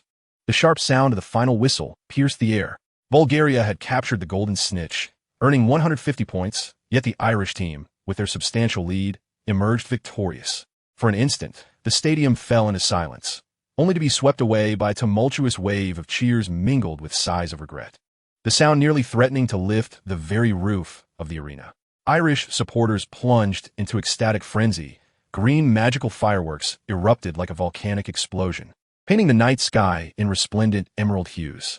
He caught the snitch, yet lost the match, Ron murmured, his feelings complex as he gazed at the tall, dark figure surrounded by teammates, yet still bowing his head. Yet he made the most courageous decision for the team, the only one that could possibly bring hope. Harry spoke sincerely, his gaze brimming with admiration. In such dire straits, seizing the golden snitch was the only way to retain a glimmer of victory, and he bore the immense pressure to accomplish it. Havertz observed the stark contrast between the jubilation and despair at the center of the field. his eyes seemingly penetrating the tumultuous sea of celebration. Behind this splendid and passionate contest, rife with tactical duels, lay the fleeting and precious revelry of the magical world. He was acutely aware that darker, more brutal storms were silently gathering beneath this wave of joy, poised to erupt in the most violent manner shortly. Tonight was destined not to conclude peacefully with the final whistle of the match. Chapter 53. Preparing for rain and observing change. The victorious revelry of the Irish team continued. Green fireworks illuminating the night sky of the encampment as if it were day. Within the tent area, cheers, songs, and the clinking of butterbeer bottles intertwined to create a joyous sea. The Weasley family, along with Harry and Hermione, were immersed in the echoes of the match, animatedly discussing every thrilling moment from the game. However, Havertz Payne quietly approached the tent window, lifting a corner to calmly observe the outside. His gaze traversed the nearby, celebrating crowd, extending towards the distant areas that were beginning to stir restlessly, where flickering flames indicated something amiss. The cacophony was gradually transforming, mingled with piercing screams and frenzied shouts. The moment was drawing near. He turned to face the group, his voice steady yet imbued with an undeniable certainty. "Mr. Arthur, Mrs. Weasley, I believe it is best for us to leave here immediately." "Leave?" Arthur Weasley, holding a cup of butterbeer, was taken aback. "Now? The celebration has just begun. Havertz." "Yes, at once." Havertz's tone remained calm, though his pace quickened. "Listen, the sound from afar are unsettling. They do not resemble celebration, but rather chaos. The crowd is too dense, emotions are too heightened, and if they spiral out of control, the consequences could be dire. We must take Ginny and Harry. The target is too obvious, and remaining here is exceedingly perilous." He refrained from mentioning any specific terms regarding Death Eaters, instead focusing on the potential for chaos and the safety of family, which would be more readily accepted. Bill and Charlie exchanged glances and moved to the window, their expressions quickly turning grave. "Dad, Havertz is right," Charlie said in a low voice. "The flames over there seem suspicious. It appears tents are indeed being set ablaze." Molly Weasley immediately tensed, grabbing Ginny's hand. Arthur Weasley, meeting Havertz's calm gaze and then looking at his wife and children, felt the weight of his responsibilities as the head of the family overshadow the excitement of the celebration. He took a deep breath and made a decision. "All right, we will heed Havertz's advice. Everyone, gather your most essential belongings. We are leaving at once. Fred, George, no dawdling." Havertz swiftly added, "Do not take the main route. The crowd is surging that way. I know a small path. I observed it on our way here, although it may be a bit longer. It will allow us to avoid the most congested areas and lead directly to the apparition point at the forest's edge." He exhibited astonishing foresight and a keen awareness of his surroundings. There was no time for hesitation. Under the guidance of Havertz, the group swiftly and silently departed from their tent, navigating against the panicked throngs beginning to scatter, and slipped into a secluded path nestled between two rows of tents. Havertz led the way, with Arthur and Bill guarding the rear, ensuring the ladies and the younger ones were safely positioned in the middle. Just as they left the main area, the previously joyful sounds behind them were completely replaced by terrified screams, maniacal laughter, and a cacophony of explosions. Blazing flames illuminated the night sky, and shadowy figures clad in hoods wreaked havoc in the distance. If it weren't for the overwhelming crowd and chaotic sights, a single shot from my weapon would reveal my identity and trump cards. The Death Eaters, relying on their numbers and the chaos of fear, would not escape unscathed. For now, it was crucial to bide my time. True confrontation with their vast army would come later, and I must not squander the element of surprise. He inhaled deeply, suppressing the restless urge to kill, and refocused his attention on leading the way. Now was not the moment. Havertz guided them like a seasoned navigator, swiftly traversing the intricate pathways. His steps were steady, his direction clear, pausing occasionally to confirm their bearings, always skillfully avoiding the encroaching chaos. His calm demeanor inspired confidence in the others, keeping them tense yet not in a state of panic. We nearly lost Molly Weasley, who clung tightly to Ginny, her voice trembling as she dared not imagine the fate they would have faced had they remained. Arthur Weasley regarded the composed Havertz with a gaze filled with complex gratitude. "Havertz, my boy, thank you." If it weren't for your insistence, he shook his head, unable to articulate further. In that moment, he felt immense relief for heeding the young man's advice. Harry, Ron, and Hermione also bore the weight of lingering dread. Hermione looked at Havertz and murmured, "You foresaw this, didn't you?" They waited in that relative safety until the dawn light began to break, and the tumult within the camp gradually subsided. After a considerable time, A group of formally dressed, serious-looking ministry officials, including Bartemius Crouch from the Department of International Magical Cooperation, finally arrived to assess the aftermath. It seemed that the professionals had at last arrived. Havertz's tone was neutral, devoid of any emotional inflection. Yet his words caused Arthur Weasley to feel a flush of embarrassment. Chapter 54. White Moonlight and the Headmaster's Consent. The Hogwarts Express, accompanied by its familiar whistle, carried the students who had endured the harrowing night of the Quidditch World Cup smoothly towards the castle. The atmosphere within the carriage was markedly different from their journey to the event. It lacked the pure excitement of before and was instead infused with a shared gravity and fervent discussions about the newspaper headlines. The Daily Prophet indeed featured the turmoil of the World Cup final night on its front page, characterizing it as a minor disturbance instigated by inebriated fans, downplaying the presence of Death Eaters, and lauding the ministry as swift and effective response. This whitewashing of the truth incited Harry's anger. While Ron furiously crumpled the newspaper into a ball. "They're simply spouting nonsense," Ron exclaimed indignantly. "What drunken fans! We witnessed it with our own eyes." The Ministry of Magic currently seeks to avoid inciting panic, particularly in these turbulent times. Hermione, though relatively composed, furrows her brow in concern. Havertz merely glanced at the newspaper's headline, a wry smile fleeting across his lips, choosing not to engage in the discussion. Such manipulation of public opinion is not uncommon in his family's business. As the train made a brief stop at a small station, students disembarked to catch their breath or procure snacks. Harry followed Ron and Hermione off the train, and amidst the bustling crowd on the platform, his gaze was suddenly captivated by a figure. It was a girl of Eastern descent with long, lustrous black hair and a gentle smile. Xiao Zhang, the Ravenclaw Seeker. She stood conversing with a few friends, sunlight bathing her in a soft halo. Harry felt his heartbeat falter and instinctively halted in his tracks. Staring, "Are we, Harry?" Ron nudged him with his elbow, a teasing glint in his eyes. Flustered and blushing, Harry found that the earlier shadows of the World Cup, along with his anger, had somewhat dissipated in the wake of that brief encounter. Upon returning to Hogwarts, Harry promptly contacted Sirius through the two-way mirror. He recounted his nightmare regarding Voldemort and Nagini, as well as the chaotic scenes at the World Cup campsite, relaying every detail to his godfather. Sirius appeared unusually grave and concerned in the mirror, urging Harry to remain vigilant and promising to intensify his investigation into Voldemort and Peter's movements. Meanwhile, Havertz wasted no time. On the first weekend night after the term commenced, he ascended to the 8th floor of the castle, standing before the enormous statue of the gargoyle. "Lemon drop," he articulated clearly, and the statue animatedly sprang aside, revealing a spiraling staircase that gradually ascended.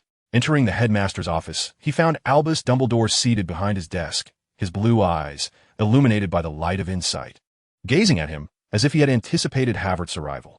"Good evening, Havertz," Dumbledore spoke gently. "I believe you bring more than just greetings." "Good evening, Professor." Havertz replied with a slight nod, getting straight to the point. "I wish to participate in the Triwizard Tournament, and I hope to join the Order of the Phoenix." "Havertz," Dumbledore began slowly, his voice deep and solemn. "From your first year, where you displayed remarkable courage and strength in confronting the Dark Lord's possession of Professor Quirrell, to your second year, when you ventured alone into the Chamber of Secrets to address the threat of the Basilisk, and through the past year, where with astute strategy, you unveiled the truth about Pettigrew, vindicating an innocent, while successfully anticipating and averting the crisis of the World Cup." He paused, his sharp azure gaze piercing into Havertz. "What you have demonstrated transcends mere magical ability for one of your age. You possess keen insight, meticulous reasoning, decisive action, and the potential to turn the tide in critical moments. Both I and the Order of the Phoenix require exceptional individuals like you to combat the encroaching darkness. Your capabilities, alongside the unique resources that the Payne family might offer, could prove pivotal in the struggles that lie ahead."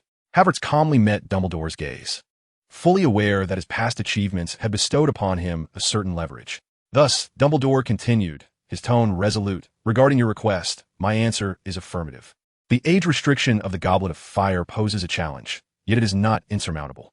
I shall make the necessary arrangements to ensure you receive a fair opportunity to submit your name to the goblet.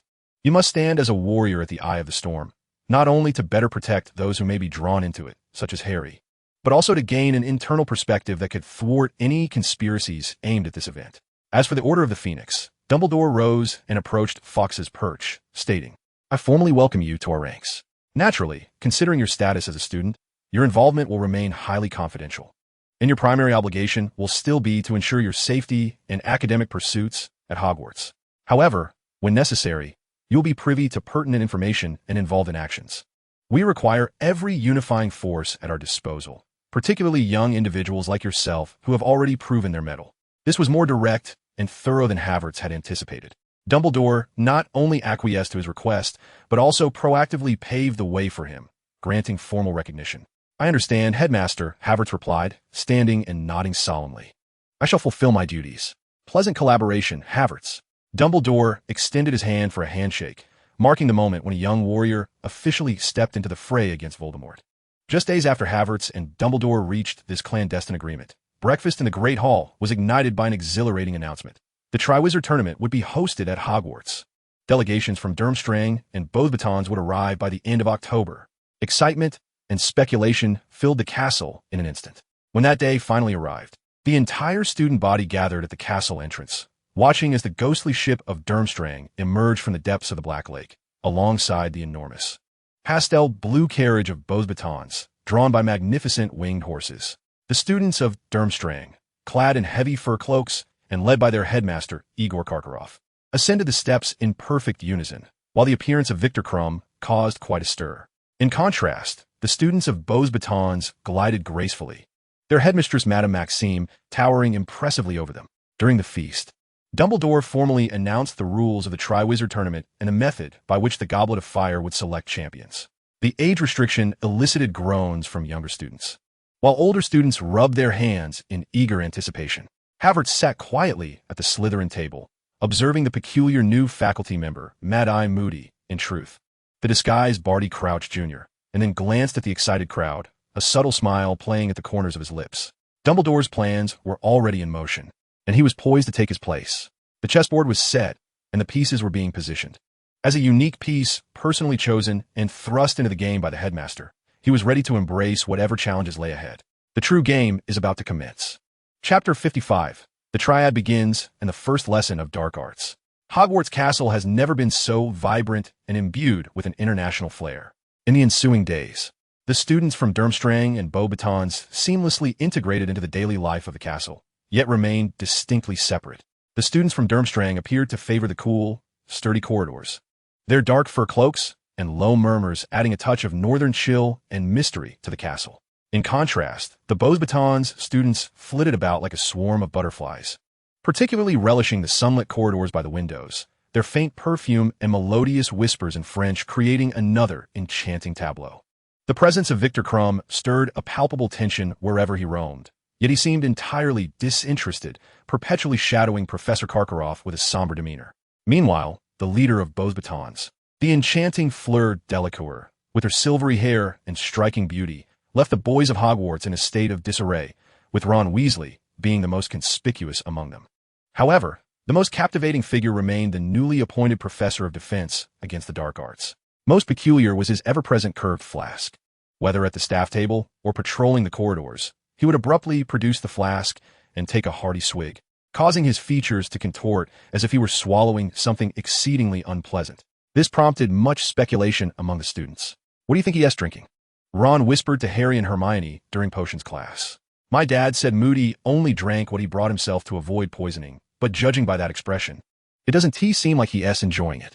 Hermione furrowed her brow, clearly pondering perhaps it's some potent stimulant or restorative potion.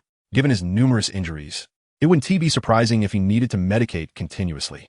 Harry, however, noted that after consuming that concoction, Moody's normal eye appeared particularly bright, even somewhat frenzied.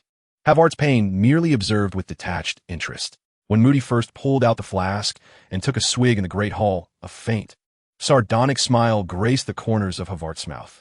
As one privy to the entire narrative, he understood that the flask contained neither a stimulant nor fine spirits, but rather the polyjuice potion brewed with genuine hair from Moody, reputed to taste like overcooked cabbage. It was no wonder young Barty Crouch grimaced each time he drank it.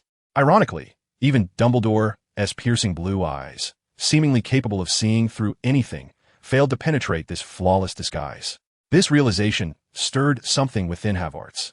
The fact that even the greatest wizard of the age could be deceived by such a transfiguration technique hinted at a vast realm of operational possibilities and exploitable value. far beyond his initial estimations. Perhaps, at a crucial moment in the future, this flaw could serve as an unexpected trump card in his hand. He silently noted the patterns and inconsistencies in the foam Moody-esque drink replenishments, considering that this insight might prove invaluable when the time came. The moment has finally arrived. Dumbledore's voice resonated powerfully, his blue eyes shimmering with excitement as the Triwizard Tournament was about to commence. Now, allow me to introduce Mr. Barty Crouch, the director of the Department of International Magical Cooperation, and Mr. Ludo Bagman, the director of the Department of Magical Games and Sports, who, along with myself, Madame Maxime, and Professor Karkaroff, will form the judging panel responsible for evaluating the champions' performances. Amidst sparse applause, Mr. Crouch appeared solemn and weary, while Mr. Bagman radiated enthusiasm, resembling a jubilant child. Subsequently, with a wave of his wand, Dumbledore summoned an ancient wooden box adorned with jewels. He lifted the lid to reveal an unassuming yet pulsating goblet of blue and white flames, the Goblet of Fire. He articulated the rules clearly. Those aged 17 and over would submit their names, forming an unbreakable contract. Once selected, they were obligated to compete. Finally, he solemnly drew a line indicating the age limit, cautioning minors against participation.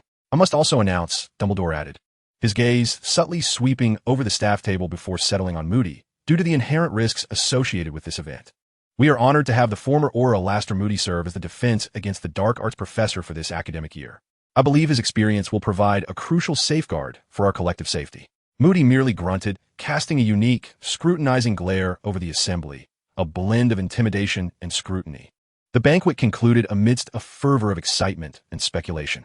All eyes were fixed on the three champions from the schools, Cedric Diggory, Victor Crumb, and Fleur Delacour.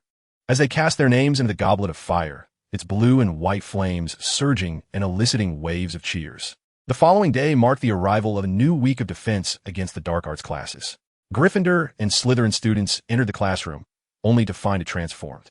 The previous decorations had vanished, leaving the room stark, utilitarian, and rather austere, resembling a makeshift training ground. Moody limped in, scrawling his name on the blackboard before abruptly turning to fix his asymmetrical gaze upon the students. I have received a pile of rubbish, he bellowed to commence the lesson, gesturing toward the pile of books on the desk. Lockhart's superficial works and Lupin's gentle, child-friendly approach to dark creatures may be useful, but they fall woefully short when confronting true darkness. His normal eye bore down on the students while his magical eye swiveled in the back of his head, monitoring their reactions. Many remember defense against the dark arts solely in terms of defense. Yet, what I intend to teach you is that to defend against it, you must first understand it, truly and profoundly understand your adversary. Therefore, in my class, you shall encounter the darkest and most perilous spells in the wizarding world, those curses that, once cast upon a human, would condemn you to spend the rest of your life in Azkaban. The classroom fell into a profound silence, with even the sound of breathing resonating clearly. Today, Moody's voice was low and oppressive, as we would delve into the three most malevolent curses known as the unforgivable curses. Who can tell me what they are? Hermione's hand shot up almost reflexively. Havertz raised his hand calmly as well, yet within, he pondered. Indeed, specialization is essential. To have a fervent Death Eater teach these lethal curses, which he knows all too well and relishes in employing, is a quintessential example of tailoring education to the dark arts. This thought brought him a sense of absurd, realist humor.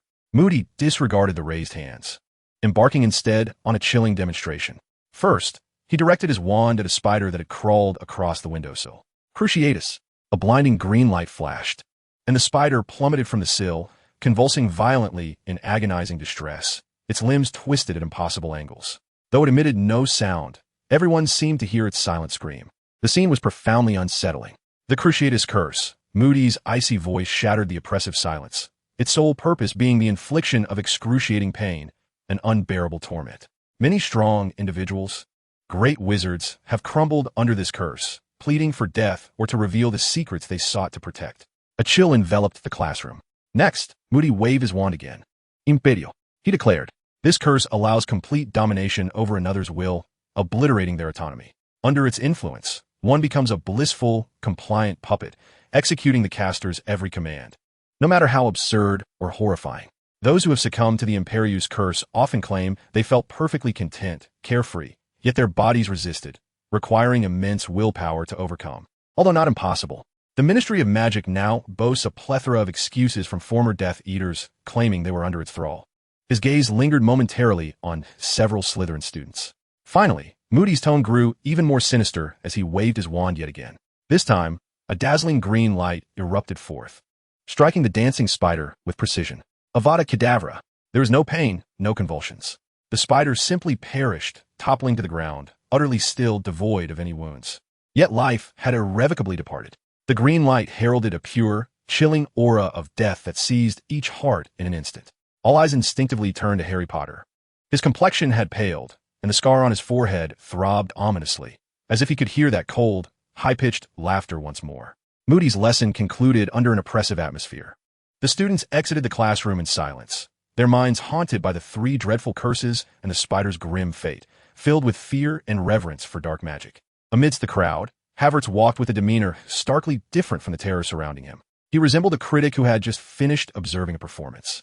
The power of the unforgivable curses was indeed visceral and terrifying, yet the demonstration by the foe Moody appeared to him more like a theatrical showcase, a professional skill-sharing amongst Death Eaters.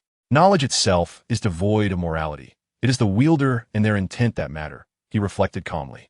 Little Barty Crouch sowed seeds of fear regarding dark magic in the hearts of his students during this lesson, perhaps with the ulterior motive of identifying potential sympathizers.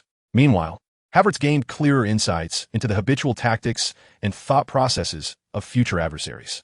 The secret of the flask, the overly agitated demeanor of the foe Moody when mentioning former Death Eaters, and the darkly tinged atmosphere of this inaugural lesson, coupled with the fact that even Dumbledore could not see through the perfect disguise, came together like pieces of a puzzle, gradually forming a vivid image in his mind and opening new avenues of thought. He needed to conduct an informal report with Dumbledore at the earliest opportunity, sharing his preliminary observations based on special intelligence sources. Simultaneously, he should begin his unique preparations for crossing the age line. After all, the pieces on the chessboard were already positioned according to the script, and he, as the informed variable capable of exploiting any loophole, was ready to make his formal entrance. Chapter 56. The Mockery of the Age Line and the Unexpected Name. Professor Moody's lesson on the unforgivable curses cast a massive stone into the seemingly tranquil, at least on the surface, waters of Hogwarts, sending ripples that lingered long after. In the Great Hall and corridors, students could not help but discuss the 3 malevolent curses and the tragic fate of the spiders, filling the air with a blend of fear, taboo, and morbid curiosity. Longbottom, Neville Longbottom, stay a moment. Just as Neville was about to leave, he froze, his face paling even more than when he had witnessed the killing curse. He timidly turned around, nervously wringing his robes. Harry, Ron, and Hermione looked at him with concern. Hermione whispered, "Perhaps Professor Moody only wishes to comfort him?" After all, his parents Havertz Payne observed the scene with a cold inner laugh. Comfort? No. This was a precise act of rubbing salt into the wound, a cruel psychological manipulation. He understood perfectly well that young Barty Crouch's choice of Neville was far from coincidental. Neville's parents, Frank and Alice Longbottom, were renowned aurors who had been driven mad by the tortures of Bellatrix Lestrange and other Death Eaters. This action by the foe Moody served a dual purpose. On one hand, it allowed him to play the role of stern professor concerned about a student's past, thereby earning Dumbledore's trust. On the other hand, he was testing Neville, observing whether this boy, with a deep-seated enmity towards dark forces, harbored enough pain and anger within to be exploited in the future, or at the very least, ensuring that this potential unstable factor remained under his control. A clumsy act, yet sharply targeted and effective, Havertz assessed calmly. He refrained from intervening. Exposing the foe Moody at this moment would be of no benefit, instead risking an alarm. He needed this pawn to continue moving across the board until its value was fully extracted. As he left the classroom, he discreetly noted Neville's helpless and fearful expression, as well as the fleeting, malevolent glint in the foe Moody's magical eye. Cedric Diggory, the pride of Hufflepuff, calmly placed the slip bearing his name into the goblet of fire amidst the cheers of his many supporters. The flames instantly blazed to a brilliant white, joyfully licking at the air as if welcoming a true competitor. His success further provoked the discontented upperclassmen. Finally, on the eve of the enrollment deadline, Fred and George Weasley believed that their meticulously prepared moment had arrived. Success, Fred announced in the Gryffindor common room, brandishing a small cup of transparent liquid, his face alight with uncontainable pride. Freshly acquired, newly concocted aging potion, We only need to grow a few months older, George explained to the gathered audience. Once we cross the age line, we'll submit our names, then dash out swiftly. The potion's effects can fade, but the contract will have been established. Amidst the cheers and Hermione's disapproving gaze, the twins confidently consumed the potion. A series of pops echoed, and they indeed appeared to have grown taller. With some hair sprouting on their faces, looking somewhat ludicrous, yet undeniably more adult-like. They exchanged knowing glances, inhaled deeply, and simultaneously charged toward the age line. Bang! Bang! The hall erupted in thunderous laughter. Even Peeves was gleefully tumbling through the air. The twins collapsed to the ground, groaning as they attempted to remove the absurd white hair from each other. Hufflepuff stood calmly amidst the Slytherin crowd, observing the spectacle with a serene demeanor. An aging potion? To attempt to deceive an ancient magical artifact with such a rudimentary potion, set by the greatest wizards of our time, was utterly preposterous. Dumbledore's magic clearly focused more on discerning the essence of one's maturity rather than mere physical age. This reinforced his belief that the authority granted directly by the headmaster was the only reliable path. Very well, the Goblet of Fire is about to make its decision. Dumbledore remarked, I estimate it will take another minute. Those whose names are called, please proceed to the top of the hall, walk past the staff table, and enter the adjacent room. He indicated towards the door behind the staff table, where you will receive initial guidance. He drew his wand and made a grand gesture. In an instant, all the candles except those in the pumpkin lanterns extinguished, plunging the hall into a dim twilight. The Goblet of Fire now emanated a brighter glow than ever before, its flickering blue and white flames becoming blindingly intense, captivating everyone's attention. Suddenly, the flames of the goblet turned red, sparks bursting forth. Then, a tongue of flame shot upward, releasing a singed piece of parchment. Before the flames reverted to blue and white, every individual in the hall held their breath. Dumbledore caught the parchment and, illuminated by the goblet's light, read aloud in a clear, powerful voice. The champion from Durmstrang, he announced, is Victor Krum. A thunderous applause and cheers erupted from the Durmstrang table as Krum calmly stood and made his way toward the room. The flames flared red once more, and a second piece of parchment burst forth. The champion from Beauxbatons, Dumbledore declared, is Fleur Delacour. Fleur gracefully stood, tossing her silvery hair, and proceeded with a light step. The third parchment soared forth, propelled by flames.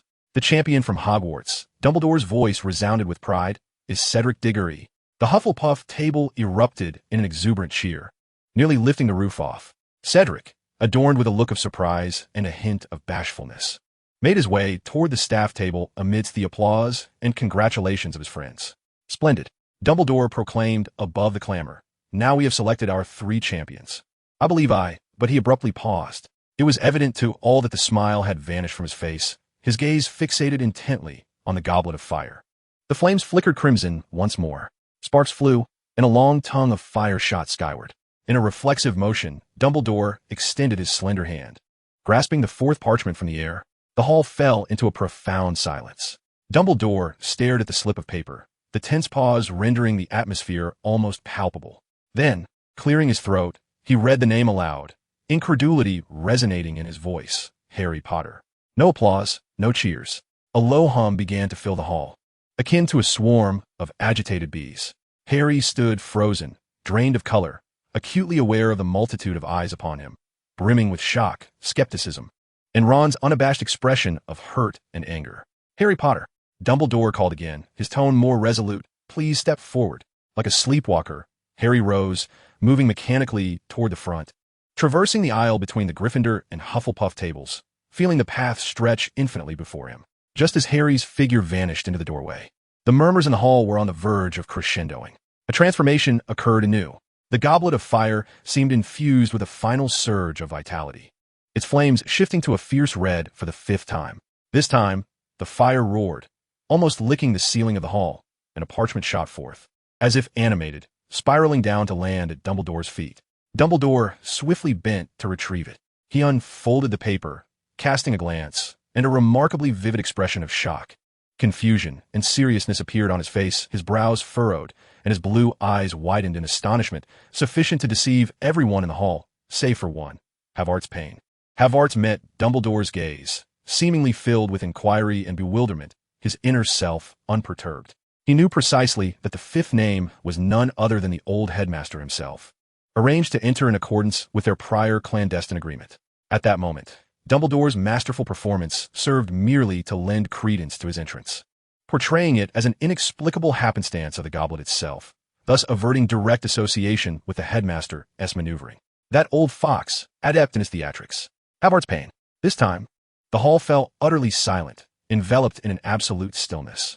If the mere mention of Harry Potter's name is astonishing, then the emergence of Havertz Payne's name evokes an even deeper, perplexing eeriness. Everyone is aware of Havertz's prowess, yet he is equally underage. An unexpected occurrence may be mere happenstance, but two such incidents can only suggest a conspiracy. Amidst the astonished and skeptical gazes of the entire faculty and student body, along with the fervent stares from certain Slytherins, Havertz rose calmly. Adjusting his robe, he bore no trace of surprise, only a tranquil acceptance of his moment. With measured steps, he traversed the silent hall, approaching the door that led to the unknown and the vortex beyond. He understood that Dumbledore had orchestrated the drama, and now it was his turn to take the stage. Chapter 57, The Three Heads and the Tilted Rules. As Havertz pushed open the door and entered the adjacent room, he was immediately enveloped by an exceedingly complex atmosphere. It resembled a small conference room, adorned with paintings depicting the grand scenes of Hogwarts past, where figures curiously regarded the newcomer. "This was not our intention, Miss Delacour," a gentle yet firm voice resonated. Professor Dumbledore followed closely behind Havertz, accompanied by the tense Professor McGonagall, the pallid Professor Snape, and the newly arrived, heavy-footed Professor Moody. Soon after, Headmaster Karkaroff and Madame Maxime stormed in, their faces contorted with fury. "Dumbledore!" Karkaroff was the first to strike. His voice shrill, "This is utterly ridiculous. The Goblet of Fire has selected a fifth champion, and they're both from Hogwarts. You must provide us with an explanation." The air in the room seemed to freeze. The three, or rather 5, champions, along with several professors, became the focal point of this high-level dispute.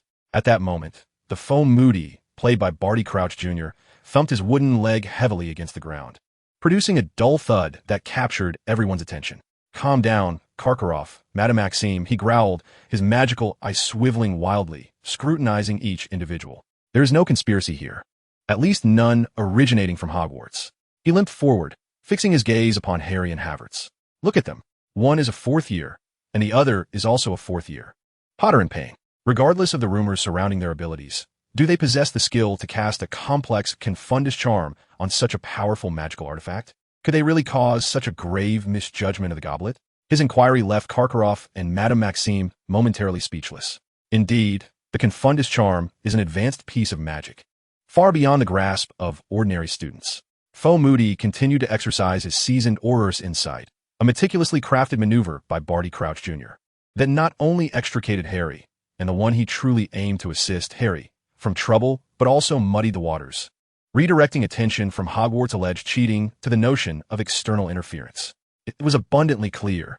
This is the work of a person with ulterior motives. Their target is likely either Potter or Payne, or perhaps both.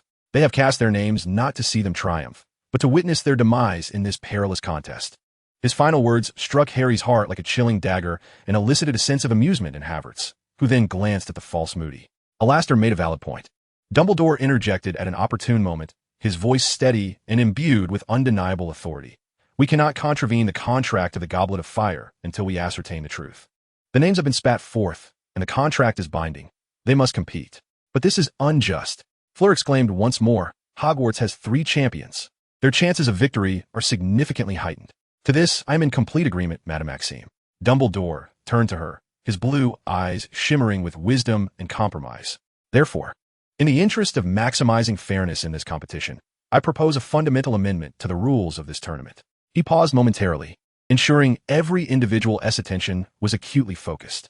"This amendment shall apply to all tasks. Prior to the commencement of each task, the champions from Durmstrang and Beauxbatons will possess the right to be informed first and to make their selections." Specifically, Dumbledore elaborated, his gaze sweeping over Karkaroff and Madame Maxime, ultimately resting on the 3 champions from Hogwarts. Whether it involves selecting challenge targets, determining paths, or acquiring essential items, Mr. Krum and Miss Delacour shall have the privilege to choose and comprehend the information first. Following their decisions, the remaining options shall be available for Hogwarts champions Mr. Cedric, Mr. Potter, and Mr. Payne to select or confront in a designated order. He surveyed Karkaroff and Madame Maxime. This means that throughout the entire competition, the champions from Hogwarts will perpetually occupy a position of lagging and passivity in terms of information. They will only contend with what remains, often the more uncertain or challenging options. Undoubtedly, this serves as the most effective counterbalance to their numerical advantage. What are your thoughts? Karkaroff and Madame Maxime exchanged glances once more. This proposal is far more comprehensive than merely adjusting the first task. It would ensure that their champions maintain the upper hand throughout the entire event, significantly enhancing their odds of victory. The numerical superiority of Hogwarts might, in fact, turn into a disadvantage due to internal competition for the remaining options. A fair proposition indeed. A hint of satisfaction was barely concealed on Karkaroff's face. I accept this plan. Madame Maxime nodded with restraint, evidently pleased with this outcome. The 5 champions departed the room, each wearing different expressions. Harry appeared anxious. Cedric pressed his lips together in evident stress. Krum remained sullen, yet his gaze held a newfound sharpness. Fleur regained her confidence and grace, while Havertz maintained an almost indifferent calm throughout.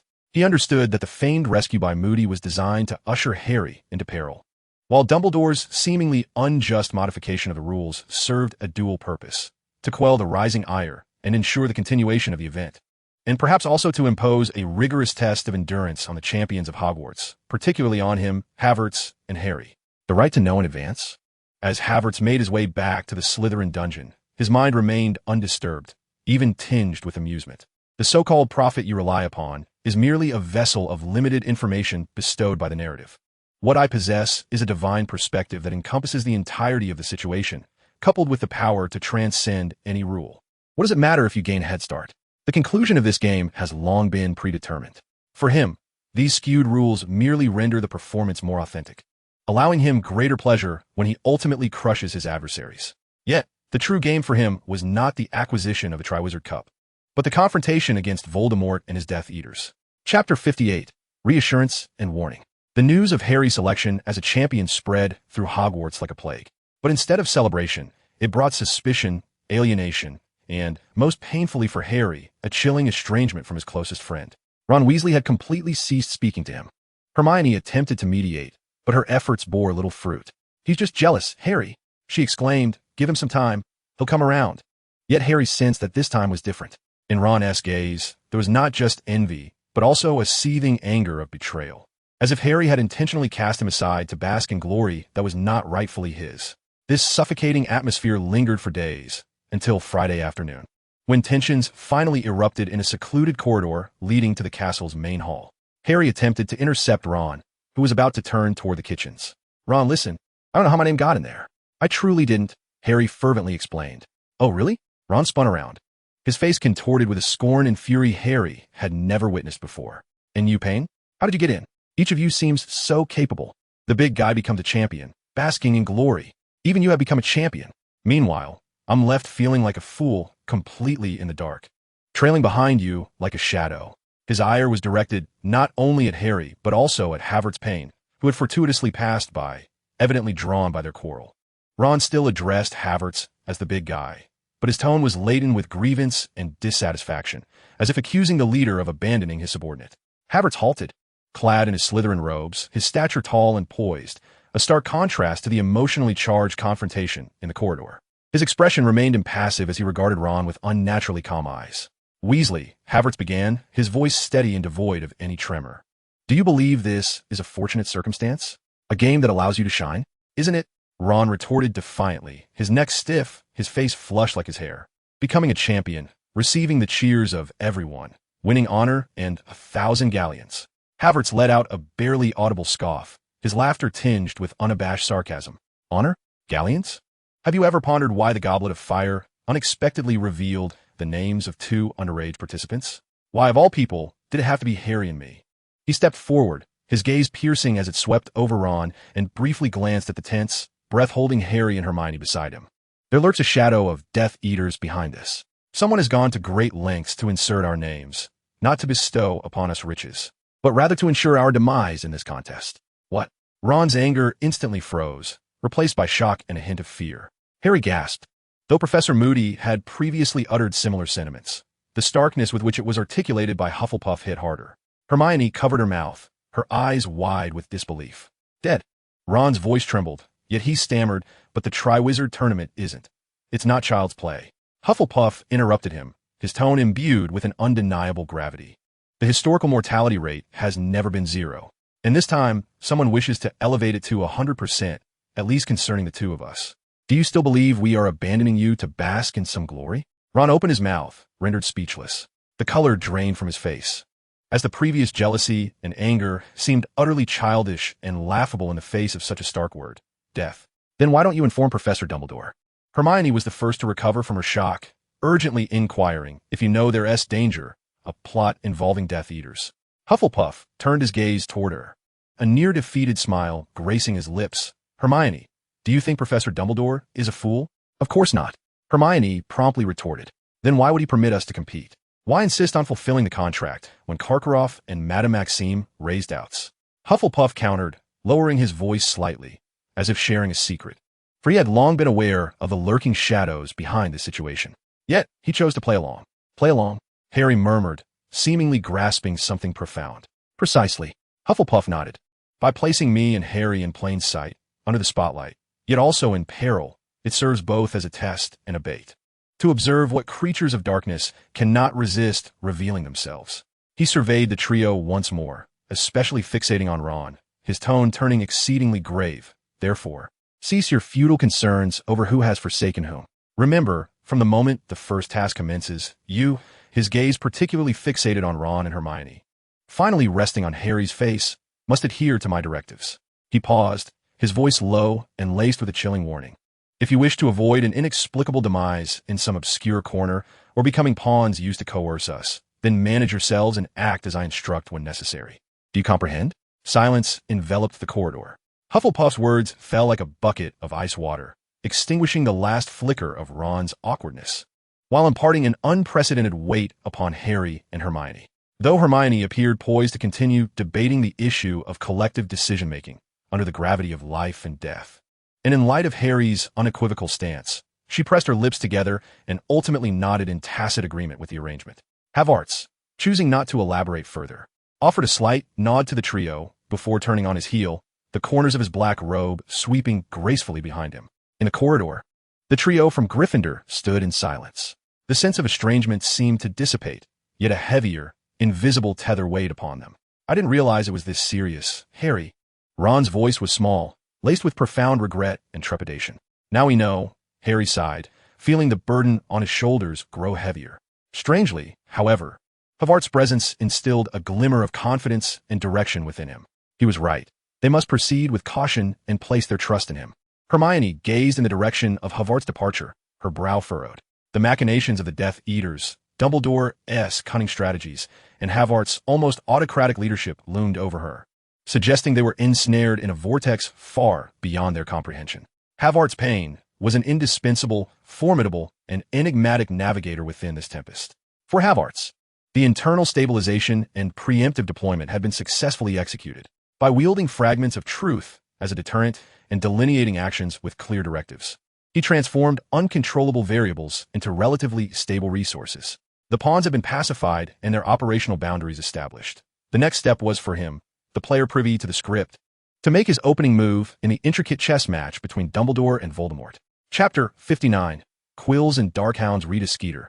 The woman adorned with gem-studded spectacles and hair meticulously curled to excess swooped down upon Hogwarts like a vulture sensing blood, shortly after the announcement of the champions. She would not overlook the 4th and 5th champions, particularly Harry Potter and the mysteriously enigmatic Havertz Payne. She managed to intercept Harry, who was on his way to class. In the entrance hall, her photographer, the taciturn Bozo, immediately raised his camera, the flash erupting with a crackle. Rita bombarded Harry with her saccharine yet manipulative questions, attempting to extract comments regarding cheating, his emotions, and whether he felt it was unfair to others. Harry found himself ensnared in her relentless inquiries, his face flushed with embarrassment, barely managing to contain his temper. Just as Rita's green, shorthand quill danced wildly in the air, fabricating increasingly sensationalistic statements, a calm, yet undeniably authoritative voice interjected. "Ms. Skeeter." Rita turned to see Havertz Payne standing a few paces away, his expression inscrutable, but his gray eyes glimmering with a chilling intensity that sent shivers down her spine. He did not even glance at Harry, his gaze fixed directly on her and that quill. "Ah, Mr. Payne." Rita swiftly shifted her focus, donning a professionally radiant smile. "Just the person I wanted to interview regarding your early rise as a champion." "The interview is permissible," but Havertz interjected, his voice not loud, yet distinctly penetrating her ears, cutting through the din of the foyer, though the content required verification. "I have no fondness for others crafting tales on my behalf." His gaze subtly alluded to the writhing quill pen. Rita's smile faltered momentarily. "Dear child, this merely aids my memory." "Memory?" Havertz raised an eyebrow slightly, stepping forward close enough for her to feel an intangible pressure. "I am far more concerned with whether the memories imprinted in the Daily Prophet will be accurate. Miss Skeeter, I am not one to relish trouble, especially unnecessary complications arising from false reports." He paused, lowering his voice to a near whisper, audible only to the two of them. Yet the chill within it nearly cracked the foundation of Rita's makeup. "I am aware of how you earn your living, as well as some of your less than conventional little indulgences." His gaze seemed to penetrate her crocodile skin handbag, revealing the illicit animagus beetle form within. "The Payne family may not hold a prominent reputation in the magical realm, but in certain more pragmatic spheres, their words carry weight. If you wish for your quill to continue to glide smoothly across the pages of journalism rather than abruptly snap due to unforeseen circumstances, or if you yourself need to seek inspiration in a quieter place, I advise you to ensure that your reports on Hogwarts, the Warriors, and especially on Mr. Potter and myself maintain a more objective and favorable tone. This is not a request, but a stark warning and a threat."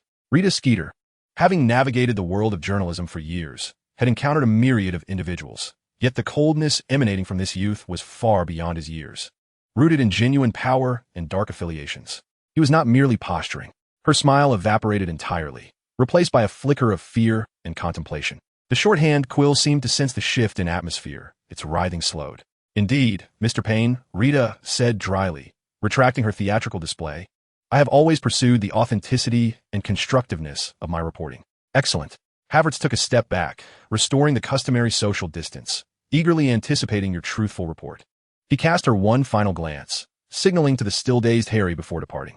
Harry hastened to follow, leaving Rita Skeeter standing there, her complexion shifting from pallid to ashen, ultimately begrudgingly stowing away her troublesome quill. On Saturday morning, before dawn, a thin mist enveloped Hogsmeade Village.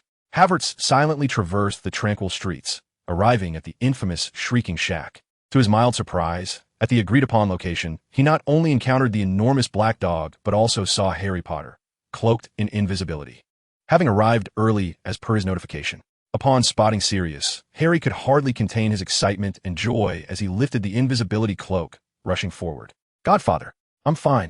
Truly," Harry hastily exclaimed, reverting to the child in need of adult care, as the grievances and pressures of recent days seemed to find an outlet. "I am at a loss as to how my name ended up in that cup. I swear, Ron believes I entered it myself and is ignoring me. That red-haired brat." Sirius let out a disgruntled grunt, placing his hands on Harry's shoulders, meticulously scrutinizing his face. "Do not concern yourself with him. He will come to understand," he said. "Listen, Harry, my worry does not stem from that. Someone has put your name in there, and this is no mere prank. It is directed at you. Have you been particularly observant of your surroundings? Has anyone struck you as suspicious? Has Moody imparted any practical knowledge to you?" His barrage of questions was laden with concern and anxiety. "Professor Moody taught us the unforgivable curses," Harry replied, noticing Sirius' eyes widen in surprise, and he quickly added, "Only as a demonstration using a spider. He said we must understand our enemies, and he also mentioned that someone wishes to see me perish in the tournament." "He's right." Sirius' tone grew more somber. "Harry, you must exercise utmost caution, more than ever before. I cannot afford to lose you. You're my only family." His voice quivered slightly, his gaze filled with a haunting fear of past tragedies and a profound affection for Harry. Observing the heartfelt exchange between godfather and godson, Hufflepuff stood quietly in the shadows, refraining from interrupting. This pure bond of kinship felt somewhat foreign to him, yet not unappealing. After sharing memories and concerns, Sirius turned his attention to Hufflepuff, his expression regaining its seriousness. "I'll be brief. I cannot remain long," he lowered his voice, divulging intelligence regarding Karkaroff's past as a Death Eater and how old Barty Crouch sent his son, young Barty, to Azkaban. Finally, he looked at Hufflepuff once more, his gaze intensely earnest, even tinged with a hint of pleading. "Payne, the current situation is precarious. The Ministry is blissfully unaware, and Hogwarts is not entirely clean either. Harry, like his father, is brave but equally impulsive. I cannot protect him closely. Harry listened, his eyes stinging with emotion. He wished to assert his capability, but the worry etched in Sirius' eyes rendered him speechless. Hufflepuff met Sirius' almost pleading gaze and glanced at the agitated Harry beside him, then nodded calmly, yet resolutely. I promise you, as long as he remains within my sight and plans, I shall ensure his safety.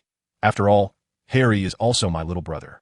His assurance remained succinct, devoid of grandiose oaths, yet that certainty strangely soothed Sirius' anxious heart. Sirius looked deeply at him and nodded firmly, as if entrusting him with a significant responsibility. Thank you, Sirius said hoarsely, and he embraced Harry tightly one last time.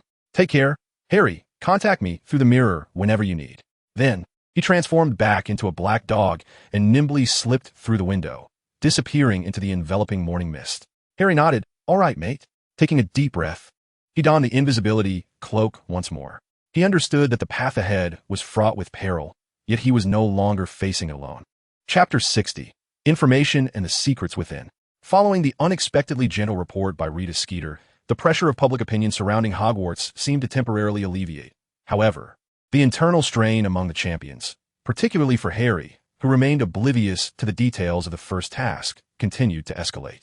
That evening, Hagrid's massive figure stealthily appeared at the castle entrance, intercepting Harry and Hufflepuff, who had just completed their training. Harry, Hufflepuff. Hagrid lowered his thunderous voice, anxiously glancing around. Come with me, quickly. I have something to show you regarding the first task. Harry's heart raced, and he looked at Hufflepuff in a plea for guidance. Hufflepuff nodded slightly, and together they followed Hagrid across the grounds toward the edge of the Forbidden Forest. Hagrid appeared unusually excited and tense. You'll never guess. He panted, leading them to a secluded area obscured by towering trees. Through the gaps, they could clearly see the scene within. For fearsome, colossal dragons. They were secured by heavy iron chains and closely monitored by a group of wizards, emitting deep roars and occasionally releasing plumes of smoke laced with sparks from their nostrils. A Welsh green, a Chinese fireball, a Swedish short snout, and the most formidable of all, a silver-blue Hungarian horntail. Its tail, adorned with bronze spikes, was restlessly stomping the ground, causing the earth to tremble slightly. Dragons! Harry gasped, his face paling instantly. The first task involves dragons? They want you to retrieve something from beside the dragons. Hagrid exclaimed excitedly, a complex expression of admiration for these magnificent creatures, mixed with concern for his friends crossing his face. It's a dragon egg, especially that horntail. It's guarding its nest. Hufflepuff calmly observed the dragons, his gaze sharp as if assessing a target like a sniper. The Hungarian horntail possesses unparalleled speed, strength, and fire-breathing capabilities, but its weakness lies in its eyes. However, a frontal assault carries considerable risk. He rapidly devised several strategies in his mind, and with the special equipment he had prepared, a clear action plan began to take shape. Thank you, Hagrid, Hufflepuff said, acknowledging the crucial intelligence. Although it confirmed his suspicions, it was life-saving information for Harry. You must be prepared, Hagrid warned anxiously. Don't try to take them on directly. Cedric paused in surprise. Then his face lit up with shock and gratitude. Really? Thank you, Harry, he said earnestly, his gaze towards Harry becoming considerably friendlier. However, this scene was fortuitously witnessed by Draco Malfoy, who was loitering nearby with Crabbe and Goyle. His eyes gleamed, and he promptly jogged over to Hufflepuff, wearing an unmistakable expression of deference. Boss, Malfoy called out eagerly, then cast a haughty glance at Harry. Potter, it seems you're in the know as well? Dragons are no joke. I advise you to tread carefully, lest you truly meet your end in the first task. His tone carried a hint of schadenfreude, but more so a desire to assert his position in front of his superior. Malfoy, dismissing Harry entirely, turned his adoring gaze toward Havertz, his voice rising an octave. The champion is undoubtedly our esteemed Havertz. We're those dragons to him. Our leader will surely manage them with ease. Soon, the Goblet of Fire will belong to Slytherin, and then we shall see what those foolish lions have to say. Behind him, Crabbe and Goyle eagerly nodded in agreement. Cedric observed this scene with a furrowed brow, but chose to remain silent, merely nodding at Havertz before taking his leave. Havertz, indifferent to Malfoy's flattery, replied coolly, Mind your own business, Draco. Yes, boss. Malfoy instantly responded, like a soldier receiving orders. At that moment, a coarse voice accompanied by the thud of a wooden leg approached. What you all gather here for? The impostor Moody limped over, his magical eye spinning rapidly, scanning each of them before settling on Malfoy. Malfoy, are you flaunting your bloodline theories again? Confronted by Moody, Malfoy's bravado diminished somewhat, yet he defiantly replied, "I am supporting our Slytherin champion, Professor Moody." The impostor huffed dismissively, turning his attention to Harry and Havertz. "You two, come to my office," he barked, his tone brooking no argument. Harry and Havertz followed the false Moody to his heavily fortified office, where various magical devices ticked ominously. The impostor gestured for them to sit, then poured himself a drink from a curved flask, taking a hearty swig, his features contorting from the peculiar taste. "Dragons, right?" He bluntly broached the subject, looking at Harry. "Hagrid took you to see them?" Harry nodded in surprise. "Listen, Potter, and you too, Payne," the impostor lowered his voice, adopting the demeanor of a stern mentor imparting wisdom. "When facing dragons, a head-on approach is suicidal. You must employ your intellect. Utilize your strengths. For instance, flying." He subtly glanced at Harry, clearly hinting at the summoning of the firebolt. This was undoubtedly a timely revelation for Harry, as the impostor Moody continued his guidance. Havertz's gaze inadvertently swept across a corner of the office. There lay an unassuming chest, imbued with powerful binding enchantments. There it is, Havertz thought. The real Alastair Moody is trapped within that chest, tormented by the Dementor's curse and control potions. The third task, Havertz quickly assessed, would present the perfect opportunity. In the maze, when young Barty Crouch's attention is entirely focused on guiding Harry to touch the key, that will be his most vulnerable moment. It will also be the ideal time for me to rescue the true Moody and surprise young Barty in return. Until then, let this good professor play his part a while longer. When the impostor Moody's instructions concluded, Harry left the office filled with gratitude and newfound ideas. Havertz followed closely behind, his heart icy and clear. Dragons were no longer a source of fear. The true game was being played in deeper shadows, and he had already laid a crucial piece for the moment of final capture. Chapter 61. The Golden Egg and Specially Seasoned Meat. On the day of the first task, the arena outside the castle was transformed into a vast spectator area, encircled by rocky enclosures, bustling with fervent voices and a palpable tension in the air. The warriors awaited in a temporary tent, the atmosphere thick with unease. Before entering the tent, Hermione hastily found Havertz, who was making his final preparations. Worry etched upon her face. She disregarded the peculiar glances from students of other houses. "Havertz," she exclaimed breathlessly, "you must be careful. I know you are confident, but it is a dragon. Do not take any risks." Havertz met her earnest gaze, nodding with a calm demeanor. "Do not worry, I will exercise caution." At that moment, the sound of a camera shutter clicked nearby. The two turned to see Rita Skeeter's photographer, Bozo, lowering his camera, while Rita herself lurked behind the crowd, whispering to her shorthand quill, her expression brimming with the thrill of discovery. Hermione's face flushed, a sense of panic overtaking her. She wouldn't write anything reckless again, would she? She anxiously inquired. Havertz shot a cold glance at Rita, who immediately wiped the smile from her face, instinctively retreating a step and covering her crocodile skin handbag with her hand. "She would not dare," Havertz remarked coolly, before turning to Hermione. "Go on. The competition is about to commence." No sooner had Hermione departed than Fleur Delacour crossed her arms and, with a thick accent, mocked. "Does the Hogwarts champion truly require a girlfriend for encouragement? How heartwarming." Her tone dripped with disdain. Victor Crumb, though silent, cast a disapproving look, while Cedric appeared somewhat uncomfortable. Soon, the Minister of Magic, Cornelius Fudge, accompanied by the other judges, entered the tent. Fudge, puffing out his stomach, announced in a feigned casual tone the details of the task: to seize a golden egg guarded by a dragon. Inside the golden egg lies a clue for the second task. Fudge emphasized, of course, provided you can successfully retrieve it, and well intact.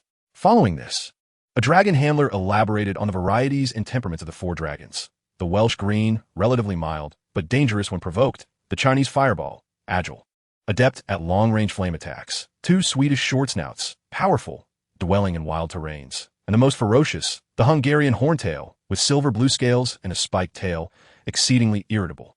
According to the agreement reached by Professor Dumbledore and the two headmasters, Barty Crouch, with a stoic expression, announced that the champions from Durmstrang and Beauxbatons would have the first choice of their targets. Fleur hesitated not for a moment before selecting the Welsh Green, the least threatening of the lot. Crumb pondered briefly before pointing at the Chinese Fireball, evidently confident in his abilities to contend with its agility. Now, the three champions from Hogwarts faced the daunting choice of two Swedish Short Snouts and the most perilous Hungarian Horntail. The atmosphere grew significantly more grave. Cedric inhaled deeply, a resolute expression gracing his features as he turned to the referee, seemingly poised to voluntarily select the Acromantula fulfilling his duty as the elder and rightful representative. At that moment, however, Havertz gently pressed down on his arm, halting him. In the midst of Cedric and Harry's bewildered gazes, Havertz calmly spoke, his voice soft yet imbued with undeniable conviction. You and Harry should choose the Swedish short snout. Cedric was taken aback. But Payne, the acromantula, leave the acromantula to me.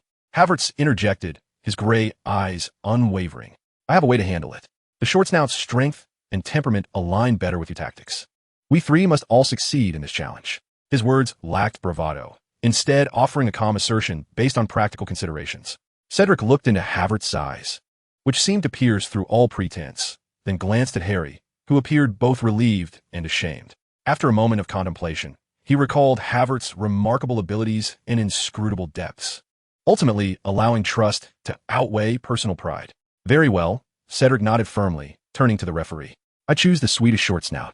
This decision meant Harry would also face another short snout, undoubtedly a safer option than confronting the acromantula directly. Harry cast a grateful glance at Havertz, his admiration for his leader soaring to new heights. After the drawing determined the order of appearance, the competition commenced.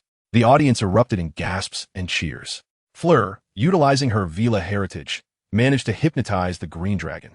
Although the endeavor was perilous, she ultimately secured the golden egg unscathed.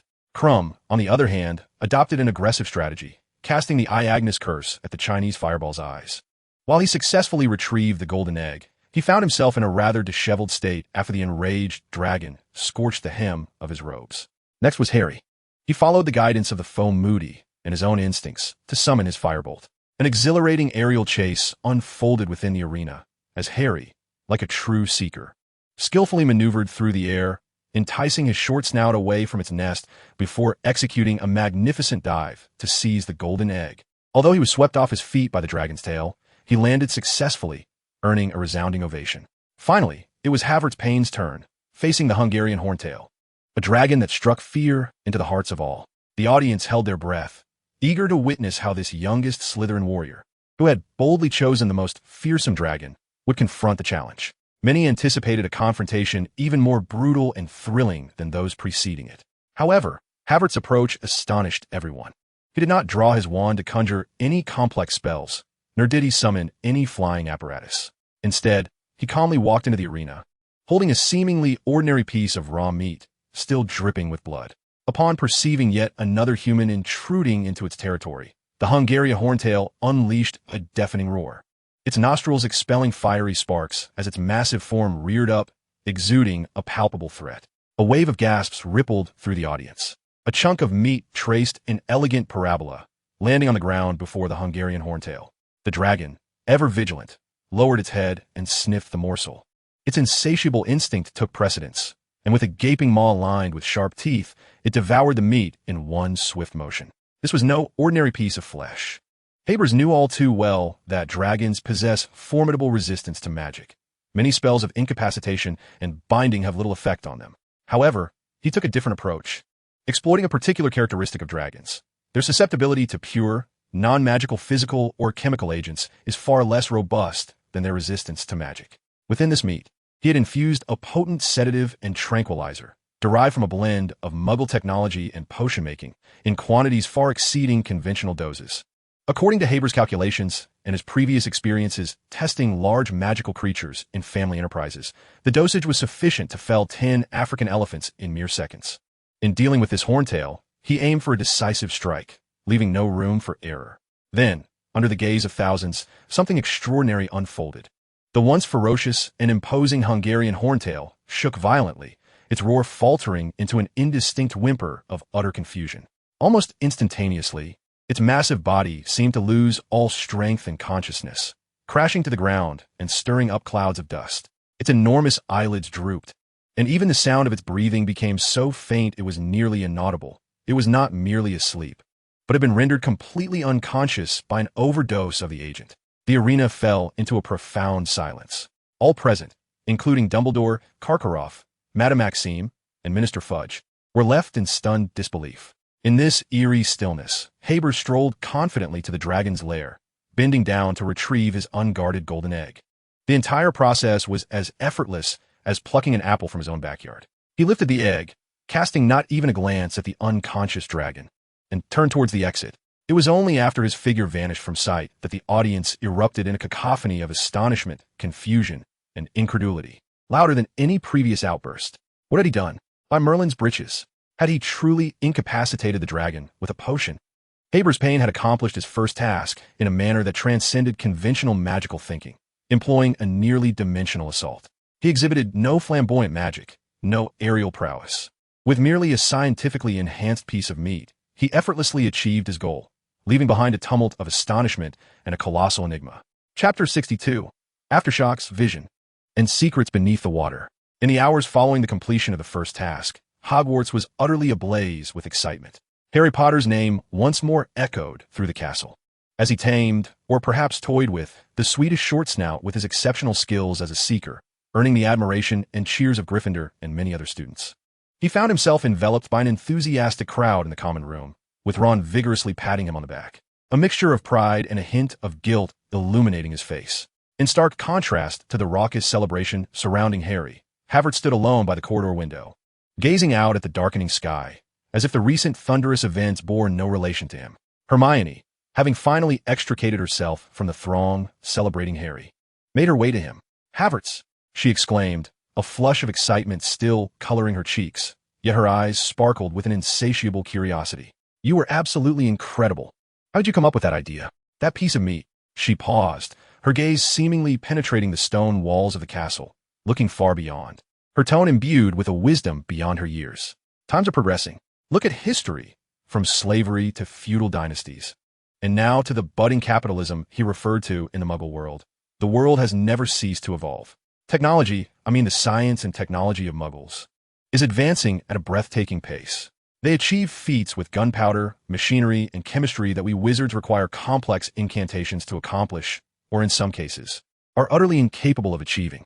Fragments of memories from a past life surged uncontrollably in his mind, the cannon fire that shattered closed borders, the flames of the summer palace reaching for the heavens, and the long years of struggle endured by the people on that land amidst smoke and humiliation. It was precisely the painful price paid for remaining stagnant, indulging in former glories, and failing to keep pace with the tides of progress. An indescribable weight settled upon his heart, causing his hands to clench involuntarily, deepening the resonance of his voice. To remain obstinately stagnant, refusing to embrace new ideas and innovations, whether for individuals or civilizations, will ultimately lead to being cast aside by the times, relegated to the annals of history. Hermione listened, rapt, never having heard such an objective, even cautionary, discourse on Muggle technology and the evolution of eras. This resonated with the progressive ideals she had long championed in class. Yet Havertz's perspective was undeniably grander and more profound. She gazed at him, as if coming to a newfound understanding of his essence. At that moment, a cacophony erupted from the direction of Gryffindor Tower, a sound so jarring it resembled countless nails scraping against a chalkboard, intermingled with the terrifying echoes of dying screams, sweeping through the castle like a tempest. "Ah!" Hermione cried in pain, covering her ears. Havertz frowned slightly. The noise was not only grating, but also disrupted his weighty thoughts. "It's Harry." Hermione suddenly realized, her mind racing. He must have opened that golden egg. The clamorous din persisted for nearly a minute before subsiding, leaving the castle enveloped in discontented murmurs. Soon, they spotted Harry descending the staircase, clutching the golden egg, his face a portrait of frustration and embarrassment, with Ron trailing behind, equally glum. "I can't understand a word," Harry exclaimed in despair to Ron. "It's just a terrifying scream. Perhaps you opened it incorrectly?" Ron speculated. "Maybe there's a spell you need to recite?" Havertz and Hermione approached. Upon seeing them, particularly Havertz, Harry's expression transformed, as if he had glimpsed a beacon of hope. "Mate, did your golden egg do the same?" Harry inquired eagerly. Havertz glanced at the golden egg cradled in his arms, shook his head, and replied in an even tone, "I haven't tried it. However, I offer you a suggestion. Porter should immerse it in water before opening it." "In water?" Harry, Ron, and Hermione echoed in unison, their faces etched with confusion. "Indeed," Havertz affirmed, "beneath the surface, you will hear something entirely different. That is the true clue." He refrained from elaborating on how he knew this, yet his unwavering tone left no room for doubt. Although Harry remained skeptical, his trust in Havertz's abilities compelled him to give a try. The following day, urged by Hermione and accompanied by Ron, Harry slipped into the prefect's bathroom. Grateful for the password provided by Fred and George, who always found a way to procure such things. In the opulent, bubble-filled bath, Harry took a deep breath, submerged himself, and cautiously opened the golden egg. Seek us where our voices sound. We cannot sing above the ground. As you search, take heed. We have stolen your most cherished prize. You have but 1 hour. Once the hour has passed, hope will be lost. It will have vanished, never to reappear. Harry burst forth from the water, gasping for air, his face a canvas of shock and enlightenment. What did you find? Hermione inquired eagerly, waiting at the edge of the pool. The clue has finally been revealed. The second task will take place in the water. When Harry relayed this discovery to Havertz, he merely nodded with a nonchalant air, as if he had anticipated it all along. His concern was never about the clue itself, but rather about how to navigate the challenge most efficiently and unexpectedly. Water rescue?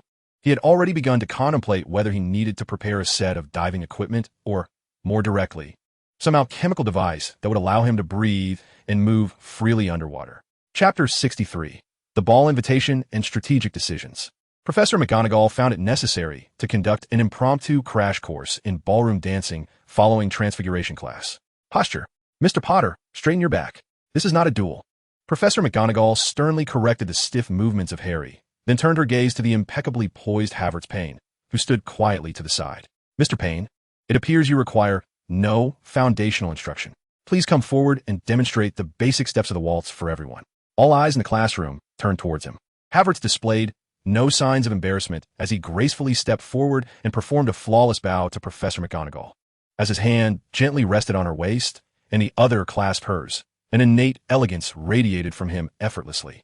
Though Professor McGonagall maintained a serious expression, a fleeting glimmer of approval flickered in her eyes. Very well, Mr. Payne. It seems someone has received excellent training from a young age. She gestured for them to stop and address the anxious students in the classroom. Did you see that? That is the standard.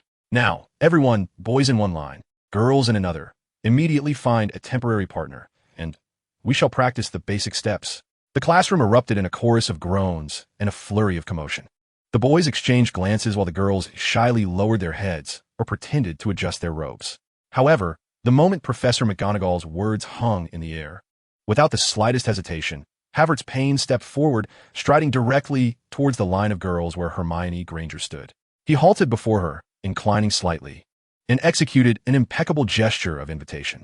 Miss Granger, he began, his voice calm, yet resonant enough for those nearby to hear. May I have the pleasure of this dance? Instantly, a blush graced Hermione's cheeks as she looked up in surprise, meeting Havertz's serene yet focused gray gaze.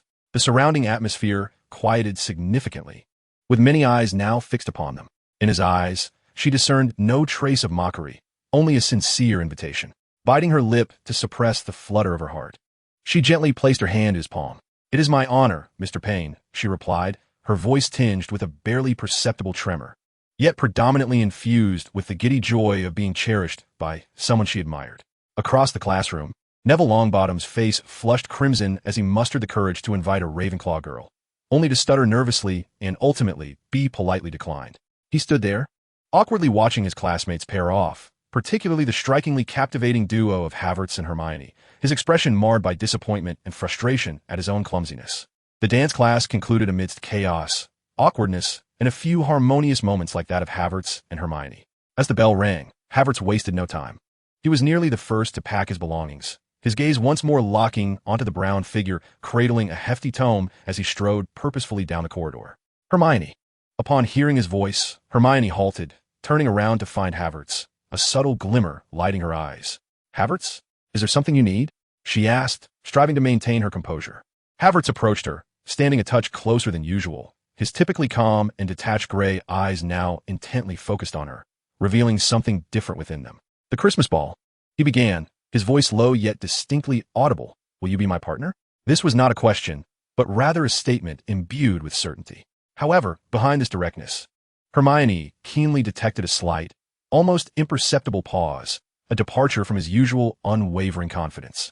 Without hesitation, she tilted her head slightly to gaze up at him, her brown eyes sparkling with clear delight and the joy of being invited. Nodding, she responded with a cheerful and affirmative yes. A simple word, yet it seemed to encompass a multitude of sentiments. She agreed not only because he was a brave soul, but also because it was he who extended the invitation. The corners of Havertz's mouth twitched upward, almost imperceptibly, He nodded in return, his tone softening slightly. Excellent. Then, I shall see you there. Without further pleasantries, they exchanged a knowing glance. Havertz turned to leave, his stride still steady. Hermione remained rooted in place, watching him depart. Her face adorned with an unmistakable blush that mingled sweetness with anticipation. Meanwhile, on the other side, Harry faced a completely different kind of disappointment. With great difficulty, he mustered the courage to intercept his long-admired Cho Chang in the corridor, stammering as he extended an invitation. However, with an apologetic smile, Cho informed him that she had already accepted Cedric Diggory's invitation. This revelation struck Harry like a bucket of cold water. Ron's situation was scarcely better. He attempted to invite Fleur, only to be gracefully and firmly declined. Sharing a glance, Harry and Ron found their initial dismay at their failed attempts somewhat alleviated, even feeling a tinge of admiration for Neville. Meanwhile, in the Gryffindor common room, Parvati Patil and her friend Lavender Brown were equally troubled about finding partners for the dance. This scene caught the attention of Ginny Weasley. With a swift thought, she discreetly approached the pensive Hufflepuff, who was lost in strategizing over a chessboard, and whispered a few words. Havertz lifted his eyelids, glanced at the dejected Harry and Ron not far away, then at the anxious Patil sisters, and gave Ginny a subtle nod of understanding. Ginny promptly took action, first darting over to Parvati and Lavender, softly stating, "Hey, I heard that Harry and Ron seem to be partnerless. They're quite at a loss right now." Next, she rushed to Harry and Ron, adopting a tone as if she had just discovered something significant. "Harry, Ron, it seems Parvati and Padma are still without partners. They are quite popular, and it might be too late if you don't ask soon." Harry and Ron seized upon this information like a lifeline. They encouraged each other, summoning their remaining courage, and approached Parvati and Lavender. Taking a deep breath, Harry addressed Parvati, striving to steady his voice. "Parvati, would you do me the honor of being my partner?" Almost simultaneously, Ron, his face flushed, awkwardly mumbled in the air, "Padma, would you accompany Ron Weasley to the ball?" Parvati looked at Harry with surprise, her face lighting up with a smile. "Of course, Harry. I would love to." She readily accepted. As for Ron's comically awkward invitation, Padma also agreed. Thus, through a series of fortunate misunderstandings and a bit of external encouragement, Harry and Ron finally resolved their partner dilemma by inviting the Patil twins. Meanwhile, Havertz observed the resolution of this situation with an expressionless demeanor as he put away his chessboard. He had no need for a so-called backup partner. Hermione sufficed. His gaze returned to the window, contemplating that the Christmas ball, beyond being a mere obligation, might also serve as a delightful date with Hermione. Chapter 64. The Focus of the Ball and the Deep-Sea Propeller. On the night of the Christmas ball, Hogwarts Castle's Great Hall was transformed. Beneath an ice crystal-covered dome glimmering with countless stars, a magnificent Christmas tree stood tall. Students adorned in a variety of elegant robes engaged in animated discussions, eagerly awaiting the entrance of the champions. When the signal for the champions to commence the dance was given, the crowd parted to create a path. The first to enter were Cedric Diggory and Cho Chang, appearing perfectly matched and harmonious. Next came Crumb alongside a Hufflepuff female classmate, while Fleur Delacour and Roger Davies made their elegant entrance. However, when Havertz Payne and Hermione Granger appeared at the doorway, the entire hall seemed to fall into a momentary hush, as all eyes were irresistibly drawn towards them. Havertz donned a meticulously tailored black tailcoat, devoid of excessive embellishments, which accentuated his tall stature and austere demeanor exquisitely. Hermione, on the other hand, wore an elegant light blue gown, the fabric shimmering softly, fully revealing the beauty that was often concealed by her books. Her brown curls were artfully styled into an exquisite updo, making her all the more enchanting. Havertz gently bent his arm, and Hermione naturally linked her arm with his. He held her hand, confidently descending the staircase with a leisurely grace. The lights seemed to shower them with favor, a match of talent and beauty. Their elegant presence evoked awe and admiration wherever they passed. Even Professor McGonagall at the staff table rarely displayed a satisfied expression. As the music began, the champions stepped into the dance floor. Havertz's dancing was impeccable as he led Hermione in smooth arcs across the polished floor. Under his guidance, Hermione's steps grew lighter and more assured. Their synergy was remarkable, their silent exchanges imbued with unspoken trust and a hint of tender emotion. They became the most captivating couple in the ballroom. In stark contrast were Harry and Ron. Although Harry danced with Parvati, his gaze was often involuntarily drawn to Cho Chang, who was with Cedric, his mood noticeably low. Ron, on the other hand, was nearly stepping on Padma's toes, maintaining a sullen expression while occasionally casting envious glances at the spotlighted Havertz and Hermione. When Neville kindly suggested the use of gillyweed to Harry, Havertz merely listened in silence.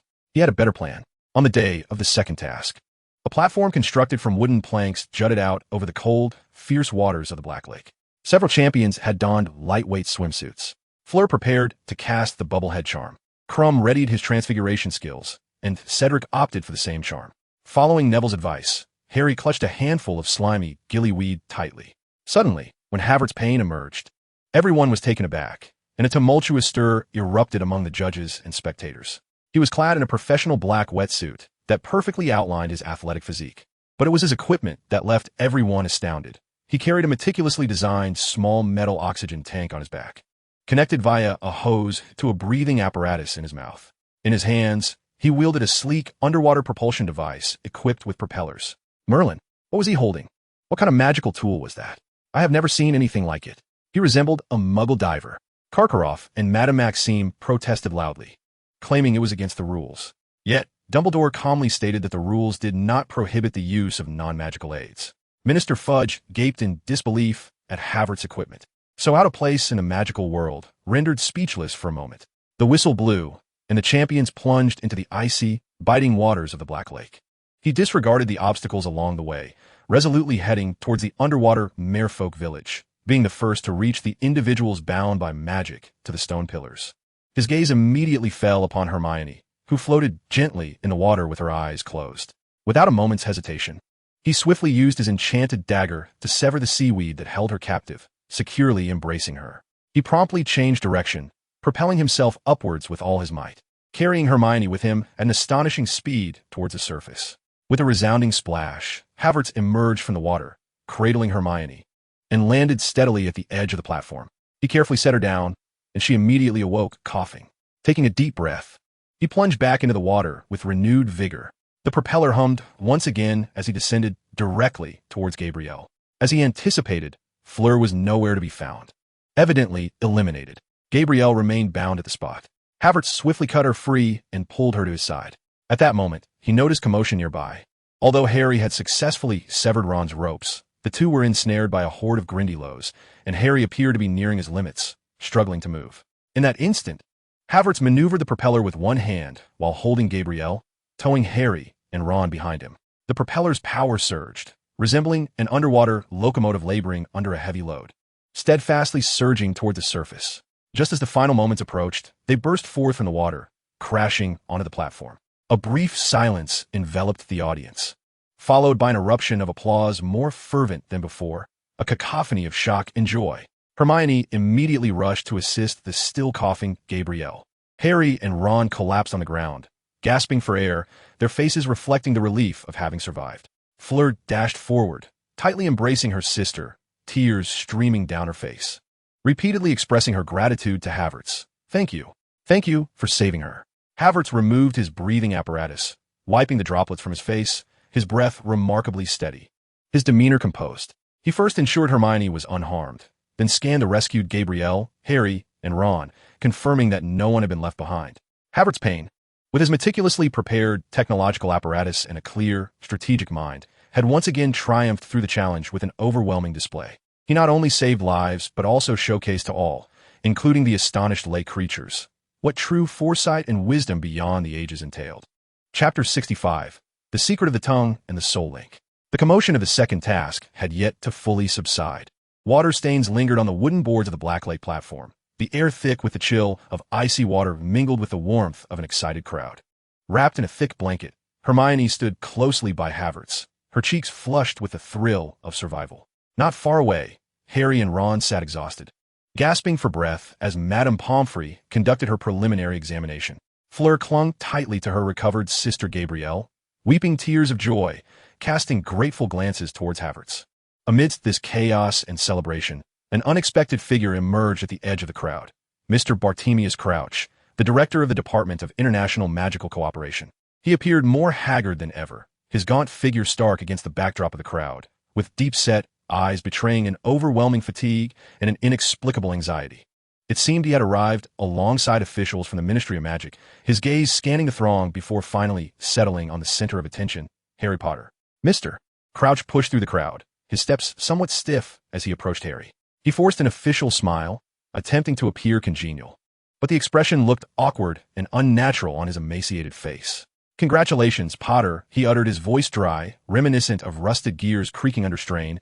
"A remarkable performance indeed." His words bore the weight of bureaucracy, yet his eyes wandered, as if peering through Harry to something else entirely.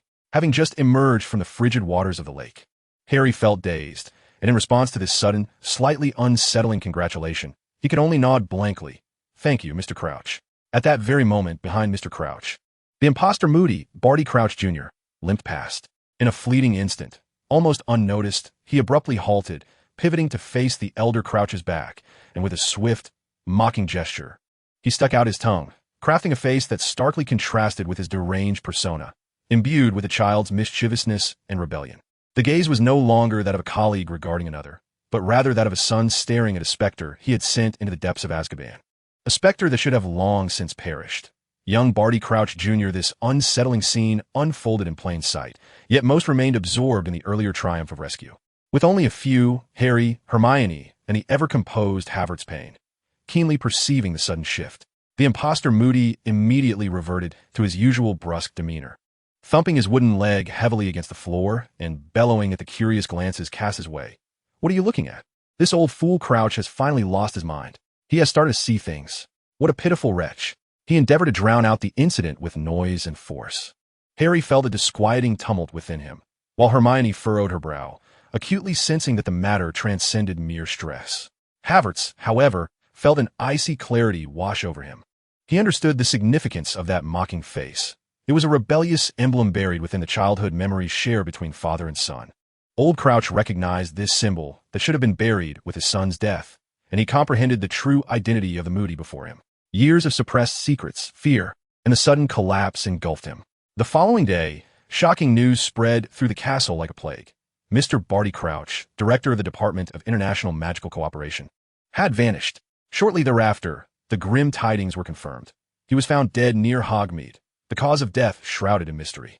The Ministry of Magic publicly declared that he might have met with misfortune while handling highly confidential and perilous matters. The entire magical realm trembled. Yet only a select few glimpsed the tip of the truth's iceberg. The day prior, something had been amiss by the lake. It was as if he had encountered a specter. Fudge waved his arms, his voice sharp, insisting it must be an accident or the work of some exiled dark wizard. It cannot possibly be related to the Dark Lord. Dumbledore sat silently behind his desk, his blue eyes, sharp and profound behind crescent-shaped glasses, seemed to pierce through the fog, uncovering a far more terrifying truth. At that moment, Hufflepuff and Harry happened to arrive at the door to report their findings and overheard the heated debate within, pausing in the small waiting room outside. Hufflepuff's gaze was drawn to a shallow stone basin on the table. The rim of the basin was inscribed with ancient, enigmatic runes, and it held a silvery substance that resembled liquid moonlight, quietly swirling as if woven from light itself.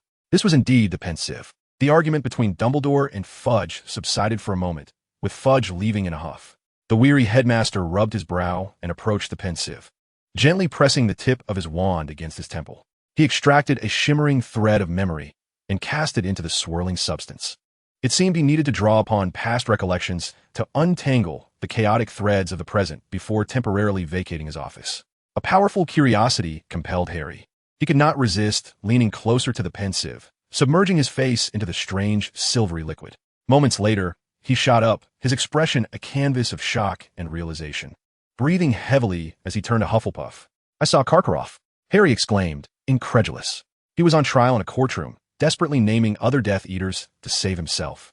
He even mentioned a name, Barty Crouch Jr. "Professor, could the person murdered in my dream have been Mr. Crouch? Was that infant?" Harry's voice trembled with fear. Dumbledore's countenance grew unusually grave, his piercing blue gaze fixed intently on Harry as if seeking to penetrate the depths of his soul. "What you witnessed, Harry, is likely not merely a dream, but a glimpse into reality through some form of connection." His voice resonated with weight. "Barty Crouch Jr. I should have pieced it all together sooner. His father's odd behavior, his suspicious death. There must be a deeper conspiracy and complicity at play. How did he escape? How did he infiltrate this place?" He felt the core of the truth tantalizingly close, yet shrouded by a final veil, the most critical link still eluding him. Meanwhile, Hufflepuff stood quietly aside, like a detached chess player, calmly observing the unfolding dynamics on the board. He clearly understood what that missing piece was. Barty's successful infiltration relied on the polyjuice potion and his father's initial protection and concealment. The reason Harry became a window to Voldemort stemmed from the lightning-shaped scar on his forehead, a fortuitous Horcrux that forcibly linked two distinctly different souls. Whenever Voldemort's emotions surged, particularly in proximity to Harry, fragments of his thoughts and experiences would uncontrollably seep into Harry's consciousness. Yet, he chose to remain silent. At this moment, it is premature to unveil everything. He must allow young Barty Crouch to continue playing his role, steering the drama towards its climax. The third project is the one he has meticulously chosen, the most opportune moment to ensnare, yielding the greatest benefit. After departing from the headmaster's office, he observed Harry, still troubled and attempting to comprehend the unfolding events. In his characteristically composed tone, Havertz casually remarked, "Your scar, Potter, when it aches. Perhaps it is not merely the scar itself that pains you. Some connections are far more profound and enigmatic than physical wounds." Harry, partially understanding, felt these words ripple through his mind like a stone cast into a lake, stirring layers of doubt. The pieces of the truth's puzzle were gradually falling into place, while Havertz Payne, holding the complete blueprint, awaited the moment when the curtains of the stage would finally rise. Chapter 66, The Layout and the Rescue. With heavy hearts, Havertz and Harry emerged from the somber atmosphere of Dumbledore's office, only to encounter a fierce argument in a dimly lit corridor on the second floor of the castle. Igor Karkaroff, the headmaster of Durmstrang, had completely shed his usual facade of authority. His complexion was pale, and his demeanor was one of panic, resembling a cornered beast. Desperately clutching the front of Professor Severus Snape's black robe, Snape's expression was as cold and unyielding as marble. He effortlessly extricated himself from Karkaroff's grasp, his dark eyes brimming with unmasked disdain and mockery. "Control yourself, Igor," he whispered, his voice laced with a chilling undertone. "Your delusions do not justify your reckless behavior in my potion storeroom." He paused, casting a sharp glance at Karkaroff, then seemingly nonchalantly glancing at Harry and Havertz as they passed, lowering his voice yet loud enough for all present to hear. "I have noticed that a rather valuable batch of ingredients has recently been stolen from the storeroom, particularly those used for brewing polyjuice potion. I trust this has nothing to do with you or the talented students you have brought along." Standing aside, Havertz internally scoffed. "Stolen? Of course, our dear Professor Barty Crouch is quite the customer, consuming them day and night. I suspect Mad-Eye Moody is on the verge of losing his hair just to maintain this charade," he thought quietly, his gaze sweeping over Karkaroff's panicked face. Sensing that this former Death Eater was beginning to feel the searing pain of the Dark Mark, struggling in fear. Snape's attention soon shifted to Harry like a bat sensing blood. He strode forward, his black robe swirling, towering over Harry, his lips twisting into a malicious smile. "As for you, Potter," he hissed, his tone dripping with contempt, "I have no interest in you and your friends," his gaze briefly resting on Havertz, infused with scrutiny and a hint of barely concealed apprehension. "Nor in the bizarre tales you have concocted before Dumbledore. Mind your own affairs and refrain from causing disturbances in my domain." Otherwise, though he did not complete his sentence, the implicit threat was unmistakable. Harry, with his neck taut, glared at Snape in anger, yet chose silence in the face of the overwhelming intimidation emanating from him. Snape appeared satisfied with this display of fear, ultimately casting a chilling warning with his icy gaze before turning away like a vast bat, leaving Karkaroff in a state of disarray, murmuring to himself. After watching Harry depart, Havertz swiftly turned and rapped once more on the door of the headmaster's office. Dumbledore seemed unsurprised by Havertz's return. He gestured for him to sit. "Any further discoveries, Havertz?" Without preamble, Havertz delved straight into the heart of the matter. "Professor Moody is an imposter. The real Professor Moody should be confined within a box in his office." Even Dumbledore, with his usual composure, felt a sudden sharpness in his gaze behind his crescent-shaped spectacles upon hearing this revelation. Havertz continued with calm analysis. "However, we cannot act just yet. His target is clearly Harry, and the opportune moment will be during tomorrow's third task. According to the points, I will be the first to enter the maze. I propose that once all the champions have entered and the false Moody's attention is entirely consumed by the competition, you allow Professor Snape or Professor McGonagall to take the opportunity to rescue the real Moody from his office and subdue the imposter. I will keep watch inside the maze." His words were articulated with clarity, presenting a coherent plan of action, as if he had already foreseen every aspect. Dumbledore regarded Havertz intently, his blue eyes glimmering with a complex mixture of astonishment, admiration, and profound concern. After a moment of silence, he finally nodded slowly, his voice low and earnest. "I understand. Exercise caution, Havertz. The dangers within the maze may far exceed our expectations." "I will," replied Havertz, rising slightly and nodding before departing the office. He then made his way directly to his dormitory, casting aside Malfoy and his unfinished flattery. He now required absolute tranquility to contemplate and refine his plans for the morrow. As the dormitory door closed behind him, isolating him from the external clamor, Havertz stood before the window, gazing at the dark surface of the Black Lake. His eyes sharp as an eagle's. His mind, akin to a finely tuned instrument, began to operate at full speed, unraveling the known clues and potential variables for the next day, meticulously strategizing. That fellow Crumb was undoubtedly under the control of the false Moody through the Imperious curse. He assessed coolly. Upon entering the maze, Crumb's primary objective would be to target Fleur, rendering her out of the competition. Following that, he would likely turn his attention to Cedric. His fingers unconsciously tapped lightly upon the windowsill. It was meant to be Cedric and Harry who progressed to the end, encountering that cursed trophy, only to be cast into Voldemort-esque graveyard. As this thought crossed his mind, a cold glimmer flickered in his gray eyes. Cedric would not return from that fate. Crumb, the controlled pawn, his survival uncertain, and should he return alive, it could spell further complications. But for now, Havertz Payne was to be the first entrant, and this game would be played according to his design. Speed is of the essence, he thought. I must leverage my general understanding of the labyrinth's layout and my superior equipment to push forward swiftly. However, my objective is not to rush directly towards the trophy, but rather to clear the main intersections. I plan to intercept or disrupt the controlled Crumb, ensuring that Fleur does not suffer severe harm. Next, I must locate Crumb and Cedric. A bolder scheme began to take shape in his mind. The false Moody's intention is to guarantee that Harry encounters the trophy, likely using Crumb to clear obstacles, such as entangling myself and Cedric. I cannot allow him to succeed. The optimal strategy would be to have Crumb and Cedric exit prematurely. Hufflepuff's gaze turned icy. I need to seize an opportunity to create chaos or employ the creatures and traps within the maze to incapacitate them unexpectedly, rendering them unconscious. It is imperative to ensure they cannot reach the central area. Thus, the only ones left to approach the trophy would be Harry and myself. At that moment, Harry and I would claim the trophy together. Hufflepuff resolved with determination. He must personally venture to the graveyard, and the reasons are compelling. First, Cedric must not meet his demise. Second, he needs to witness Voldemort's resurrection firsthand to acquire the most direct intelligence.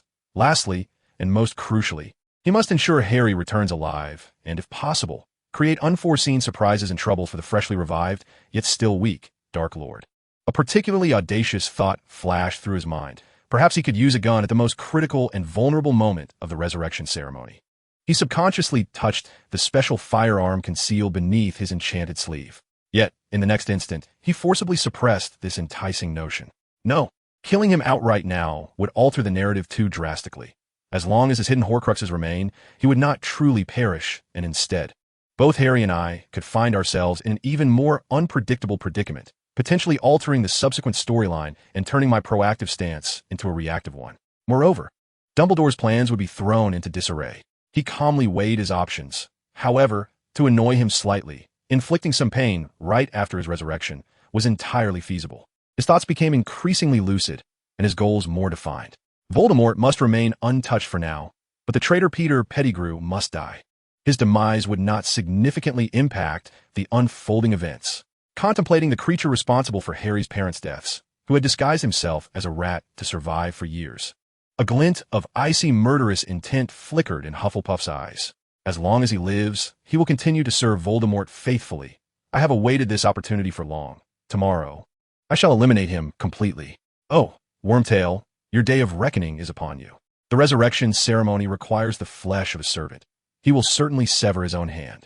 Just as he completes the ceremony and his defenses are down, at that moment, Hufflepuff's lips curled into a cold smile. I prepared a little surprise for him, concealed upon my person. At that time, I shall present it to him, a fitting culmination of all the resources and knowledge I have amassed for this traitor. He continued to refine his plan, feeling the various hard objects concealed within the lining of his robe. These were the multifaceted tools he had prepared, merging magic, technology, and unconventional strategies.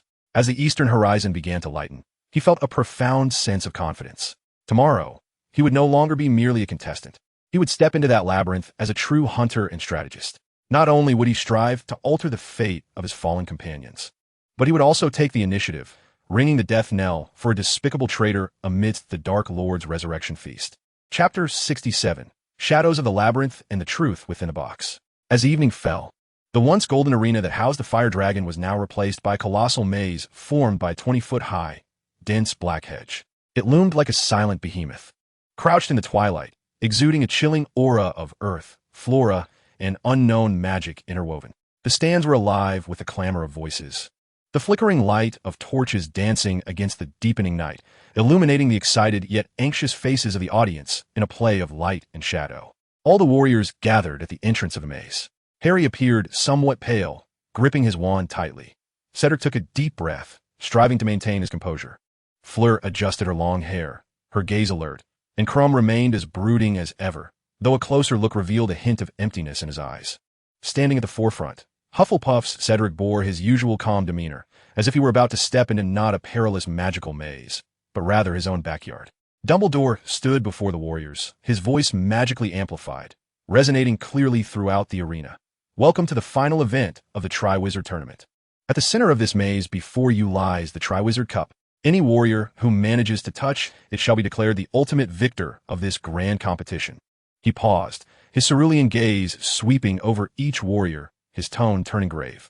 However, remember that the maze contains more than just paths. We have placed numerous obstacles and challenges within, some of which may be quite perilous. Should you feel unable to continue, fire a red spark, and assistance will come. But once you signal, it also signifies your withdrawal from the contest. Now, enter according to the order of your scores. Good luck to you all. His gaze lingered momentarily on Cedric, imbued with trust and unspoken counsel. Cedric subtly nodded in response. Hufflepuff's Cedric, enter first. Mr. Bagman's booming voice echoed. Without hesitation, Cedric stepped forward, his steady stride swallowed by the heavy darkness of the maze's entrance, as if devoured by a great beast. Minutes later, Cedric and Harry entered the maze in succession, followed by Crumb and Fleur. Just as the last warrior's silhouette vanished beyond the hedge, the din in the stands reached its zenith, all attention captivated by the enigmatic maze. In that moment, Dumbledore quietly retreated into the shadows behind the judges' table. Professors McGonagall and Snape, as if receiving a silent signal, immediately drew closer. Minerva, Severus, Dumbledore's voice was low yet remarkably clear. It is time. Alastor, Moody, has been impersonated. The real him is confined within a box in his office. Immediately, you must go and rescue him. His sharp gaze was directed toward the false Moody, who feigned intense concentration while observing the labyrinth, yet was secretly gripping his wand, ready to intervene in the course of the match. Professor McGonagall inhaled sharply, her face a canvas of shock, yet she swiftly suppressed her emotions, her expression transforming into one of unwavering determination. Professor Snape's sallow face twitched slightly, a flicker of grim understanding flashing in his dark eyes, and he silently nodded. Without uttering another word, the two departed the raucous arena swiftly and discreetly, slipping toward the castle like phantoms. The imposter Moody, Barty Crouch Jr., was entirely fixated on Harry Potter within the maze, his magical eye whirling madly in an attempt to penetrate the layers of hedges to track Harry's movements, while simultaneously plotting how to utilize the maze's traps and the bewitched Crumb to clear other obstacles for Harry. Oblivious to the tightening web closing in from behind, he remained unaware. Meanwhile, within the maze, Harry's movements were astonishingly swift. He was not blindly flailing about. Rather, he relied on his recollection of the original narrative and a keen perception of magical traps to select a relatively efficient path. He deftly dodged suddenly moving branches and silently collapsing pits, employing precise, stunning charms to neutralize several blast-ended scroats that attempted to pounce on him. His objective was clear. Rather than rushing toward the center, he aimed first to locate Crumb and Cedric. On the 8th floor of the castle, outside Moody's office, McGonagall and Snape exchanged a glance. Snape raised his wand and silently uttered a series of intricate spells directed at the door lock. The door slid open soundlessly. The office remained cluttered with various scrying mirrors and defensive artifacts. Yet for these two highly skilled professors, navigating past them was not a daunting task. Their gazes swiftly fixated on a large chest in the corner, heavily ensnared with binding spells. Alastor? Professor McGonagall whispered, rapping gently on the lid. From within came faint, muffled sounds of whimpering and struggling. Snape's expression darkened as he waved his wand, a cascade of counterspells flowing over the chest's lock. With a soft click, the lid sprang open. Inside, The real Alastair Moody was tightly bound with magical ropes, his mouth gagged with rags. His normal I was bloodshot with fury and exhaustion, while his magical I lay carelessly discarded in the corner of the chest. He appeared utterly gaunt, clearly having endured prolonged torment from imprisonment and the soul-sucking curse. Professor McGonagall immediately stepped forward to assist in freeing him, while Snape remained vigilant at the door, his wand aimed outward.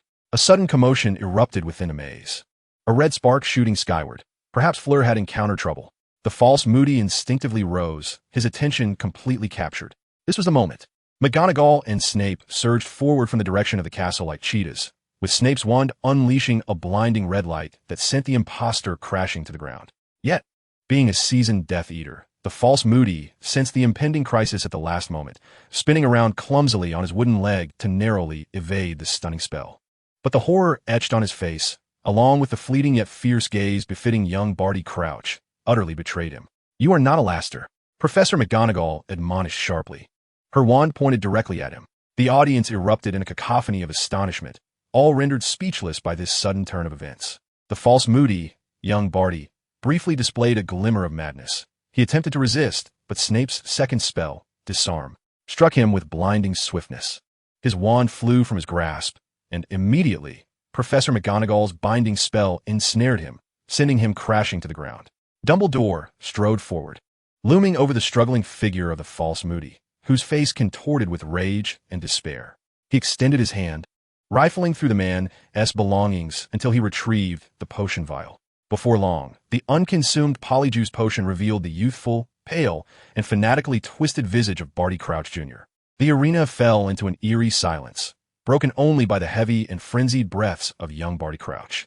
Dumbledore's voice, as cold as ice, resonated through the stillness of the arena. "You disguise yourself remarkably well.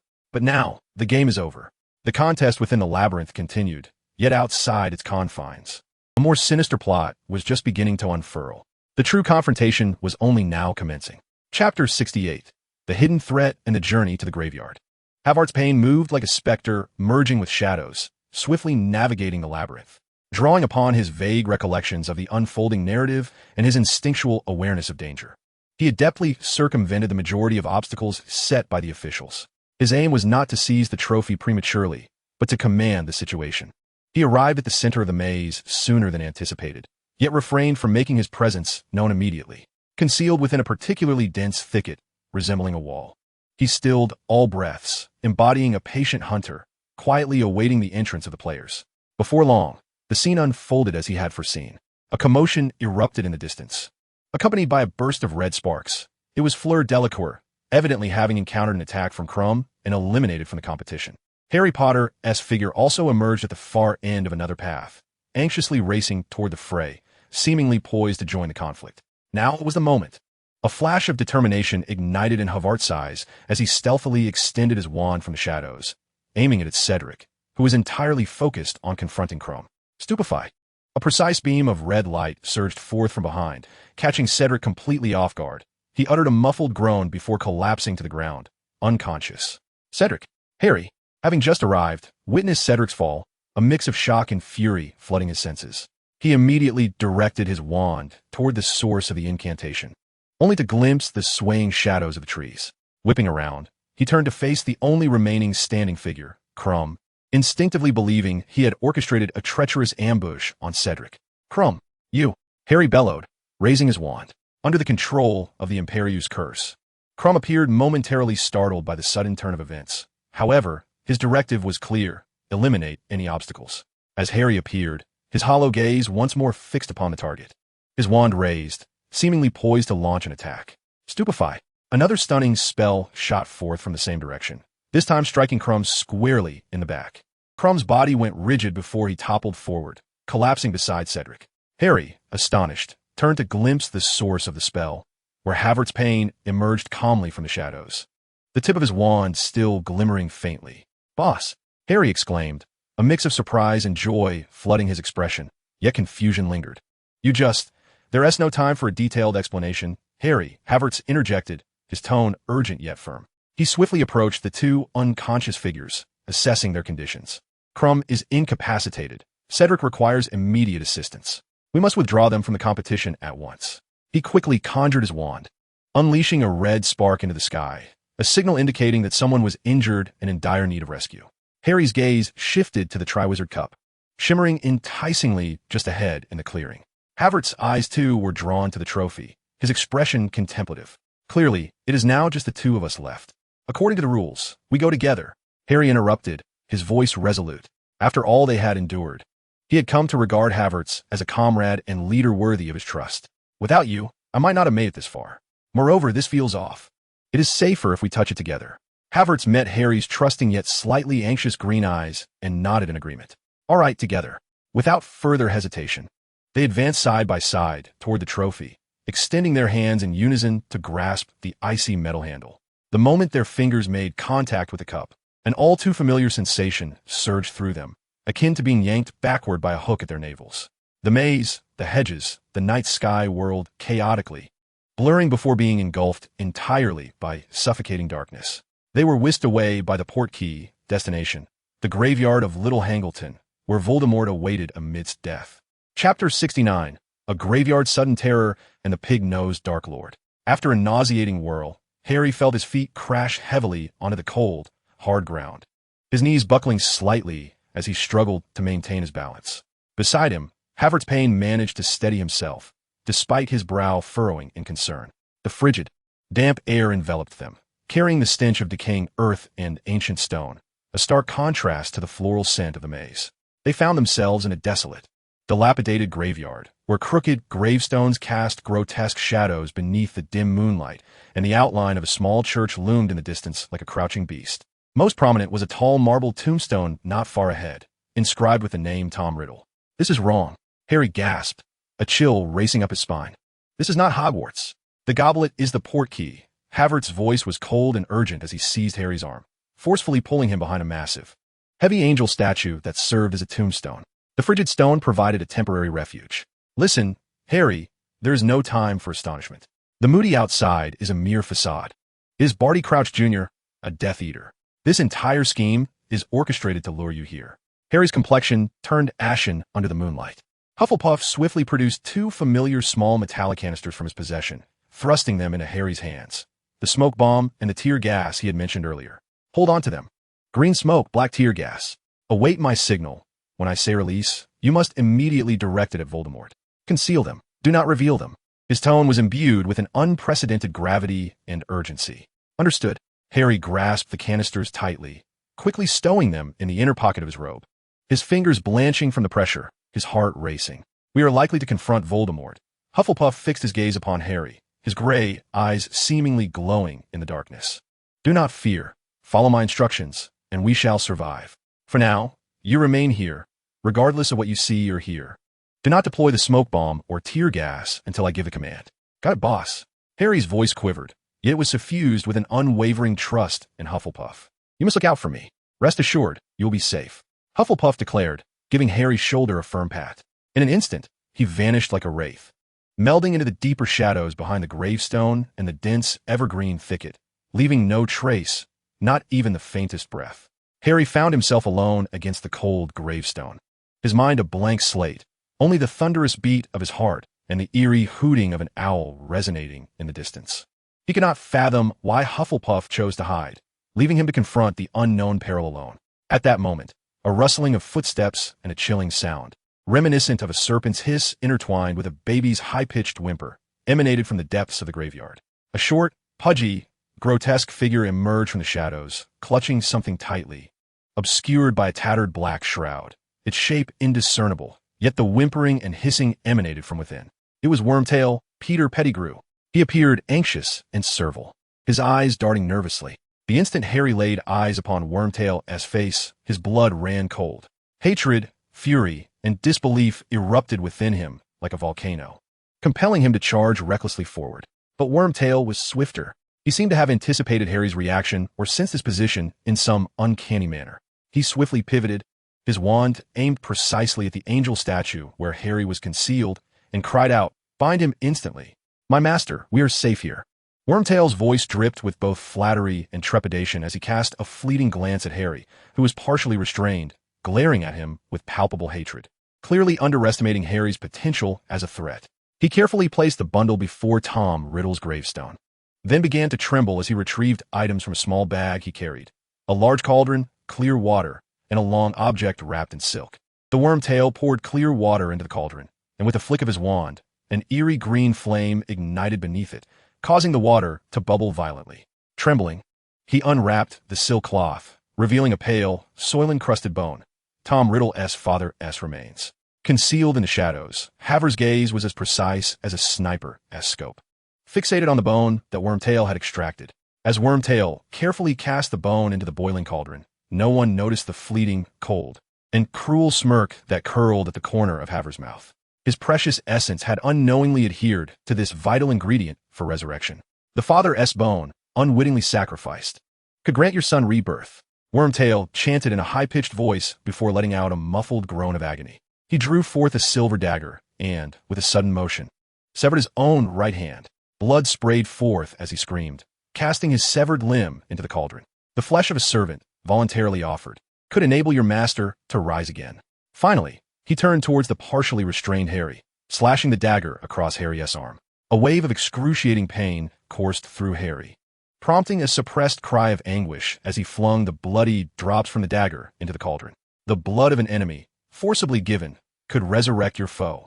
Wormtail completed the final step. The liquid within the cauldron erupted into a blinding radiance, and white steam billowed forth, engulfing the cauldron and its surroundings. Harry covered his scar, gazing in terror at the brilliance. From the vapor, a tall, gaunt figure, seemingly stitched together from bones, began to rise from the cauldron.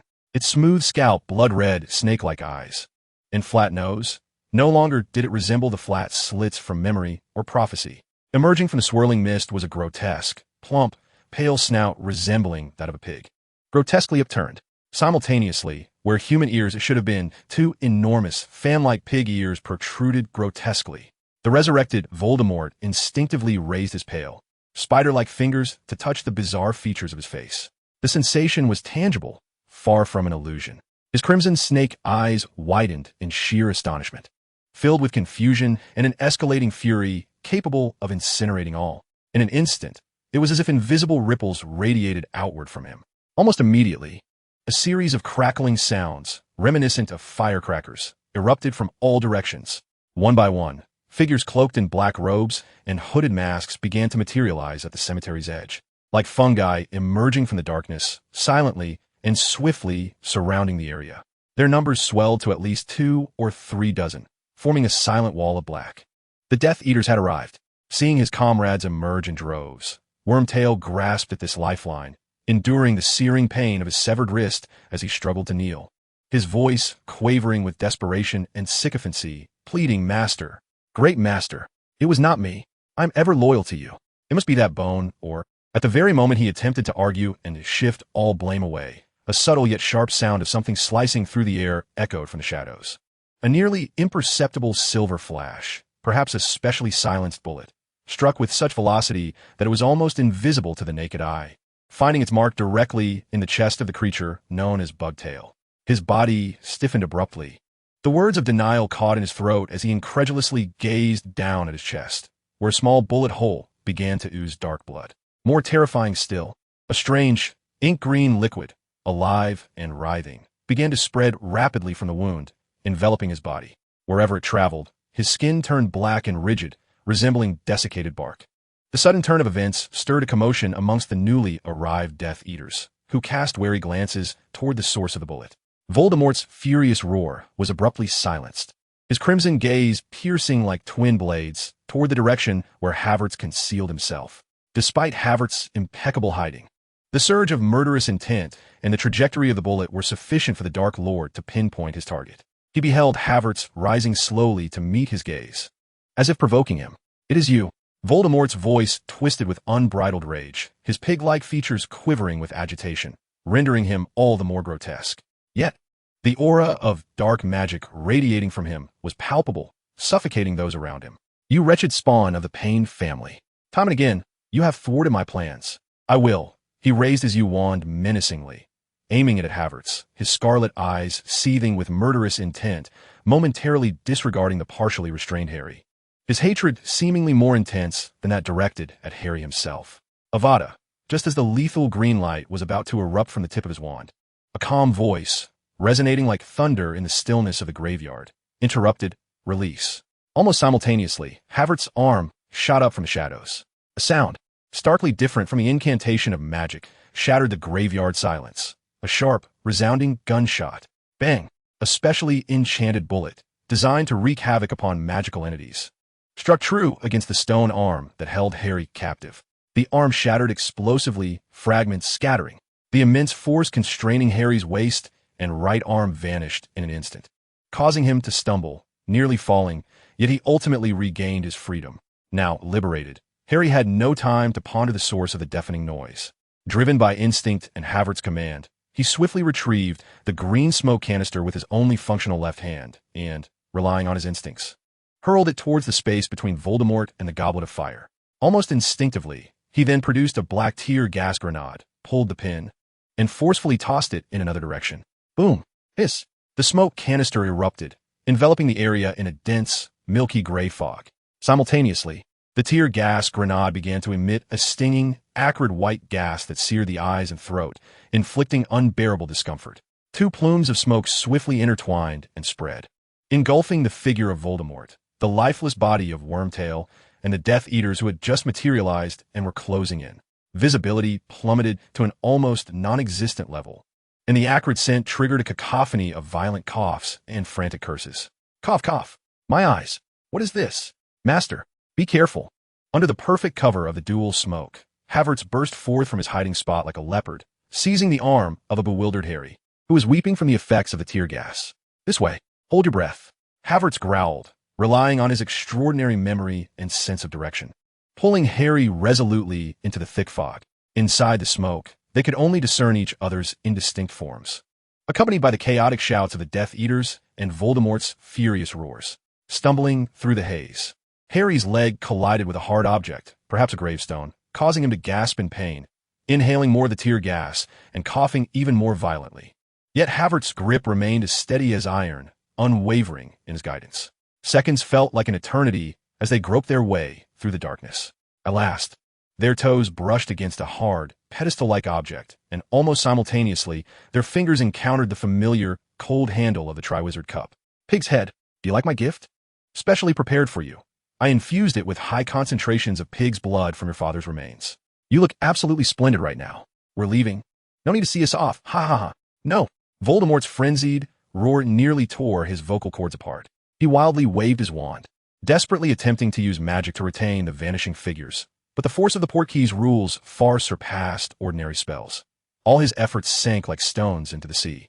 He could only watch helplessly as Havertz's mocking gaze and Harry's face, filled with terror, yet tinged with relief, twisted and faded from view, ultimately vanishing along with the cup into the ether. They escaped, just as he, the Dark Lord Voldemort, had been resurrected in front of all the Death Eaters he had summoned.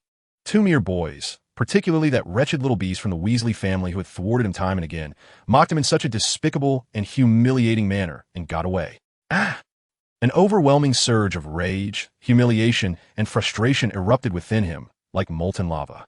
He could no longer maintain a shred of reason or composure and emitted a howl that was more beast than human. His pig-like nose and ears twitched violently in extreme fury, rendering his expression grotesque and absurd.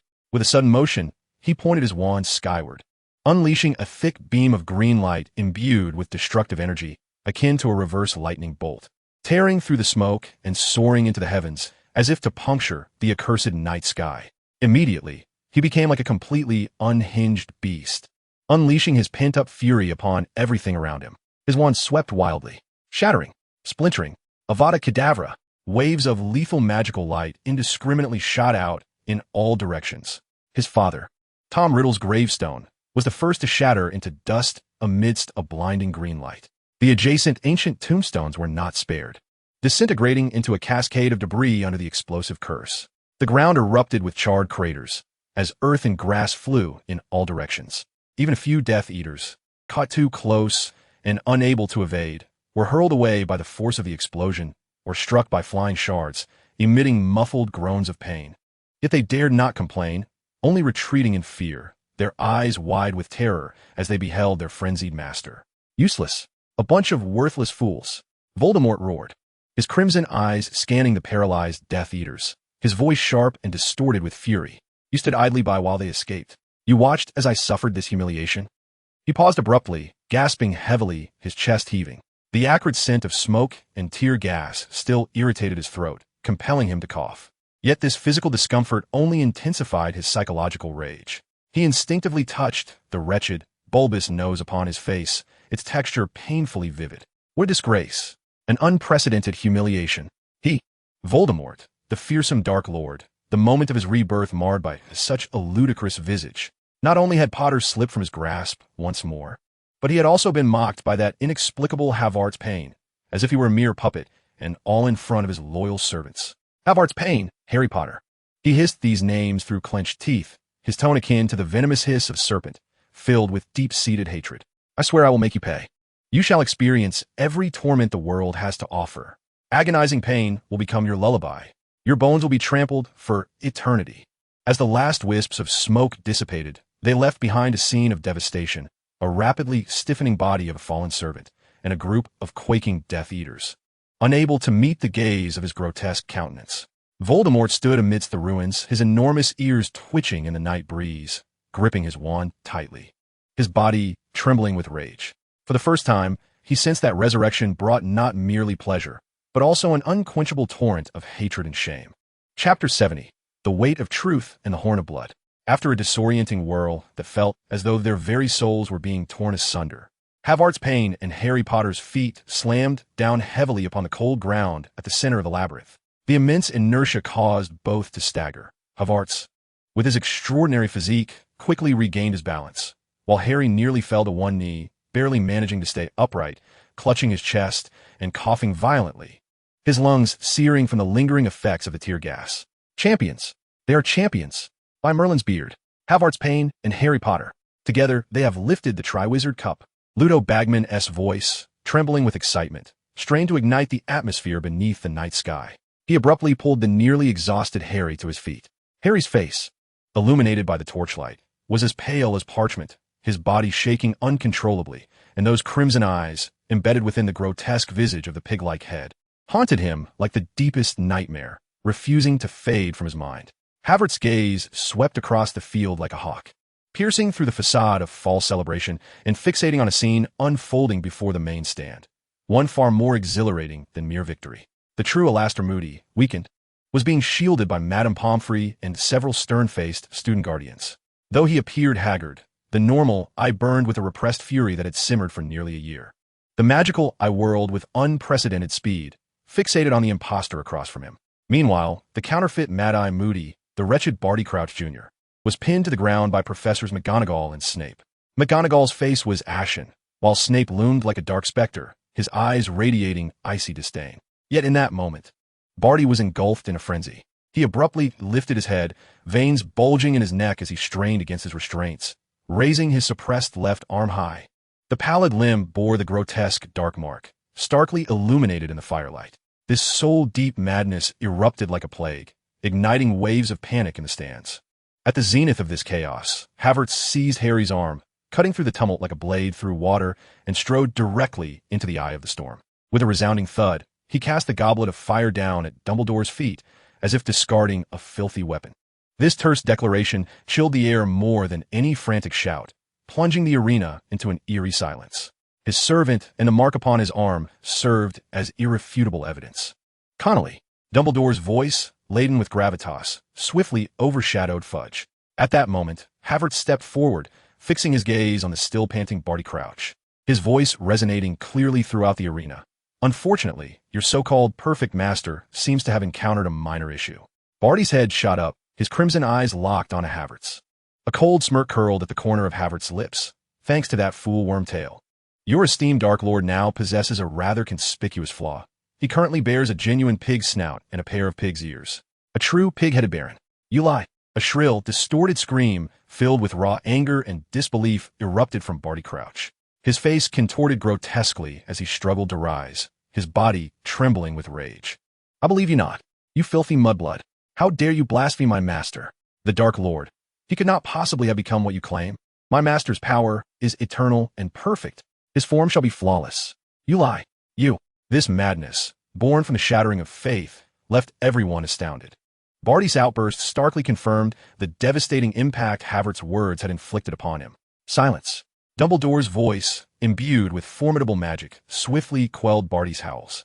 McGonagall and Snape promptly cast stronger binding spells to subdue the wildly thrashing Barty completely, brutally silencing him as they dragged him away.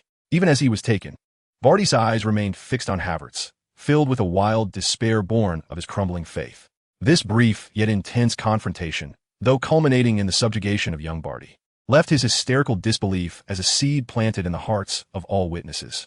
Even his most fervent adherents crumbled under the grotesque description of the pig's head. This absurd truth is likely far more real than they could ever fathom. Indeed, Harry seized the moment, stepping forward with a voice heavy with conviction. We see it clearly. Wormtail ruined the ritual, and Voldemort's face truly transformed into that of a pig. In his rage, he immediately struck Wormtail down with the killing curse. The corpse. Havertz interjected with unwavering certainty. The body of Peter Pettigrew should still lie in the riddle graveyard of Little Hangleton. Given the Dark Lord's current visage and his all-consuming wrath, I assure you he had no inclination to retrieve the remains of that inept servant. Minister Fudge, if you and the Ministry of Magic hold any respect for the truth, I implore you to dispatch your most trusted Auror to the scene for verification. This is the most direct physical evidence we cannot fabricate. The final blow shattered the camel's back. Cornelius Fudge slumped in his chair, as if all his bones had been removed, his face ashen, murmuring in a daze. Impossible. At that moment, Havertz's gaze sharpened, locking onto the figure draped in a magenta robe within the crowd. Rita Skeeter. Miss Skeeter. His voice, imbued with undeniable piercing clarity and chilling authority, commanded her to cease her fabrications. This time, I demand you publish all facts verbatim. This is not gossip. It is a survival warning for the entire magical world. A cold glint flashed in his gray eyes. Should you dare to distort a single word, I would not hesitate to make my next exclusive story about how a certain beetle animagus spends the rest of their life in Azkaban for violating the international statute of wizarding secrecy. Rita Skeeter's shorthand pen clattered to the ground, her complexion drained of color, fearfully regarding Havertz as if entrapped by a venomous snake, nodding repeatedly, trembling as she retrieved her pen, no longer daring to harbor any ulterior motives. At this juncture, all preparations had culminated. Havertz Payne stepped forward once more, positioning himself at the eye of the silent storm. On his youthful visage resided only determination and a fervent sense of responsibility. He did not speak immediately, but instead scanned the faces in the stands with his gray eyes, taking in the pale, terrified, and bewildered expressions. Then he began to speak. Initially, his voice was not loud, yet it resonated deeply within the souls of every listener. They want us to live in fear. This simple declaration tore away the final veil of pretense. That so-called Dark Lord, along with his followers cloaked in masks, wield their greatest weapon not as some invincible magic, but rather our own inner fears. They desire us to tremble in terror, to beg for mercy, to fracture like lambs awaiting slaughter, ultimately allowing them to seize everything from us effortlessly. His voice began to rise, akin to a torch gradually igniting. Look at them, a madman wearing a pig's head, who slaughters his own servant over the slightest imperfection. A coward who can only survive through schemes and deceit.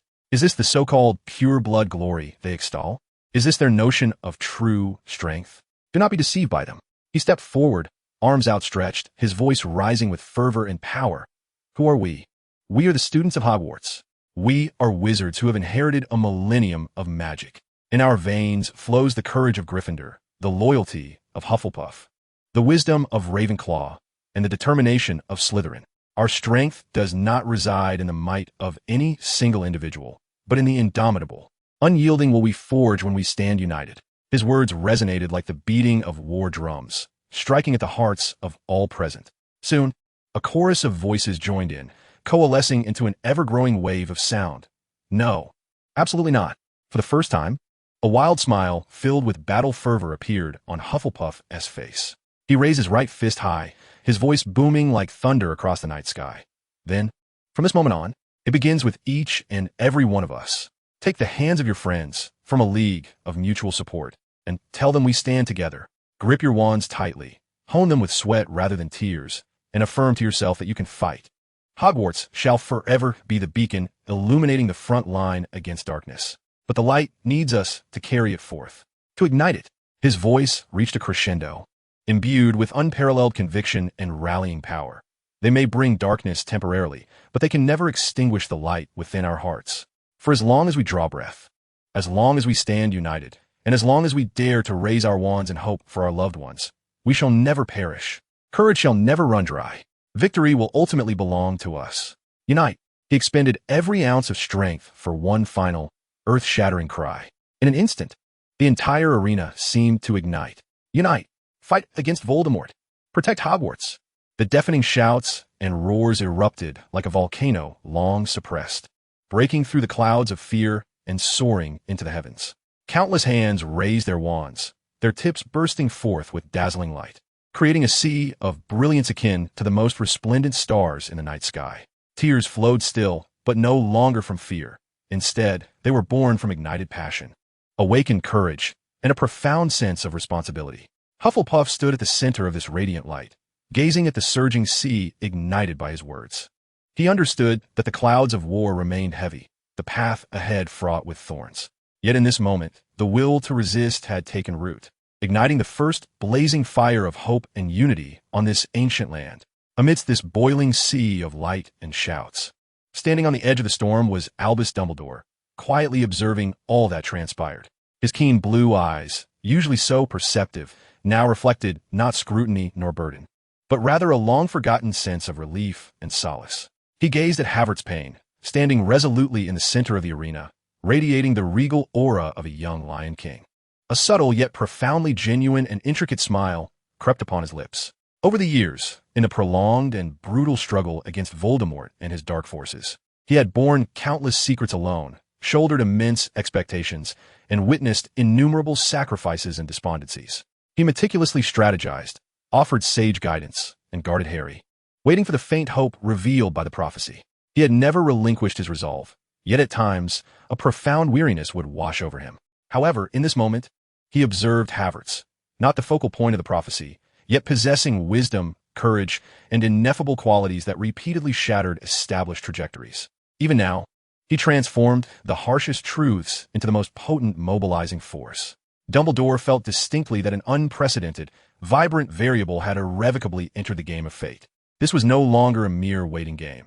It was a burgeoning, proactive force capable of altering the entire landscape. He beheld not just a warrior, but a leader who could ignite flames of hope in the darkness and transmit that light unto others. At last, Dumbledore silently whispered in his heart, and the comforting smile within him transformed into a deeper radiance. Amidst the protracted night, beyond the predetermined stars, a bold sun rose, daring to scorch the darkness.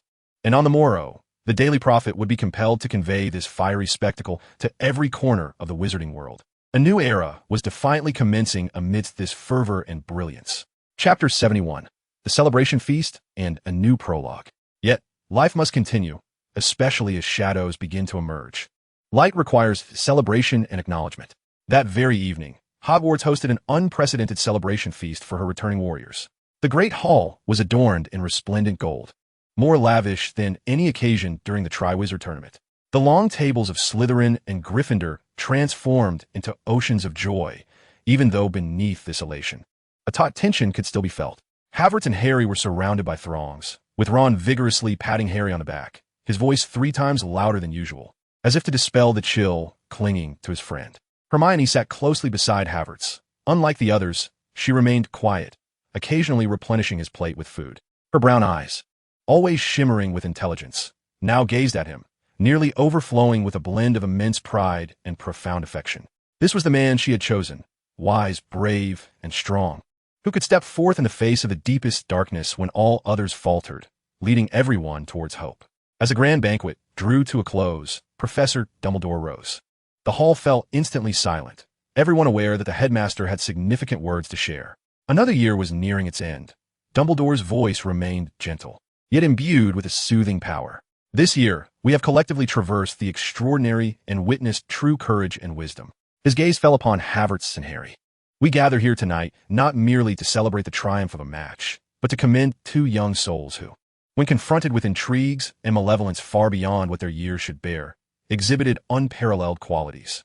He paused, surveying the youthful faces in the audience. Many students, particularly those from Ravenclaw, displayed glimmers of contemplation and admiration in their eyes. When our courageous friend, Furong Delacour from Beauxbatons, found herself in peril and her sister's life hung by a thread, it was Havertz who, without hesitation, ventured into the depths of the Black Lake to effect a rescue. This was bravery intertwined with compassion. The Hufflepuff table resonated with approving applause, for they held such noble traits in the highest esteem. Furthermore, during the meticulously orchestrated, lethal conspiracy aimed at delivering Harry to Voldemort, when Dumbledore uttered that name with clarity, a ripple of fear coursed through the hall. Yet, he continued with composure. It was Havertz who saw through the guise, prepared a contingency, and in the gravest of circumstances, with a calm mind and extraordinary courage, not only safeguarded Harry, but also successfully retreated with Harry and the Goblet of Fire before the very eyes of Voldemort and his Death Eater army. This exemplified unflappable wisdom, the audacity to confront darkness, and the miraculous transformation of the impossible into the possible. His words ignited a spark, and the Gryffindor table erupted with thunderous applause and cheers, inspiring students from other houses to join in fervent clapping. Dumbledore's words acted as a key, unlocking the hearts of those sealed by fear. They gazed at Havertz, a student as young as themselves, and suddenly perceived that the name which could scarcely be uttered, the Dark Lord, appeared not entirely invincible. If Havertz could achieve such feats, then perhaps, with similar wisdom and courage, they too could rise. He raised his glass, addressing the entire assembly. Let us toast, not only to celebrate, but to remember the honor of this night, the strength we possess, and the reasons for our fight. For Hogwarts, for the light, for the future. The banquet concluded in an atmosphere ignited by hope. Students gathered around, expressing their admiration and congratulations to Havertz and Harry. In the face of their accolades, Havertz wore little semblance of pride. He calmly regarded the eager eyes surrounding him and declared, "Professor Dumbledore, you flatter me. What I have done is nothing extraordinary. I believe that each and every one of you present tonight, when those you cherish or the ideals you hold dear are threatened, will find your dormant courage and wisdom awakened. The crux lies in whether we believe in our own strength and are willing to think a step further and persist a little longer in the face of adversity. Remember, true power emanates from within, from the trust and unity we share. Every individual can be a beacon of light in the darkness." His words were sincere and powerful, resonating with a steadfast conviction rather than empty slogans. Many students, including some from Slytherin, found themselves lost in contemplation, their gazes directed towards Havertz, now imbued with a deeper sense of earnest scrutiny and heartfelt recognition, rather than blind adoration. He raised his goblet high, his voice resonant and filled with joy. "Let us toast to the warriors of Hogwarts, Havertz Payne and Harry Potter, for our shared glory. Cheers! To Hogwarts! To Payne and Potter!" The jubilant uproar instantly dispelled the earlier gloom. At that moment, an unexpected scene unfolded. From the Slytherin table, Draco Malfoy, after a brief hesitation and a complex exchange of glances, abruptly rose to his feet. His expression was one of awkward determination as he declared loudly, "What are we waiting for? Toss them up." This proclamation acted as a signal. A few Slytherin students, typically aligned with Malfoy, paused momentarily before swiftly responding, rising to join in. To everyone's astonishment, students from Gryffindor, led by Ron Weasley and Seamus Finnegan, erupted into even greater cheers, rushing forward without hesitation.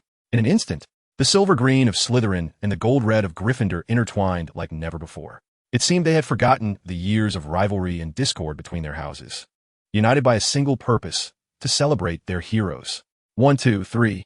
Under the rare joint command of Malfoy and Ron, students from both houses, along with enthusiastic Hufflepuffs and Ravenclaws, surged forward.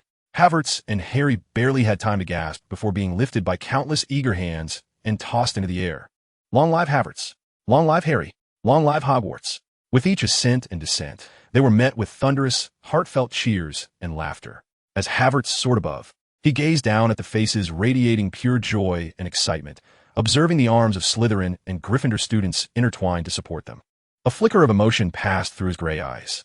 Harry, too, was laughing so hard he could scarcely breathe, all fear and fatigue seemingly cast away in that moment. Hermione stood at the periphery of the crowd, watching Havertz being tossed into the air repeatedly, noticing the rare relaxation and warm smile gracing his face.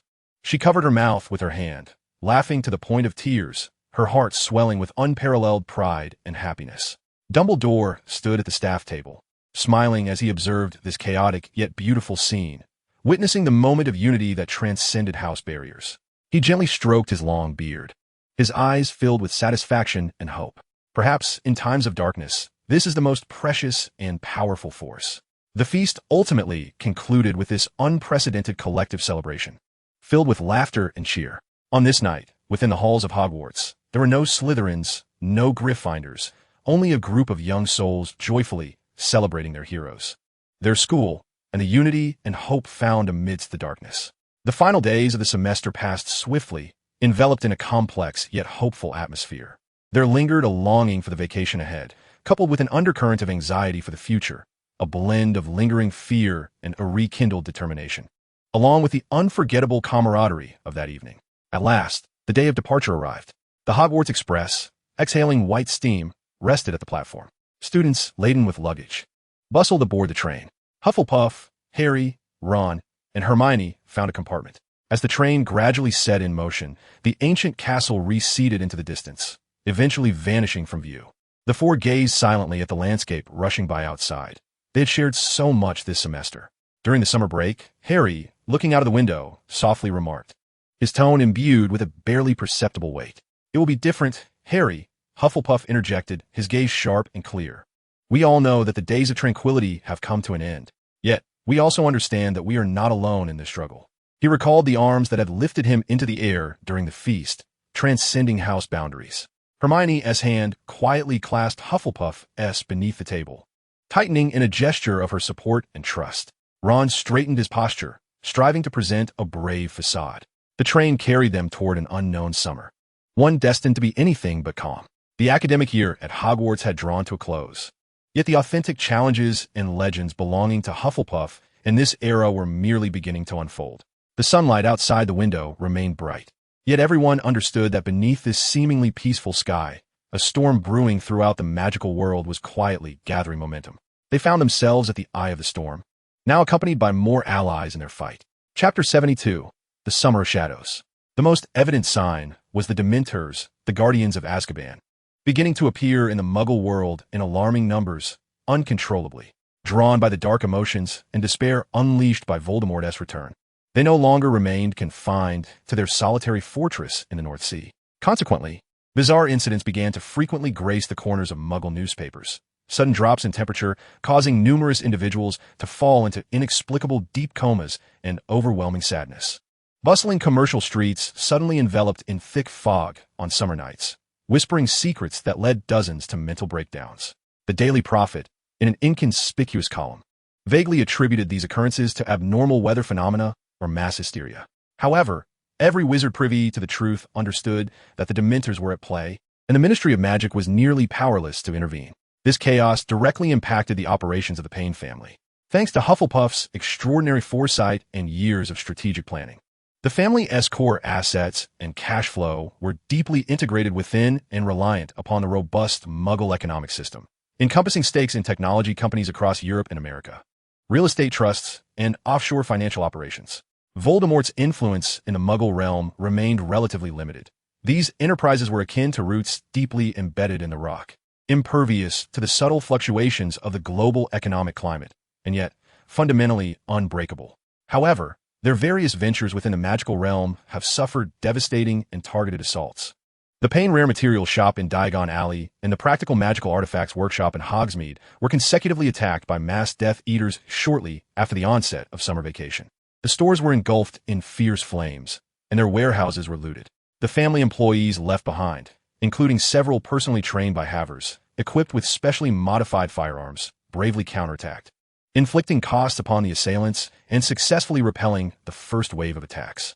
Yet, this display of strength also exposed their vulnerabilities, inviting more insidious retaliatory threats.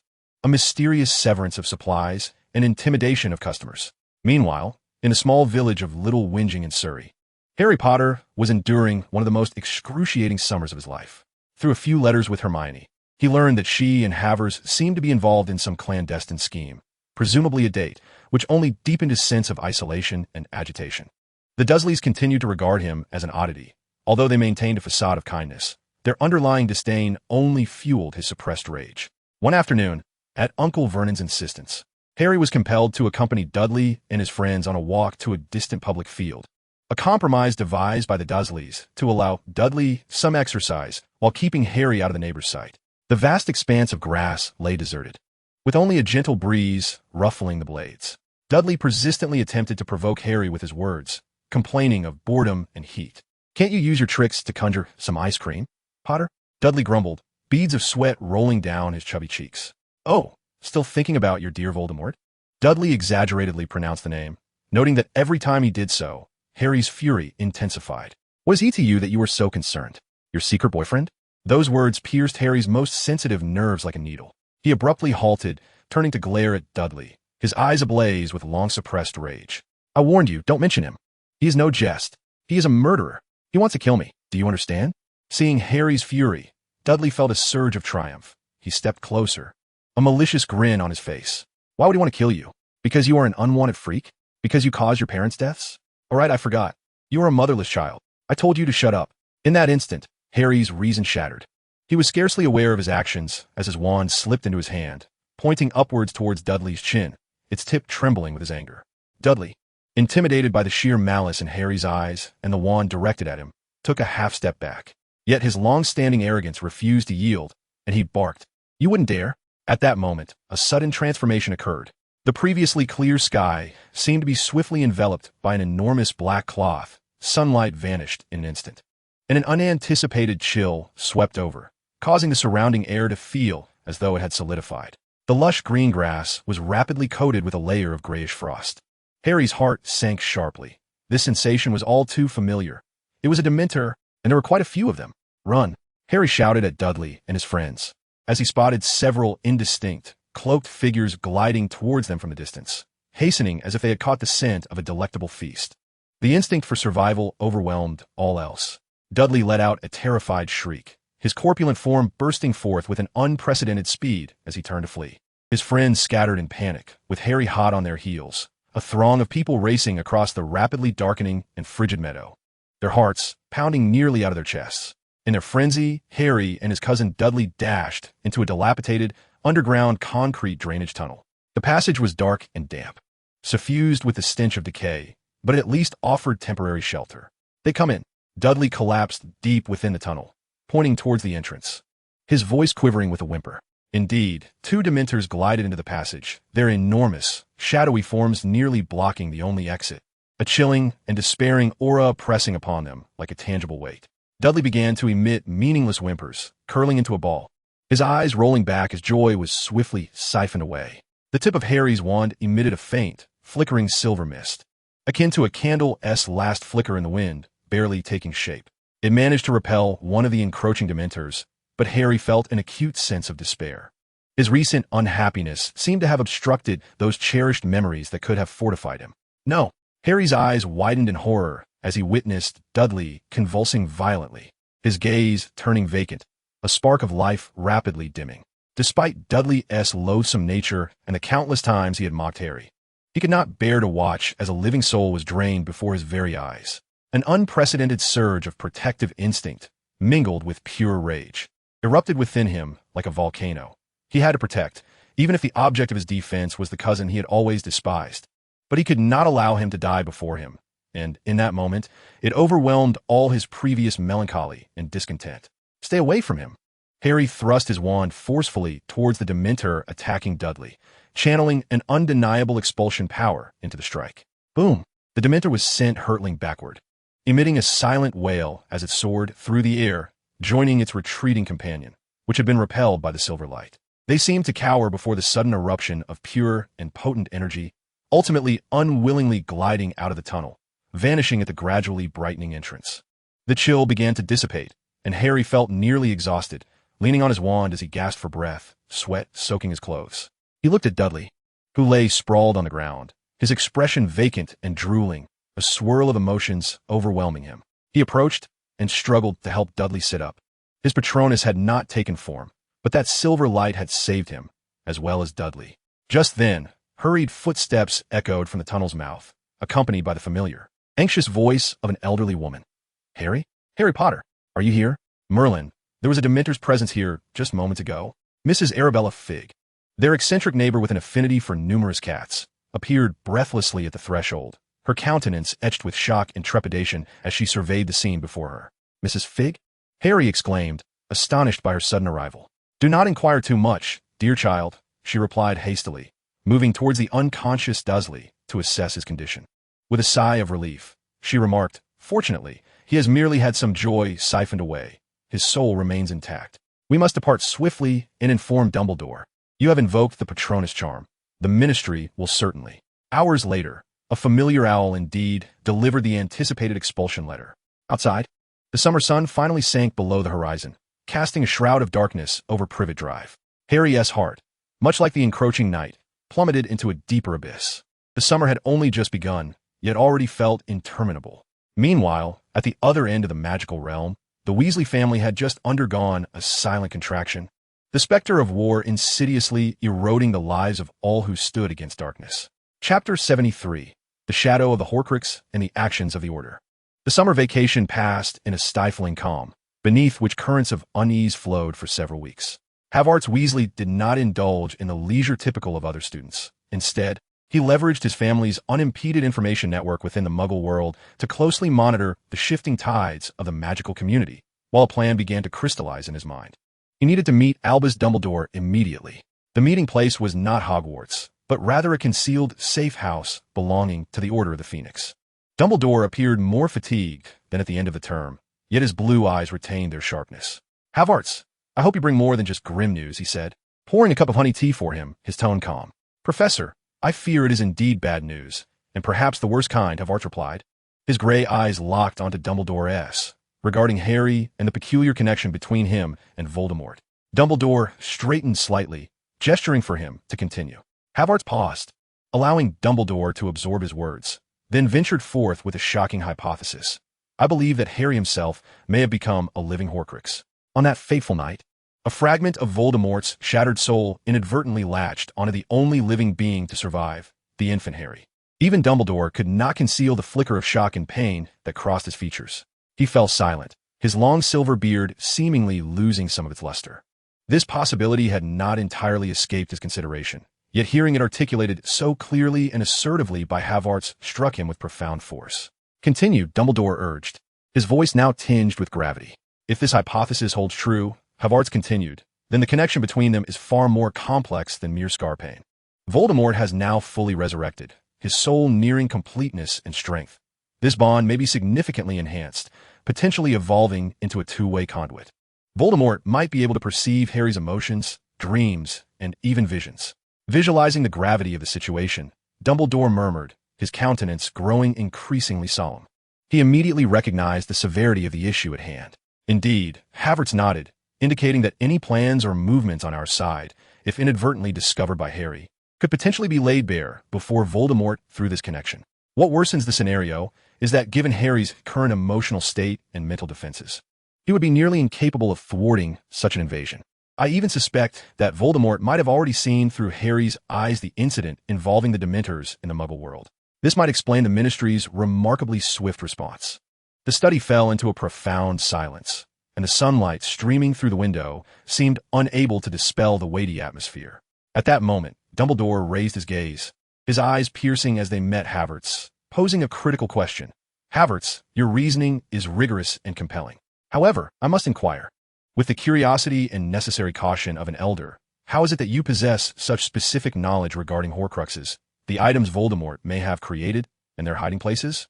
Such matters are exceedingly clandestine, requiring years of investigation, even for me, to glean a glimpse of the truth." "Professor Dumbledore," Havertz replied, his voice clear and resolute, "I regret that I cannot elaborate on the specific sources of this intelligence. The Payne family has its own history and channels. Some secrets transcend the memories of a single generation. You need only to understand that we have paid an unimaginable price for this information. At present, its value lies in its application, rather than tracing its origins." He leaned slightly forward, his tone becoming more earnest.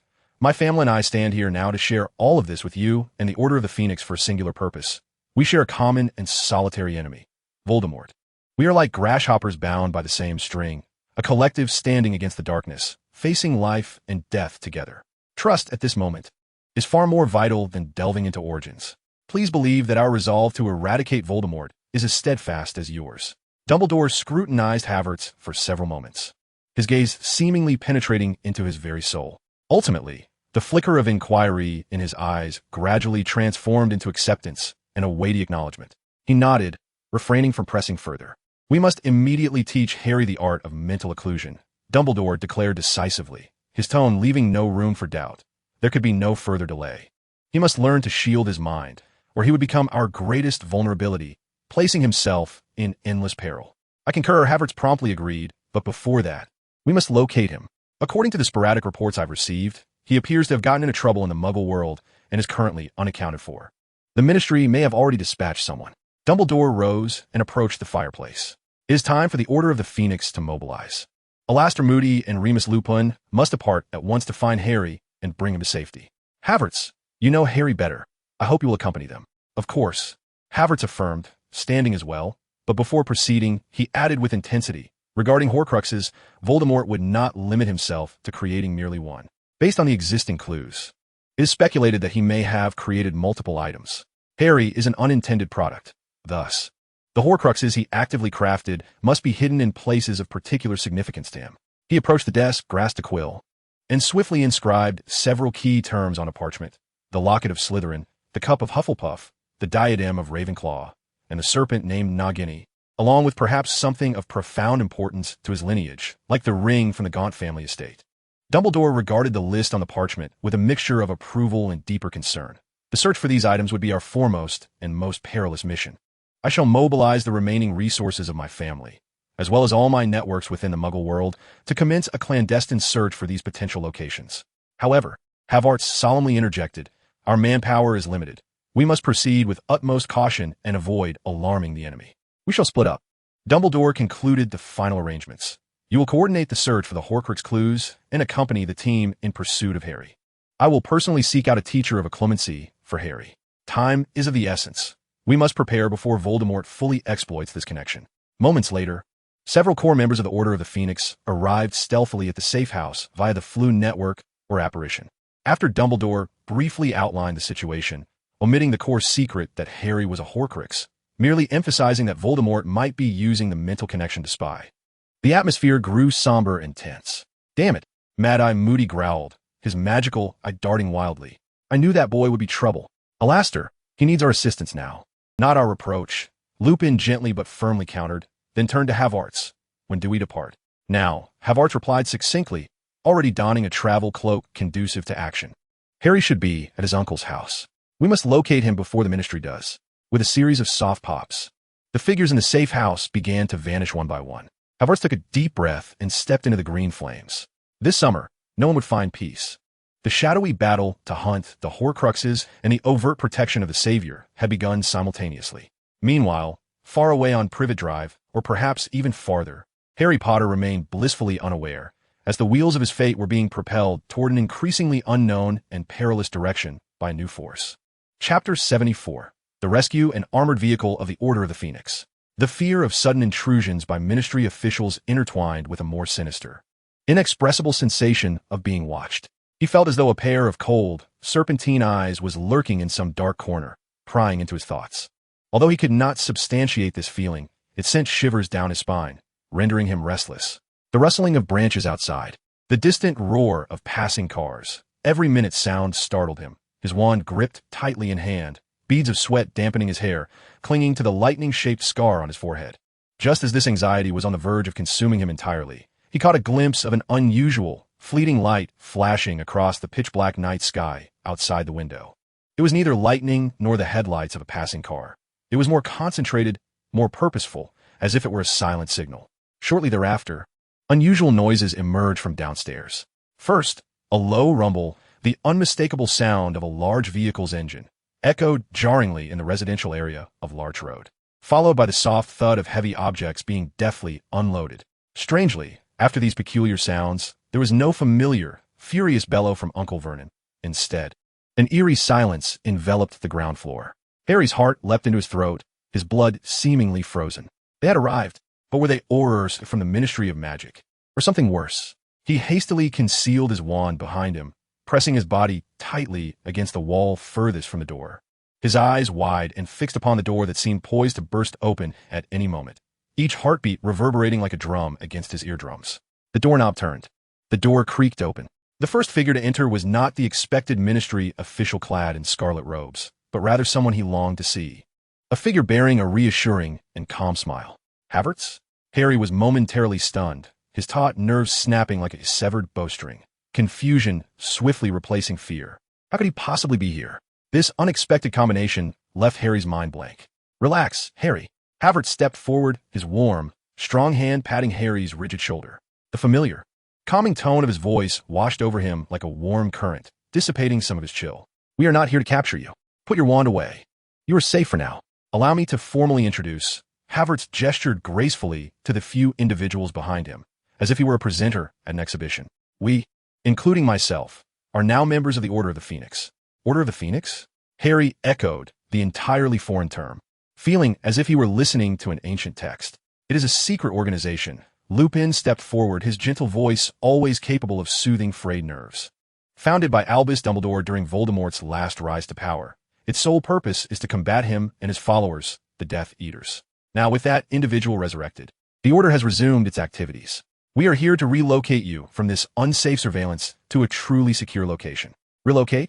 To where? Harry inquired eagerly, a surge of hope piercing through the darkness that had enveloped his heart. He was no longer alone in facing this ordeal. To a place of absolute safety, Harry. Sirius interjected impatiently, his voice roughened by excitement and a prolonged lack of conversation. He stepped forward and embraced Harry briefly. My family's ancestral home. At 12, Grimmauld Place in London. It is protected by the Fidelius Charm, one of the most powerful concealment spells. He glanced at Lupin and continued. And this time, the secret keeper is none other than Dumbledore himself. As long as he remains silent, even if Voldemort himself stood at the door, it would be utterly impossible to discover that place. It shall be our headquarters. A wave of emotion surged through Harry, causing his nose to tingle, as the words headquarters and our resonated with a melodious charm. He had found a place to call his own, alongside comrades ready to fight by his side. Trembling fingers struggled to grasp the delicate parchment as he incredulously unfolded it, his gaze swiftly traversing the elegant cursive that distinctly proclaimed the suspension of the expulsion order, pending the formal hearing's decision. A profound relief washed over him, nearly causing him to falter. The group departed the Dursleys' residence swiftly and silently. As they passed through the living room, Harry was astonished to find Uncle Vernon's rotund form slumped in his beloved armchair, mouth agape, emitting soft snores. Aunt Petunia sprawled across the sofa, her head resting against the arm, as if she had succumbed to a deep slumber, and Dudley, his considerable bulk, had slid beneath the dining table, curled up and blissfully asleep. Clearly, a gentle sleeping charm had ensured that this family would remain undisturbed during their mission. They arrived at a secluded alley behind Privet Drive, seldom frequented by others. The dim light cast a shadowy ambience. Lupin, Sirius, and Moody each produced a broomstick, not a Nimbus 2000 or Firebolt, but rather a well-maintained, vintage Clean Sweep 7, a classic and reliable travel broom. Harry, come with me, Sirius called, mounting his broom, adjusting his posture, then extending a hand towards Harry, his eyes filled with anticipation. I'll take you for a ride, just as your father used to do. However, at that moment, Havertz bypassed the broomsticks entirely, heading deeper into the alley toward a long silhouette draped in thick canvas. Under the curious gazes of the onlookers, two men dressed in dark work attire, who had previously driven the boxy truck, stood guard on either side, their demeanor sharp and efficient. As Havertz approached, they inclined their bodies slightly in unison, displaying remarkable discipline. Young master, the item has been delivered safely, one reported softly, his tone steady and unwavering. Havertz nodded slightly, offering no further words. The two men immediately understood, deftly lifting the heavy canvas. In an instant, it was as if a black lightning bolt had cleaved through the murky alley, causing every breath to catch in the throats of the onlookers. What lay before them was no mere motorcycle. It was an exquisite amalgamation of industrial beauty and deadly armament. Cloaked in a deep matte black finish, its sleek, low lines exuded a sharp aggression and fluidity reminiscent of a racing machine. The robust fuel tank, significantly modified, along with the slightly raised short tail and the single-seat design, all hinted at a singular purpose born for speed and combat. Most striking of all were the two lethal devices seamlessly integrated into the front sides of the vehicle. Harmonizing with the chassis, two compact machine guns glimmering with a chilling metallic sheen. Their design is so exquisitely intricate that it appears as though they are native components of the vehicle's body. Only the profound muzzle and the robust lines beneath it subtly emanate an ominous air, hinting at the formidable firepower that should not be underestimated. Even more astonishing is the complete reimagining of the traditionally shaped motorcycle fuel tank. While its exterior contours remain sleek, its interior has been transformed into a semi-enclosed, capacious metal ammunition chamber, neatly arranged with specially crafted bullet chains prepared for the two sides of death. Merlin's beard, even the seasoned and battle-hardened Madman Moody, could not suppress a hushed gasp. His extraordinary magical eye scanned the weaponized flying machine with unprecedented swiftness, taking in everything from the ethereal blue magical runes to the chilling gun barrels, and finally to the camouflage fuel tank. Did you just fuse a muggle's mobile armory with a magical flying apparatus? This contraption, what is this? Harry's emerald eyes widened, his mouth slightly agape, as his meager vocabulary utterly failed to encapsulate the vehicle that seemed to have emerged from a futuristic sci-fi film. It was infinitely cooler and more formidable than the firebolt he had always dreamed of, a necessary upgrade in defense, combining Muggle industrial design, the aesthetics of firepower, and minor enhancements from the magical realm. Havertz remarked casually, as if introducing an ordinary toy. With a fluid and powerful motion, he swung his long leg over the machine, seamlessly aligning his body with its contours, gently twisting what appeared to be the throttle. A series of intricate and arcane blue magical runes illuminated the engine and rear of the vehicle, accompanied by a deep, resonant hum that resembled not the whistle of a broomstick, but rather the low growl of a dark beast of the night, awakened and stifling its bloodlust. To our destination. Havertz nodded at the still-dazed onlookers, then turned to Harry, his gray eyes conveying an unmistakable assurance. In the next moment, he granted no further time for admiration. With a swift twist of his right hand, the low growl transformed into a piercing roar.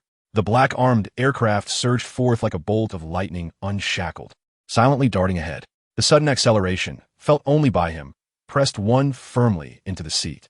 It ascended with a stability and breathtaking speed that far surpassed that of any flying broom, nearly vertical as it soared into the night sky, faintly illuminated by city lights, leaving behind a gradually dissipating, dreamlike blue trail. The spectacle, coupled with the latent destructive power it suggested, rendered the seasoned adult wizards in the alley momentarily speechless, caught in a whirlwind of complex emotions. Merlin above, Sirius, tilted his head back, watching the nearly vanishing point of light in the night sky before glancing down at his slightly weathered bike, the sweep of the 7 stars. His tone filled with mixed sentiments, both astonishment and an undeniable twinge of envy. This lad always manages to conjure something unexpectedly extraordinary. This contraption is far superior to my old motorcycle. All this flashy nonsense makes him look like a moving target, Moody remarked in his coarse voice, habitually critical. Yet as magical, I betrayed his words, fixating on the now invisible blue trajectory in the sky. There was a hint of envy and a pragmatic tone in his voice that he might not have even realized. Nevertheless, one must concede that the speed and stealth of the takeoff were undeniably impressive, and the firepower configuration was remarkable, sufficient even to contend with a swarm of Death Eaters. Once this affair concludes, I must have this lad design one for me as well. It far surpasses the sluggish broom in practicality. I completely concur, Alastair. Lupin replied with a smile, his gentle eyes glimmering with a rare longing for speed and power. Though I may not require such aggressive firepower, the sheer velocity, stability, and maneuverability would grant a significant advantage in numerous urgent tasks and pursuits. It is indeed enviable. Even Harry, somewhat dazed by the overwhelming influx of information and successive shocks, could not help but murmur his agreement, his eyes dreamily fixed on the direction where Havertz had vanished into the night sky, whispering, I too wish for such a vehicle. This mode of transport fulfilled all his fantasies of strength, freedom, and coolness. By comparison, the firebolt seemed rather traditional. Chapter 75, Grimmauld Place and Undercurrents. The frigid night wind swept across the desolate streets of Grimmauld Place, tousling Havertz's dark hair. His figure resembled a statue melded into the shadows, quietly standing beside a weathered stone pillar near number 12. Thoroughly inspect, replenish all types of ammunition. Maintain first-level combat readiness. Havertz's voice was calm and steady. Nodding slightly, Havertz ceased to regard those behind him. He turned, casting his gaze towards the distant night sky, faintly illuminated by the city's glow, patiently awaiting. The disillusionment charm rendered their group invisible to Muggles, yet he was accustomed to utilizing every gap to scrutinize the surroundings and contemplate the layout. Approximately 10 minutes later, Several indistinct shapes finally emerged in the night sky, accompanied by the increasingly distinct whoosh of broomsticks and the unique clattering of Moody's wooden leg. Under the escort of Sirius, Lupin, and Moody, Harry landed on the street with a slight clumsiness, his complexion appearing somewhat pale. Moody merely cast a glance at Havertz, muttering about their swift pace, before striding directly towards the space between numbers 11 and 13. As the black door, adorned with scratches and encircled by a coiling serpent, creaked open with a piercing groan, a mixture of dust, mildew, ancient magic, and the fresh scents of gunpowder and white ointment assaulted their senses. After exchanging a few pleasantries, Mrs. Weasley told Harry, "Ron and Hermione are waiting for you on the 3rd floor. They were worried sick, so hurry along." Harry nodded, eagerly bounding up the creaking staircase. Havertz offered a slight nod to Mrs. Weasley as a greeting, then made his way toward the kitchen, needing some time to gather his thoughts. In the dusty room on the 3rd floor, Harry encountered Ron and Hermione, who were anxiously awaiting his arrival. "Harry, I'm so glad you're all right," Hermione exclaimed, rushing forward to embrace him. "I heard you dealt with the Dementors? How thrilling." Ron gave his back a hearty slap. The three of them animatedly exchanged their experiences since parting ways. When the conversation inevitably shifted to the current peculiar circumstances, Hermione furrowed her brow and lowered her voice, saying, "Harry, I can't shake the feeling that something is amiss. Professor Dumbledore seems to be concealing many things from us. Bringing us all here surely cannot be merely for our protection." They had attempted to inquire with Bill and Kingsley, but neither was willing to divulge any information. Ron shrugged in resignation. At that moment, a calm voice emanated from the doorway. Havertz had appeared, holding a steaming cup of tea. His words fell like ice, momentarily quelling the turmoil within Harry, yet deepening the seeds of doubt. As dinner approached, the atmosphere around the long kitchen table felt heavy. A copy of the Daily Prophet lay discarded in the center, its front-page headline glaringly bold. Minister Fudge announces, "Auror Elite strikes hard, dismantling multiple Death Eater hideouts." The subheading boasted, "The Minister strategizes, dark forces face severe setbacks." "Look at this," Sirius spat, jabbing his fork at the newspaper. "Our people are out there bleeding." While he sits back and takes all the credit, "At least it indicates our efforts are effective." Lupin attempted to view the glass as half full. "They can no longer act so brazenly." "Effective? Huh." Moody's magical eye swiveled toward the quietly eating Havertz. "If it weren't for the toys and intelligence provided by certain individuals, those old guards in the department wouldn't even find the door." He shifted his focus, unabashedly glaring at Havertz. "When can you get us a few of those flying contraptions? They are far more practical than brooms." His words resonated with the group. Although Ron and Hermione had not witnessed the spectacle themselves, it was evident they had heard the tales from others. "Indeed, Havertz." Ron's eyes sparkled. "I heard they come armed." "Merlin, if only we each had one. It must be far safer than riding a broom." Hermione added, unable to contain herself. Practicality mattered more to her than mere flair. Even Kingsley, with his arm bandaged, cast an interested glance, clearly impressed by the performance and firepower of the aircraft. Havertz set down his utensils, facing the eager gazes of his companions with unruffled composure. "It's already in the works," he announced, silencing the kitchen. "Based on the data from our recent operations, I will design a simplified, mass-producible armed flying vehicle for those who require it for high-risk missions.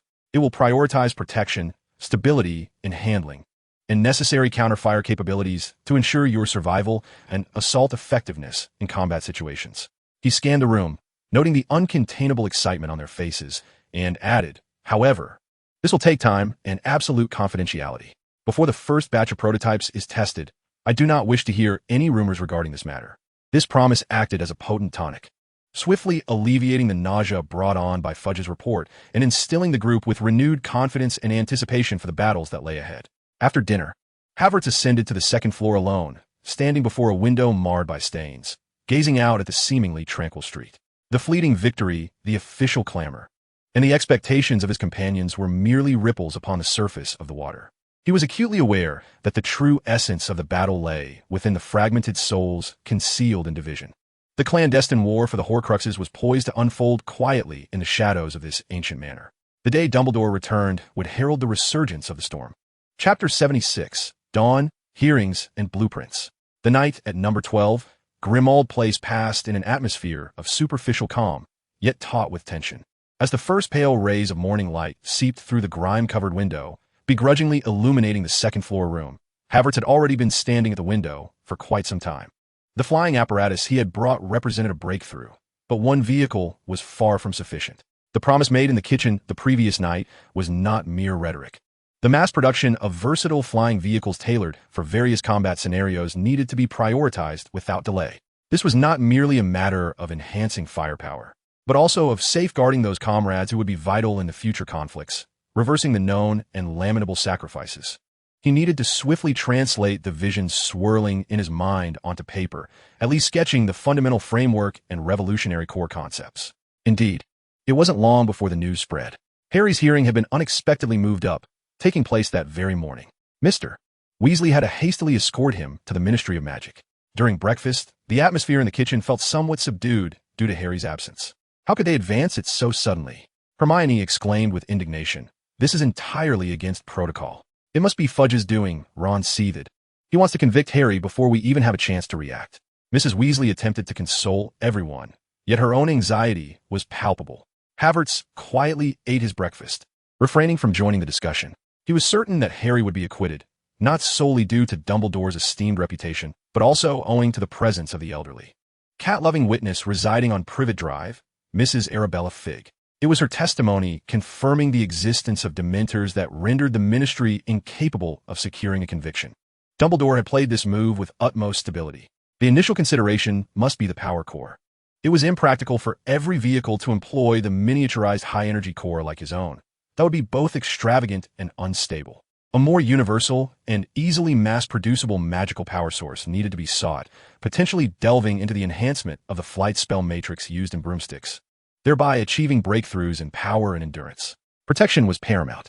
The basic shield charm must be as solidified upon the vehicle's exterior as armor. This was merely the baseline. He contemplated reserving modular interfaces that would allow for the integration of stronger protective spells tailored to varying mission requirements, or even the possibility of incorporating a localized, sustained magical deflection field. This was challenging, yet worth the endeavor. However, what could truly alter the dynamics of the game was his subsequent contemplation of directional awareness and beyond visual range strikes. Wizards had become overly reliant on their eyes and limited detection spells. His fingertips traced an abstract hemispherical structure above the parchment, labeled as a wide-area magical disturbance detection array. Essentially, it was a radar system infused with magic, designed to scan vast expanses of airspace. Rather than identifying specific images, it aimed to detect potent sources of magical energy. The negative life force associated with Dementors, or the subtle spatial distortions produced by large-scale disillusionment and concealment charms. Upon detecting an anomaly, the warning runes within the craft would illuminate, even conjuring a rudimentary indication of direction and distance in the driver's mind, achieving a genuine early warning system. A semblance of self-mockery, tempered by unwavering resolve, graced Havertz's lips. The name Qian Shuessen echoed in his heart. In this magical realm, it would be he, Havertz Payne, who would emerge as a pioneer within this field. Perhaps in the annals of future history, someone would whimsically refer to him as Shuessen Payne. This thought instilled within him a peculiar sense of purpose. The streamlined projectile he sketched was officially designated as an automatic tracking anti-magic missile. It was not a mundane metallic creation, but rather a crystallization of magical mastery. The warhead could encapsulate highly concentrated stunning spells, explosive charms, or specialized magic targeting dark creatures, such as enhanced Patronus energy. Most critically, it featured a guidance system, once a target was locked via radar or marked by the rider's magic. The missile could autonomously track the target's magical signature or marking signal until impact. Imagine, above the clouds, spotting a squad of Death Eaters soaring on their broomsticks from afar. Without the need for direct confrontation, a few missiles, trailing fiery tails, could strike them down before they even realized the threat. This represented true aerial superiority, a homage to and practical manifestation of the spirit of that venerable predecessor. As for close combat, the mass-produced variant required a more magical solution. He sketched the outline of a multi-wand stabilizing base on the margins, enabling the rider to cast spells with greater stability and precision during high-speed maneuvers. Perhaps it could also integrate a limited, non-lethal control magic launcher, such as a small-scale stunning beam array, for crowd control or suppression. Lastly, adaptability was paramount. The members of the Order of the Phoenix varied in stature and combat habits. The cockpit and control interface must be flexible, ensuring that each individual could acclimate swiftly and unleash their maximum combat potential. The outcome of the hearing was self-evident. Harry's immediate crisis had been averted, yet a greater storm loomed on the horizon. He needed to hasten his efforts, for time was never a patient companion. And before these lines and runes transformed into true steel wings capable of rewriting the rules of aerial combat, he knew that Dumbledore would soon return. At that moment, the weighty discussions regarding Horcruxes and Harry's fate would be inescapable.